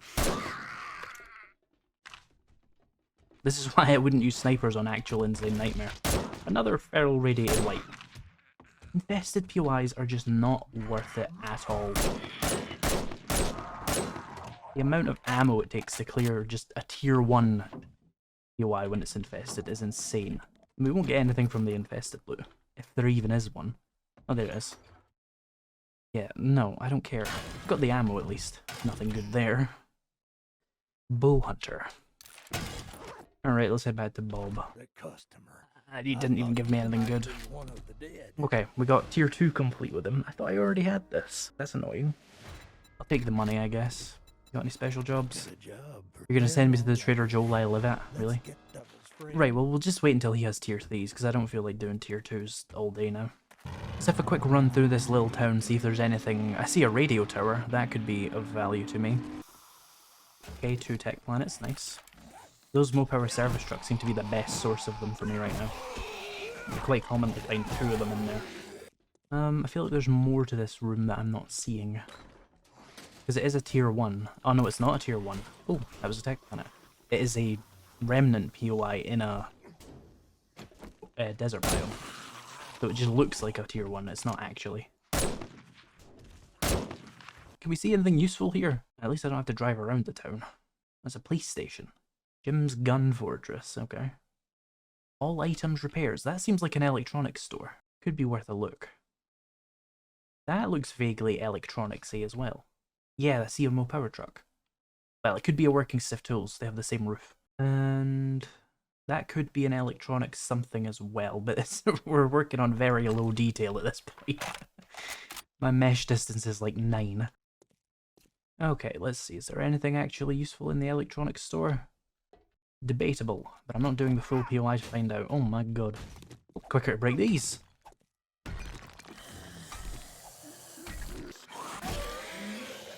Hey, some electronic shelves, come on. Damn it. Damn it. Seriously? There's nothing of... Oh, wait. Filing cabinet. Yeah! We got one. Right, I'm gonna hop over to the... Yeah, it doesn't look very helpful. I'm gonna hop over to the nearby, like, power substation thing. I'm not sure what it would be. Come on, Mopower truck. Yes. I see a vulture in the shadows. Another tech planet. Come here. Get away from me. Also this stuff. No, I know this POI doesn't really have anything else, though. On the route, no. Right, so there was a... Oh my god. Get away from me. So we had... That's where the tower is, and then there was that, and then there was something over here, right? Yeah, Service Co. Ah, it's working Stiff Tools. Might be some electronics crates inside, though. Nothing. Damn. Well, we might still get lucky with the truck. Oh, I've already looted it, apparently. Right, there was something else behind the fire station, but I'm gonna go get my truck if I'm going that far. Okay, one of those little cracker books. Let's see. Filing cabinet. Paper. Fantastic. Outstanding, even. What the fuck?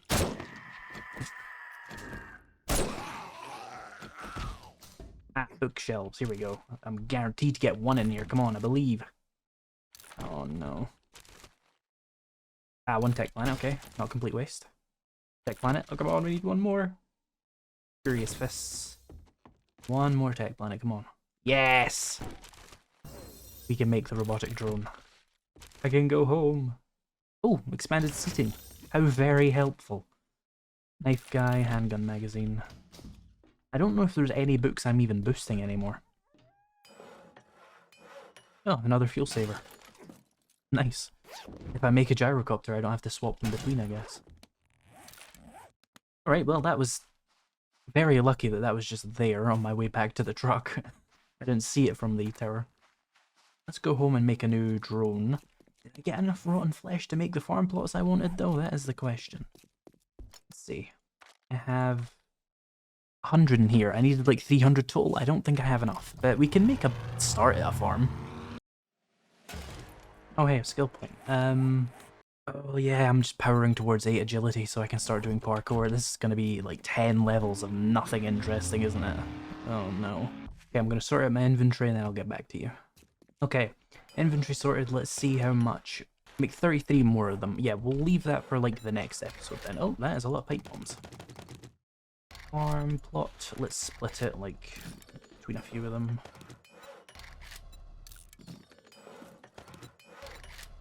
There we go. How much ammo does that really mean? Well, let's have a look. Oh yeah. I am armed. Throwables. Okay, the farming box can have the 43 farm plots I have. Right, so first things first, how much steel do I have? So this one can make me some forged steel, 99. There's 100 in it. This one needs some fuel. This one has a load of brass and it has a bunch of steel in it. Bullet casings, that'll do. You have nothing, but you've given me some forged steel. You have nothing. That is not going to be enough forged steel, is it? Oh, wait. Yeah, no, that'll be enough forged steel. I forgot I had some. Right, so let's start with the gyrocopter, I guess. Or no, let's do the drone, because that is what I started the episode trying to do, so we need to make sure we do that. 5 robotic parts. Yep. 75 duct tape. Right, I've got 55 glue there. Oh, okay, let's cancel the gas for a second. And then that'll work on getting me glue. Do I have the polymers? I do. Do I... 10 motion sensors? When did they do that? Ah, that's annoying. Okay, forged iron, electrical parts, and mechanical parts. 10 motion sensors. Why? Does it really need 10? Let me split this up then. 3, 4, 3. And then I need the duct tape, of course. So I'll take the cloth, and while we wait for the glue to be produced, it does happen pretty quickly, so we should be good. I'll let that happen. So the robotic drone will hold for a second. The gyrocopter is going to need headlights, short pipes, springs. Short pipes, springs, headlights. We're good. Let's actually just set that to craft now. Gyrocopter accessories. Oh, okay, we're going to need even more glue, that's fine, but we need leather as well. And then switch back to the robotic turret. Okay, I also need to make 5 of these. So let me go ahead and do robotic turret drone cargo mod. I don't need 5 of them. I need 4 at max, but we can only put 3 on this, so we'll do that. Motion sensors. Motion sensors. Who's got the last motion sensor? Who has it? Did I only make 9? No, there it is. Right. So the drone's fine. Robotic drone. I just need glue then. We're getting there, it's just taking a hot minute. Need 2 more, come on. Right, duct tapeify it. A minute, that's fine. We'll also need 3 wheels, an engine, and a battery. The quality of the battery, of course, doesn't matter. Oh, your farm plots are done, nice. There we go. Let's start the robotic drone in here. And then I need more glue. How are the chemistry stations doing on the glue? Gonna need more fuel. Gonna need a lot more fuel. This one's doing all the gas now. Let's take that out. There we go, that'll do. 8 glue. This is gonna take forever. But we have enough, it's just time. Take all this gas out. And then we've got 2 robotic cargo mod things. Words. How are my dew collectors doing? Oh, they're full again. That's very fun. Right, glue. 4 from you. And 3 from you. Let's start making the duct tape at least. 1 from you. And 1 from you. And make 2 more duct tape. How's the drone doing? There's 1 cargo mod. And the drone is almost done. There we go. We have a robotic drone. So I'm going to place it before I put the mods on. Quiet it. I don't want to hear it. It has an ambient sound that annoys me and it talks to you. I don't want to hear it. But it comes with 1, 2. It comes with 16 mod slots. Very good. I'm going to give it some red dye though. So you can get it to stay here. You can pick it up. You can put codes on it. You can make it talk to you and you can, you know, do this. You can store things. and it'll warn you about zombies coming, but I find it to be very annoying, so I'm not going to actually have it talk to me. Let's put that on there, put the 3 cargo mods like that. Light it again. Storage, look at that, it's just a backpack. But apparently they're quite buggy, so I'm going to be picking mine up between episodes and when I log off and stuff. And I'm going to pick it up before using the gyrocopter as well. Apparently that's the source of a bug. Oh, gyrocopter's ready. 4 minutes, okay. Is that gyrocopter done yet? No, I've still got a minute. Oh, while I wait for that actually, I could use an extra reserve fuel tank. So 5 steel, 5 duct tape, scrap polymers. Well, I got loads of glue. So 5 duct tape. And 5 steel. And we'll make a reserve fuel tank as well. The gyrocopter chassis is done. Now we need to make the gyrocopter, which will take another 4 minutes. Grab a bunch of water. And I'm assuming... Nope, the limit is still my water. My god. You know what, let me just max that out. I can just do it in there. This one's working on gas anyway. But we still have more bones than I can use. That's good to know, I guess. Completely out of scrap polymers. Gonna have to work on that soon. And the gyrocopter is almost done. There we go. I'm gonna take the red dye off my sniper rifle. I need my vehicles to be the right color. It's the law. We have a gyrocopter and I wasn't even really trying to get one. I hate when that happens. Kind of, in a weird way. So, open that up. We need fuel, of course. Oh, and the reserve fuel tank and fuel saver, which one of you is in here, and one of you is here. So, red dye and that, and then actually refuel it. 3,000 gas to refuel a expanded one. It's faster than the 4x4 directly in speed, but obviously the main thing is that it can fly. So let's do a little mini tutorial here. Use W to move forward. This isn't like a helicopter, it's more like a plane, and then you use space to pull up the front of the gyrocopter, and that makes you take flight. And then you use C to level off, and then you just use W, A, S, and D to turn and stuff.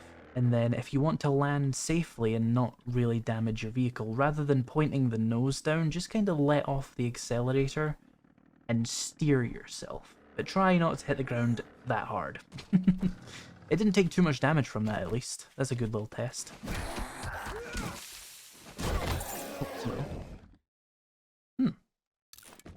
Yeah, you can land it a little bit better. It has been a while since I used one. Did they give it a new model? Looks shinier. Yeah, it has less inventory than the 4x4, but obviously the main advantage here is that you can go very far with it very quickly and very easily. Power up complete. Shut up. Do not talk to me. You are not a citizen, okay? Shut up. Now, did you get a new model as well? It looks like it kind of did. It looks shinier as well.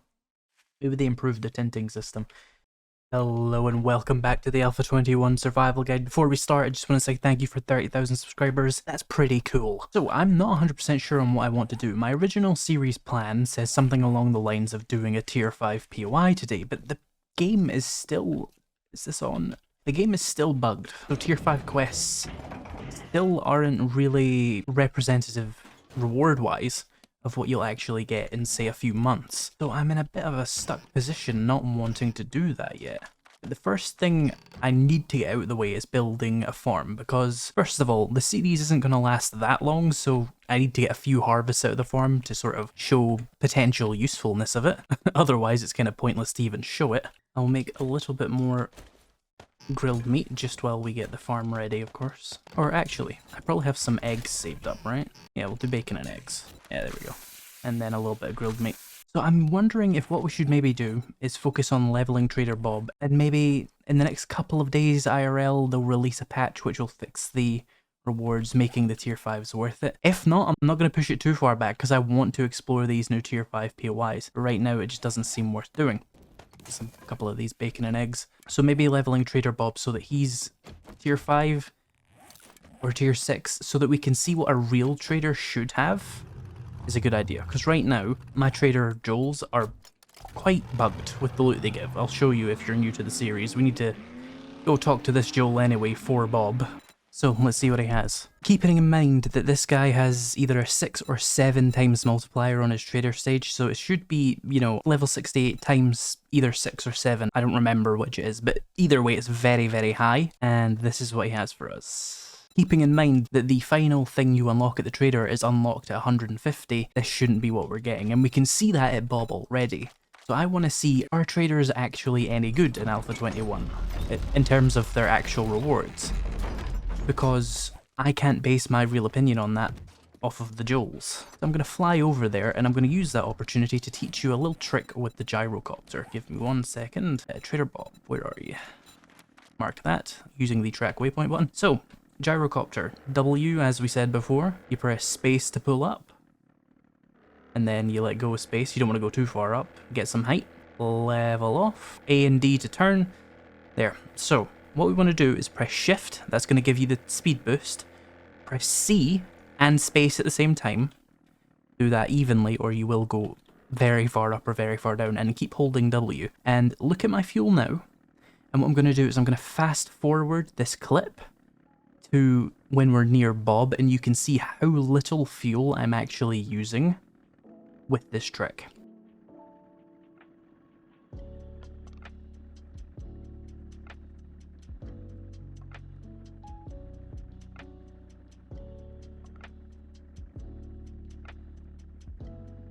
Okay, we've done about 1 kilometer.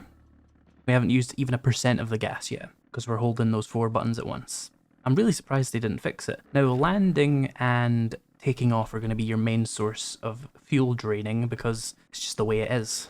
You need to use a little bit of fuel to position yourself, and you can't be holding everything at once. Just tapping the W to keep the big rotor spinning, so that I don't start going down too quickly. Oh, we're going to hit the barbed wire. Yeah, okay. That landing could have been better. I'm just going to pick this up. I'm not going to use it locally. It's very inefficient to fly around a small town. My spear is really good. Anyway, and you'll see that Bob doesn't have crazy gear. The significant thing here is, though, that I have a 3 times multiplier on this loot stage compared to a 7 times multiplier. He should logically have worse gear, but he has exactly the same, and he has had for a while. Either way, we need to do jobs. Oh, a tier 3 infested clear, oh no. Infested clears right now for me because of my level are scary. Let's do the basic ones first.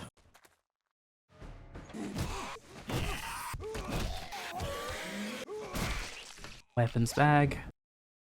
Bow hunter. Yeah, there's nothing particularly valuable to me book-wise right now. I have pretty much everything. Just a matter of getting level 6 versions of it all from loot and quest rewards, because you can't buy or craft any of that. Oh yeah, I need to be collecting this stuff for my farm, that's why I'm here. Oh.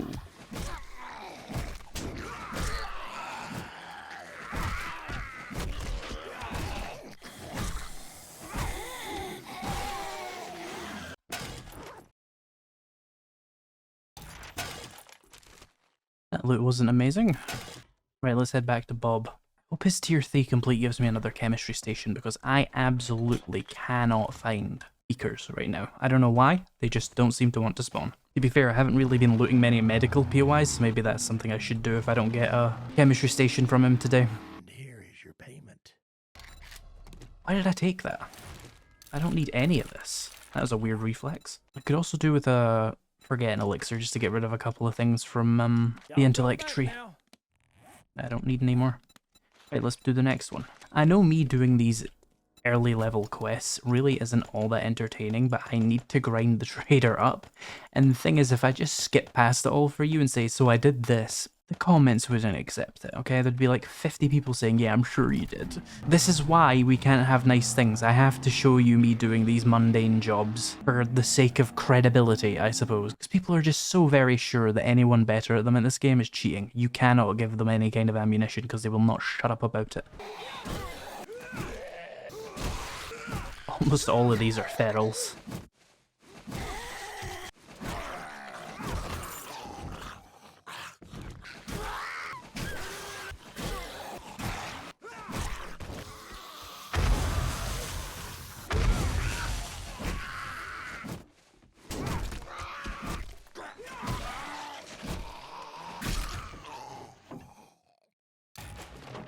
Safe always been there? I don't remember it. That was not worth the 6 lockpicks I used. Yeah, I'm starting to see that these tier 3s, they have very little loot-wise that I actually need. Right, let's head back to Bob. None of this is particularly helpful. See, this is an example. These are tier 3 quests, and look at the rewards I'm getting. This is like tier 1 stuff. The only thing of any value to me here is the herbal antibiotics. I'll take them. Let's take the clear. Can I afford a... forget an elixir yet? No. Well, let's go do that then. Another thing I also want to wait for before I do tier 5s, the parkour perk. Very, very useful. It is a lot more useful than any piece of armor ever could be. The art of moving out of the way. I've been here apparently. Oh, you survived that? You pink misted. How do you survive doing that? Right, come and stand here, the vulture attacks me, yep. Oh, okay. You win this round.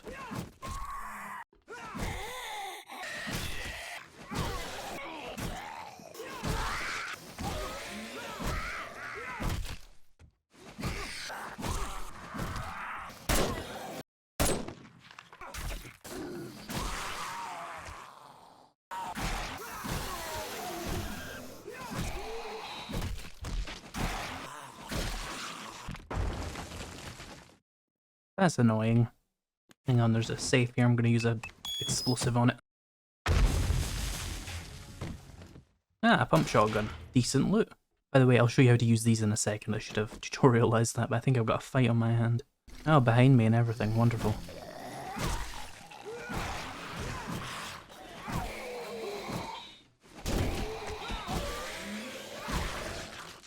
Okay, so time charges are pretty simple. You right click to prime it, and then you click to place it. And then you take a couple steps back just to be sure. And there you go. You'll probably have to use a couple more than I would though. Ooh, expanded tank mods. I'm quite good with them because of course I am a demolitions expert. Can often be a lot quicker than lockpicks. They're a bit more expensive than lockpicks though. But if you can get them for free, they're very nice. This is a bit of a grind. I guess I'll take the ammo. Okay, let's do a bit more interesting. A tier 3 infested clear, so basically it's a tier 7 POI, judging by what the last tier 2 infested clear had. Okay, this is gonna be a fun one. How many bikers are standing out here? Because there's usually at least one. Oh, that's worse than a biker.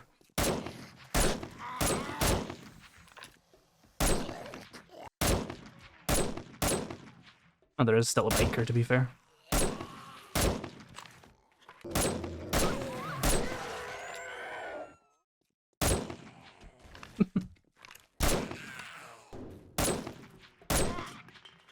Right, so that was just the outside. Let's see what they have waiting in here for me.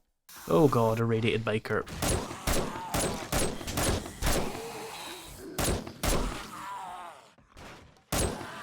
Those are quite literally the worst. They have a lot of armor, health and damage, and they run like Arlene. Fortunately, armor means nothing to me because I have penetrator. Potential beaker in there.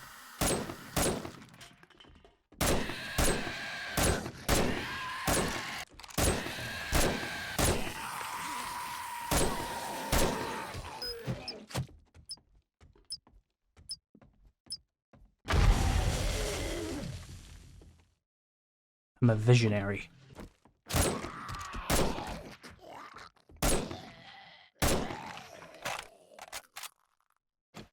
Look at this nightmare speed crawler. How did the recoil go down?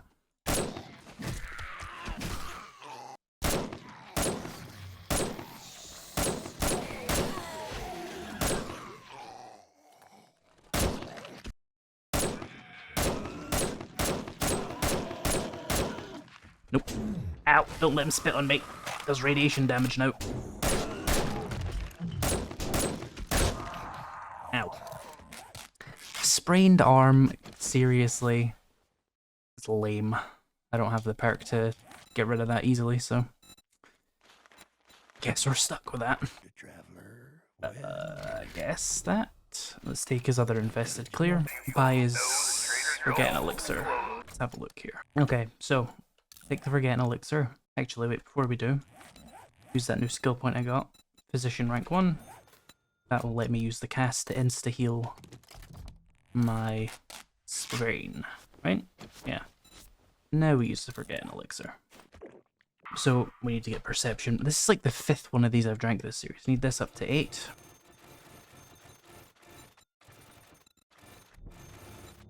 Fortitude still has to be 5, unfortunately. And then 1 point in Advanced Engineering, 1 point in Intellect, 1 point in Physician, and that leaves me with 6 skill points. We're up to 6 Agility. I need another 4 skill points to get Agility 8, and then another 4 skill points to get Parkour 4. That's 8 levels, it's so long. Alright, well, let's go do that infested clear, I guess. This is a very small POI to be an infested clear. I am not looking forward to this, especially on Insane Nightmare. How many did that wake up? Anyone else?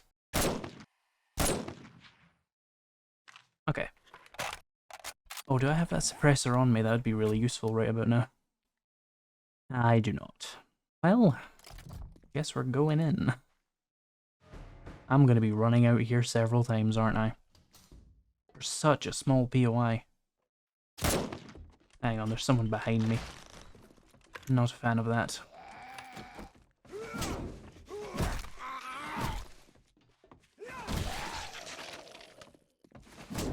Ow.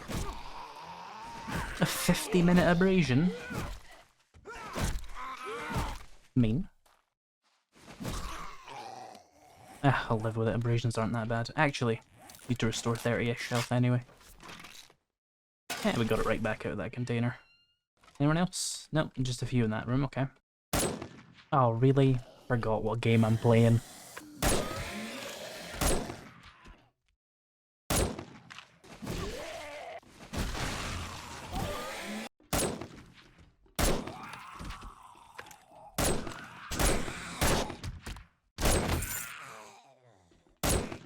Ooh. That was a lucky no-scope. Passing gas container. Still looking for a supercharger mod schematic, so those are still interesting to me.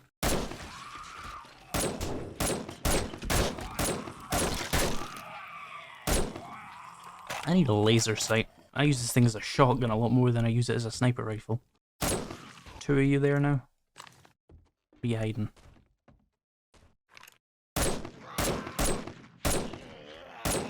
Get back here. That was very easy. They're so inconsistent with how hard the infested clears can be. Yep, just ammo. And nothing much in there. Eh.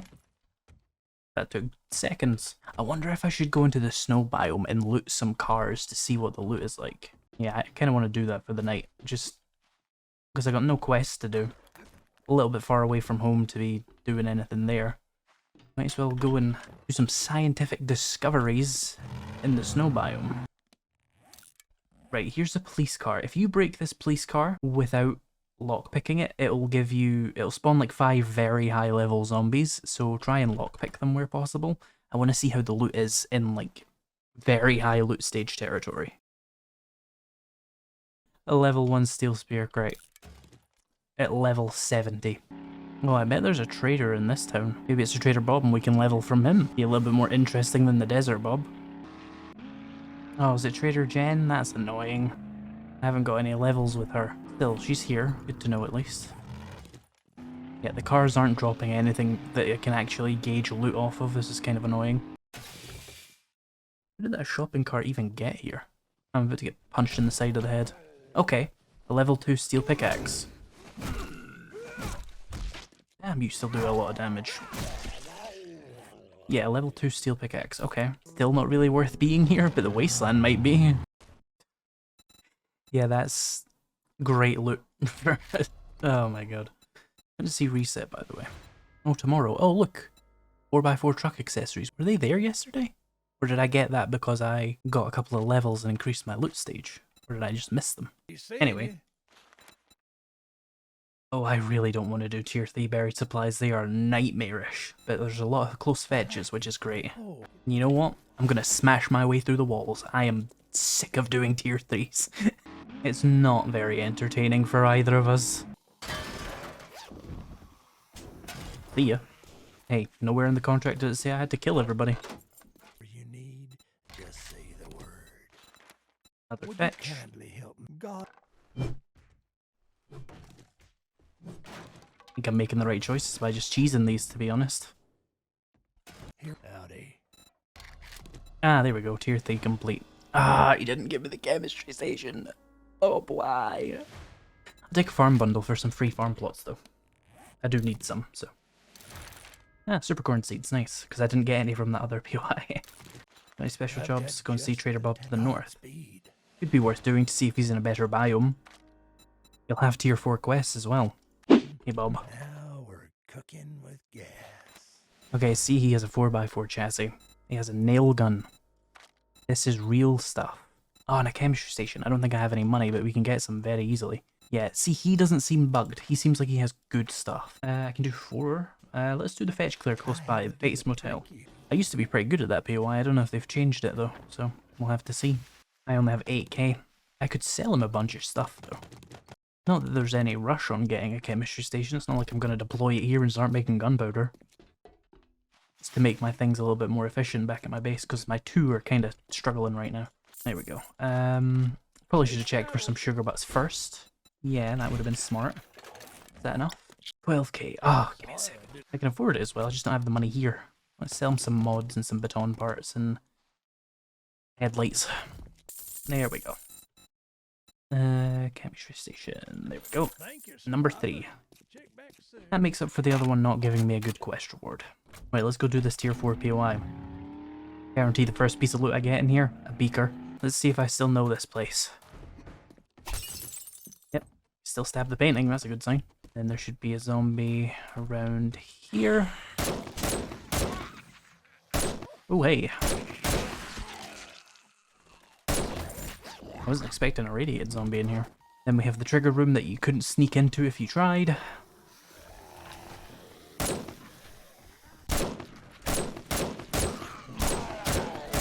Oh god.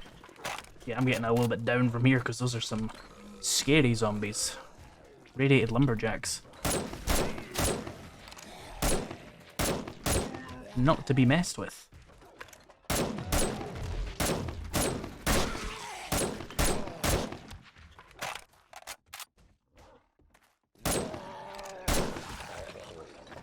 Oh hey, another one. This is some mean zombie spawns. Jeez. Okay, this POI is not messing around with its spawns.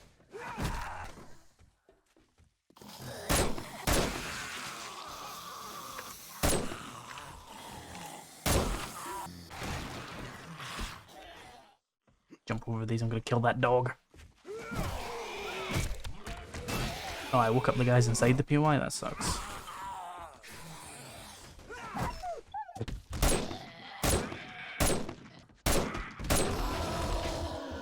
I'm gonna let him pop to do a lot of damage to them.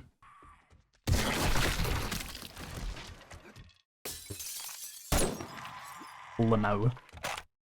And then we have one in here usually. Oh, howdy. Oh, there's 3 in there. Or are they upstairs? Okay, they changed that. There's usually only 1 in there. And 1 in here? Yeah. Oh, 2. Gonna let him pop and do the damage.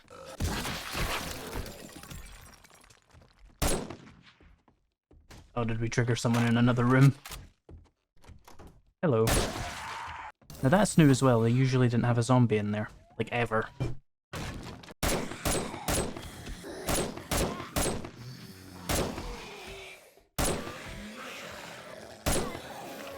And the one hiding behind here.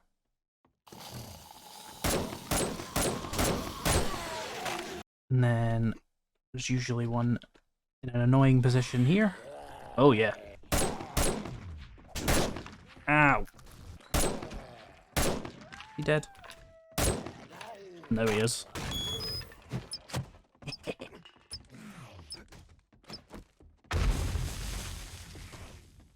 Yep, he's definitely dead. Some zombies in here. Yep, hi there. Whoa.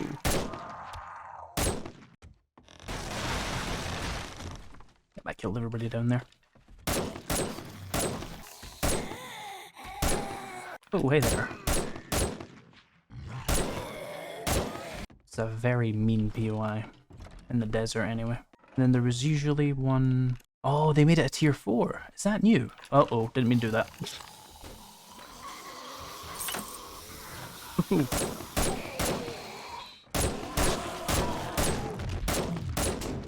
Ow.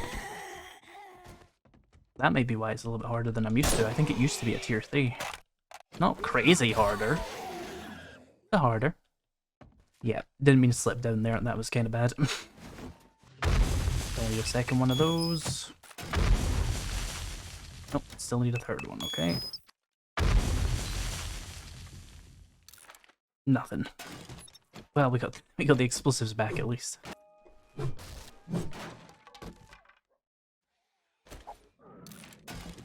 Okay, nothing good loot-wise. Where's that actual... Where is that? Is it hiding behind this? Hmm. Ah. Okay, let's head back to Bob.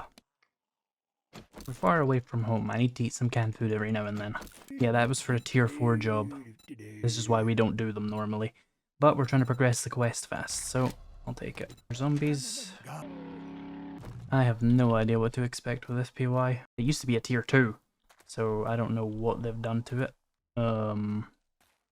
This feels unsafe. It's still a mushroom room? It is still a mushroom room. Again, really?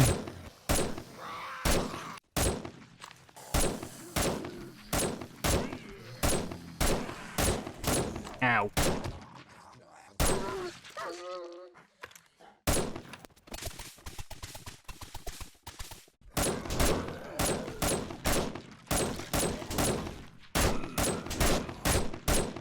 Ow. So much health. Oh, rad biker, get some range.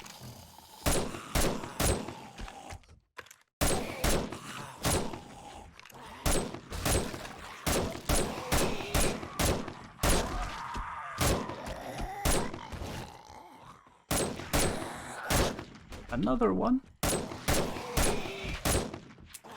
Ah, this is gonna hurt. Ow.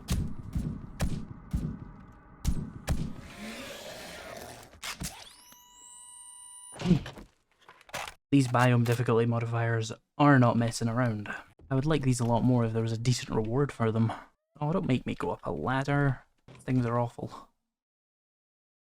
Oh. I'm smarter than that game. I'm not fighting them in these weird triangle rooms where they always crawl. Okay, maybe I am.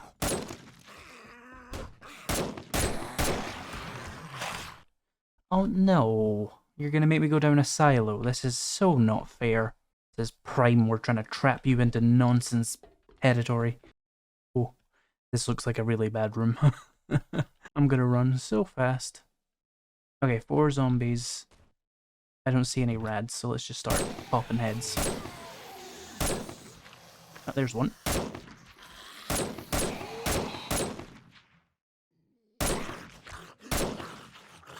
Okay.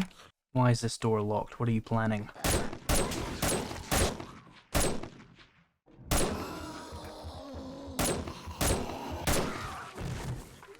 You gonna try and fall on my head? Stop it. Oh no no no.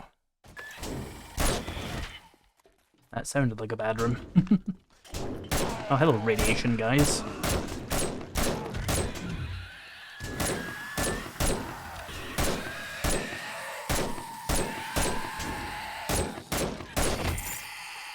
That wasn't too bad. I think the Fates Motel was definitely meaner than this POI.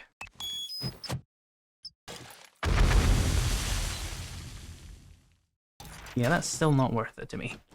Where am I? Right, let's go see Bob. Still think tier 3s are going to be a faster way of completing tier 4 though, because I can only get 2 or 3 of these done, but I can get like 4 or 5 tier 3s done. And then tier 2s, of course.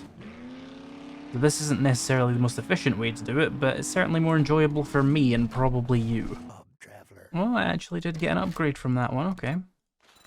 So the way these quests are bugged, for anybody who's wondering, is you will still occasionally get good stuff, but mostly you'll get tier 2 loot. It's like the loot tables are flooded with it. I'm not 100% sure how to describe it. But yeah, an upgraded axe is nice. Not amazing. Great doing business with you. Oh yeah, we took a job from him. Let's see if we can get that one done as well then. Oh, is it this place? Yeah, the greenhouse. Another POI I'm absolutely painfully aware of how to do. I once guided someone through the house by telling them where every single zombie was going to be, and it worked. So, yeah, I've done that POI a lot, because in Alpha 20 it was one of the most common...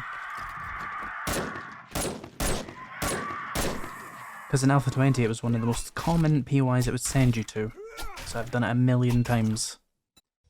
No, you go back to quiet mode, please. I found a Trader Hugh here, by the way. Gonna start drinking murky water. This is where I am in life. Get away from my damn truck. Now let's go see Hugh. I doubt he has anything good, but... Hello, Hugh. Everything is for sale. Yes, it's a shop. See, much better stuff here than you would see down at Joel's. This guy doesn't have a modifier. This is base loot. Trades, whatever.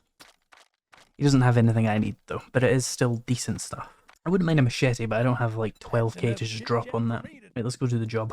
Alright, let's hop in here. I doubt they changed this place much, it's just going to be really high level compared to what you'll usually see.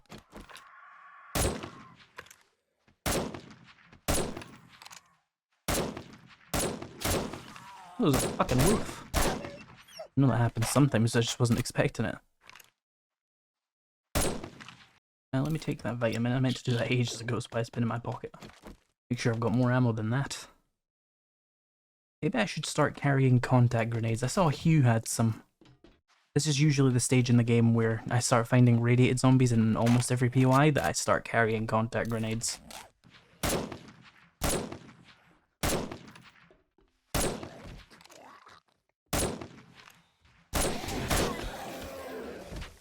Jesus. Anyone else? No. Okay, so there's one up here usually. Are you a crawler? Makes things easier. And there's usually two in this room. There's one. Can I get a headshot? He's gonna pop, and then two. Oh, you're just a regular?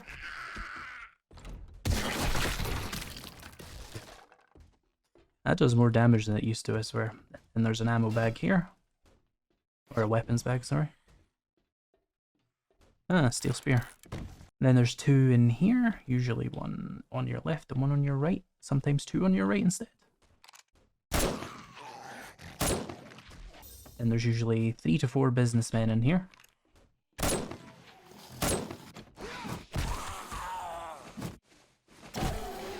Anybody in this one today? No, just 3 today then. And there's usually a vulture on your left as you come out.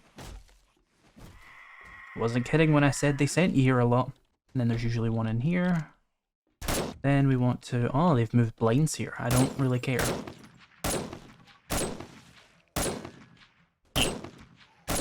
There we go, and there's 3 in there. Give me a second. No points for agility, I guess. I mean, there's no advantage to just going straight for agility. We can start getting some parkour now. And you're usually safe in here. I think a zombie has followed me up and around, though. And then you'll see a couple of zombies in there, which you can snipe from here if you want. I don't really care. And then there's usually one in here, generally down, yeah, there. Usually down there. Sometimes he spawns behind that chair, or that desk, sorry. Sometimes one in here. Not today. Then there's like 3 or 4 in here.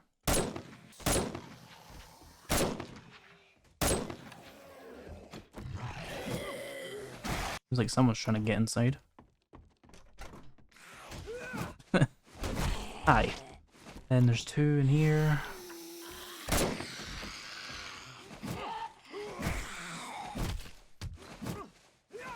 And there's one hiding behind this.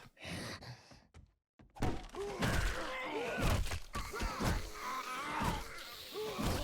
then then, of course, the other one. Usually she doesn't get aggroed, but I'm kind of standing in there. Sometimes this is worth checking. Is there anything? Nah, it's just random trash. Right, and this is like the fun room with all the zombies in it that are probably going to be irradiated. Drone, don't you block me, okay? This is surprisingly not radiated. Like, it's usually filled with rads. That's odd.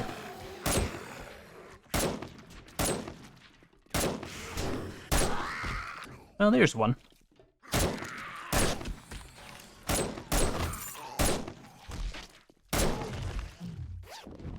Easiest tier 4 of my life. I've done it 400 billion times. And then we're free. Oh, there's no spikes here now. Or am I thinking of the utility waterworks POI? Let's see if we can get back to Bob and turn this in before the day ends at least. Maybe take another one for tomorrow. The customized fittings I think I actually need for one of my armor pieces. Still not exactly befitting of a tier 4 job. Oh, is it the headpiece? I have to leave something. Oh no, it's fine. There we go. Take another one. Kind of far away. Oh, it's a checkpoint? Sure. We'll do that in the next episode, I think. Okay, so the last thing I want to do in this episode is make my farm, so I'm gonna have to go very, very far back home. Base 2.0, oh, it's gonna be a really long drive, but yeah, I'm gonna go back and start this farm. I did say we were gonna do it in this episode, and I can't just leave it there. Okay, inventory is completely managed. Let's see what we can do. Farming wise, I know I have 79 farm plots, but I was hoping to get 100. So if I grab 93 rotten flesh, some nitrate, some clay, and some wood, got those. Farm plots, can I make? I need 21. I need a little bit more rotten flesh. That's it, damn it. Spread these out. Kind of unnecessary, but hey, I made them all, right? Gotta use them for something. I need 15 rotten flesh. I can find that. There, up to 5. 9. 12. Oh, this field has some bodies in it. 14. 18. There we go. That'll be enough to make the rest of the farm plots I need, I think. Let's head back. There we go. Perfect. 100 farm plots. Hey.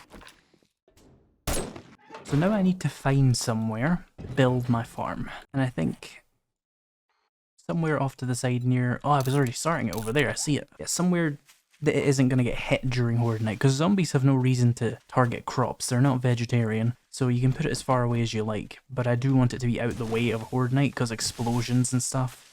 So let me clear this out. Okay, it looks like we need like 12 more topsoil. I'm going to run back to my base and grab all the farmable items I want. And we can start the farm properly. See, we got a whole lot of different kinds of seeds. We don't need to plant tree seeds in farm plots. They can be planted anywhere, by the way. Same with mushroom spores, actually. Let me go ahead and do like 10 mushroom spores, and I'll just plant them in my house somewhere. Okay, so first thing I do want to grow is coffee seeds. I actually want a lot of coffee, so that's good enough for me. Goldenrod, less care about that, but just plant it. Yucca seeds, again, don't really care that much, but we can use it. Is that really all the potato seeds? Hang on, I'm going to run back to my base and check one of my other containers for like potatoes just on their own that I could turn into seeds, because that is not enough potato seeds for what I need. Let's see. This one, here we go. Oh, some more coffee as well, nice. Let's go for more coffee seeds. Ah, a bunch more potato seeds, there we go, that's perfect. Okay, so more coffee seeds. Perfect. A bunch of blueberry seeds. Aloe seeds. Chrysanthemum. I want a bit more than that chrysanthemum wise actually, because I want to make a lot of paint. So there we go, 10 is more than enough. But that's more in the interest of making it convenient, because there's a lot of chrysanthemum all over the forest biome and it wouldn't take long to accumulate a lot of it. It's more to just make sure I don't make it go extinct by accident.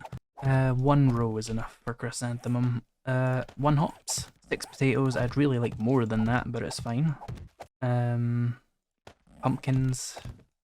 Just kind of growing anything right now because I don't have that many seeds, and the rest is probably going to be corn.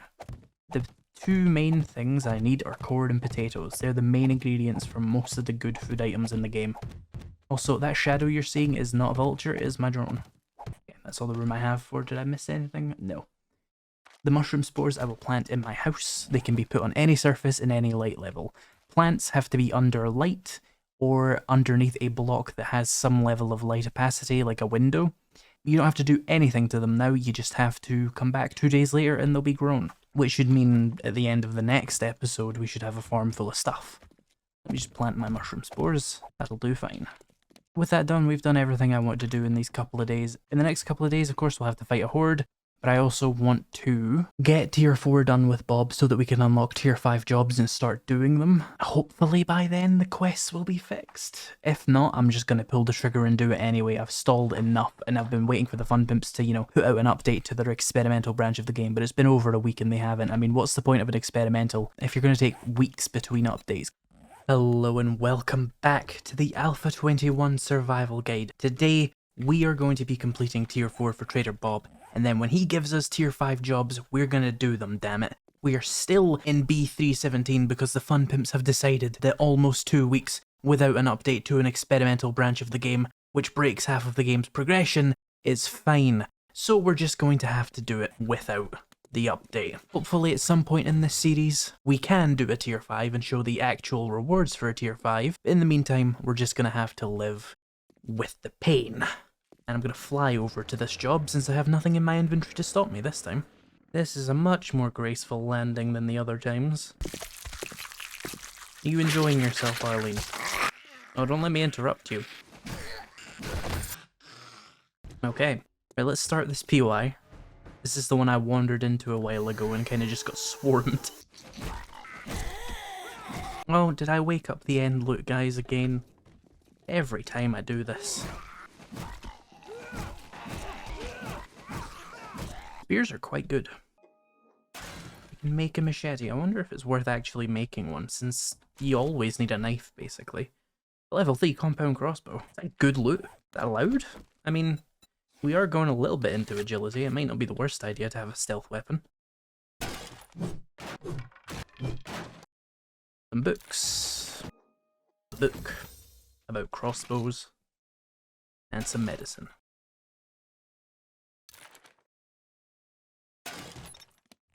You hold still.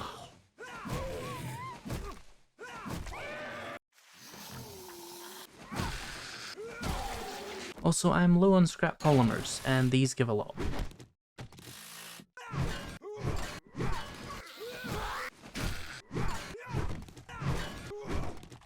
Oh, I actually got a blood bag from that, cool.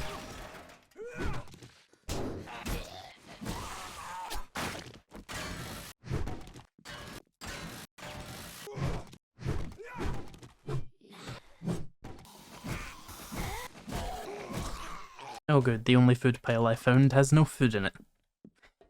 Just 7 days to die, things.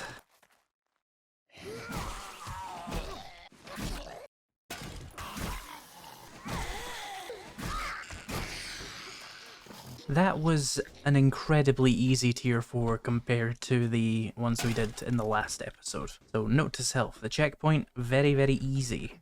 Something you like? Yep. Quests are definitely still terrible. I don't even know what to take. I guess Forge Steel, but I can make my own. Let's see, has an infested clear at tier 4? Absolutely not happening.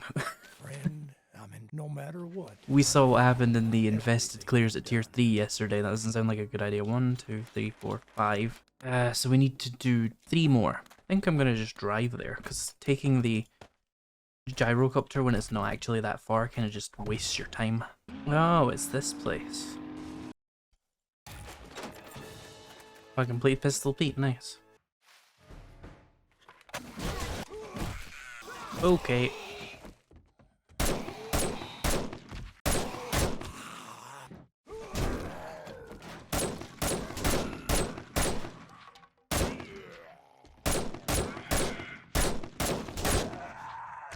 So this is gonna be one of the tier 4s that's really mean. Got it. Did I bring the explosives with me? A few ferals, regular zombies, and then we come in here and it's like radiated bikers, radiated lumberjacks. Whoa.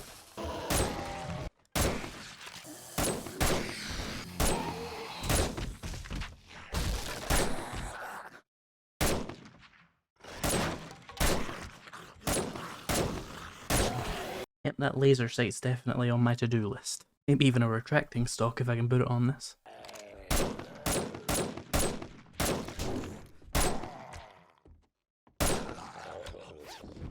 I'm going to have to get more ammo out of my truck, aren't I?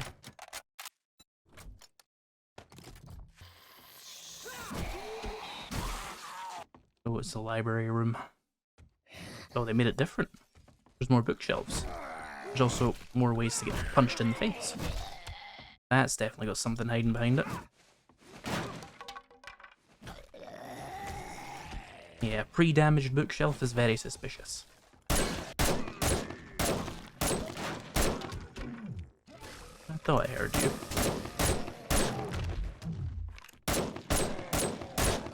Even with all my armor on insane difficulty, these guys absolutely shred me. I'm on Supercharger mod. You're giving me all these other vehicle schematics, and you're not giving me that. Ooh, anything of interest out here? A level 6 pistol.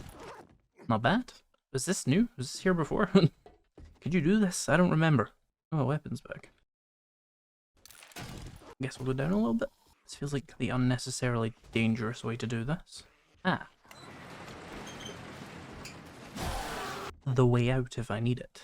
I think I actually might have missed some zombies up there because I skipped a room, so we will find out when we're down here and it says, oh, you have to go all the way back up, sorry.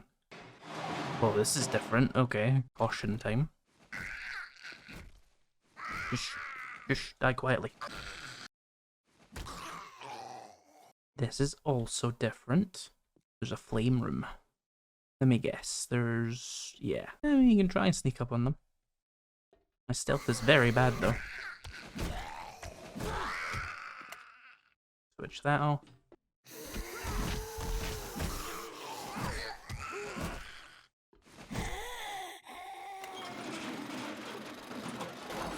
And then green to green. Anything useful in the water? Or is that just in case you fall? We got the green key. And then yellow. What's the trap here? That would be the trap here. Ow. I don't think that hit was very fair. Right, well, I'm hoping that door isn't automatic. I can walk along here and scout for zombies. Oh, you're giving me health and ammo and everything. Why is this here? Is this like a... I turn it on with that? Did I turn it off? What happens if you just break the pipe? Yeah, that makes sense. Ow. Click the switch. Pop up here. Did they just come running? Yeah, this is gonna be a really awful POI on Insane Nightmare.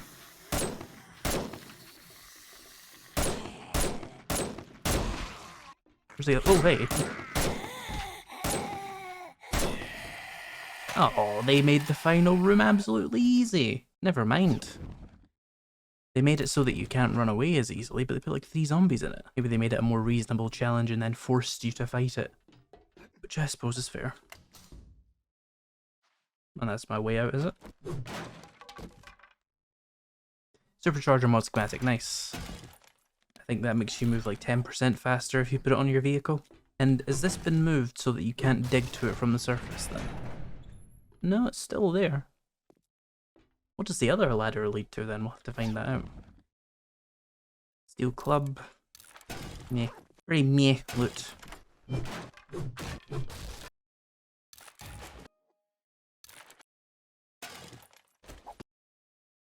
Yep. Nothing.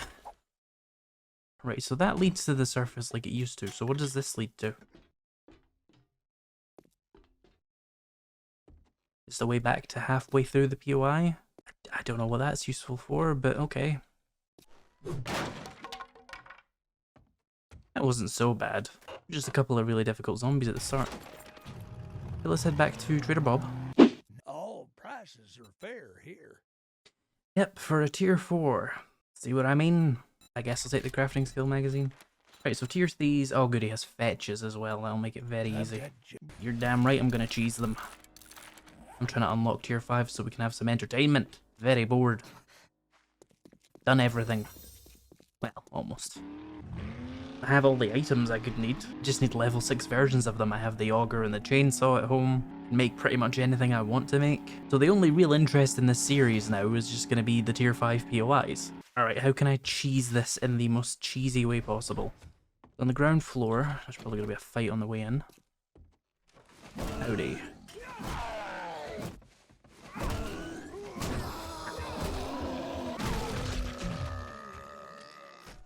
That was just there, huh? Close the door behind me. I don't need to fight them. See, way faster than doing a tier 4. Howdy. Meh. And then do another tier 3 fetch.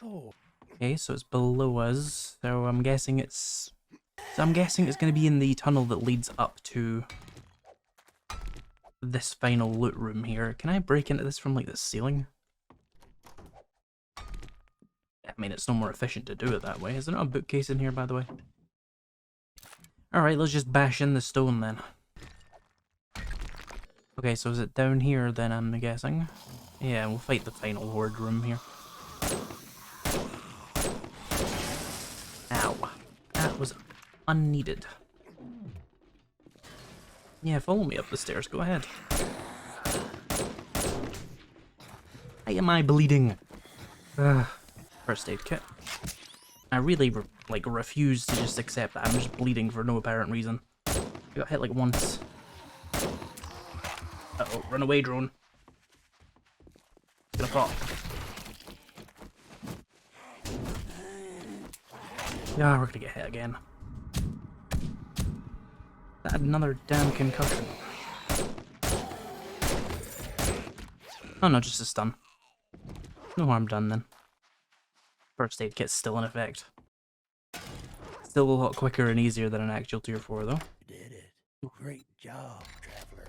And then one more. It doesn't have a It's rare to fetch, so in these do a clear. Right, as fast as I can.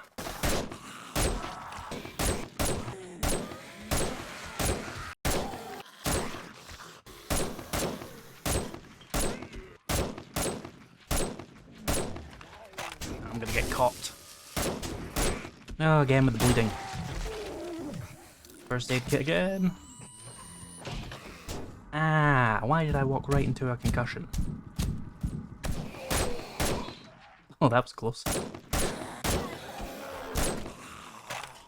First aid kit, kick in, please. Ow, that sucks. I have antibiotics in my car, at least. A 2-hour-long abrasion. Why? Why is that happening? That is new. I'm not going to make it back to Trader Bob's in time for him closing anyway, so I'll grab the loot from here. I think what I'm going to do in the middle of the night is fly home and see if I can make some improvements to my sniper rifle to make it a bit more CQB friendly, you know? It's not doing bad per se, but it could be doing better. It's more in its Horde Night configuration right now. I could make a second one and I keep them both on me. I got all my stuff in my inventory here just, and I'm going to fly home and see if I can make some tweaks or get a new sniper rifle to go along with this one. They're going to be a bit more friendly to those big tier 5 POIs, because my hipfire accuracy, don't know if you've noticed, shaky at best. And you saw how close I came to dying in just that tier 3 because of it, so yeah, tier 5s should not be messed around with. Alright, as usual I'm going to sort my inventory, which always takes forever.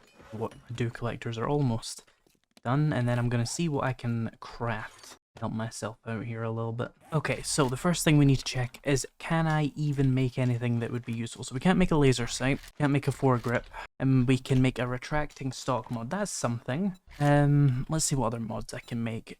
Well, if we can't do a proper hipfire sniper rifle, then I can still make a close range sniper rifle just by getting a reflex sight, a magazine extender, and a bipod. So we've got the reflex sight already. So I need a bipod. And you know what? That cripple mod would probably be really good because it gives you a chance to cripple legs, which eliminates quite a lot of the problems that some of the zombies who are punching my head off are causing. So if I make myself a bipod, mechanical parts, springs, glue, like that, and then I need a sniper rifle, like a backup one. Let's see, rifle parts, forged steel, bunch of duct tape. I have 4 duct tape there, 45 glue, and I have glue in the chemistry stations, right? Or one of them. There we go. Let's make 46 duct tape. There are benefits to having so very many water collectors anyway. Yeah, that'll do fine. We can off those water collectors while we wait for the duct tape to craft. How are the dew collectors doing? Okay, they're full. Let's gather this up. A couple of them weren't full, but that's fine. The water box is now even more heavily filled with water. Bipod mod.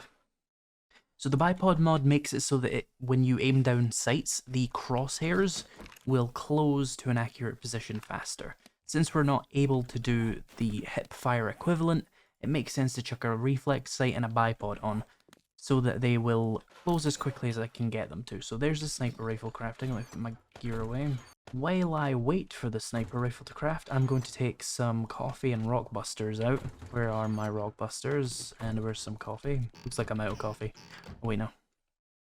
You have my coffee and some coffee. And I'm just going to mine some resources because I haven't done it in a while and Horde Night's coming up, so we will need to repair afterwards. So I'll just go away for the 7 minutes that rifle is doing that and gather up what I can. Okay, so I got a skill point in there while I was fending off a little wandering horde. Can I get the first useful rank of parkour? I can. I can even get the next rank if I want. That makes it so that I can jump 2 meters. See, quite a big jump. It's very, very useful in tier 5s, which is why I wanted it before we actually did any tier 5s. And my sniper rifle is close to being built. I got 2 stacks of iron and a little bit of stone, of course. Just to throw that in my forges, so I've got some forged steel to repair the base after Horde Night. Let me not use that. I've got some coal. Right, sniper rifle, 2 seconds, come on. There we go. So which one actually has the better roll? Because they have variable statistics. So you've got 101 and you've got 104. So I want my main combat one to be the one with the best stats. So we're going to take the cripple mod, the reflex sight, and the bipod. Or maybe I should put the magazine on it. Nah, I'll wait until I get a level 6 one to put the magazine on, and then this longer ranged one can keep the magazine extender. So when there's long range engagements, I have this, and when there's close range, I have this. I am really thinking maybe I should put the magazine extender on that and cripple the zombies at longer range with the cripple mod. That feels smarter. Because this is basically a very weird shotgun, so more ammo makes sense. Right, let's take the gyrocopter and head back up to Trader Bob and get started on doing some of his tier 5. Alright, here we are. Here we have great prices. Those are not befitting a tier 4 job, I'm gonna be honest with you. There's the tier 4 complete, a sniper rifle bundle. On the off chance it gives me a level 6, I will take it. You'll tell me if I'm Trader Hugh. Do you have tier 5s? Ugh. Worry not. We can go to other Trader Bob, who will also have tier 5s. Also, my Trader Joels have tier 5s. I just don't want to do anything for them because I don't like them. Is there a bloody zombie in here? Get outside. Stop it. Is it level 6? Oh, yes! Is it actually better? It is actually better. Right, so we're going to take all of this, and all of this, and that red dye.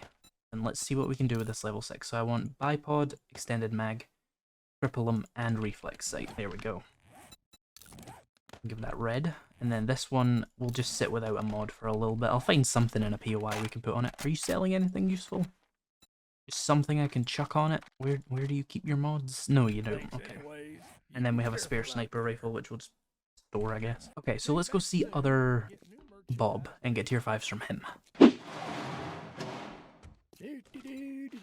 What are you selling, Bob? Oh, a whole motorcycle. Maybe next So, time. tier Happy 5. travels, They're all survivor. west or north. The west ones are going to be in the forest, and the north ones are going to be in the desert. So, what is the... Oh, the only north one is a tier 5 invested? I'm not doing that. I want to show off some tier 5. So they're all going to be in the forest biome. Slightly unfortunate because the whole point of this was that they would be in the desert. And now they're going to be in the forest anyway. I could have just went to Trader Joel. I have wasted everybody's time. Nonetheless, we shall begin with Navisgain County Jail. That is new. I've done it already though. Alright, let's fly over then, I guess. Now, I've done both of the prisons, so I don't remember which one this is, but I know I survived both of them, with a bunch of other people, though. This will be my first time taking it on my own. So, things I will need. Some vitamins, probably gonna get infected in here. Some spare bandages will never do you wrong. Frames, always good. Hunting knife can sit in the back there. Otherwise, pretty good. I could get this crossbow for stealth, but I have not put any points into that kind of thing yet, so... Oh yeah, this is the one with like the zombies just out the front, just willy-nilly. Isn't there some on this side as well? There's a feral wight in the goddamn doorway. This is what we're dealing with.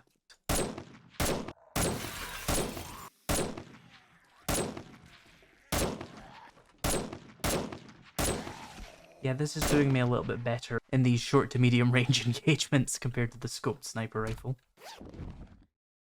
That would be an absolute awful POI to accidentally stumble into an insane nightmare though. You just aren't paying attention. You just, oh, what? Okay, there's like 7 soldiers swarming me. Great. Okay, first room cleared. We're basically halfway through it. Tactical warfare. Oh, hey. Oh, really? You spawned them behind me? Outside? That is absolutely hack game design, Fun Pimps. Come on. Give me a break with that. I never noticed that before when we did it. It was very chaotic.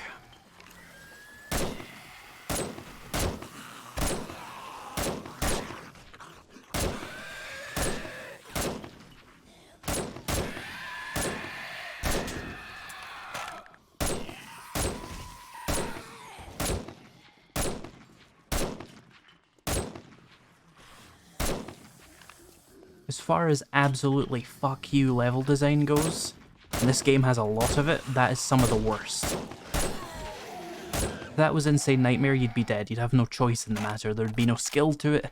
You would stand here, you would open a door, and there would be 50 zombies behind you running at nightmare speed. It's nonsense, I tells you, drone. Someone at the Fun Pimps was clearly very hurt when people said their game was easy, so they resorted to cheap game design tactics like spawning enemies outside randomly for no apparent reason. Were they on the roof? Maybe. Maybe we can clear them out of the roof. Still, it's a cheap death if you get someone with that. It's not going to be fun to die that way. There's just a guy walking around in there. He is not part of the POI. Are they not figuring out the stairs very easily?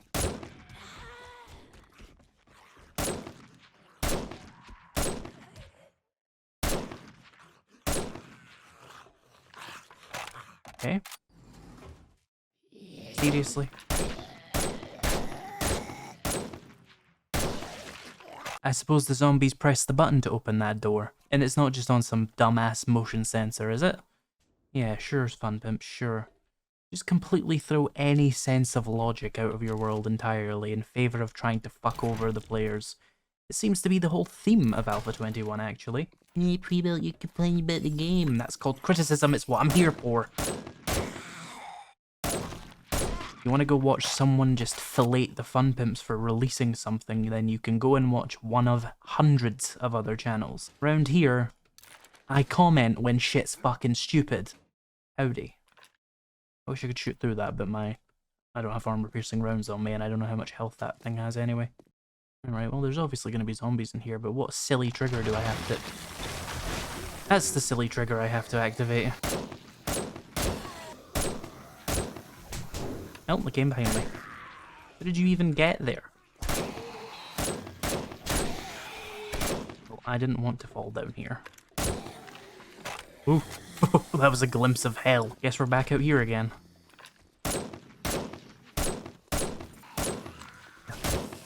Don't shoot my drone.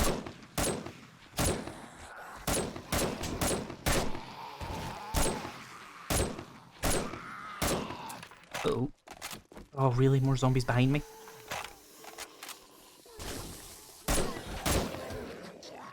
Go away, nurse. I'm not even part of the POI.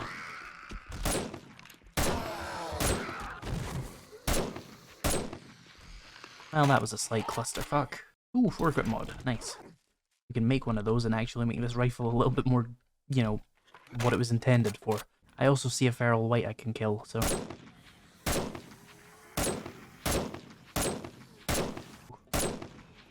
One thing I will say that's good about this POI, it's not really big, so there isn't a load of stupid laggy spots that just cannot even be looked at. Level 6 crossbow. Okay.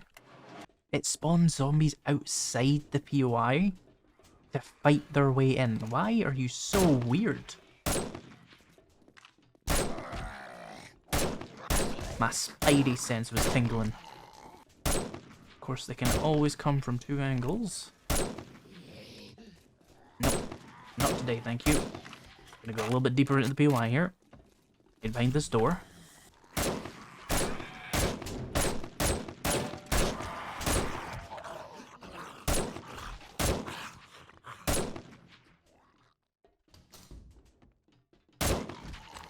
Who else is running around? You stop.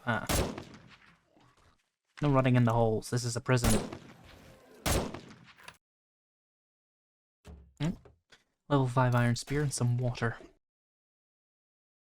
Plenty of 762 for me, at least. Anyone up? Oh, hello.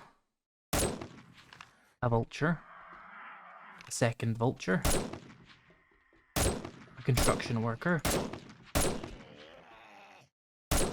Who has drank far too much monster energy. Relatable. I get that feeling again. Oh, hey.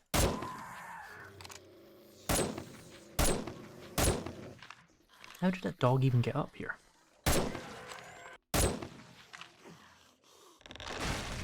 Of course the ceiling would break, why wouldn't it? Well, I don't trust this room. There's red barrels in it, that means they're planning something.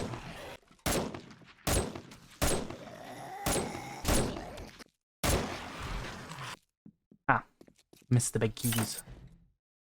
Well.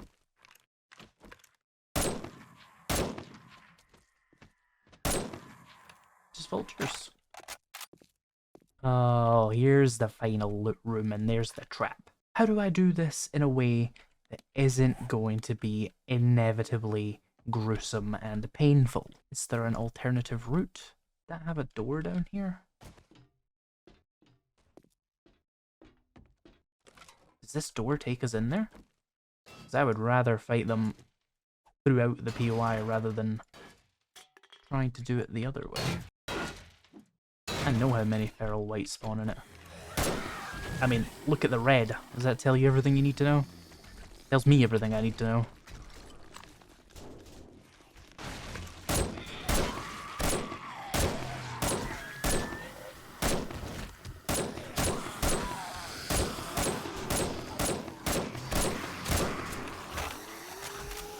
Pipe bomb time. Try and get it through. Perfect. Oh. They are on the move. Oh.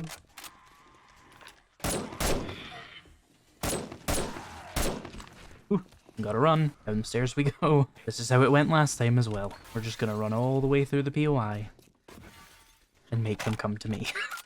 And they're gonna do it in very creative ways, like spilling off the ceiling. Look at the frame rate with all those zombies.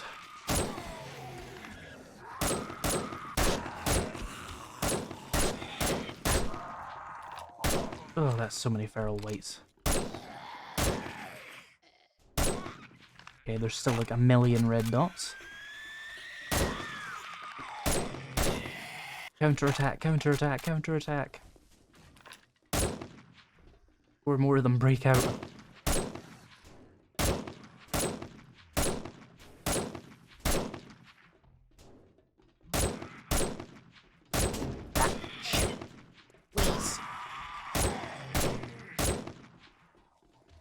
Alright, where's any more feral whites? Is that one down there? Still very many. Honestly though, there are worse rooms in the game. Clear. That wasn't so bad. Genuinely, like, the last room of Crackabook HQ is worse than that, so, you know. If you were unprepared for that many feral whites though, and you didn't know the layout very well, I kind of got the layout very quickly when I did this POI. I could see that being a real issue. Like a real issue of a POI. Like, you can see why I came down here to break that, because if I had just fallen down there, you saw how many shots it took, I wouldn't have had time to kill them all. We play a little bit smarter than the Fun Pimps intend around here. They hate us for it. Okay, so here's like some of the tier 5 loot. We got another bipod, I'm just going to scrap that, I've got plenty of those. You get 5 crates in tier 5, plus you get the end loot. The proper end loot, anyway. Electronics crates. I was gonna say there's not a lot of good stuff that can spawn in these. A wheel. Revolutionary. Thank you for being a good backpack drone. Letting me hoard things I will never use, and I don't honestly feel all that good about picking up anyway. Mention a battery and another wheel. Right, let's get to the actual loot to that thing there, the tier 5 reinforced chest. This one I'm just gonna bomb. I don't know how many you need, but I'm gonna go with like 4.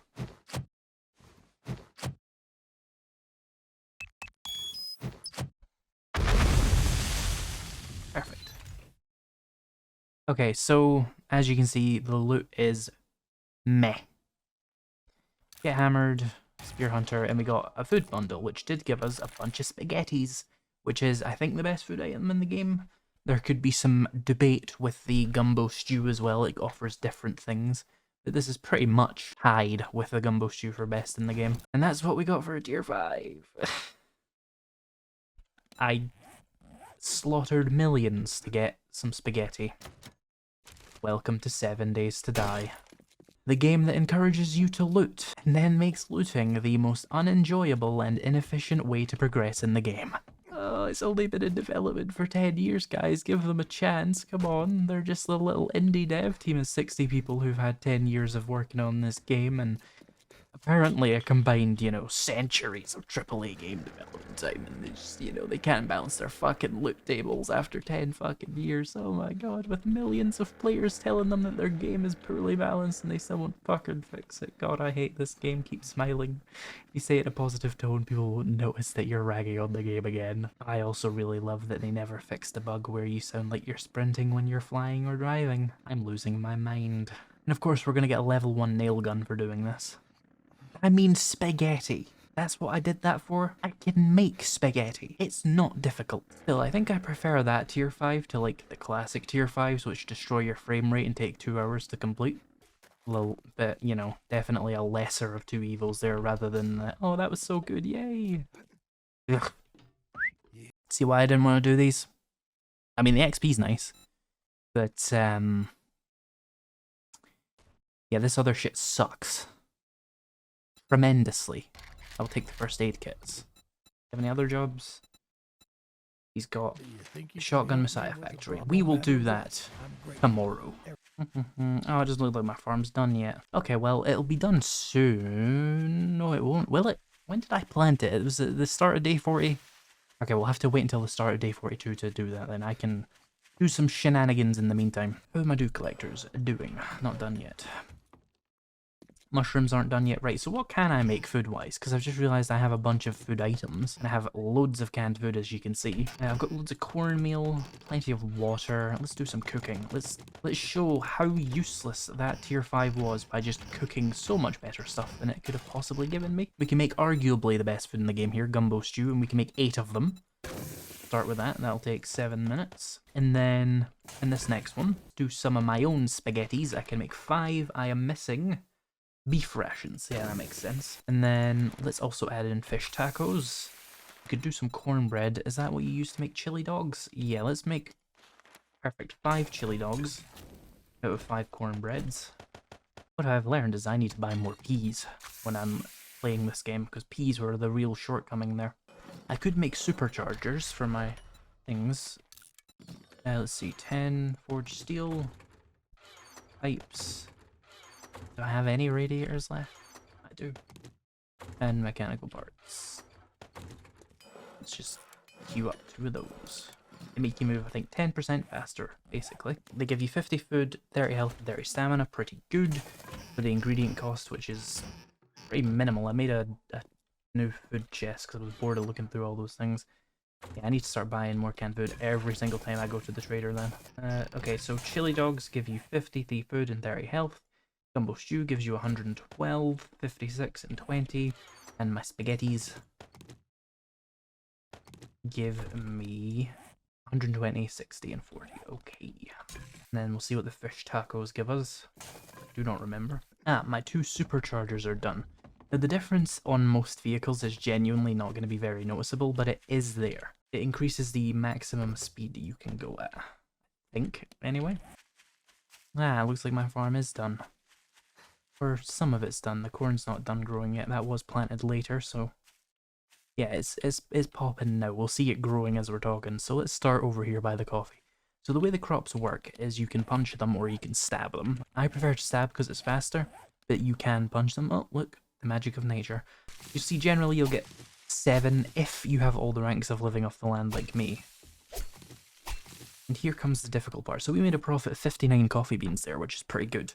But we only got 4 of those seeds back, and you have a 50% chance of getting a seed back. So say I wanted to plant 10 coffee, and this is where the living off the land perk is like needed, because if you don't have it, you won't be able to sustainably farm off of the things you get and still make a profit of 29 coffee beans.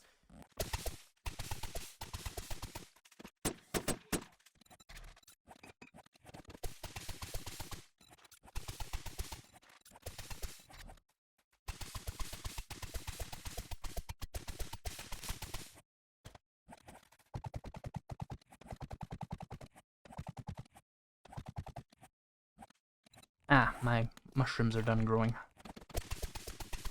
Need a little bit of clay to replant those, though. 4 mushroom spores. Cool. Right. I've got my extra seeds there. Let's 2, 3, 4. Have I got any extra potatoes I could maybe make a seed out of? Yeah. So I've got 10 potato seeds. It's gonna take a while to get any profit on that. So I'll plant my 35 corn seeds.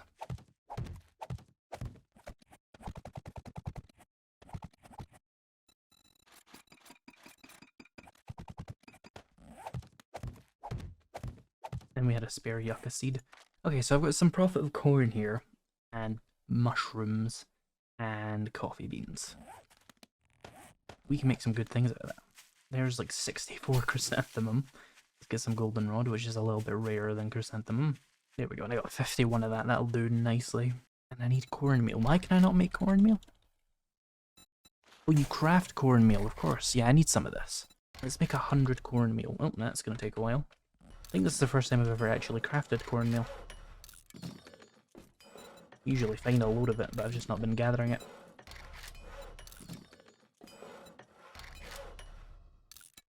Yes, yes, I know, Glock 9, funny, funny, yes, yes, yes, ha ha ha. Right, so the reason I was collecting all of that chrysanthemum and goldenrod was so that I could make something called pure mineral water. This is a very good drink item. I am going to cook a bunch of that. It takes water, coal, goldenrod, and chrysanthemum. You unlock the recipe with Wasteland Treasures 4. And it's very good water. I'll show you that when it's done crafting. Now, the major limiting factor here is how much water I actually have, so I don't want to turn it all into mineral water, because I have other things. Let me get some more water. And I need, and I shit you not, gunpowder. We're going to make blackstrap coffee, which is like coffee but even better. It gives you a stamina boost, so let me make an awful lot of that. One more water here. It gives you a better stamina boost, and of course it works like coffee, so you'll get an ore boost for using it. But it takes gunpowder to make. So here's some mineral water. It gives you 60 water, 15% stamina regen, cure dysentery 20%. It's like goldenrod and red tea mixed together basically, and you get the efficient digestion effect, which makes it so that you use less food, which is a very useful effect in itself. So let me grab some of this cornmeal. Oh, water, yeah,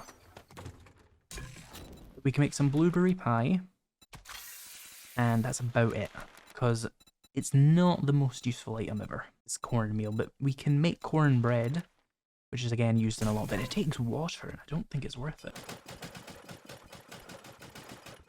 So now if I want to make some cornbread, I certainly can. Pumpkin bread is pretty useless, but I'll make a couple of it just for the lols. But once we get potatoes, we can make meat stew, and it's just really good. If we get some more rotten flesh, we can also make hobo stew, which is another really, really good food item. So yeah, thought I would just show you guys my food upgrades. So just before we end this episode, I wanted to show you the coffee. It's got the same water benefits as coffee. Gives you cold resist, but it gives you 25% stamina regen, which is a little bit better than regular coffee. Hello and welcome back to the Alpha 21 Survival Guide. Today, we are going to be taking on a Tier 5 POI again. Now yes, the quest rewards are still terrible. It's been 13 days since an update. I hate it as well, but it's more about the entertainment of taking on these POIs, right? Seeing what's changed. And new players of course learn a lot from seeing other people do these kinds of things, and if they want to do them, they'll be more equipped to do them now. So we're driving over to the Shotgun Messiah right now. That's the Tier 5 job I have. Hopefully we'll get some better loot. Have I got everything? I probably should have checked that before we left. Could have done with some time charges, but I've got lockpicks, so we'll be fine. Alright, let's head inside and see what Shotgun Messiah has for us now. Sliding door. Alright, this first room is safe like it used to be. Let's see, my drone has money. Where is it? Let's get some red teas. That'll do. I made all that food and water in the last episode and I brought absolutely none of it to this POI. Right, let's come around here. And that's an automatic door now, okay. Probably could have attempted some amount of stealth, but we know how I do things here. That would be too easy.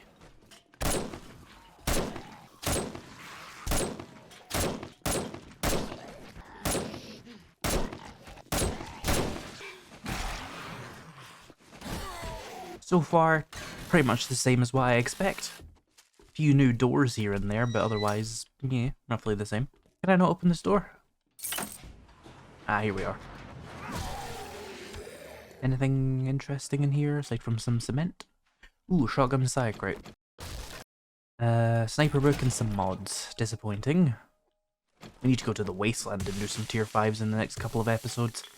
That's where stuff actually starts being worth looting. Oh, I slowed him. Nice. I need to try that out on more ferals and stuff. What is it that applies the slow? Is there an effect in Spearmaster that makes enemies slow down? Oh, it does. Oh, I've not even been paying attention to that this whole time. You have an 80% chance to slow enemies with power attacks. Oh, this is very strong. I didn't even notice that. I did a video on spears and didn't notice that. An 80% chance to slow enemy. Spears are busted. Let me try and get some of these ferals and nightmare speed guys to come to me. 1 attack, 2 attack, 3 attack, 4 attack, 5 attack, 6 attack. None of those slowed him. Why did none of them slow them? Okay, he's knocked down. Right, are you slowed? Not particularly. It doesn't seem to be 80%. Ow. Oh, I would bet that ferals and radiateds probably actually have a resistance to being slowed. Because they do have a resistance to most things like that. Not a complete resistance, but a resistance, so... Yeah, but if we were playing Insane Nightmare and it was just regular zombies, I would bet the spear would actually be very, very insanely good for slowing. I can't believe it took me like 40 hours to notice that the spear had a slow. I suppose most of the zombies I'm fighting are just on jog speed anyway, so you wouldn't really notice it. Okay, that's big though. Big news for the spear. As if it wasn't already insanely powerful in this update. Insane difficulty, by the way, and we're just popping heads. Now, I don't think the slow is actually new, so that's probably why I didn't notice it, because I never really... Because spears weren't really worth using back when we had to throw them. So that'll probably be why I just kind of ignored what the spear perk did. That's really good. Oh, that's a feral light. See if we can slow him. Help.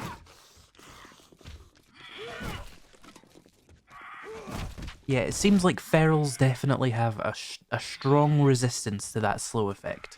There, he has it now. He's slowed. That's him slowed, by the way. He's just really fast normally.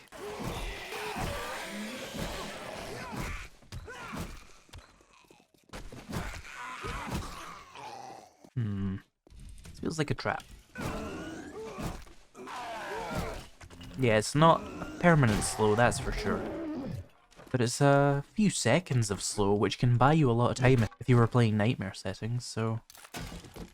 Interesting, interesting. Alright, onto this section. They've changed a lot of the doors, but the layout is mostly the same. Ooh, there's some extra loot here. Oh, they made this a lot more responsive. It used to be a little bit deeper into the POI before that would happen. Oh, it's gonna hurt.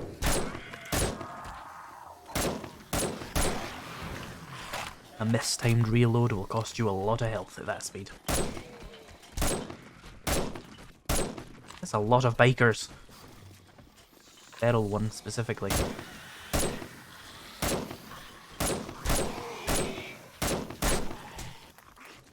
He even hit me?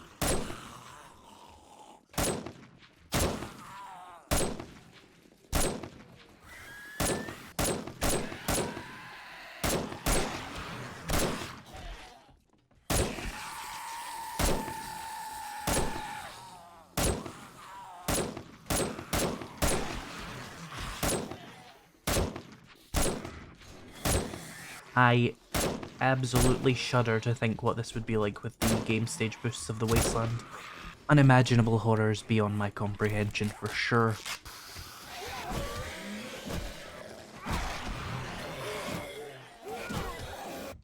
Alright, this next room, I don't know if they've already been aggroed onto me from that last section. They didn't used to.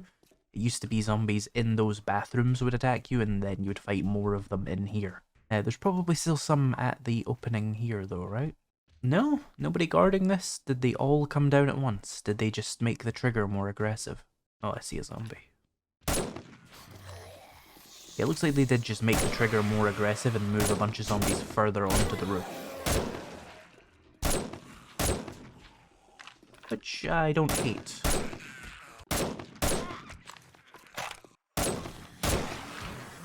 Whoa.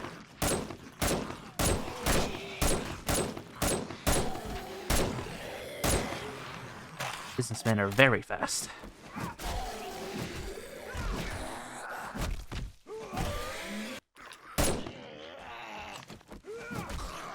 Anything good? I will buy all of this canned food. I'm not gonna buy eye candy because the loot boost is genuinely worthless. No sense bothering with it.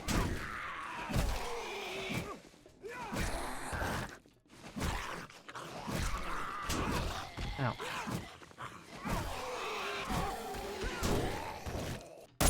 You're gonna have a lot of health, aren't you? Well, maybe not.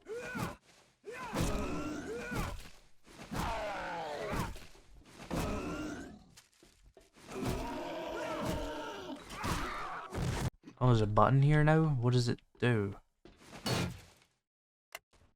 Oh, it turns off the fire. That makes sense.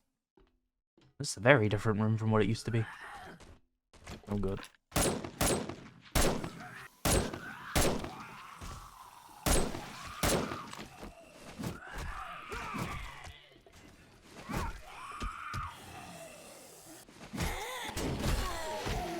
Oh, okay.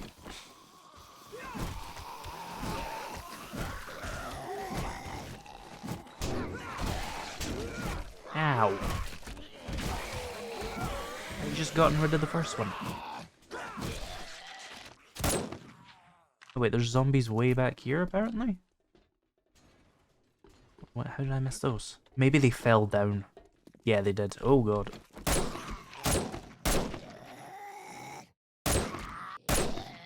I better be fast about this.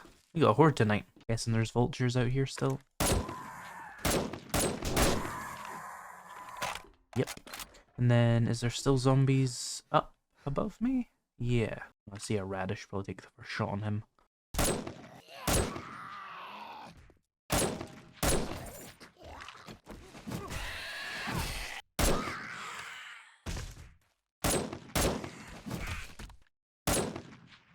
What?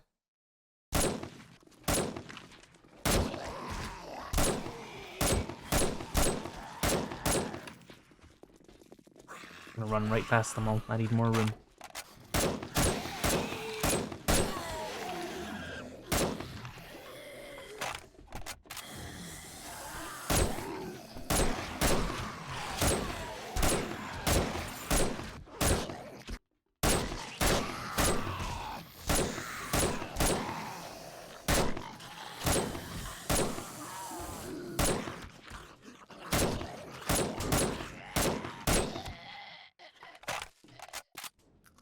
There's fire. Why is there fire? How do I turn off the fire? Eh. Can I sneak under it? No. Well, ow. This hurts. What the fuck? Oh, there's a button. I'm blind. There we go. Oh, but it spawns in zombies when you press it, of course. Why wouldn't it?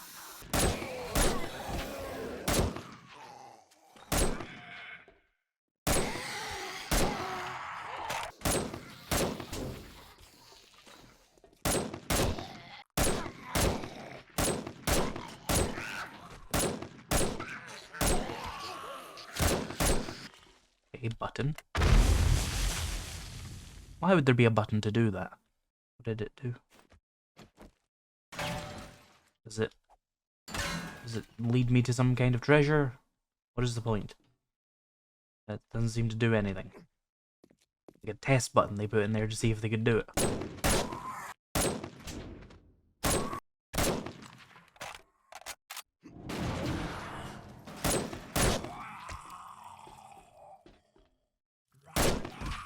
Okay, we can go back down if we want. Okay, yeah, my stealth just isn't high enough to actually do anything stealthy. Which is fine. I am in steel armor, but...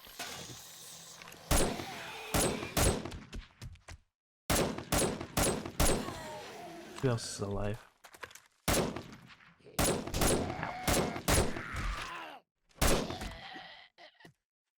Okay. Oh, I remember this room is also another... Yeah. There's a lot of zombies.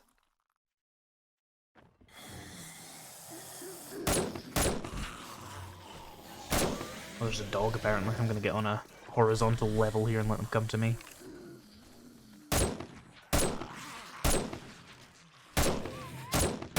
Drone, get out of my face.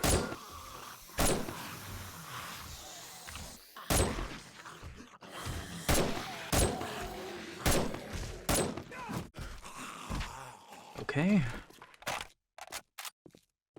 Button.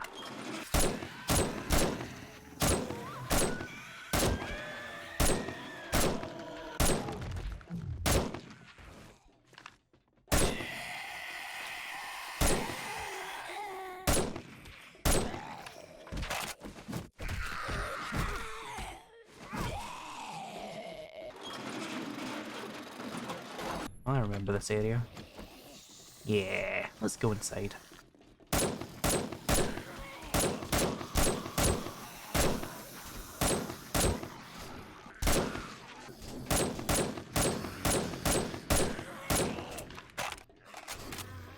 I mean, honestly, this feels like a pipe bomb room.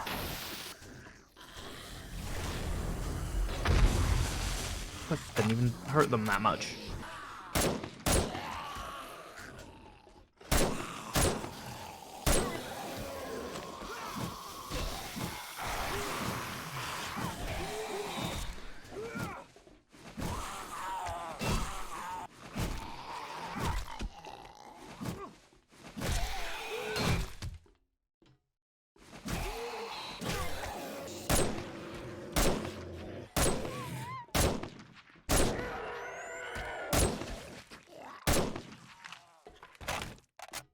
I really hope I have time to complete this.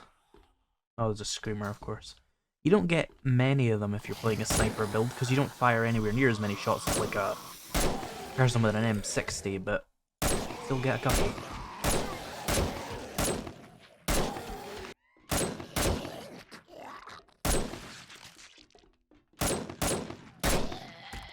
Oh no, it's this room. This room's mean. Well, it was mean. It might be different now. No, it's still mean. But they still don't have a ladder to get out, so it's not too bad. A couple more of those. Alright, I feel a bit safer. Who's still alive in here? Someone I cannot reach for some reason. Oh, hey.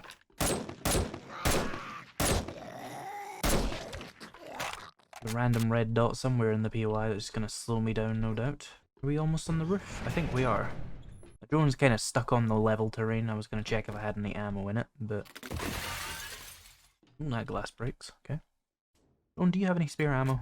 No, I should be cautious with my last like 80 shots here then. Although I can unload the extra rifle for a few extra shots. There we go. Well, this is kind of new, I think. I don't want to damage the ammo bag, so I can't explode them. Genius fun, pimps, truly. Oh god.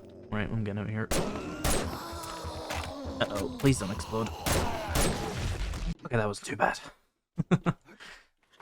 Since I one-shot the radiated tourist there. Oh, come on, all the ammo I don't need? Why, game? Oh, really?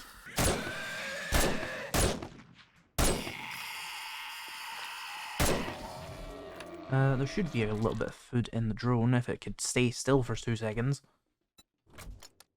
That'll have to do. Alright, this room is usually just... Oh, I activated it already? Why am I falling? Right, let's get into some more open terrain here so I can see what I'm doing. How many of you are there?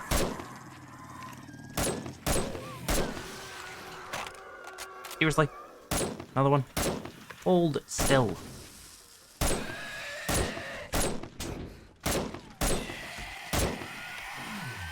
Oh, that's a lot of cops.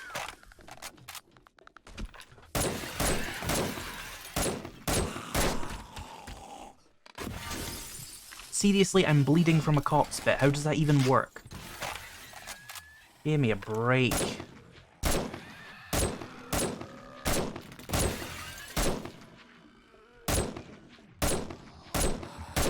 He's about to pop.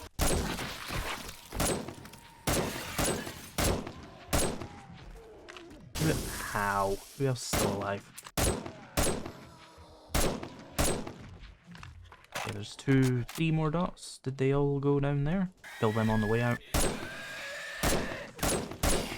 Yeah, we should have time to finish off the last few zombies here and get to a few of the special loot areas. There we go. Oh, hello.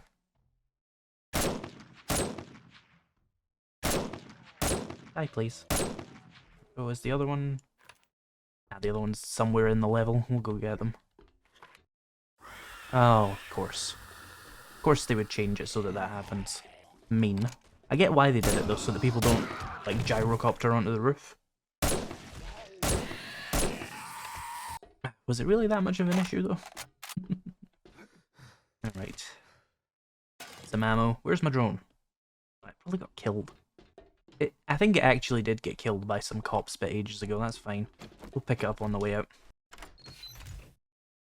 Let's see. Knife guy, blade trap bundle, which is pretty good, actually. The rest, I have all the triple armor pocket mods. I'm not committing sacrilege by dropping this. Treasure maps are still trash. People keep trying to tell me they're not. I did like 4 of them. They seem to be the exact same rewards as usual. I am not impressed by them, so I'm not going to be doing them. And you can keep your 9mm. Let me go find my drone's corpse. Drone, where are you? Yeah, it got blasted by some, what do you call them? Cops. Which is pretty much the only way they can die in single player, is from cops bit. Because it doesn't seem like friendly fire on those is even possible, and there's no players running around to kill them, is there? So now there is still a few containers in this silo thing here. And there's also a couple of other containers I've missed throughout the POI. I'll see if I can get them on my way out. Ah, it's up here. 44 Magnum quality 5. Cool. Let me just jump. Thought I had the rank that stopped that. No, it's the next one. Well, that was silly. We got a cast anywhere? I have one back at my base, and I have physician rank 1, so I can instantly cure that. It's just gonna be a bit painful for a couple of minutes here. Well, can't break my leg from falling, so let's just keep going.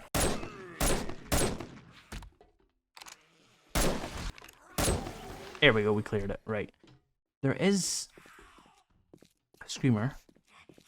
But more importantly, I was gonna say, there is one of the smokestack towery thingies has like 4 shotgun messiah crates in it, and there's also a hidden stash I didn't get. But I don't exactly have time to grab them now, do I? If you fall in that, do you die? What's in here? Ah, just some stuff. Right, let's get back to my truck and then get home. Splint up. Since I have physician rank 1, I can instantly cure sprains with splints. I thought that rank 3 got rid of sprains, but I think it gets rid of breaks and not sprains. I'm not gonna have time to put in any of those blade traps, that's for sure. Okay, so my truck is really low health, so I don't want to have it anywhere near me during Horde Night, and I don't have the inventory space to clear it out right now, so it's going to sit back here. And I'm going to very slowly sprint my way over to my base and pick up my gyrocopter. Because the zombies have been absolutely hammering my vehicles during Horde Night so far for some reason, so I'm just leaving that one far away and I'm going to pick up the gyrocopter. I should probably pick up the drone as well, but again, it's filled with stuff and I don't have time. Let me grab a little bit of extra first aid bandages just to be sure. Recog, use that cast. I should have used the splint. Don't know why I used the cast, just go with it. I'll need all the AP 762 in the universe. I need some regular 762. I'm down to like under a stack of it. Oh my. AP it is then. Got repair kits, enough of them. Materials, I've got concrete, I've got forged steel, I've got a little bit more of that iron for my electric fences if I need it. There's the forged steel. Turn on the generator. Switch is on. That should mean that the electric fences are on. Recog, yep. Food. For some reason I didn't bring any. Let's get some of my spaghettis. Where did I put all my food? Oh, I put them in the farming box. Of course I did. Why wouldn't I? Okay, I'm good for Horde Night. Let me heal up. Drone, can I tell you to stay here just so that you don't get spat on? I don't need your help during Horde Night. You're just a backpack after all. Oh, I should grab some of my many pipe bombs to make sure I'm good. I've got a rocket launcher as well. That might be worth considering. Oh, here we go.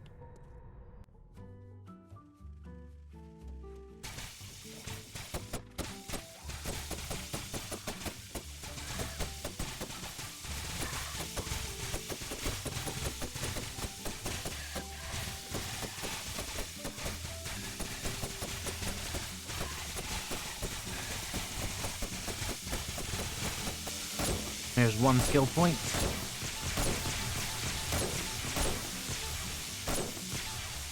I'm surprised there's no rad zombies yet, to be honest. This feels like when we should be getting them.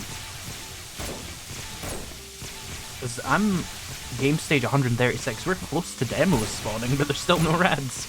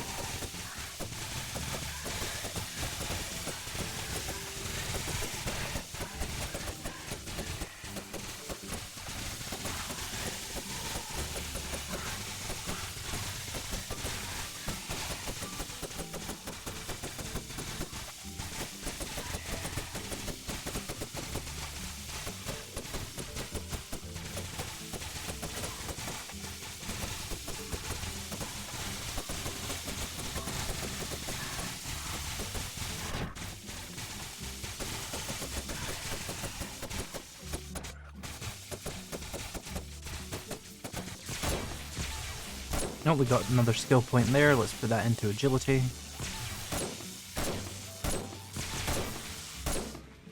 This Horde Night is dreadfully boring, I'm gonna be honest. There's... oh, look, a rad! Finally! Someone I won't one-shot kill.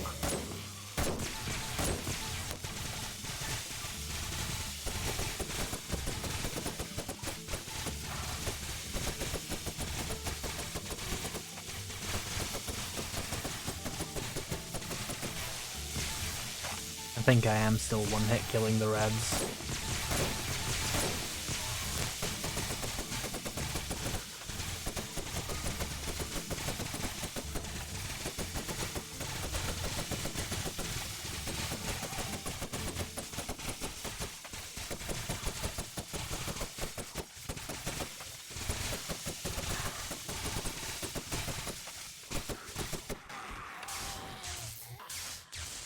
Is that it?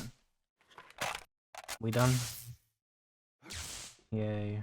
Oh, how I envy you, viewer, only having to see that in 3 times speed. That was just the most boring Horde Night I've ever had. And I know it's my fault, I built the base and I used the weapons, but come on. I can't predict it was going to be that boring. feel my brain melting in my head. For anyone wondering, by the way, the settings are in the description. That was Insane Nightmare Hordes. Well, that was a bundle of nothing. You hit pillars here and there, but yeah, I don't even think they hit the position I was standing at. This is kind of damaged. I think it's from me firing a rocket launcher at it more than anything. Okay, inventory managed. Let's tell the drone to follow me again. Right, if I'm going to be doing another tier 5 today, which I kind of just want to do, I'll need to grab a little bit of ammo. I have very little 7.62 regular left, but enough. I should carry a splint with me, just in case I do that again. Oh, that reminds me, I've got a bunch of bullet tips crafted in this forge here. Got any other bullet tips? Oh, bullet casings. Honestly, I think gunpowder might be the issue here. 7.62. Let's see, I can make 10 boxes of the regular AP 7.62, or I can make 6 boxes of the AP. I have a bunch of AP. What I'll do is I'll make a load of regular 7.62, and that'll just make it so that I should realistically, just to really not run out of ammo. I need to make some more gunpowder apparently, but nitrate has been eluding me, to be honest. There's a little bit of coal and nitrate, and then I have coal here, and nitrate here. Yeah, I can make 3 stacks of gunpowder, that's something.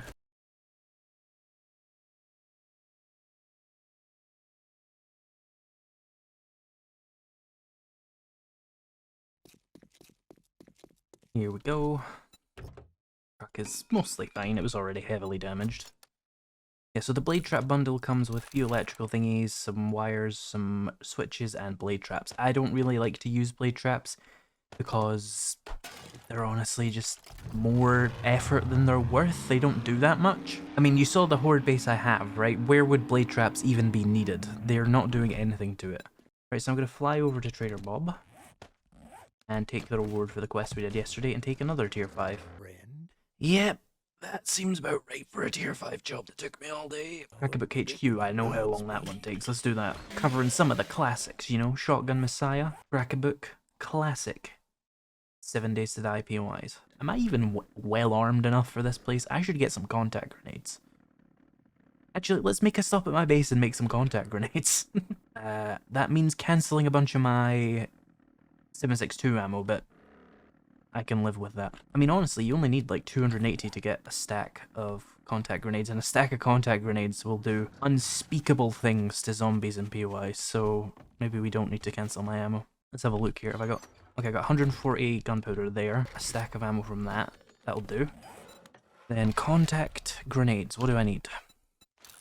Mechanical parts, springs, forged iron, and I want to make 20 of them. So let's do 4 here, 4 here, 4 here, 3 here, 3 here, and 2 here. There we go, a stack of contact grenades, and it took like a minute. People genuinely ask me why I have so many workbenches. It's so I can do that. It's a useful thing to be able to do. I don't feel like taking off from here, so let's just leave the gyrocopter here. Let me load actual bullets into my gun and not 18 7.62 AP rounds, which are in my pockets for some reason. Right, let's get started. Oh, the frame rate went down as I pressed that. So, come up the side. Oof. Let me put the FPS counter up so you can see these fluctuations.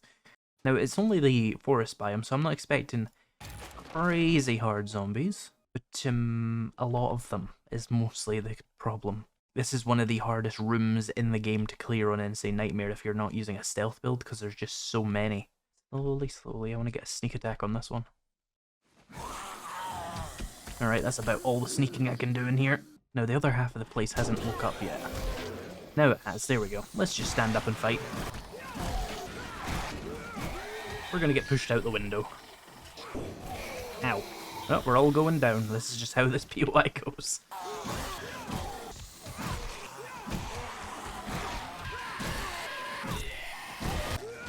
Oh, I'm infected. Of course I am.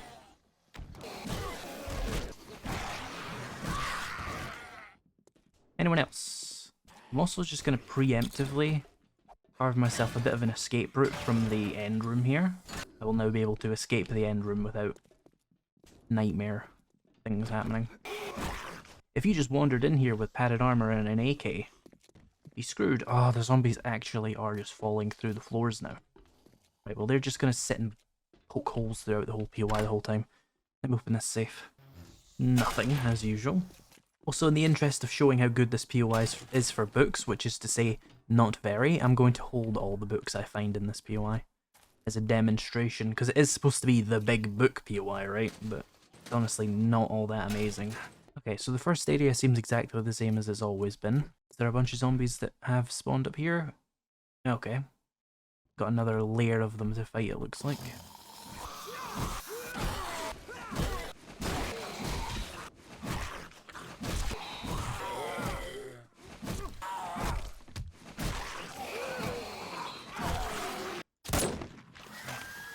Close that door, let them break a hole in it for me.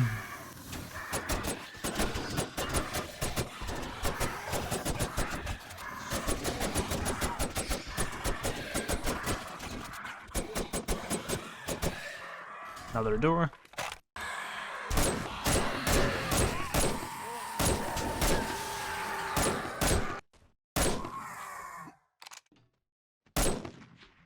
Oh, did I miss the, might have missed the bag. Let me run back up and get that. I actually forgot to loot all the books in here. Let me do that. Okay, let's try that again. We want to come down these stairs, up over this railing, and not quite in there. Around here, and then in here. Oh, this is slightly different, I think. Oh no, it's just because of the elevator doors making me think it's different. Dog just killed itself on something.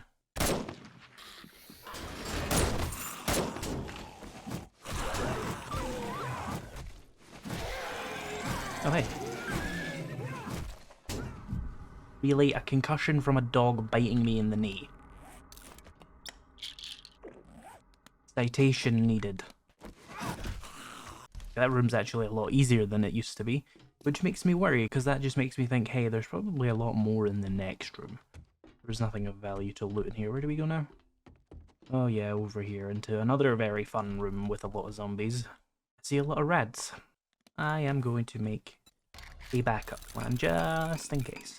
Just, you know, something I can jump on to get back up to that level. Now let me test I can actually jump on it. Yeah, cool. It pays to be prepared sometimes. Now, if I had a stealth weapon, this would be a lot easier, but I'm just being stubborn. Close the door, let them poke a hole in it for me. Prime a grenade. Just hold that. I don't trust that all the damage will go through the door, so I'll just let them break it down. There we go, the second one did all the damage I needed.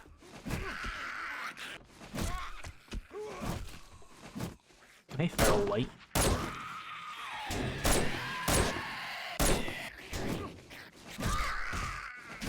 Okay, we got one more room to clear, or one more floor I guess, but it's all just kind of one big room. No screamers so far, which is good, because I only really cleared one of the floors with my gun.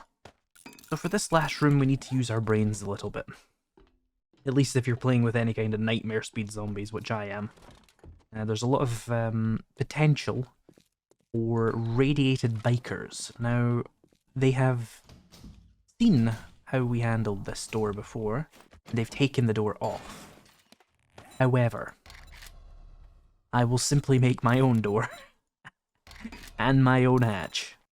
But the thing is, they're not only going to come up those stairs, they're also going to come out from this garage door here. They're going to break through it, run up, break down this door, and come behind me. So, this room is even very difficult to sneak into because it just has a really mean trigger.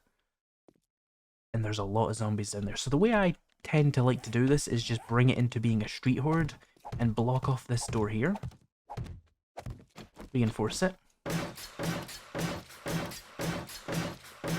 On this myself. And then I just break down the door. Well, I have 30k health now. Oh, they're never getting through that. I don't have to worry about that now. Okay. That used to have a lot less health. They literally can't flank me now. Interesting. I wonder what they've done to compensate for that lack of ability to flank. Why are all the zombies active now? I apparently walked into that trigger. What is happening? Why is the ceiling caving in? Oh, they got through that. Okay. Plan B. Out through the spikes. This is why we made contact grenades. First one. These spikes will save you. The door won't.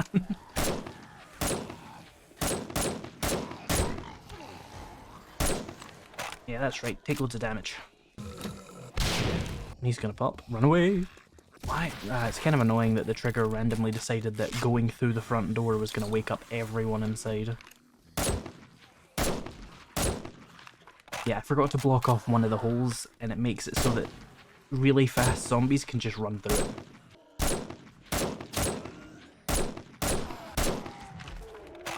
Man, it looks like mostly normal zombies left. Okay, let's descend into the hive.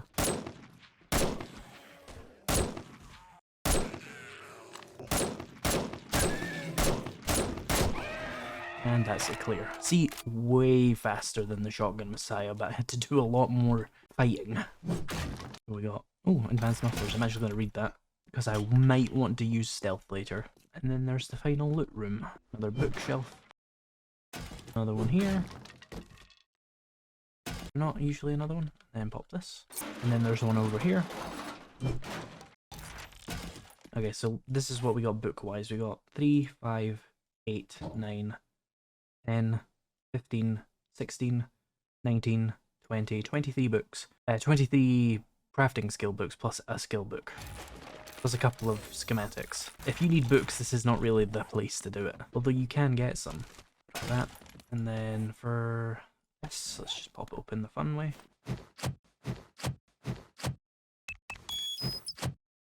Also, I can take my...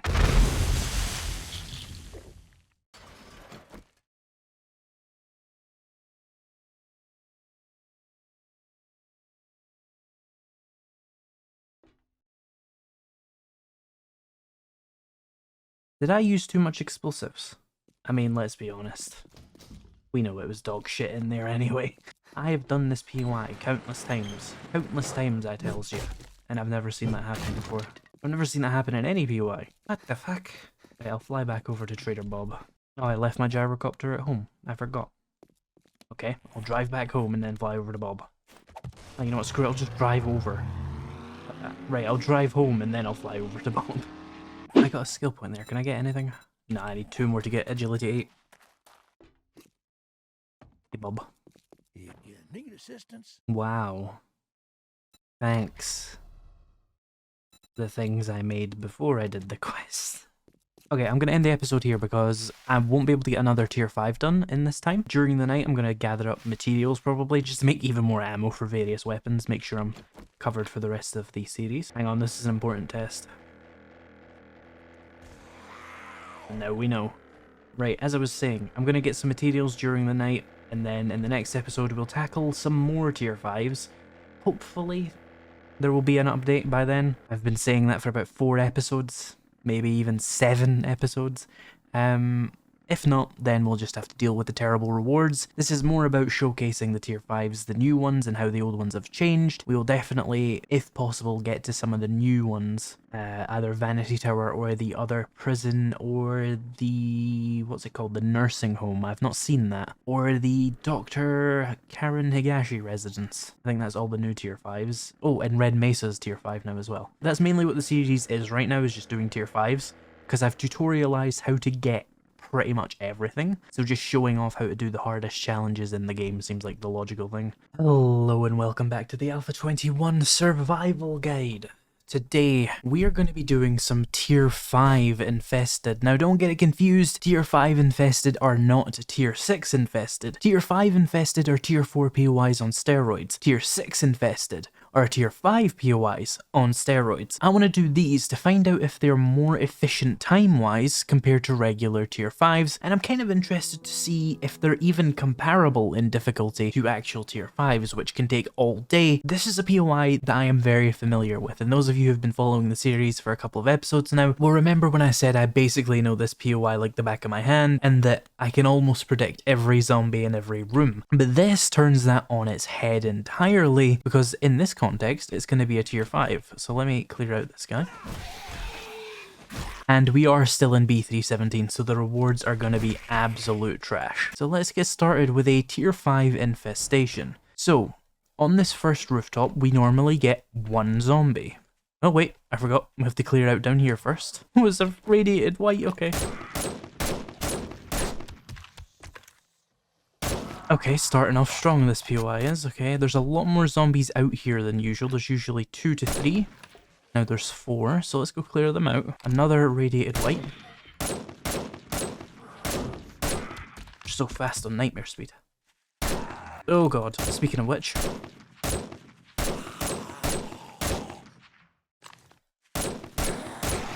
So anyway, the roof normally has 1 zombie, and I see at least 1 there.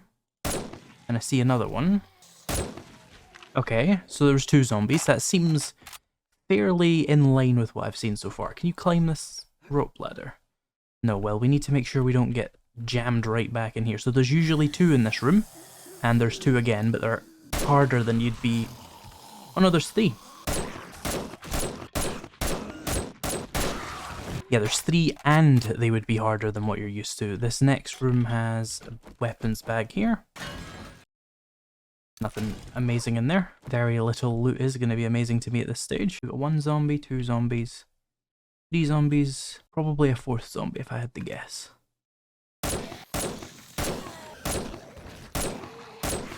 Just 3? Okay. So far, aside from how high level the zombies are, this is nothing particularly scary. It's just an extra couple of zombies in each room. It should still take way less time than a full on tier 5. So normally there's 3 or 4 businessmen in here. Looks like there's 4 this time, which is not unusual. It's a good thing Bob had a quest that I am this familiar with, so I can really like see the differences between a tier 5 infestation and a tier 4. No vulture? Oh, it's that side this time. And that has woken up the zombie in here, which is unusual, but okay. Alright, and then if we hop over here, there's usually 3 zombies hiding in this little crevice. And that seems the same as usual. Okay, there was 4. I didn't see the 4th one. Or I couldn't see it from the window, at least. Okay, so there's more in there. The final room in this POI is going to be the absolute wildest thing I've seen in a while. Oh, there's a biker in there. Might be worth doing a little bit of a cheesy snipe situation here. Oh, by the way, I put a retracting stock on this so that it has better hip fire accuracy. And...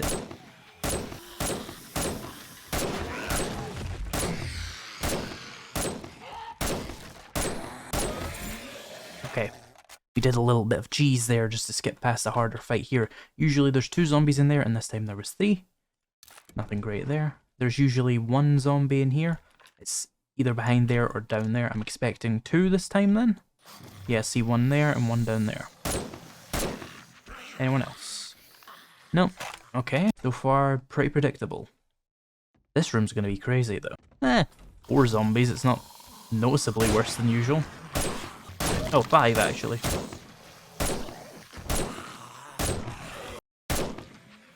Okay.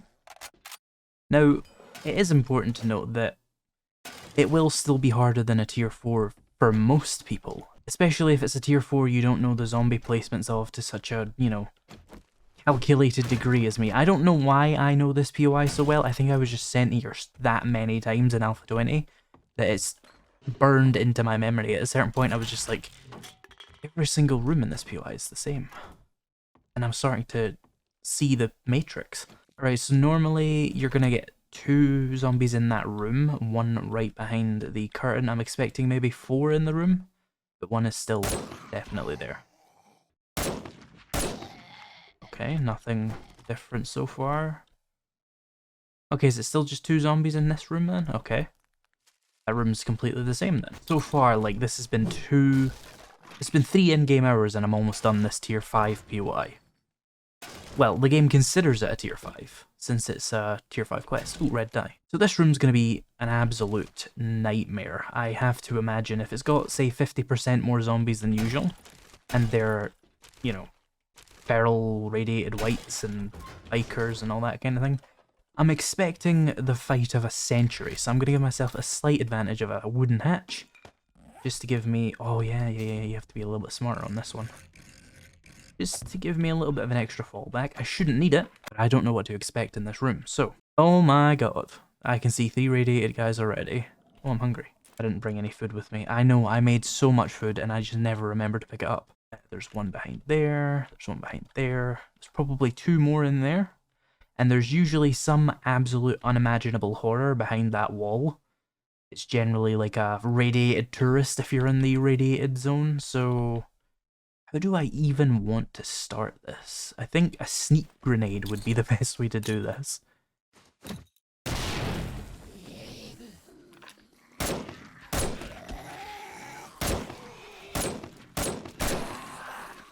Get them hung up on that door. Let them break the door down.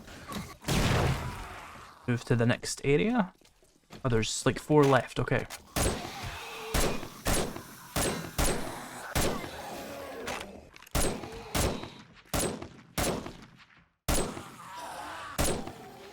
Right, there's one zombie left and it sounds like a tourist to me. Yeah. It took 3.5 hours. Compared to Shotgun Messiah, which took me an entire day.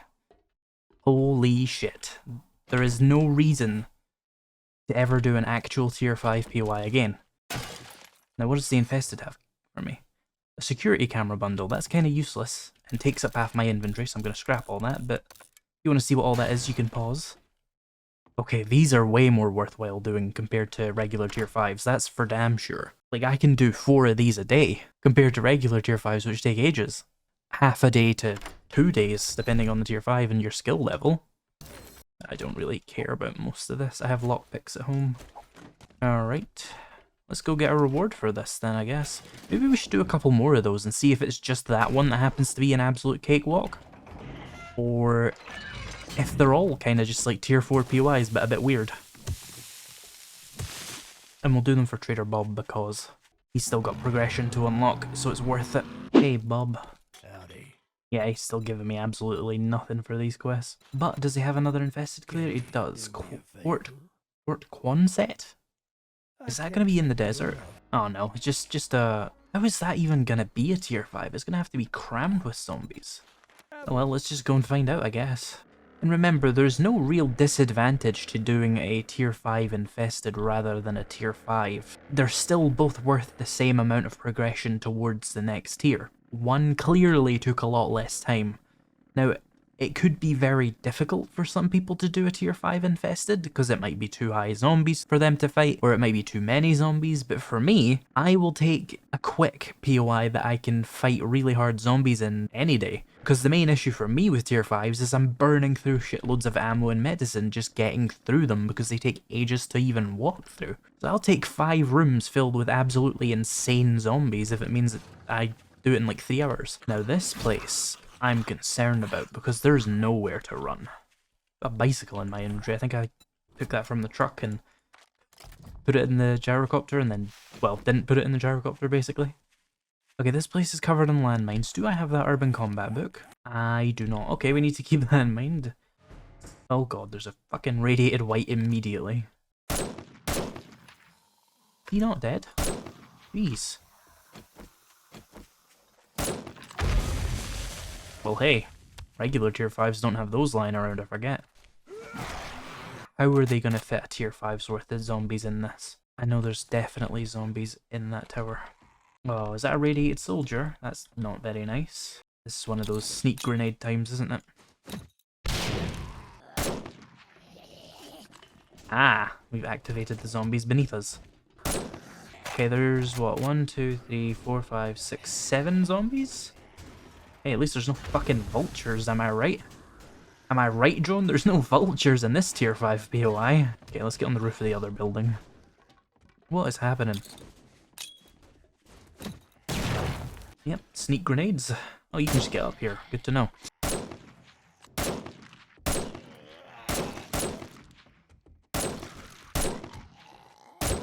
Did I put the foregrip on this? I did. Oh, are you okay there? Oh, I blew his leg off, I see. Yeah, that does happen. Okay, the bathroom has 4 more zombies. Unsurprising, all things considered.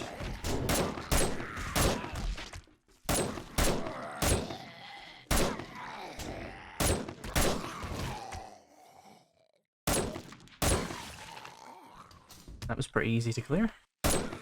Right, let's try and have a look in this tent and see what... Oh, I didn't even have to get that close to it. Oh, that's a lot of them. Okay, let's get ready for the...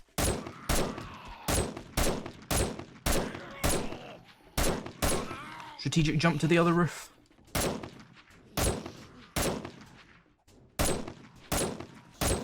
Oh, did I activate the zombies inside it now? Aye. Well, strategic contact grenade. Let them break that door down. And then you're all clustered again. I see your lessons on spacing really didn't accompany you into your zombie life.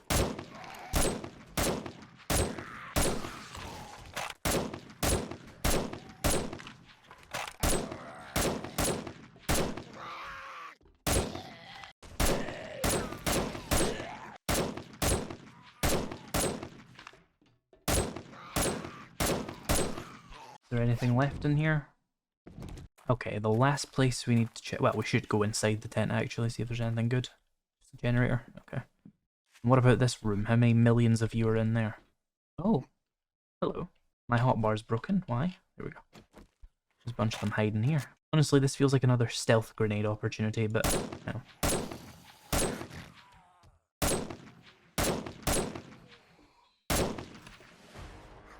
Oh, 2 skill points. Let's put that into agility. Oh, he was ready for me to open that. Right, the last room we need to clear, or last area, is this. Why is it a button? Well, rooftops again.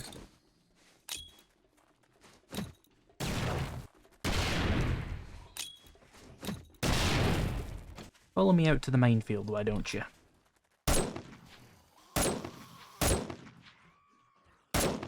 Screamer.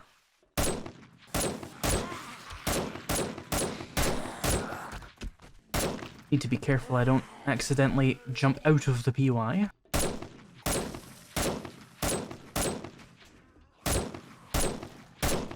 Hold still, would you? Okay, are they caught back up on this? Is it just a case of me doing this again? I swear this crawler has been chasing me around for hours. Alright, we're not clear. That's to be expected. There's another room down here. Oh, I really don't want to go in that room down here, though. Let me do this so I can fully sprint out of here. I don't know how many zombies are to be expected in here. Oh, jeez. That's 4 whole soldiers. Time to run away. Now, are they going to go around? Or, yeah, they are going around.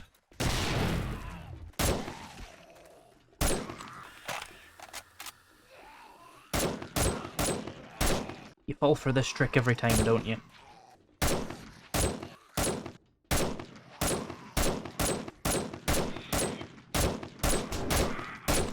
Then I jump away. Oh, missed jump. Not to worry.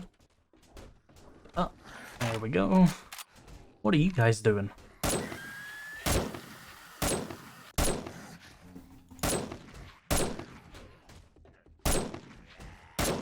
It's definitely still a POI I would want to have parkour for.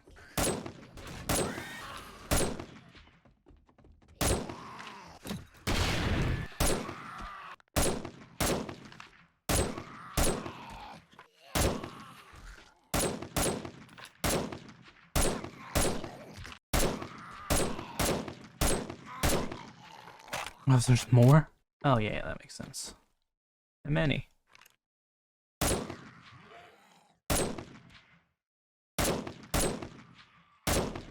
There we go. That was still way easier than doing an actual tier 5. Kinda hard, but with parkour and a few grenades, there's very little problems that can't be solved. I mean, the loot's terrible, but the loot was terrible in the tier 5s we were doing, so meh. Auto turret bundle, that'll give me, yeah, SMG turrets. Not really going to use them, not a big fan of them. They don't suck, they're not really a thing I use. If you've been following this series and you've seen how absolutely hilariously shitty my Horde Knights are, you'll know I don't need the extra covering fire. I am probably about 50 days ahead of the game in terms of Horde Knights, so we won't be using those. Granted, each day is a blessing. None of these are particularly amazing. I need to drop something to take a reward though. Let's go for some herbal antibiotics. And another infested clear to the southwest. It's Fort Quonset again. God bless. Yes.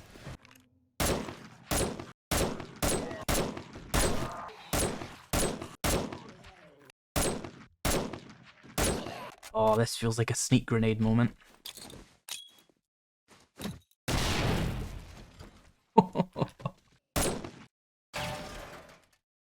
get like...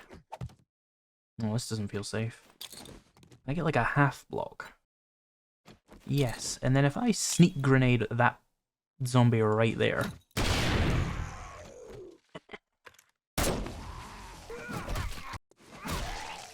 And then if I sneak grenade this tower,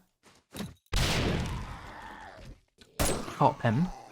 I'm not sure how sneak grenades would be very useful here, but let's try a little bit of this. It's something.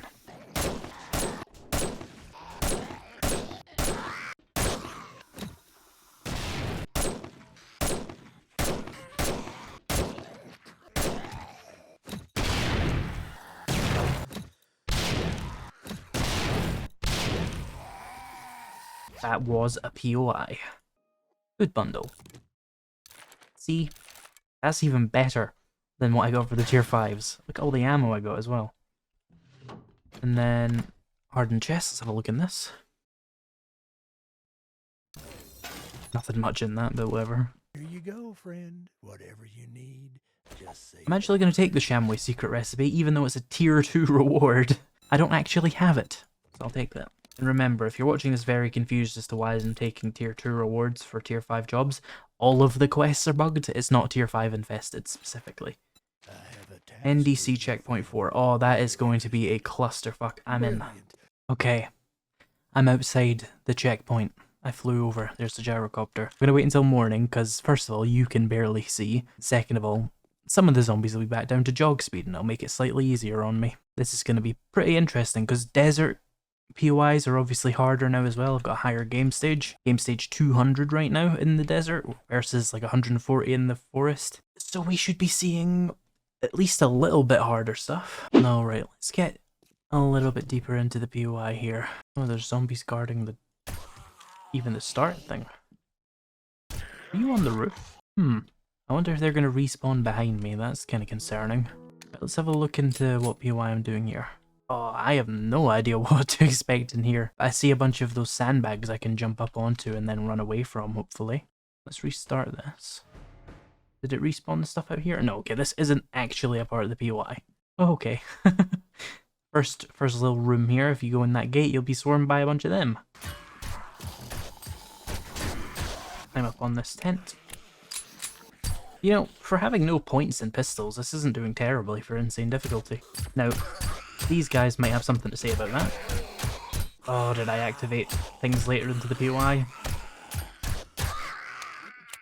That could be an issue.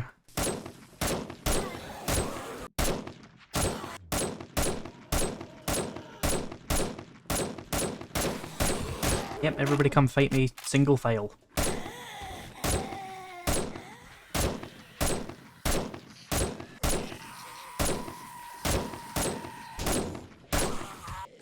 Who's hitting? What's that sound?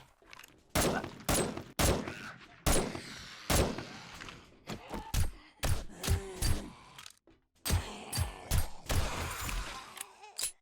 I may have found like the best thing ever for clearing this POI. Just forcing the zombies to fight me one-on-one. Another one, really? Okay. So I haven't even actually stepped foot in the POI yet, and I've killed about half of them, hopefully. Still in here? Oh, I see a foot. Now, I actually need a lot of scrap polymer, so I'm gonna gather this as I go, but I won't make you sit through that. Oh, okay, that activated people on the other side here.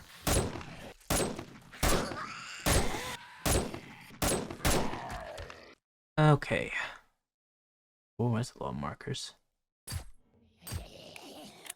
There's a few of them awake. Jump onto my wall here.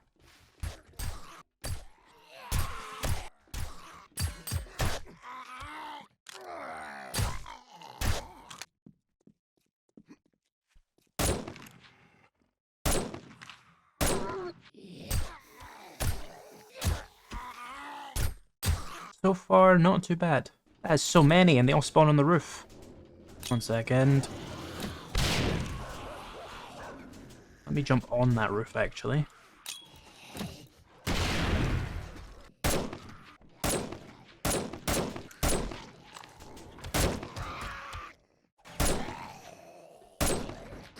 Even though it was blind and even in the desert, that was still an extremely easy tier 5 POI.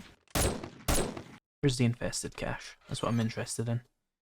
Another auto turret bundle. Can I sell these? I can, because I'm not going to use that many. What do you have for me, Bob? Well earned, traveler. Well earned. Very little still. What's he got for his tier 5 complete, though? Still very little. I think I'll take the money.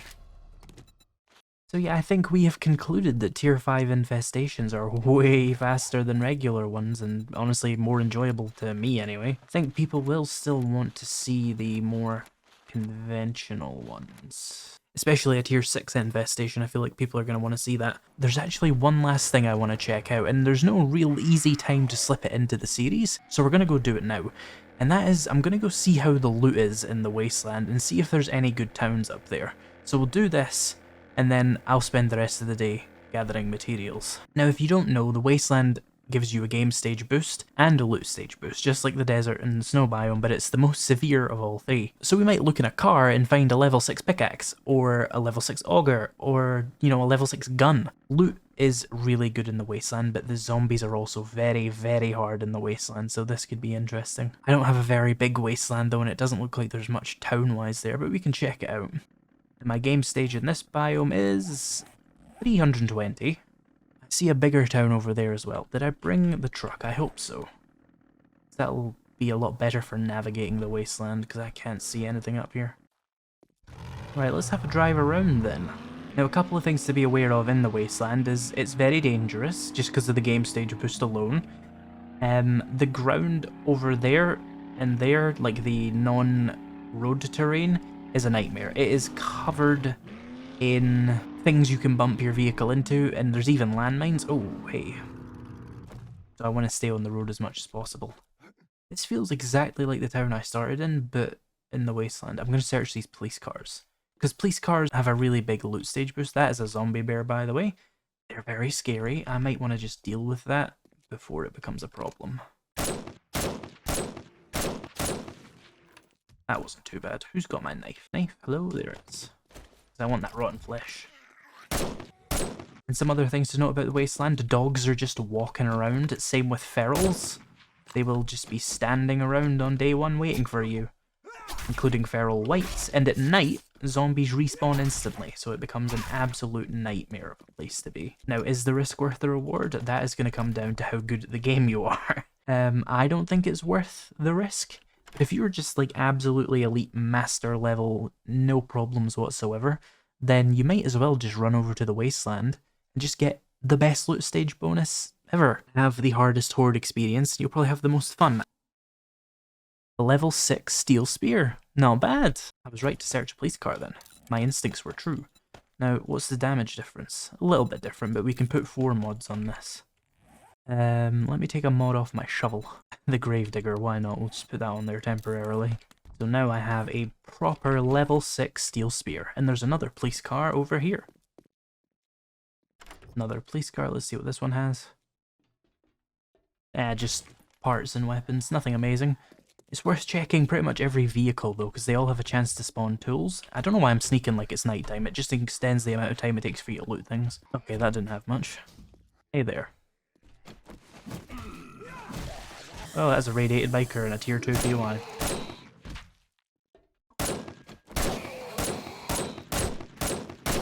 The ambulance. Where's that noise? Oh. We might just get roped into clearing this.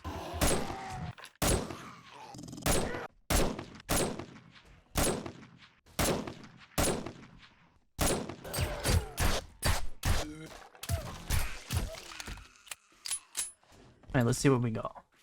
A level 6 steel spear. Is it better than mine? No, it's slightly worse, even without the mods.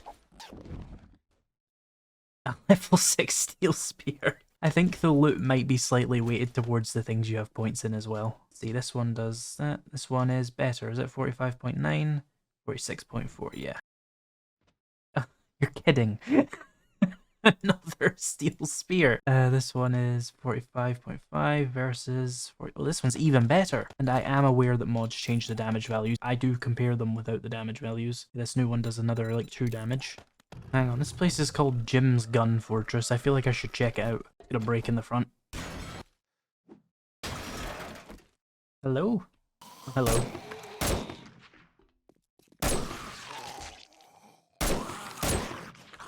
See what the gun racks have. Level 6 machete, nice. Anything in the back there? There could be. Give me a second in here though. Display case, just some parts. Armor. Parts. Ammo.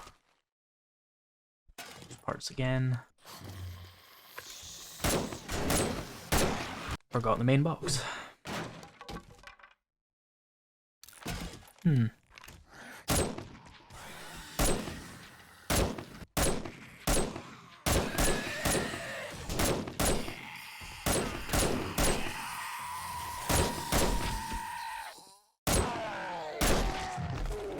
Let's see, we got military shelves, some ammo. Ooh. I actually think that's better than the arms I have. It is. Do I not have custom fittings on my arms? I'm an absolute buffoon. Grab the old knife. Drop the arms. New arms are all level 6 now. Another level 6 spear. Very quaint game. It's worse than the one I have. I'm going to start scrapping them. Right, let's keep searching through the wasteland then. That was just a tier 3. Imagine I looted all of these. The stuff I would come out with on the other side. Okay, I think we found everything this town has to offer. It's very small, but I'm going to go see if I can find a road to lead me to the next town. Oh wait, is that Trader Wrecked over there? Ah, there's the town, I think. Yeah, down there to my left. Took like the complete wrong direction, but if I just plough my way through this and hope it doesn't explode, that wasn't too bad. This is the second town, is it? Okay, let's find the trader around here then. High school has some of the easiest tier 4 loot to cheese in the game. Or it did until they put this big locked thing here. Well, that slightly sucks, but now I just have a really high health thing between me and the zombies on the inside.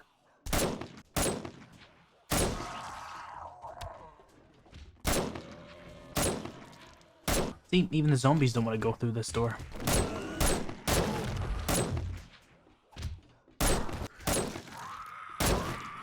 Where are you actually trying to break through? Is it here?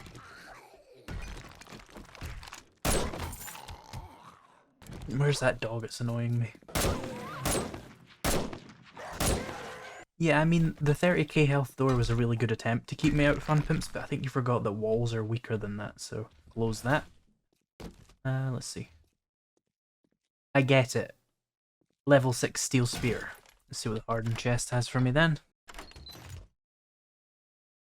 Still absolute garbage. I think tier 4 loot might actually be bugged, considering how bad that was. It's still... like, there was no leveled items in there at all, it was just ammo and stuff. That feels incorrect. But it could always just be absolutely horrible luck.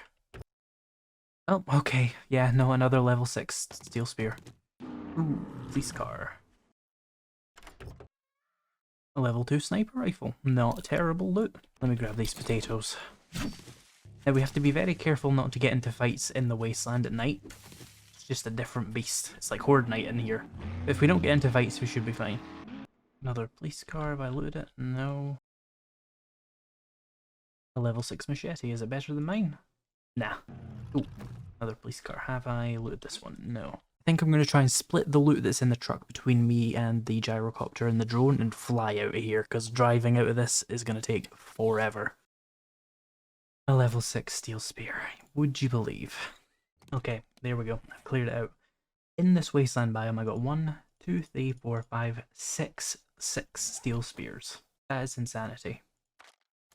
There's either a clear bias towards spears or a clear bias towards the weapon you have. It's very difficult for me to tell, but one of the police cars I looted did give me a sniper rifle as well, which is also the thing I have points in. The real question is why I got 2 machetes. This is gonna take forever. As I'm flying home here, the B 323, I think it is, update has come out. Obviously, that's not going to be applied to this episode, so anything you see that seems a bit weird in this episode is probably fixed in the next one. And apparently there's going to be changes to mod slots. It didn't list what those changes were, so that's going to be a mystery to me. But all it says is it won't apply to existing items, and it will apply to new items. That's going to be interesting to check what that even means. In fact, you know what? I'm going to fly home and I'm going to do a little test world for the end of this episode to test what those new changes actually do. It should only take me 10 minutes, which I do have time to do. I just don't have time to record a whole other day. Oh, and another thing they've got there in the patch notes is now do collectors, benches, and chemistry stations generate heat activity when they're being used, which I didn't realize cement mixers didn't already generate heat, so that's going to be miserable. But do collectors generating heat? I have 16 of these on my roof. How does a dew collector generate heat, fun pimps? It sits there and water sticks to it. How can you say that that generates heat? How would that attract a zombie? Give me a break. You can call it activity rather than heat all you want. It still doesn't make any sense. It is a static object that water is simply piling up in. Do puddles generate heat on pimps? Do rivers generate heat? If I shake a boiled water in my hand, will I attract a screamer? Something tells me no. Right, we're back at base. I'm going to start up a test world and see what's going on in the new update. Here is a bob. Give myself something called a quest ticket, which will give me the reward for various quests. I used these before, and they are pretty much exactly the same as what you would expect from your tier 3s, 4s, 5s, and 6s. That seems fairly normal for a tier 3. Let's take another one. Okay. And of course that's going to give me the tier 1 complete. Okay. Now keep in mind these are fetches, so you're not going to get like weapons for it. Oh, well, I was wrong. Double barrel shotgun bundle, whatever. Okay, so that was tier 3. Those seem pretty much normal. What I would expect. Let's try some tier 4s. Oh, there we go. These are what you're looking for. Yes. They have fixed the quests. Let's take a tier 5. Yeah. Take a chemistry station bundle. Where was that in the survival guide real world? Let's do another 5. Okay. That's kind of terrible. Paid so, okay. Yeah, this is all what I would expect for tier 5s. Let's do some tier 6s. Okay. We got M60 bundle, I guess. An auger. These tier 6 rewards are really nice.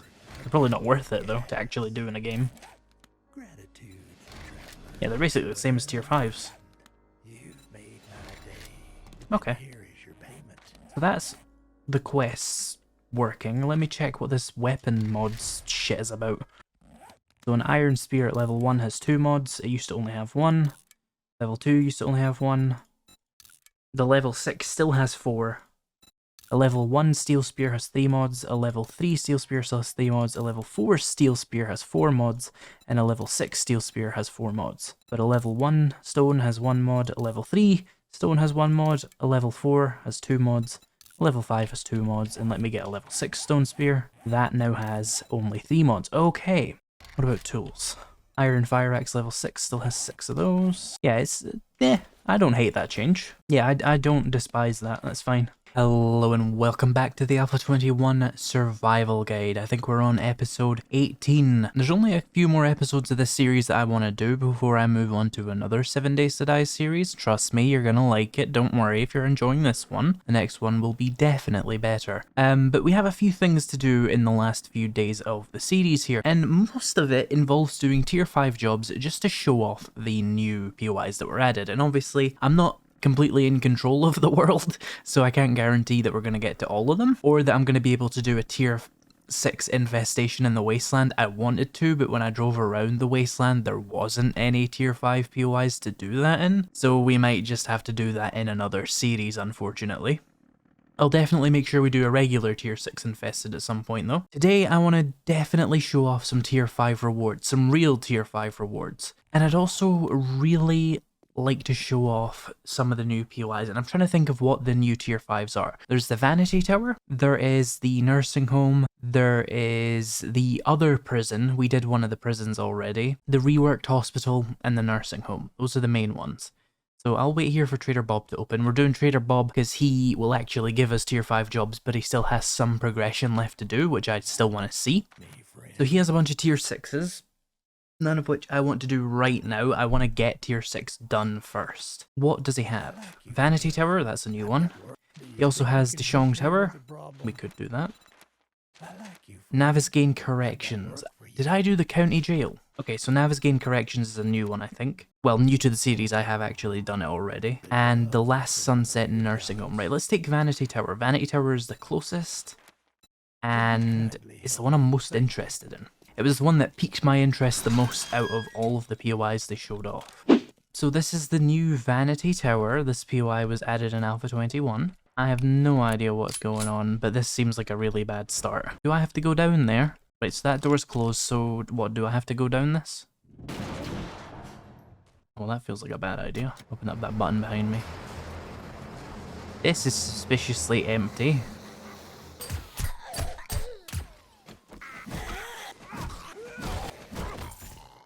Right, is there a button for this? No, this is locked. Is there anything in there? Car. And then if I was doing a restore power, that would be one of the places, presumably. Button. Okay. So far, so good. I don't know what that was. Oh, I don't like this room at all. Yeah, that was expected. There's one. Does this not do anything? No. Who's walking? Where are you? Where'd you come from? Oh, were you guarding where that flamethrower was? Oh, hello. Oh, some ammo. Under the stairs, and some meds. But I feel I'm being lured into a false sense of security. Ah, hello. Ow. Oh, we might want a gun for this.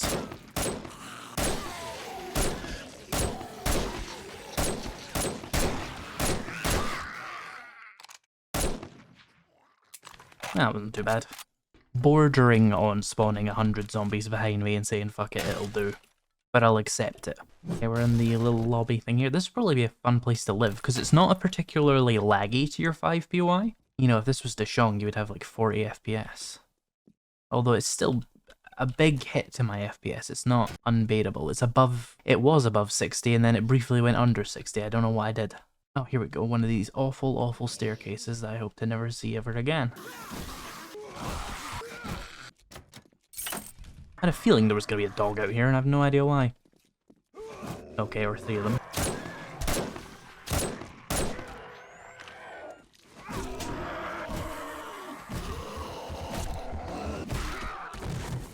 Okay, walked right into the gym.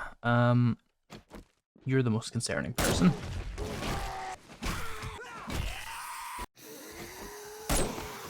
Wow, one tapped. Our rifle's kinda good. Insane difficulty. Non-decapitation, one-hit killing a rad. Oh yeah, I keep forgetting that they buffed rifles in this update, especially with their headshots, so like, kind of to be expected at this point.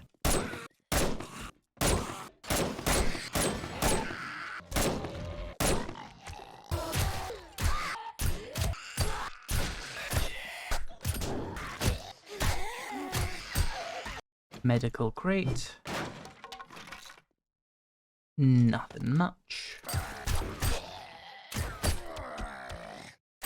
Also, the reason I'm using a suppressor on this gun but not sneaking is just because there's no point in sneaking, but you do get a heat reduction when you use a suppressor, so slightly worth doing, and I just needed another mod. So far, this is a very forgiving tier 5 POI. Nothing I've seen in here has been like, oh wow, Fun Pimps, really? You did that? Wow. Compared to the prison, for example, where it was like, so we're just gonna spawn all of the feral whites around you. And fuck you. Hope you die. Which is very inconsistent, if nothing else. I'm really surprised at how decent this pistol is, considering I have absolutely no points in pistols and this is insane difficulty. I think just high agility is giving the headshots that much damage. Is that a living nurse? Can I stop shaking? There we go.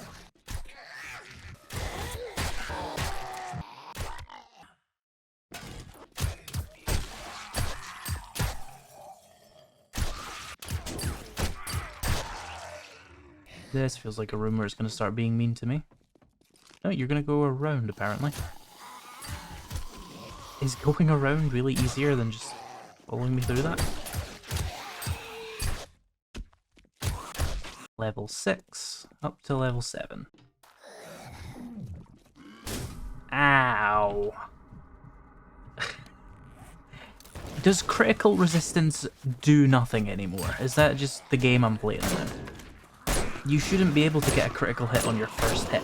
Like, that's what critical resistance is there for. To protect you against getting critical hits on your first strike. I feel like it's not even doing anything in Alpha 21. Maybe it's a bug or maybe they've redesigned how it works. But damn, my crit resist did nothing for me there. I walked into a room, I got spat on, and I was bleeding, abrasioned, and I got stunned.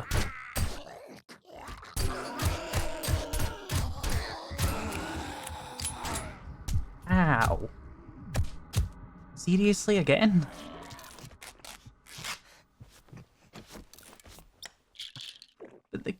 I'm wearing steel armor. I'm supposed to have, like, the highest crit resist possible. I have a crit resist of 33. If you have high health and a high crit resist, you're supposed to not get hit with critical injuries immediately.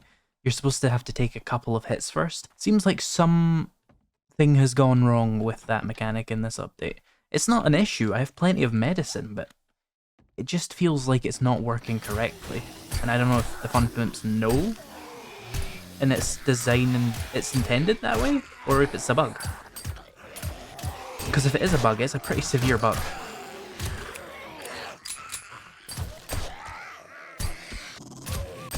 What the fuck? Hold still. There is no hope. Probably true. Oh, that's the wrong door.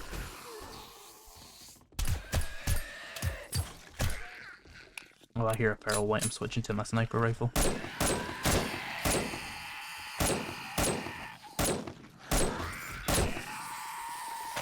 Hey, buddy. Bye. Oh, did you get one tapped? Okay, that's the actual way I'm supposed to go. Anything back here? Oh yeah, just someone's doing the Black Sacrament. Same. I'm pretty sure it's supposed to be a skeleton though. I don't think you're supposed to use the whole body, and I think you need to have the heart of the victim. I don't know if that's still in there.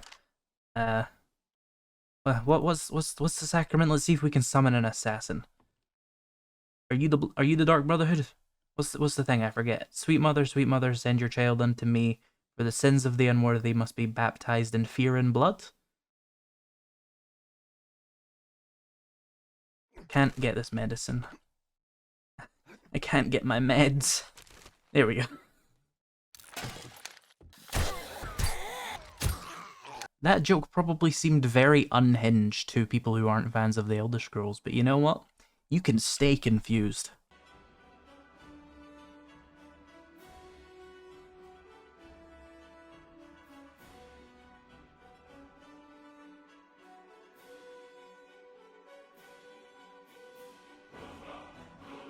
Oh, that doesn't seem like a fun way to go out the building.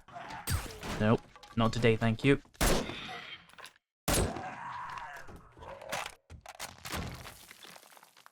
You shitting fuckers. Up to floor 9.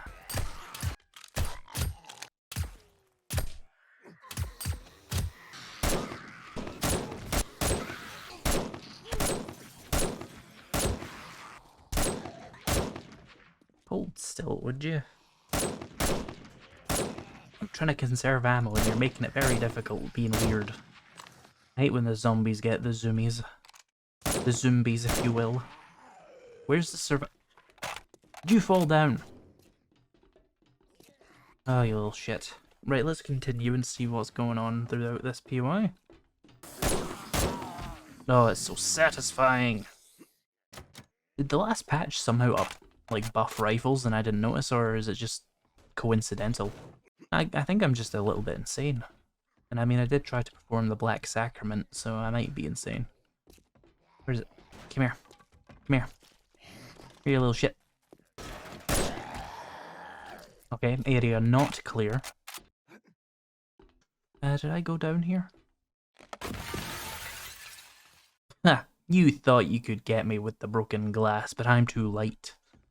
Okay, I guess we're going down. They probably put the loot somewhere in the middle of the POI so that people didn't land on the roof and steal it.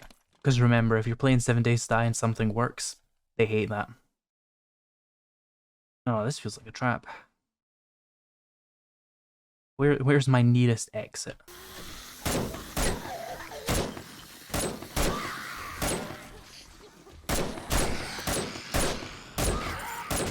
Ow. Oh, hey there, radiation guy. Let me jump over these guys, run over here. I don't know what's happening. I'm blind and I'm bleeding and there's things everywhere. Seriously, I just healed the bleeding and you're bleeding me again. Literally, it was 10 seconds. I think it might have been less than 10 seconds and I started bleeding again. It's not like I had a... Oh, for fuck's sake!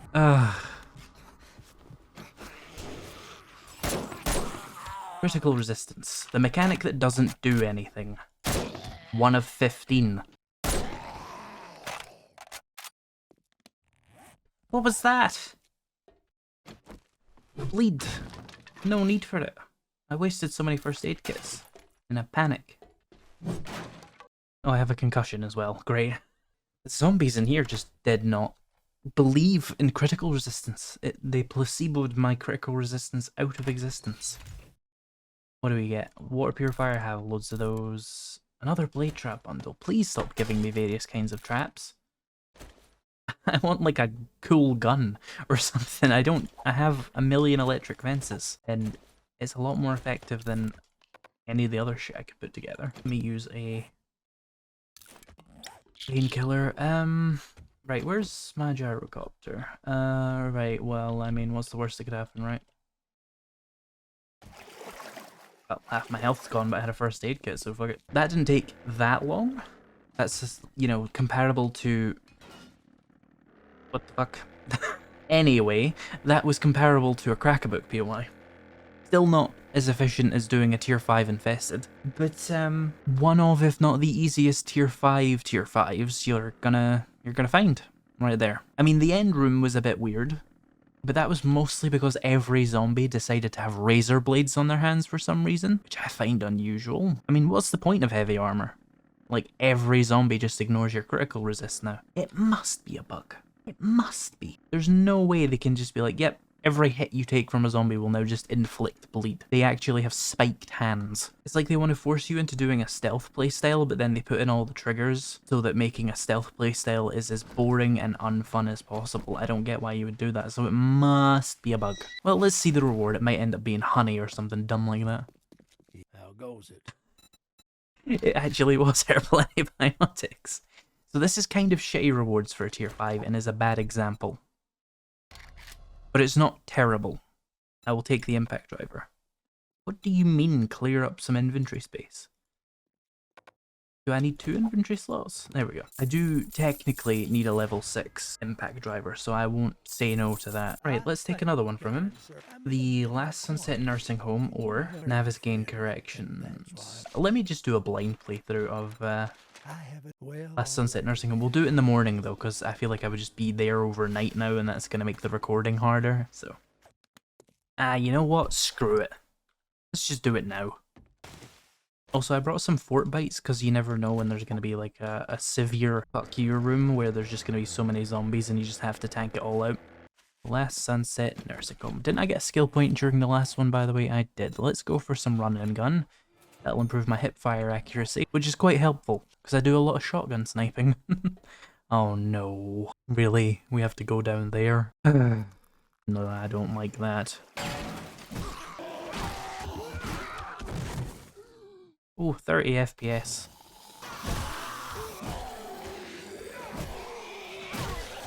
Up we go. I said up we go. Holy shit, my frames. Oh yeah, I'm bleeding again, funny. Yeah. Alright, I guess we're having a big fight in here.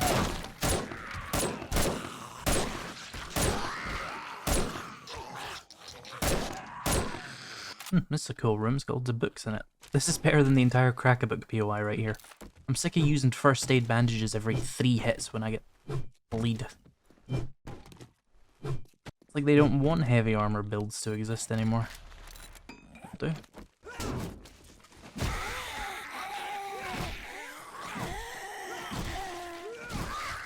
This frame rate is rough, and I have a pretty good PC.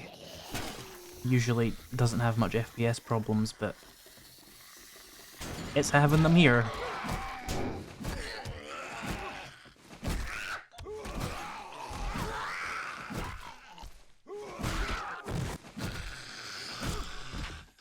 This'll be a POI I avoid like the plague if I ever do an actual challenge run then.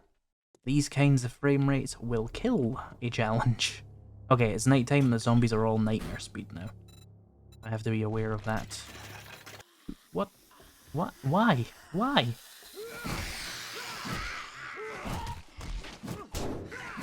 Oh my god.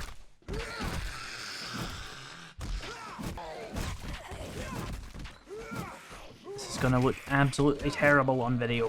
Whoa. I'm only on medium settings, by the way.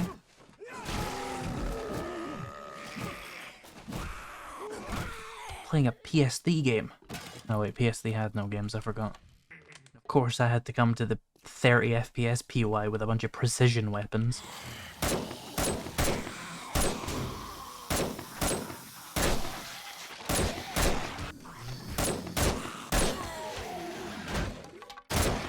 Does anybody get slightly sick when FPS is this low?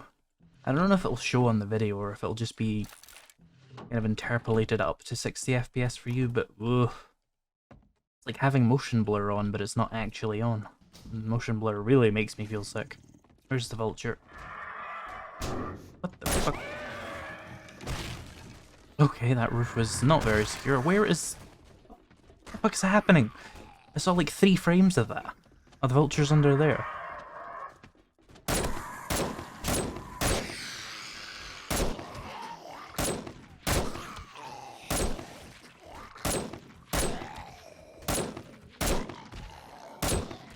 God, it's like playing Far Cry 2.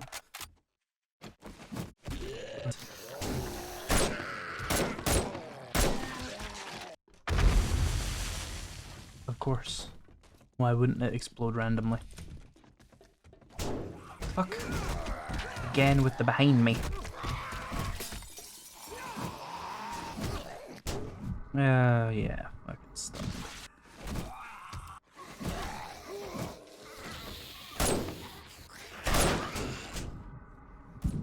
My god, holy shit.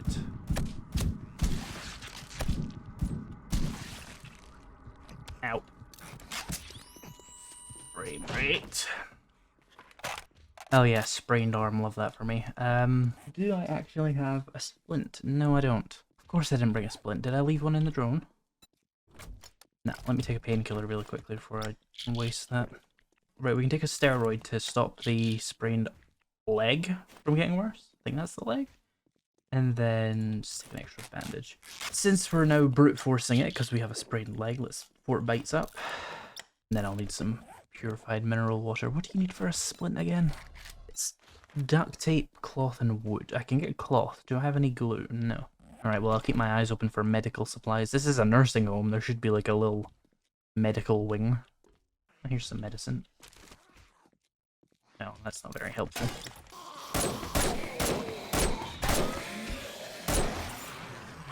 That has a lot of status effects.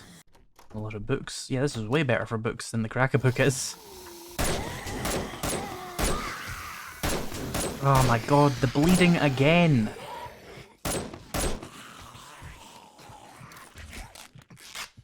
I walk in, I get hit once, and I'm bleeding again. Good thing I always bring a million first aid kits, because I expect this kind of bullshit by now. Doesn't make it any less annoying. Oh, that's the health symbol.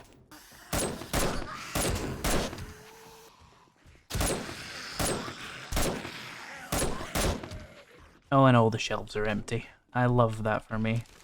Oh, here we go. One of these weird agility jump bits. Okay, I don't like the look of this room at all.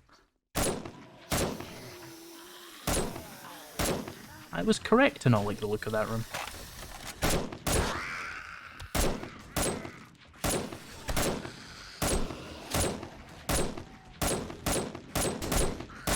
Next time I do this place, I'm just bringing a goddamn shotgun.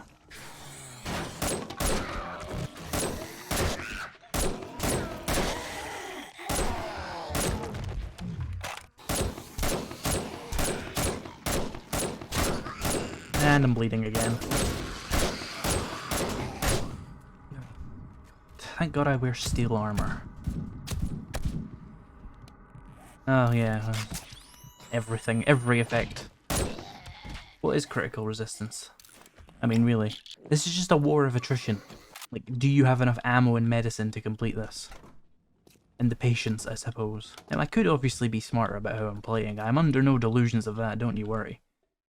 I'm not complaining about the POI, I'm just complaining about their strange tendency for, bleeding to be applied very, very easily compared to how it was in Alpha 20. Yeah, Alpha 20. Why you want me to go down there? Oh, this is a morbid room. That's the final loot. I should not be standing here. Where are they? Where are you hiding them? I know they're here. You don't just have the final loot guarded by a simple puzzle. Place your bets now, viewer. Is it going to be the ceiling caves in? Is the floor going to cave in? That door is going to open and there's going to be 55 zombies behind it? Or why is my sprained leg getting worse? I had steroids. Oh, of course, I still got hit a lot. Or is it going to be something entirely different that kills me here? Let me secure my escape. I am not dying in a nursing home. Oh, this leads nowhere helpful. Can you jump up onto this? You can. But then you're kind of stuck there. Where is my escape route then? I guess just make this easier to reach. Go from there. Right. Yeah. Okay. The fuck? Oh yeah, the radiation effect. Plan A has failed. Quite severely, I would add. Okay, that's it.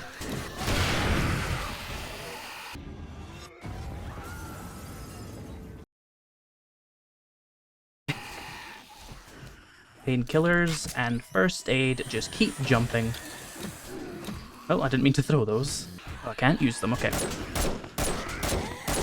Bleeding again, seriously. This is such a clusterfuck. I cleared it, at least. I had like 20 FPS in that. I don't even know what I just did. All I know is I grenaded myself, and it worked. As it always does. What a shit show of a POI. The bleed effect is just absolutely oppressive. Was it this bad like an episode ago? I don't remember it being this bad an episode ago. Oh, we completed something great. I have loads of casts and stuff at home, so I'll be fine. But I'm never doing this POI again. Fuck that. See, most 7 Days to Die creators, that was the end. They just died there. Most of them don't think to throw grenades at their own feet. I'm something of a trailblazer. Also, I'm pretty sure there's a bunch of grenades still lying down there, because I kept spamming them. And it gave me a dart trap bundle. I'm not even going to pick it up. It's an insult. Also, for those of you who had, they're going to come from the doors. Yeah, that was pretty obvious. They came from the doors. What a... Oh, I didn't even want to think about this place as an infestation. That hurts my brain. And my leg. Right, where'd I leave the gyrocopter? Yeah, I'm thirsty, I know. I've taken 100 painkillers in the last 15 minutes. I am covered in aloe and needles and beer. On the plus side, that is as hard as that POI gets at tier 5. That was Insane Nightmare. And I survived it by throwing a grenade at myself, but, you know, survival is survival. It's official, I have found my least favourite POI in 7 Days to Die. So that POI was too hard, and Vanity Tower was too easy. Shotgun Messiah takes too long. The Shong takes too long. Crack-a-Book is a clusterfuck. Poppin' Pills is good. I like the Poppin' Pills factory. It's a fun tier 5. Prison is a clusterfuck. The other prison is a bit of a clusterfuck. Agashi is okay. Little bit long though. I really don't think any of the tier 5s are worth doing.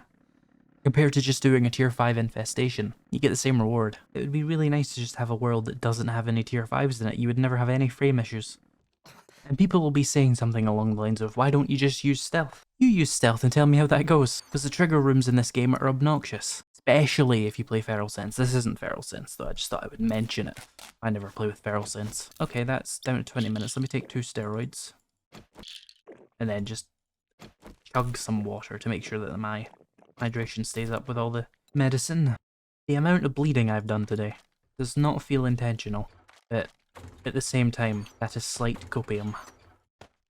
I'm just saying the critical resistance thing was not doing anything today. Like, I might as well have gone in with just a really high pain tolerance. Right, let's go see Bob. Although that nursing home also didn't take particularly long. I've seen POIs take longer. It's not Shotgun Messiah levels of long or Deshong Tower levels of long. Still really don't see the point of actually doing them in a practical gameplay sense compared to just doing a tier 5 infestation. Or better yet, if all you're really trying to do is get good gear, just do tier 4s until you have like tier 5 complete and tier 6 complete. I'm just doing this for the spectacle. I mean, how else are you going to see me kill like a million zombies with a grenade I drop at my own feet, you know? That doesn't happen in tier 4 POIs very often. Did I get any skill points during that, by the way? I was really not paying attention. I did not. I better get one hell of a reward for this. These rewards are also pretty mid for tier 5, but like, they're clearly not bugged bad, they're just kind of bad, which I'm perfectly willing to just accept. I'll take some more contact grenades, it'll save me some gunpowder. I've got just Strong Tower, Poppin' Pills Factory. So, you know what? I think that's all the conventional tier 5s I want to do today, because the only one I want to do now is the Nervous Gain Corrections, because it's the only new one. Because the other ones just aren't worth doing from a strategic standpoint, right? They're pointless compared to a tier 5 infestation or doing a bunch of tier 4s. How much do I need to complete tier 6? It would be 6 times 7, so 42 points. So that's 2 tier 5s, so that's down to 32 points. So I would need to do 7 tier 5s to complete tier 6. See what we can do. We got an invested clear, the right residence. Oh god, this is gonna be a battle, but probably still easier than a conventional tier 5. Isn't there another Trader Bob up here, by the way? You might want to visit him. Yeah. See if he has any good tier 5s. In fact, I'll do that before we do the right residence, just to make sure I'm not wasting time. Hello, other Bob. What about jobs? I could really Red Mesa. help, friend. I doubt it's going to be honestly all that different from a... Oh, the hospital? I doubt the Red Mesa's one's going to be that much different. Friend, Gamway Factory. No, nobody likes that would you POI. consider helping me? I can... I'm tempted by the hospital because it did get a facelift, and I know the hospital pretty well, so we could do the hospital. Yeah, let's wait, where is the hospital? Oh, it's up by Trader Hugh. Let's do that instead.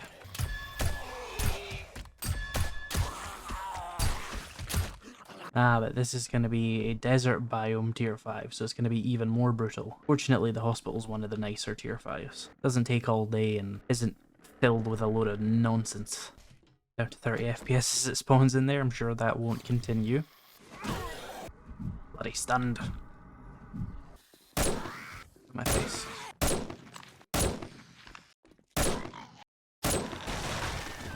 Ah, the old fall from the ceiling trick, huh?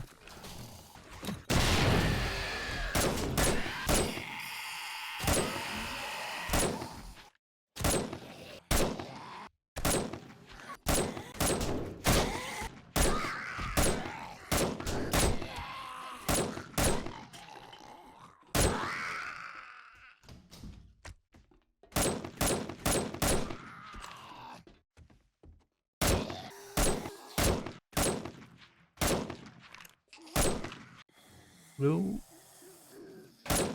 Oh, of course, hitboxes. I forget what game I'm playing. Oh. Oh, you can see some of the dogs from here. The vultures, sorry.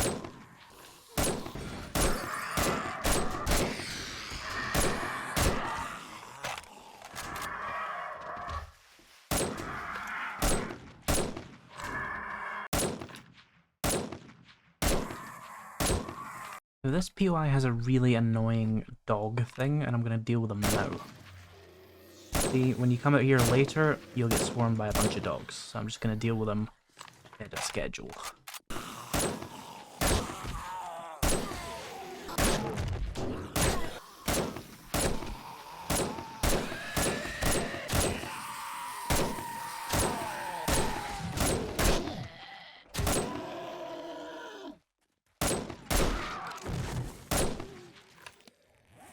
So much damage when I get hit.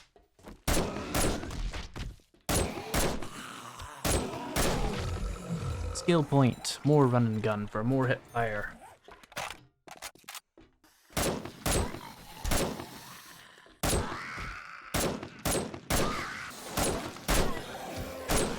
And this is where the dogs would normally rush at you. This doesn't feel like a fun room. More dogs. This feels like a very unfun room.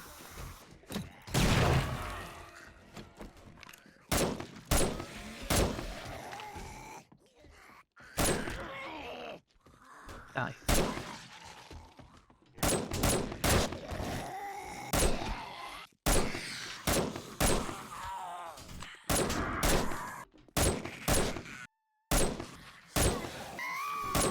There's a screamer in here? Seriously?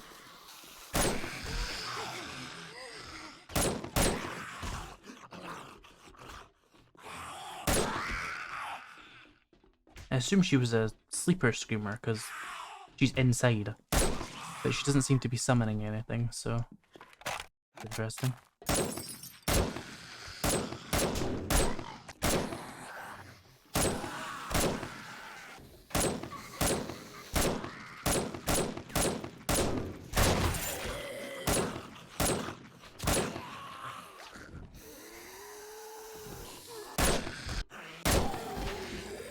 Really use an extra steroid if anybody has any.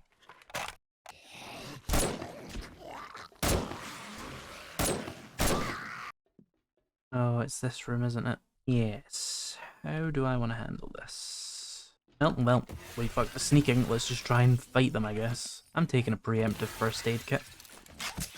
Now, which side are they going to go for? Both of them. That is suboptimal. That did a little more damage to me than I was looking for.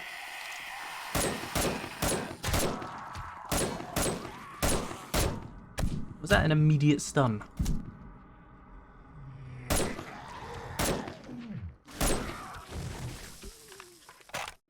Another beaker, nice. Where to now? Well, this is mean. I can't do this with a broken leg.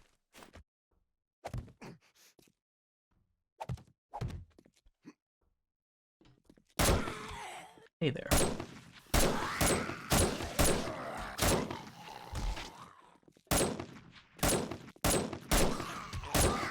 Almost there. I think my drone might have died at some point through the POI again.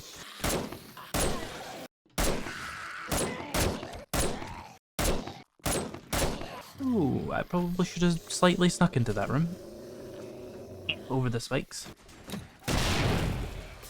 More. I love grenades.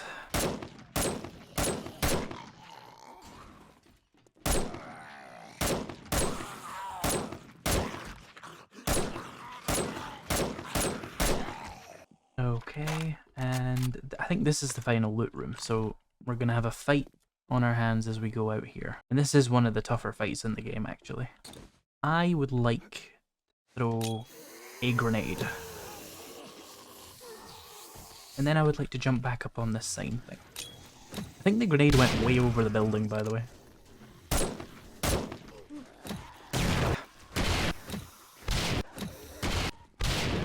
See, this is how you do it with intelligence.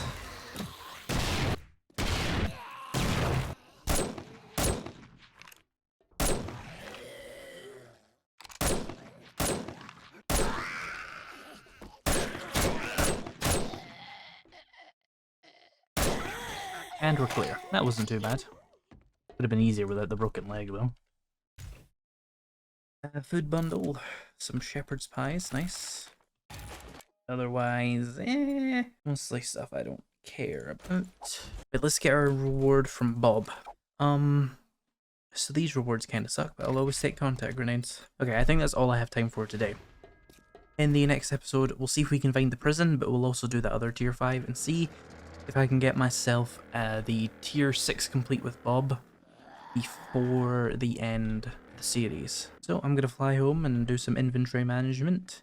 Hello and welcome back to the Alpha 21 Survival Guide. This is episode 19 and today what we're going to be doing is completing tier 6 with Trader Bob, hopefully, so that we can get a good reward. And then once we're done with that, we're going to be doing the Horde. And then in the next episode, episode 20, I will finally be taking on the tier 6 infestation. I hope to do Dishong Tower, if it'll let me. I am at the mercy of the game there. Then we'll do as many tier 5 infested clears as I can get done, so that we can get tier 6 complete, and then we'll do Horde Night.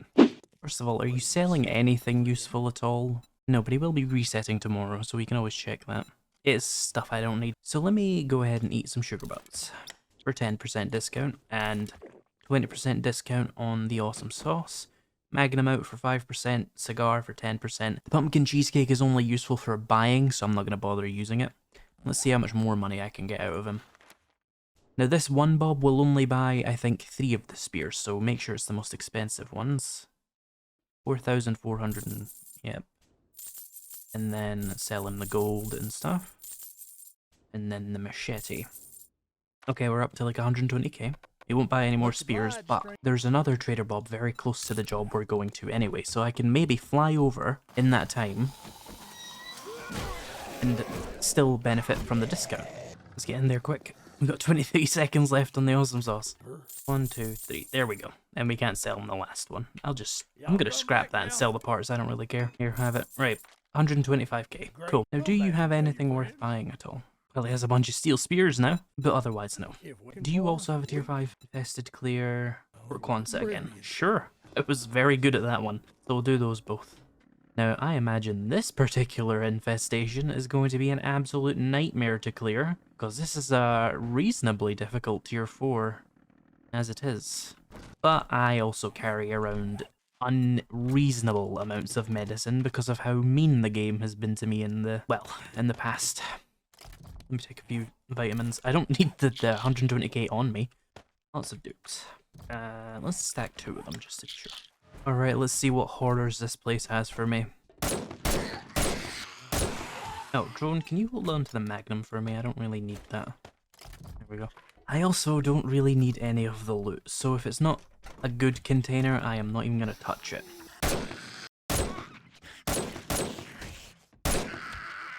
Books I still find a fascination with, even though I've learned to craft everything I actually want to. Number go up. YouTuber brain happy.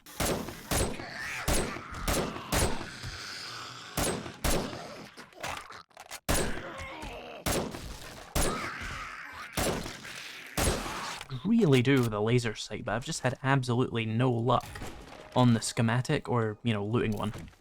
There's stuff down here? Oh, I've never seen this room before. Is it new? There's a level 4 robotic turret in that box. Is this a new room? Oh, weapons pack, hang on. I genuinely couldn't tell you if that's new. I don't really loot things very thoroughly. I don't think I've ever gone across here. The zombies usually come to me, you know. How did you open that?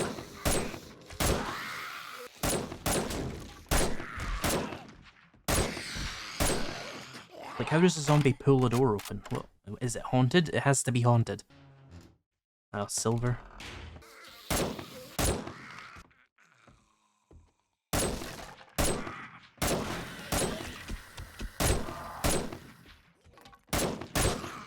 He was fast. Right, hang on, book room. Armor plating for the drone. The robotic drone morale booster mod, which increases your stamina regen. Pretty good if you like that. I prefer to use the drone as just a pure backpack though. Okay, I think that's every bookcase in here looted. And I did not find a laser sight mod schematic.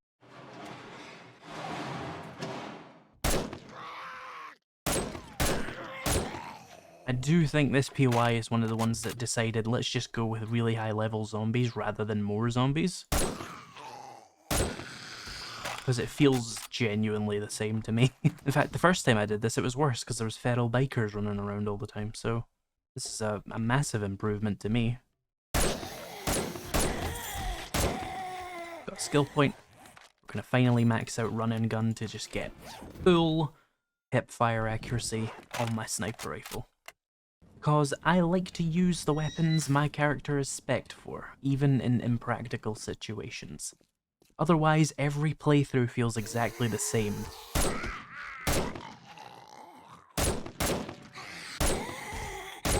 So to the people who are asking why I don't just use like a shotgun, even though they still work if you don't put points into them. If I did that, it would feel the exact same way every single time I play this game. And it's a game I'm already a little bit bored of vanilla-wise anyway. So that wouldn't be very good for my enjoyment of the game, as it were.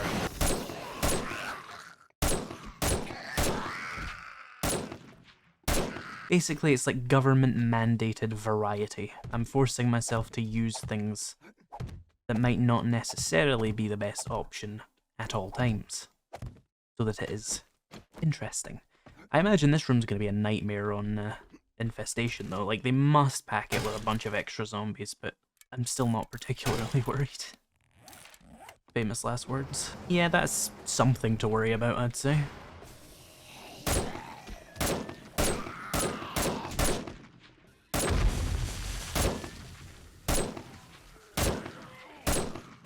Yeah, out my face.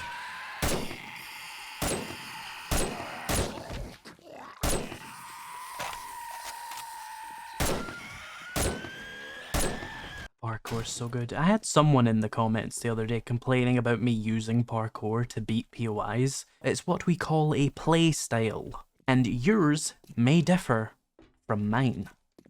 Hot take, I know. YouTube comments will genuinely sit there and gaslight you about completing the game, using things that are in the game to your advantage. Like, if you do not just stand there and punch every zombie with your bare hands, taking every hit, like really, really old-fashioned boxing, you know, when they weren't allowed to block or dodge and stuff, and they just had to sort of slug it out, that's what YouTube commenters want. They want you to do absolutely nothing, but stand still and punch zombies and somehow win. It's insane difficulty. If I stand here and just take hits, I will die. I need to apply at least 10 brain cells to how I play for the hardest difficulty in the game. I apologise if that offends anybody's sense of honour in this video game. Ooh, an invested cash. A dart trap bundle. You can just sit there and think about what you did. Of course you beat that zombie. You, like, used the things you have. Duh, why are you acting like it's easy? Because you used the things in the game. Because some of us don't play like fish. They're just strong strategies in a game. Playing on the hardest difficulty, what do you expect? Yeah, I use a lot of grenades and I jump out the way of zombies. Oh, what an exploitative strategy. What the fuck? You good there, Gim? Anyway.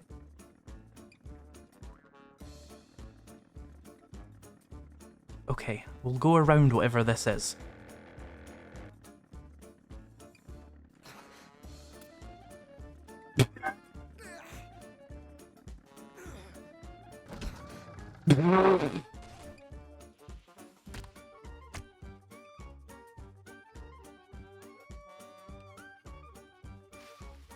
What the fuck?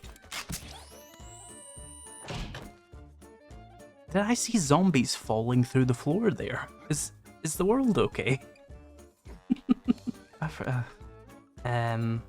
Gyrocopter's a wee bit damaged. Ow. Let me... Drone, come here. Drone, talk to me. You better not despawn or get stuck there permanently. You better not despawn or get stuck there permanently. But I'm not going to put anything too interesting on you, so it's fine. Apparently my gyrocopter got hit by a solar flare or some shit. I have no idea what that was. And then grab that, and let's pick up this and just cross the canyon first. I don't know what's going on over here. It's a good thing this series is coming to an end soon because the world is starting to fall apart at the fucking seams. It's a good thing this series is coming to an end soon because the world is starting to fall apart at the fucking seams. Joan, are you still following? Why can I not jump?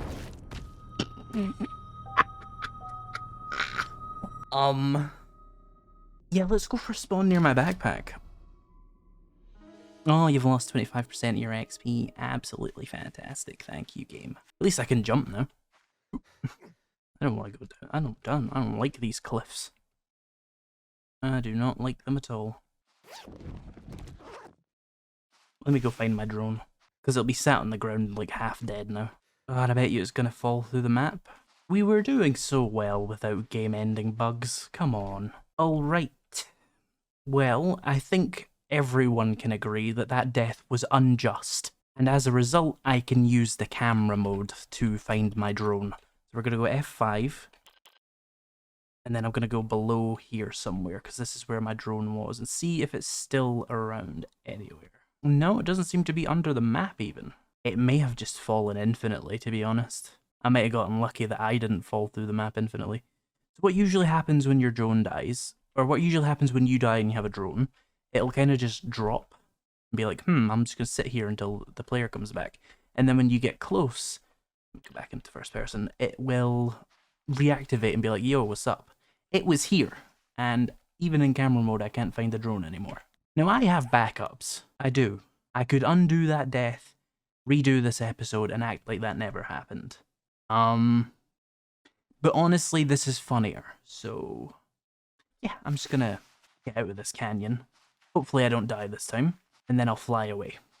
And if my drone wants to catch up or disappear back on me or whatever, it can. Nothing of particular value is lost.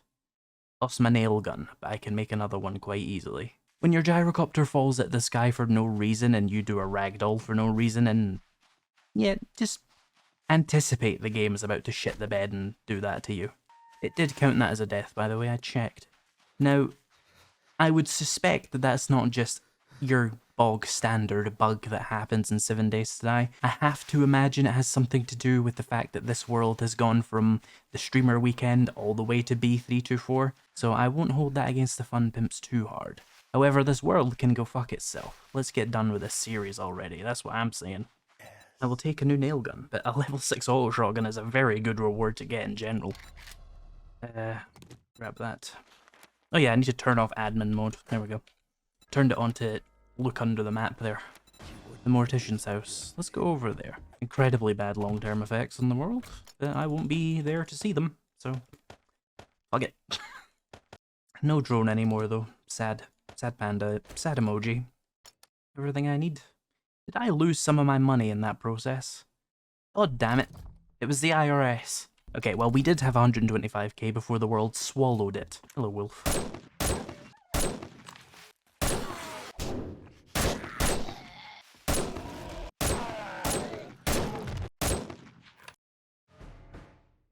Oh, they've all noticed me immediately, okay.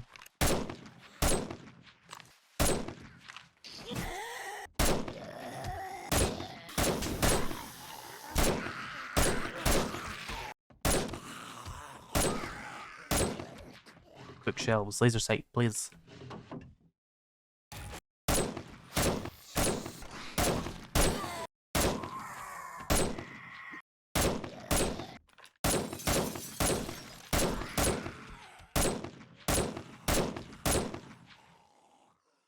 Okay, again I'm gonna do a quick check of this, because last time we did this there was like a radiated biker in there. And I would like to, I'd like to kill that faster. Oh, I was spiked by the barbed wire to save me from the spikes.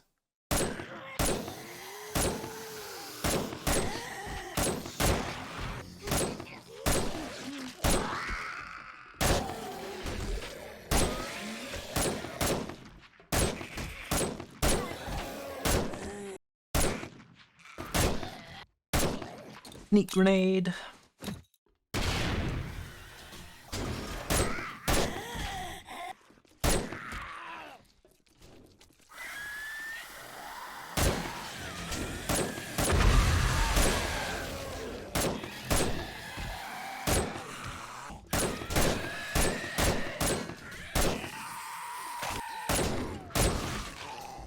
Easiest tier 5 in the game. Auto turret bundle again, I just do not care. Okay, the game didn't want to kill me this time. Then you like? Not particularly, I have all of these. We'll take Word Steal. Even though that's a terrible reward. Okay, the rest of yours are actual tier 5, so let's go do Fort 1 set then, for the other mob. Okay, here we are again. This one is one of those ones we do with grenades.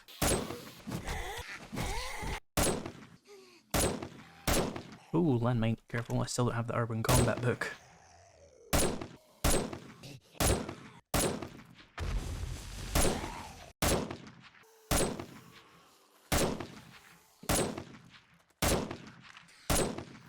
First, we pop the door. Second, we make sure at least one of the zombies is spawned in, yeah. We grenade, we stay sneaked, we throw it in. And we get the party started. Feels still alive. Solid start. Next, we come here. We place a half slab. We break the window. We aim in the center of the room.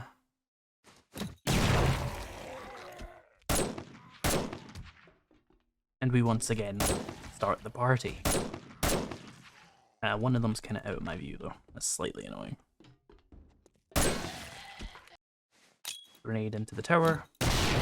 And finish him off. Take out the window. See one of the zombies. And sneak grenade.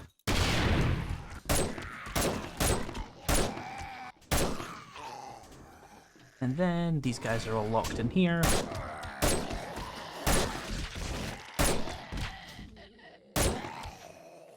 Very easy. Now I saw a loot bag. Nothing much, but I'll take it. Okay, this one I don't know how to do quite so thoroughly. Is there a window on it at all? Can I at all see the zombies that spawn in here, or what? Okay, I'm going to do some very strange science here. Because I know zombies spawn in here, but the question really is, when do they spawn in here? What nonsense do I have to perform to cause that? Apparently entering the room does not cause that nonsense. So, plan B is just do what it wants me to do. And they're stuck. That's kind of to be expected.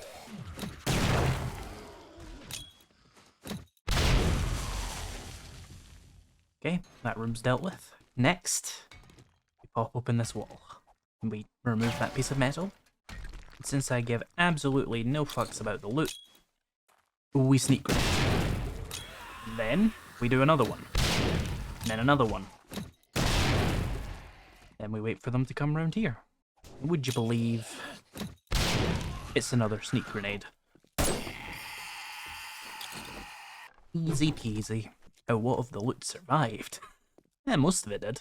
Dart trap, leave me alone. Actually, you know what? I'm gonna start taking those, opening them, scrapping all the metal stuff. That's worth something to me at least. Okay, and let's have a look in the actual loot. Level 6 legs, which are actually better than mine.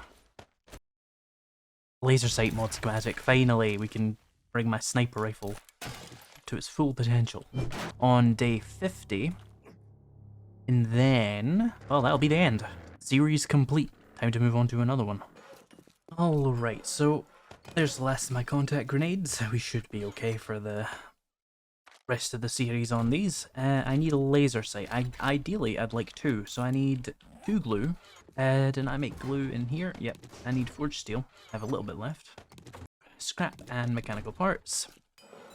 1 laser sight, 2 laser sight. Just 1 for my pistol as well in case I want it. You know what, I'm going to put a couple of these turrets on my base, just so I can explain how to use them, since this is kind of a tutorialized let's play, so that would make sense. Need a wiring tool. Right, so where do I want to put them? The logical place to me is somewhere kind of above my head, so that they might shoot, vultures, but honestly, I'll just take the extra firepower, I think. Do a little cross like this, why not? I need to wire these up to something real quick. Oh, I can, nice. Perfect. Right, these SMG turrets take 9mm ammo. They don't take armor piercing or anything like that. You can set them to target zombies, strangers, which is things like unallied players, and animals, I think. And then you've got target allies if you want to shoot your friends, and target yourself if you want to shoot yourself. It won't damage you unless you have friendly fire on, I don't think, though. So that's locked in, 900 shots. I'll do the same on this one. I have so much 9mm. Now, if we turn the power on, we'll hear a nice hum of the turrets. If we click on one, we can actually adjust where it's aiming at, so I mostly want them to just shoot at the zombies coming into my base. If you want them to shoot like vultures that are above you, you can have them like that. But again, vultures aren't an issue to me. Like, I just look up and shoot, it's fine. So I'm just going to make sure these guys are pointed right at that. And yeah, you can fire this yourself if you want, but it's not really worth doing. So they'll shoot things with me. I will not bother to reload them. They're not that good to me. They won't activate demo buttons, or at least they didn't in Alpha 20. If they do now, we will find out the hard way, and that'll just be more entertaining anyway. That's shit. And he has no invested clear as well. I'll go see the other Bob. I'm gonna go see other Bob. He's closer to my base anyway. Oh, I have to fly past the fucking Nightmare Canyon to get to him though. Hey Bob. Motorcycle. You stop fucking doing at me, or I swear to God. I will turn your trader protection off and bomb your compound. You're gonna get me a copyright strike on your doos. One infested clear, two infested clear. Let's do... Oh, it's select. Nice. Perfect. Let's get in here. What's the worst that could happen? Hey, hi, hello. I'm here to commit violence. Thank you.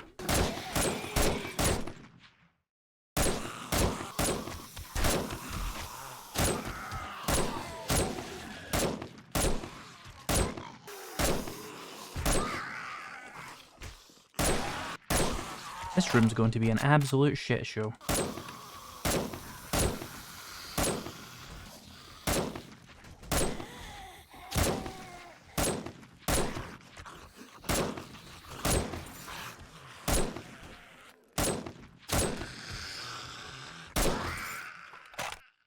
Okay, that wasn't as bad as I thought.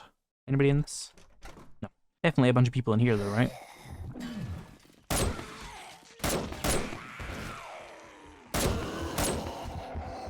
No, thank you.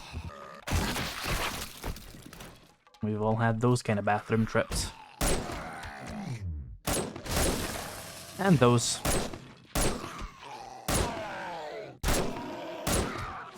I'm just happy it didn't start making me fucking bleed. Hi there. See, and people were telling me pre-built your sniper rifle's not good for indoors. You should get a shotgun. You absolute heretics. You non-believers. Okay, this is weird. It is a shotgun. You just need a bigger brain.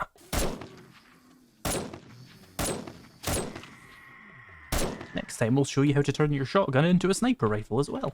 Reality can be whatever I want.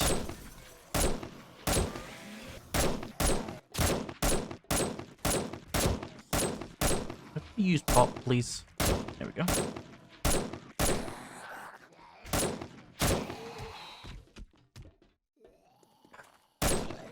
God, I hate it when they do that. Alright. Up down here. Make sure we open this door, because I'm probably going to get chased outside. And you know what? I'm going to be smart. Hi there. This is the most intelligent decision I could have made.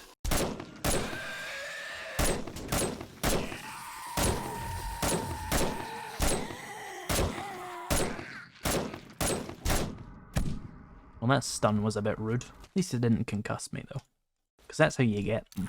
Every stun has a chance to be a concussion, if you didn't know. Which means that pain tolerance should stop you from ever getting a concussion. Should.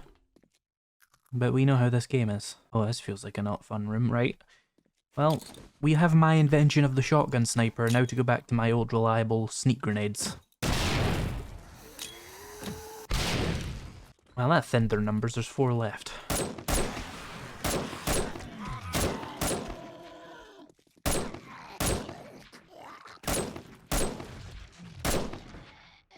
Easy. I didn't even have to cheese it that much. Blade trap bundle, please stay away from me and my family with these blade trap bundles. I will not be using them. Listen, Rabbit, if I run you over in this gyrocopter, you fucking deserve it, okay? Just so you know. If this happens, it's your own fault. He lives for now. But this chicken. He also lives. Okay. Hey, Bob. You've made my day. Ah, nice. A And backup here sniper your rifle. payment. Is it better than mine? Marginally. So my sniper rifle is actually the backup sniper rifle. We'll use that for Horde Night. We'll swap the old tier 5 over. I got a skill point there. I need nothing. This is, you know, we're at the end of this character's progression. I'll just take some gunslinger for my pistol. You got another infested clear. Hotel You're the Zombona. man. In we go, no thought, just shift W, click on heads. Come on, where are the zombies? Where are the zombies? Come here, where are they? Let me at them.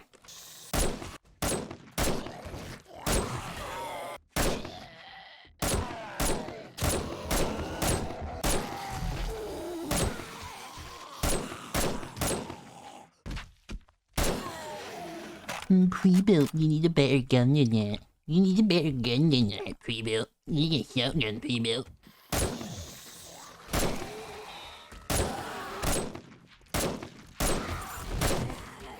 Your gun smells like beans. My gun's amazing.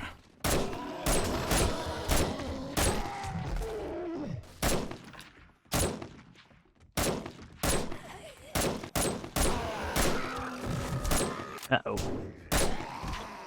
Anything down here I forget? Yeah. That was not worth the run. Once again, completely fucking lost in a POI I've done hundreds of times.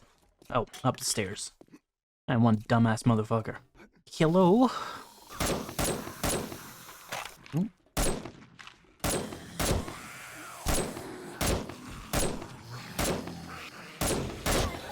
Oh good, I got an abrasion. That means I'm going to get 50 million injuries now. You keep your liquids away from me. Ow! Well, they weren't kidding about the abrasion thing, were they? Fucking hell. I think they broke the abrasions, guys. I think that's what it is. Because someone on the last video was like, oh, you get more injuries when you get abrasions, and I was like, it's not that much. I think they might have broke it slightly to make it that much. So this is going to be painful now that I have an abrasion, I think. It could be coincidental. Let's find out. It won't stop me anyway. Ugh.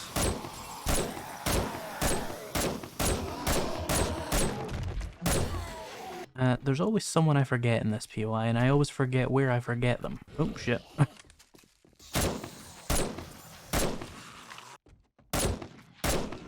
Another radiated cop. It was like it's a tier 5 POI. Alright, down we go. Down the old toilet ladder. Everybody has one of these, right? Oh. Time to go up the toilet ladder, I think.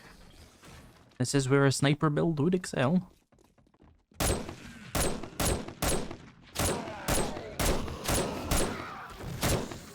Whoa. Did you see how the game just shunted me there?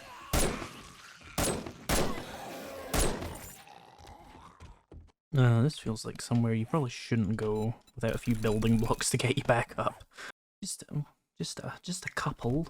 Just a small amount of building. I mean, it's a building game. I should be allowed to build. Why are these doors open? That makes me slightly alarmed.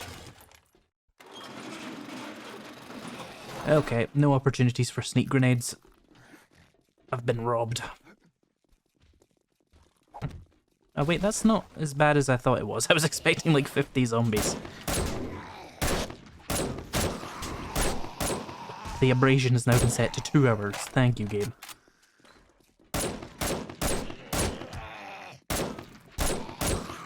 Let me go ahead and first aid kit that, because first aid kits heal abrasions fastest if you didn't know. It rarely matters, but the game has... Oh god. Run away! Run away! Yeah, that's more what I was expecting. What are you stuck on?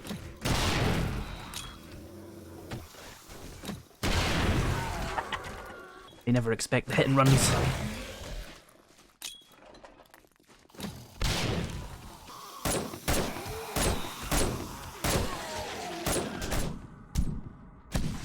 Damn it. Oh, we missed someone, like I said. Oh, look, it's a dart trap bundle. Look at all this free iron I got. Hunt down the last remaining zombie in this POI, who is usually somewhere around here.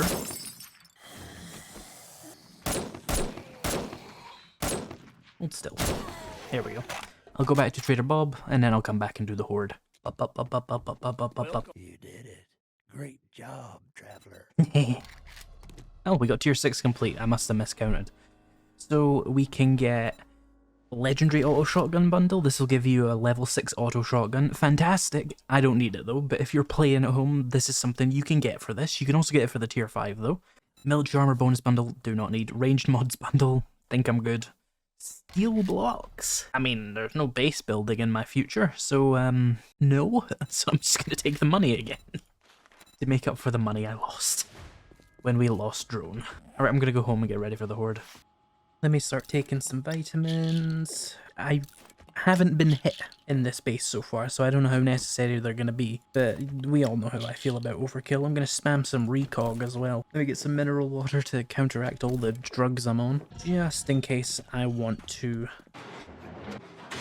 repair those electric fences, which I doubt I will. Oh, and because we're game stage 152, we're like 5 game stage above where demos start spawning. It's roughly 147, 150-ish. I'm not sure of the exact number. It seems to change a lot, but it's around here. So we should see demos, no guarantees, but hopefully. And my one death was from a solar flare, remember? So it doesn't count. It doesn't count. Yeah.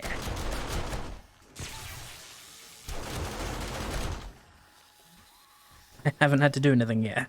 Good job, turrets. You're performing pretty well. Well, this is pretty easy so far.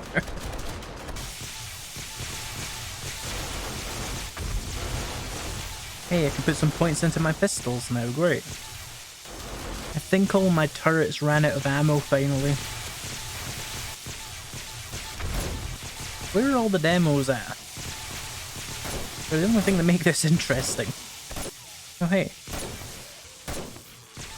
Oh shit, there's a demo. That's what we get for not paying attention. And that's what demos do. I probably did a lot of damage. I was completely just absent-mindedly clicking there and it shot right into a demo chest. If you hit the button, you can kill them and it won't go off, but I didn't have enough DPS to do it now. He's not dying, what the hell? He's died. Why is he not dying? What is this guy made of? Oh, hang on. There's some nonsense going on over there. Where is this guy? That demo had an invincible head. Why is it not damaging him? Oh, that's interesting. It looks like cop pops actually set off demos now. Oh, that's a horrifying proposition. Okay, note to self, kill the cops quickly, because they seem to set off the demos now.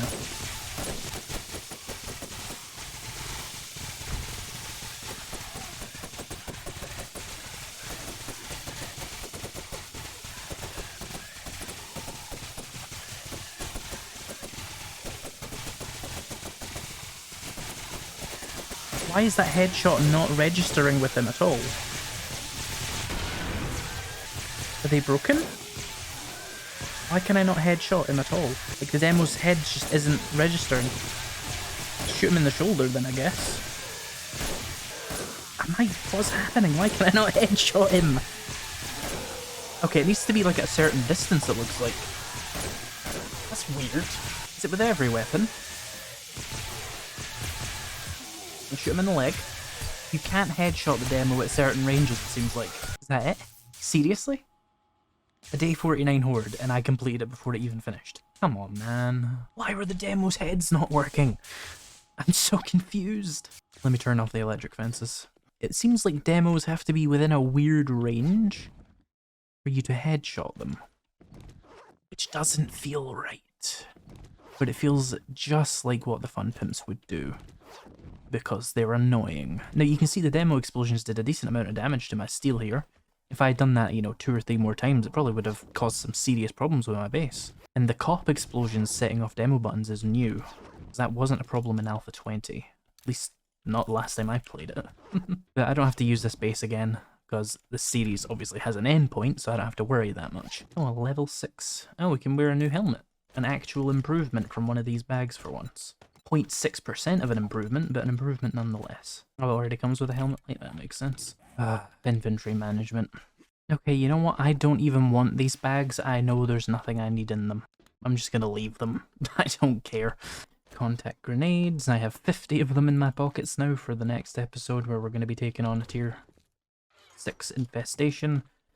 I don't know how hard they are, so I can't be sure I need to prepare for them. And I have my rocket launcher with 3 shots, but I also crafted a few more, didn't I? Yeah. I can't see myself needing more than 50 contact grenades and 6 rocket launcher shots. I think we're going to be good. That is going to do it for this episode of the Alpha 21 Survival Guide. In the next one, we are finally going to be taking on a Tier 6 Infestation quest. I would do one in the Wasteland, but there are no Tier 5 POIs in my Wasteland, unfortunately. That's just how the luck of the random generation goes, and I didn't think that far ahead. I'll see if I can get one to spawn in the next series, maybe. But for this one, I think it's just going to be finding a big Tier 5 and doing that as a Tier 6. Hello and welcome back to the final episode of the Alpha 21 Survival Guide. Today we are going to be taking on the last challenge that Alpha 21 has to offer, which is doing a Tier 6 Infestation quest. I would do one in the Wasteland. I would prefer to do one in the Wasteland. It would be way more entertaining, but there just isn't any, as far as I've seen. So we're going to take something that Trader Joel has to offer. I hope he has Deshong Tower. That sounds like it would be absolute chaos. And I want that, so it's still the solar cell and the bloody machete and robotic turrets. Like 30 days later, he's broken. Anyways, He's broken. Be careful out there. Right, you got Tier 6 to the north, Deshong Tower. Perfect, that'll do. Let's go. This is fine. Right. So, I got a couple things for the journey here. Some vitamins, I'm not getting infected, leave me alone. Didn't bring a splint, did I? I did not. I am a buffoon. Well, gotta have something to worry about, right? Got my rocket launcher, my sniper rifle, my pistol. I got recog if I need it. But you know what? I'm just gonna spam that. I'll find more throughout the POI, I'm sure. Stack it up to 3. Give myself 20 minutes of extra damage. I have no idea what to expect in here. Well, I know what Deshong is, but I don't know how much harder this is gonna be. Alright. My frames are at 30. Let's go. Okay, that seems fairly normal. They don't normally all attack you at once in this POI. Wonder if that's new or deliberate or what. What's the situation there?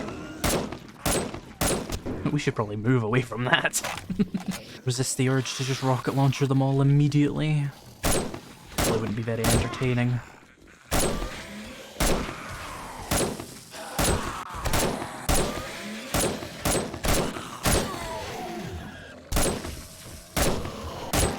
This room is green enough, we don't need that.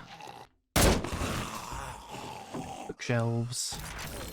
I do not need anything else, to be honest, but let's just go with it. Eat some food to heal. Alright, first room.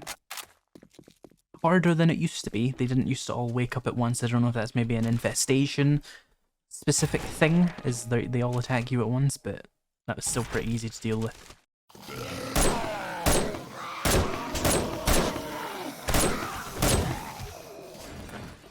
Whoa. Oh no, we got an abrasion. We all know what that means now. For those of you who didn't see the last episode, it means I'm going to get nothing but constant injuries. Because it seems to be just bugged. I know it's supposed to let you get more injuries, it's not supposed to let you get that many injuries though.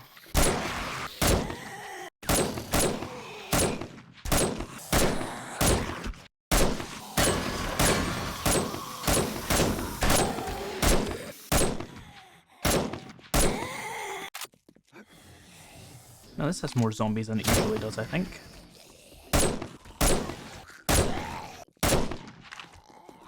Whoa. Also, I'm in the hardest difficulty in the game, and I only have 4 ranks of Deadeye, and I'm mostly one-shotting everything. I really do wonder what that last one's even for, because what difficulty do you need that on?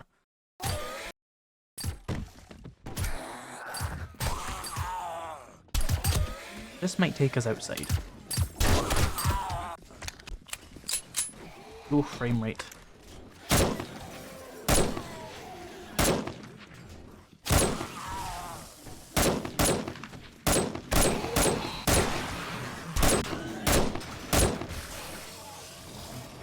Hey, if you guys want to spill onto the floor down there, you can. I don't care. Are they running around? Ah, that works.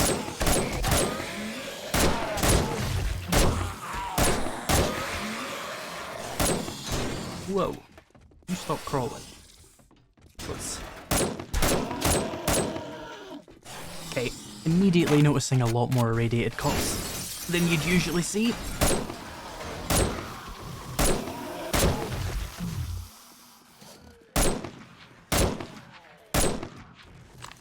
But otherwise, still just a Shong Tower. Nothing to be particularly afraid of. Ooh, except for the frame rates. The frame rates kinda suck.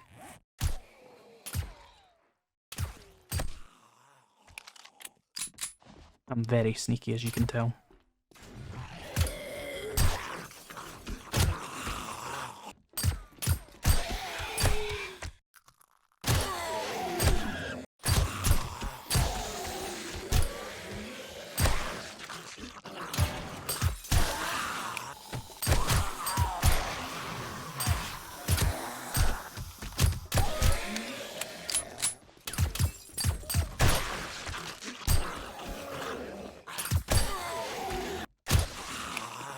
Usually some in here, and then there's some in that room over there that I always forget.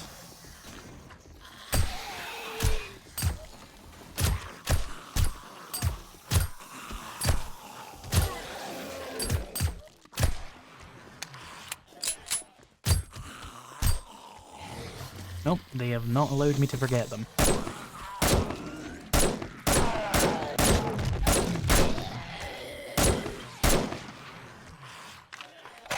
So far, so good. I want a sneak grenade. I don't need to, but I wanna.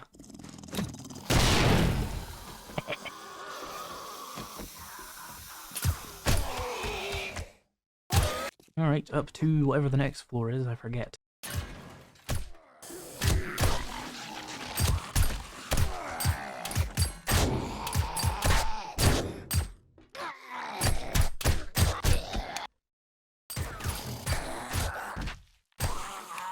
Another skill point. Let's max out the pistols. Well, as far as I'm gonna max them out anyway. No reason to go for level 5 for the same reason as the sniper. Nothing needs that much damage.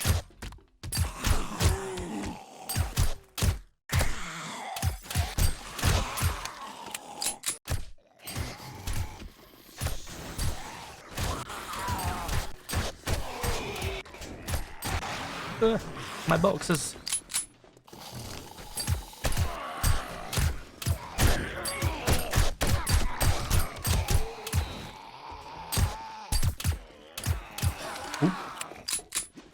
Pop away.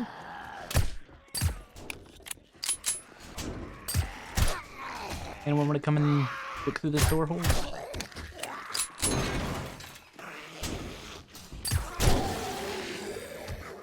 Ow. That was very poorly timed on my part. To get rid of the abrasion faster, I'm going to use the first aid kit because it heals at 400%. Versus 300% with a first aid bandage. So it's excessive, but it does heal it faster. And it's like the biggest issue I have. It makes critical injuries seemingly just dumb. Up here. Oh, I can just climb the ladder. Why am I being silly? Well, they can climb the ladder, so it's maybe not that silly.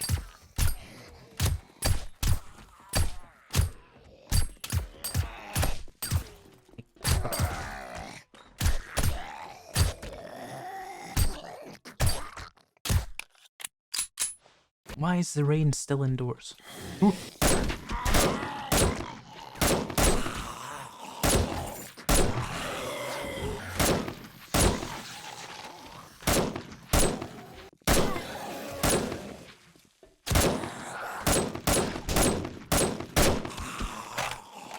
Oh, really?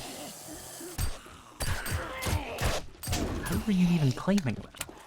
Climbed the ladder sideways.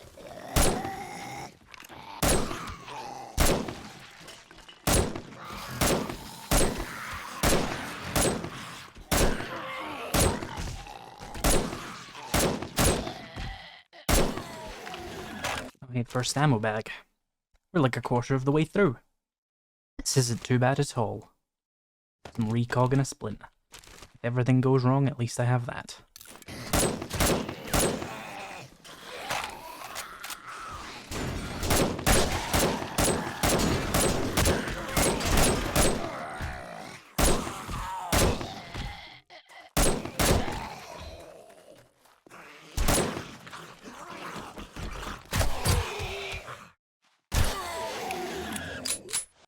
Elevator shaft.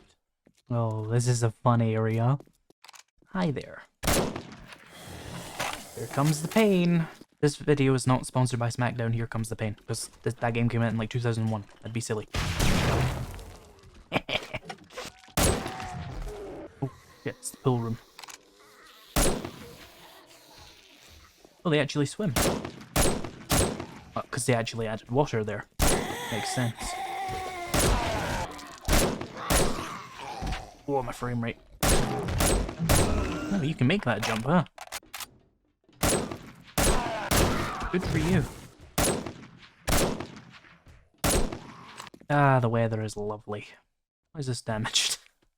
Slightly concerning. Oh yeah, this is the fun window I can never actually get through. Right, I'm not 100% sure what room I'm... Oh, sneak rocket launcher. That did horrifyingly little damage. What was in there?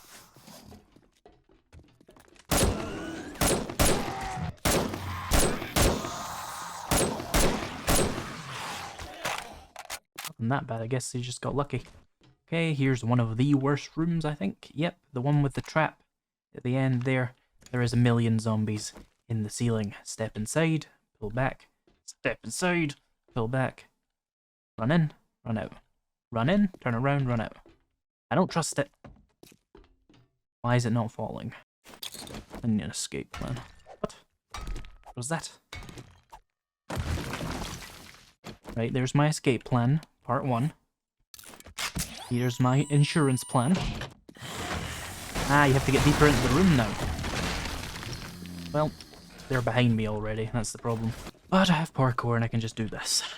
I don't think they actually know where I am, so I'm gonna make this very easy on myself.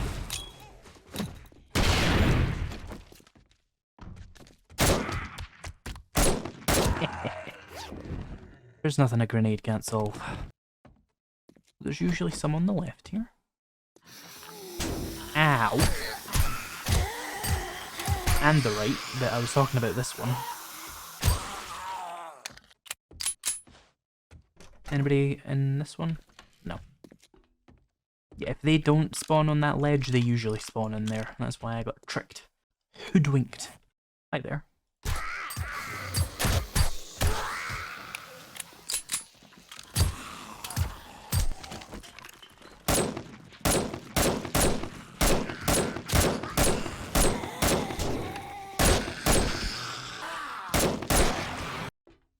Usually something hiding in a dumb place like that. Yeah, that would be one of those dumb places.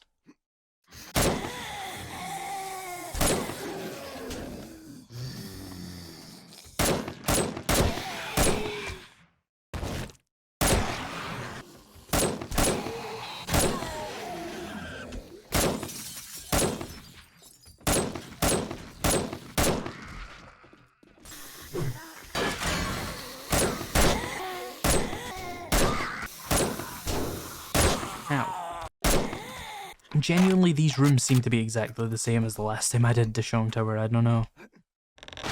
Really all what's different in terms of the spawns, except for I see a few more radiated cops than I'm used to.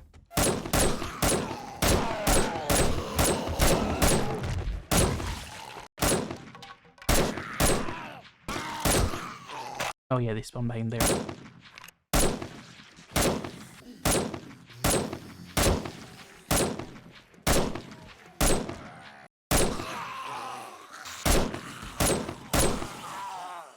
You never see that one coming.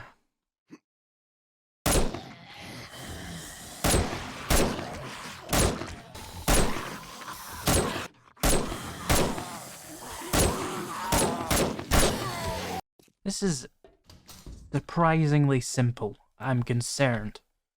Also, there's usually... Oh no, there isn't usually zombies behind that, is there? That's the trick. They're hiding back there.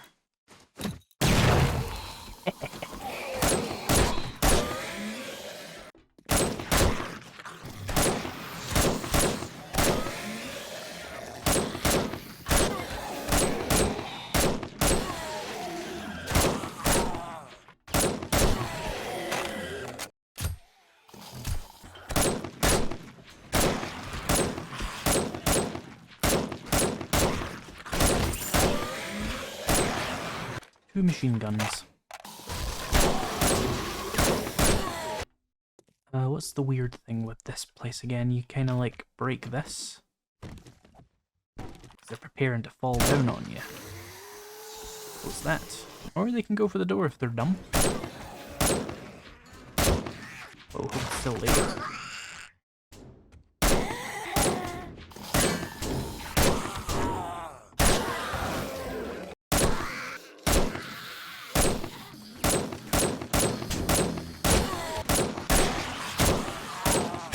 I don't think any of these are really feral, except for her. I feel kind of bad even using my rifle on them.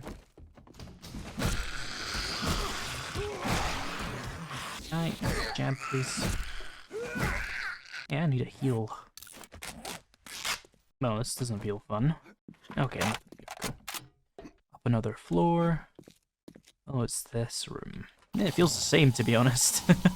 It's a pretty insane room as it is. Maybe they just didn't do anything to the Shonk for Infested. Maybe they thought it was, like, scary enough.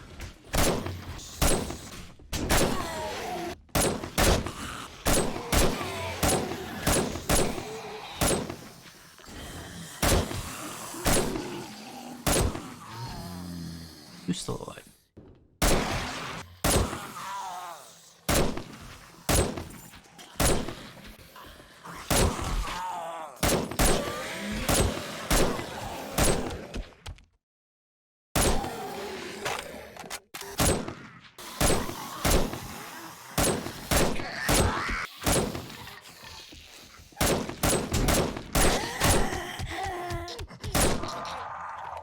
Alright, here's where the moment of truth is. This is the scary room of this POI.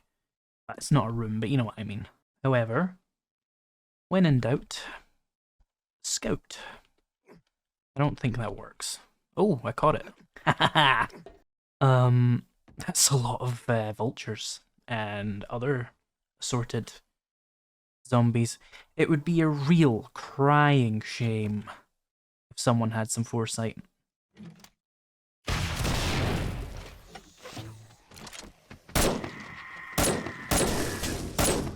Are these radiated vultures, or was that a cop that did that? Well, these might actually be radiated vultures. They were big. Radiated vultures are larger. Oh, it sprained my arm. I had a splint though. Alright, who's up for round 2 of rockets? I don't want to accidentally hit that bloody vulture body. That would be awkward. Ah, screw it. Nah, I think it was actually the cops. I'm not sure if they were radiated. I killed nothing. Grenades. It's the way to go.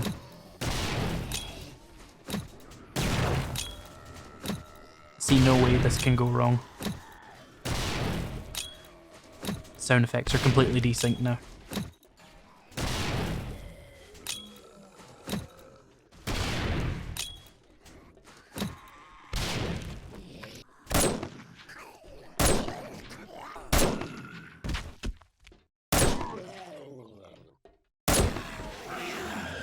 Welp.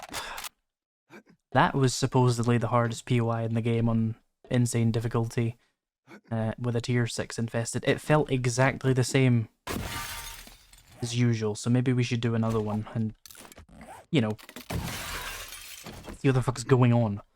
Oh, we got a big pink cache. And we got a level 6 pickaxe, something I actually need. Thank you, Ian. I mean need in the abstract sense, in that I don't have one. Need would be the wrong word, considering I'm not going to be playing this after I'm done. You get a blade trap bundle and an auto turret bundle. I continue to not particularly care about these things. A lever action rifle. You're about 20 days late there, game. Yeah, I think we need to find one in another biome, because forest, it didn't even matter. I'm level 80, and the spawns weren't particularly scary. Let's see, I don't have any lock. No, I've got 47 lockpicks. We get a dark trap bundle. Still continue to not care. We've got a forgetting elixir. That's kinda neat. An ergonomic grip I can put on my pickaxe. Ammo, first aid kits, few lockpicks, 9mm. Meh. Let's see what the actual quest reward is though. That's the interesting one. Alright, so we need to get back to Trader Joel. Well, let me see. First aid kit, and where's my gyrocopter? Fuck it. Fun. How did I not summon any oh, hey. I was gonna say, where were you? I'm gonna leave before that starts to summon things. It did still take like a whole day to do that, but I was expecting unimaginable horror for what was supposed to be the new scary tier 6 quests. It's the same. The only thing that's going to make it scary is like the biome game stage multipliers, which I already knew were terrifying. Don't crash into Trader Joel's bloody place. There we go. Another level 6 auto shotgun and some rocket frags. I'll take the rocket frags. We got 9,000 dukes for that though. Since none of the other biome traders are actually leveled, aside from Bob, who's just in the desert, I guess the only thing to do is take the infested clear at the Crackabook HQ and do it at night. It's the only thing to do. Because that POI is already quite horrifying, so I want to know what it's like on an infested clear. Let's see. Let me go ahead and forget an elixir, since I have one. Get perception up to 8. Do my thing. I don't need salvage operations anymore. Strength up to 7 for heavy armor. Agility up to 8 for parkour. Get run and gun. Get gunslinger. And since I got rid of a bunch of utility perks, I now have 33 skill points to play with. Let's go for some hidden strike and some sneaky. And let's go for some fortitude. Maxed out. Get all the pain tolerance and all the healing factor. Why not? They're the ultimate combat build. Hopefully I didn't forget anything. I'm gonna go home and do some stealth stuff. I need to make 4 advanced mufflers. Oh, I don't know if I have the materials for that. Oh, I do. Scrap. Steel. Where'd I put my steel? No, I didn't use it all. Where is it? Oh yeah, I dumped everything in the trader box, didn't I? Yeah, I was like, I'm not gonna be using this much. Where did I put the other sewing kits? I was running out of space in the medical box, so I kind of just took them out and threw them around. Here we go. I need mechanical parts, and I need duct tape. I still got glue, right? Yeah. So let me go for 8 duct tape. Cool, and let's start crafting advanced mufflers. It'll take a minute and a half. And I can wait for that. In the meantime, I need to keep my sewing kits and grab plant fibers and make a ghillie suit and a ghillie pants. We don't need the hood's a waste. Equip that, take off my old stuff. And the ghillie pants, again, same thing. And then store those away for later. Okay. So now if I sneak, 33, I turn my helmet light off, of course. 0. Full stealth. Advanced mufflers need a little bit more time, that's fine. I'm going to turn my brightness up so you guys can see, because the flashlight completely turns off stealth. I would just play in the dark, but you guys would not be able to see at all, so that's not fair for you guys. Yep, if I sit still in the dark, 0 stealth. And then I've got 4 ranks of from the shadows, so I am 52% better at hiding in the shadows, I'm muffled 40%, and I can move 40% faster when I sneak. What about things like Night Stalker? How am I doing on that?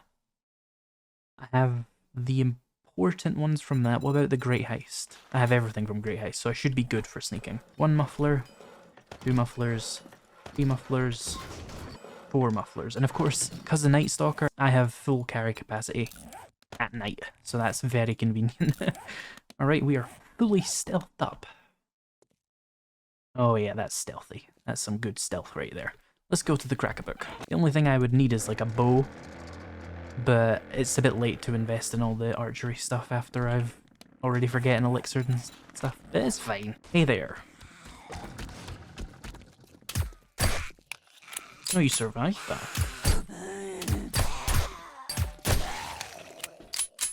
Right, I'm gonna do a quick perimeter clear, because you know what this POI is like.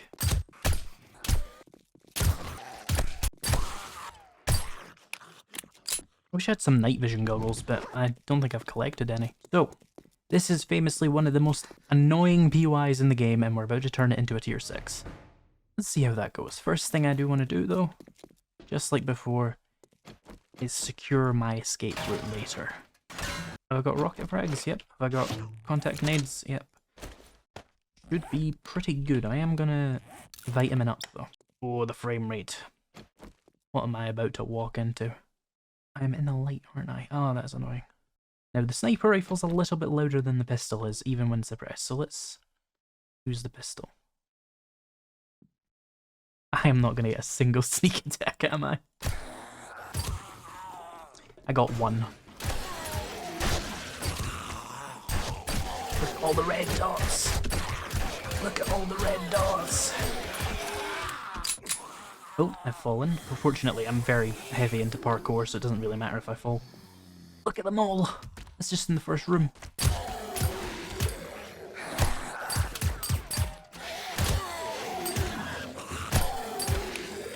Oh no. I woke up the ones on the bottom floor. This just became very complicated. Run away, run away, run away, run away, run away, run away. Give me some Mega Crush now. Where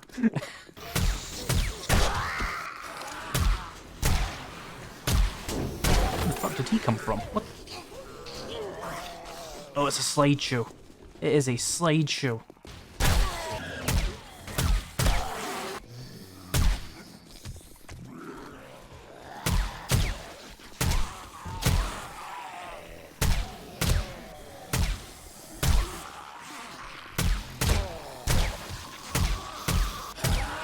Oh, still, holy shit.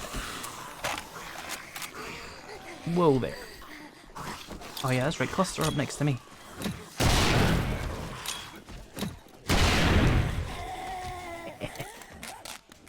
Anyone else? You're gonna go down there, huh?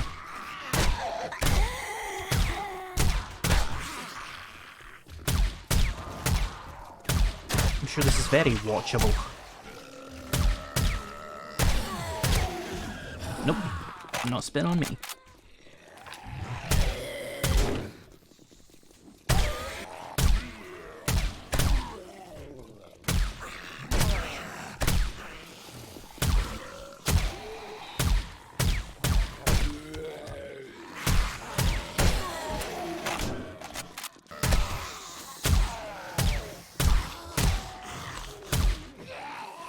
Let's jump over them.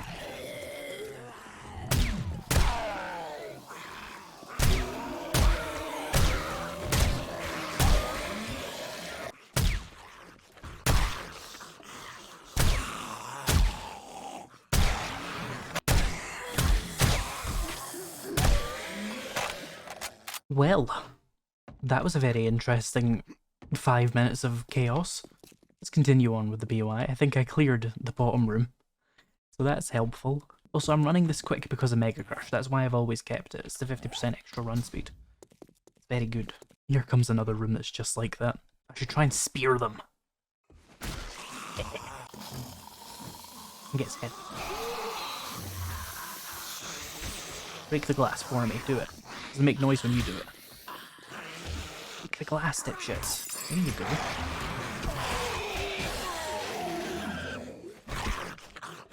I am in full steel armor. Just remember that.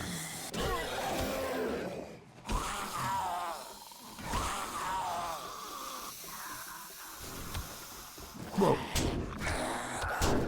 Uh-oh. We got an abrasion.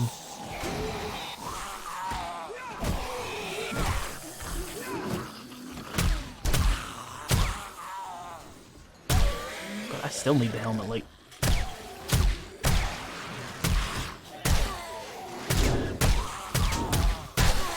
Yeah, there goes the abrasion doing its thing. They made it really annoying. I hope it's a bug. And it's like, abrasions are supposed to make you like 20% more likely to take a critical hit and not like guaranteed every single hit you're getting a critical hit, because it's annoying. It's annoying, I tell you. Now they all woke up immediately. It was worth a shot. Go on, open it. Open it. Open it. See what happens. Come on, come on. Do it. Do it. You won't. Downstairs we go.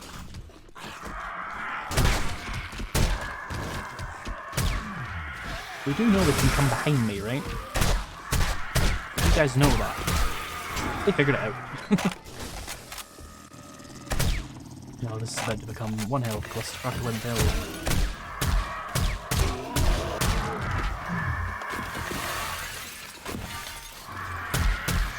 We might want to go out the regular window, to be honest. It might just make this simpler. Of course, there is a vulture beating the shit out of me now.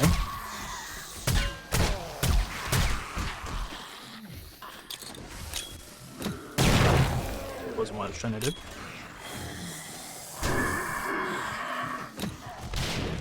Why am I bleeding again? I'm gonna keep the first aid kit going. Why not?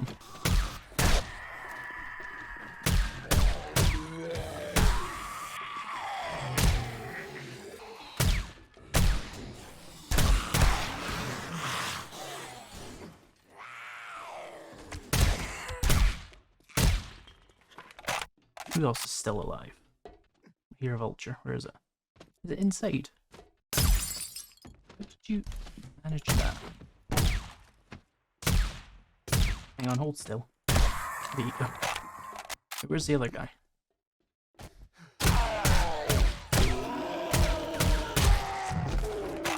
I mean, why am I even bothering to go through the BY?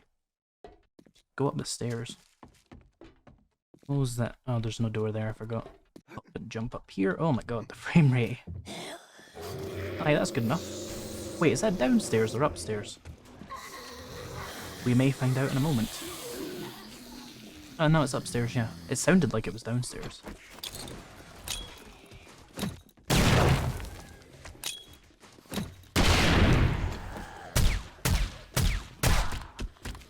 Whoa, frame rate.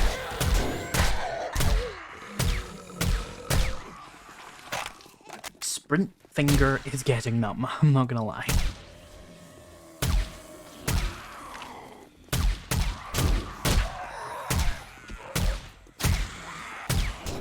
Focus, I'm fast.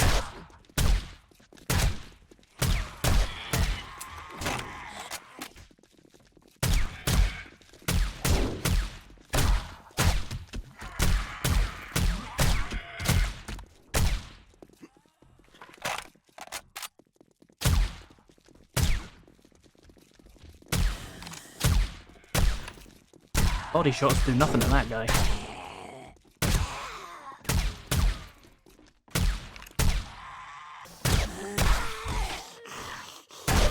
Oh, I didn't retake a rank in position, so if I sprain my arm, I'm fecked. Grab the recog. Right. So I've cleared this PY in a very backwards manner. I'm not going to lie to you. Why would I even try and do anything smart here? The other 5 rooms have worked fine. Yeah, stealth just doesn't seem to be possible. Not in steel armor, anyway.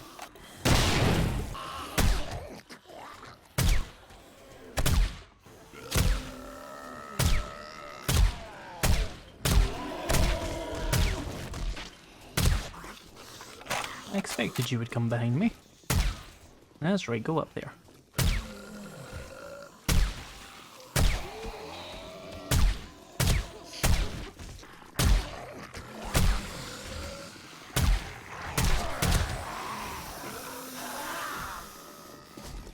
I'm gonna get them all together for a big group photo.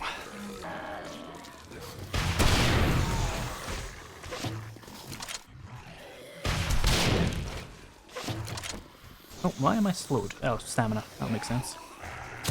Don't know why they're attacking the walls, but it works in my favor.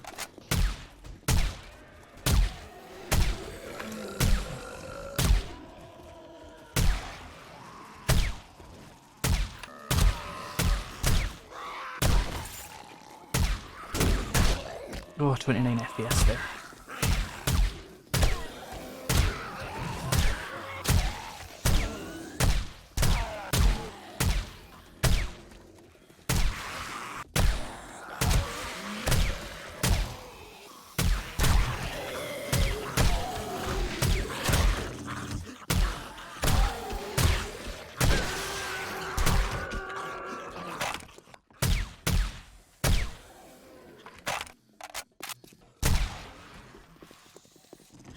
still alive. I hear them and I see them on the compass, but I can't find them.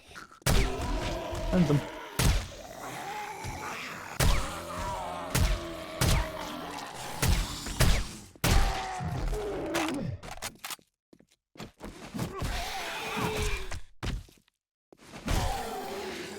There's more?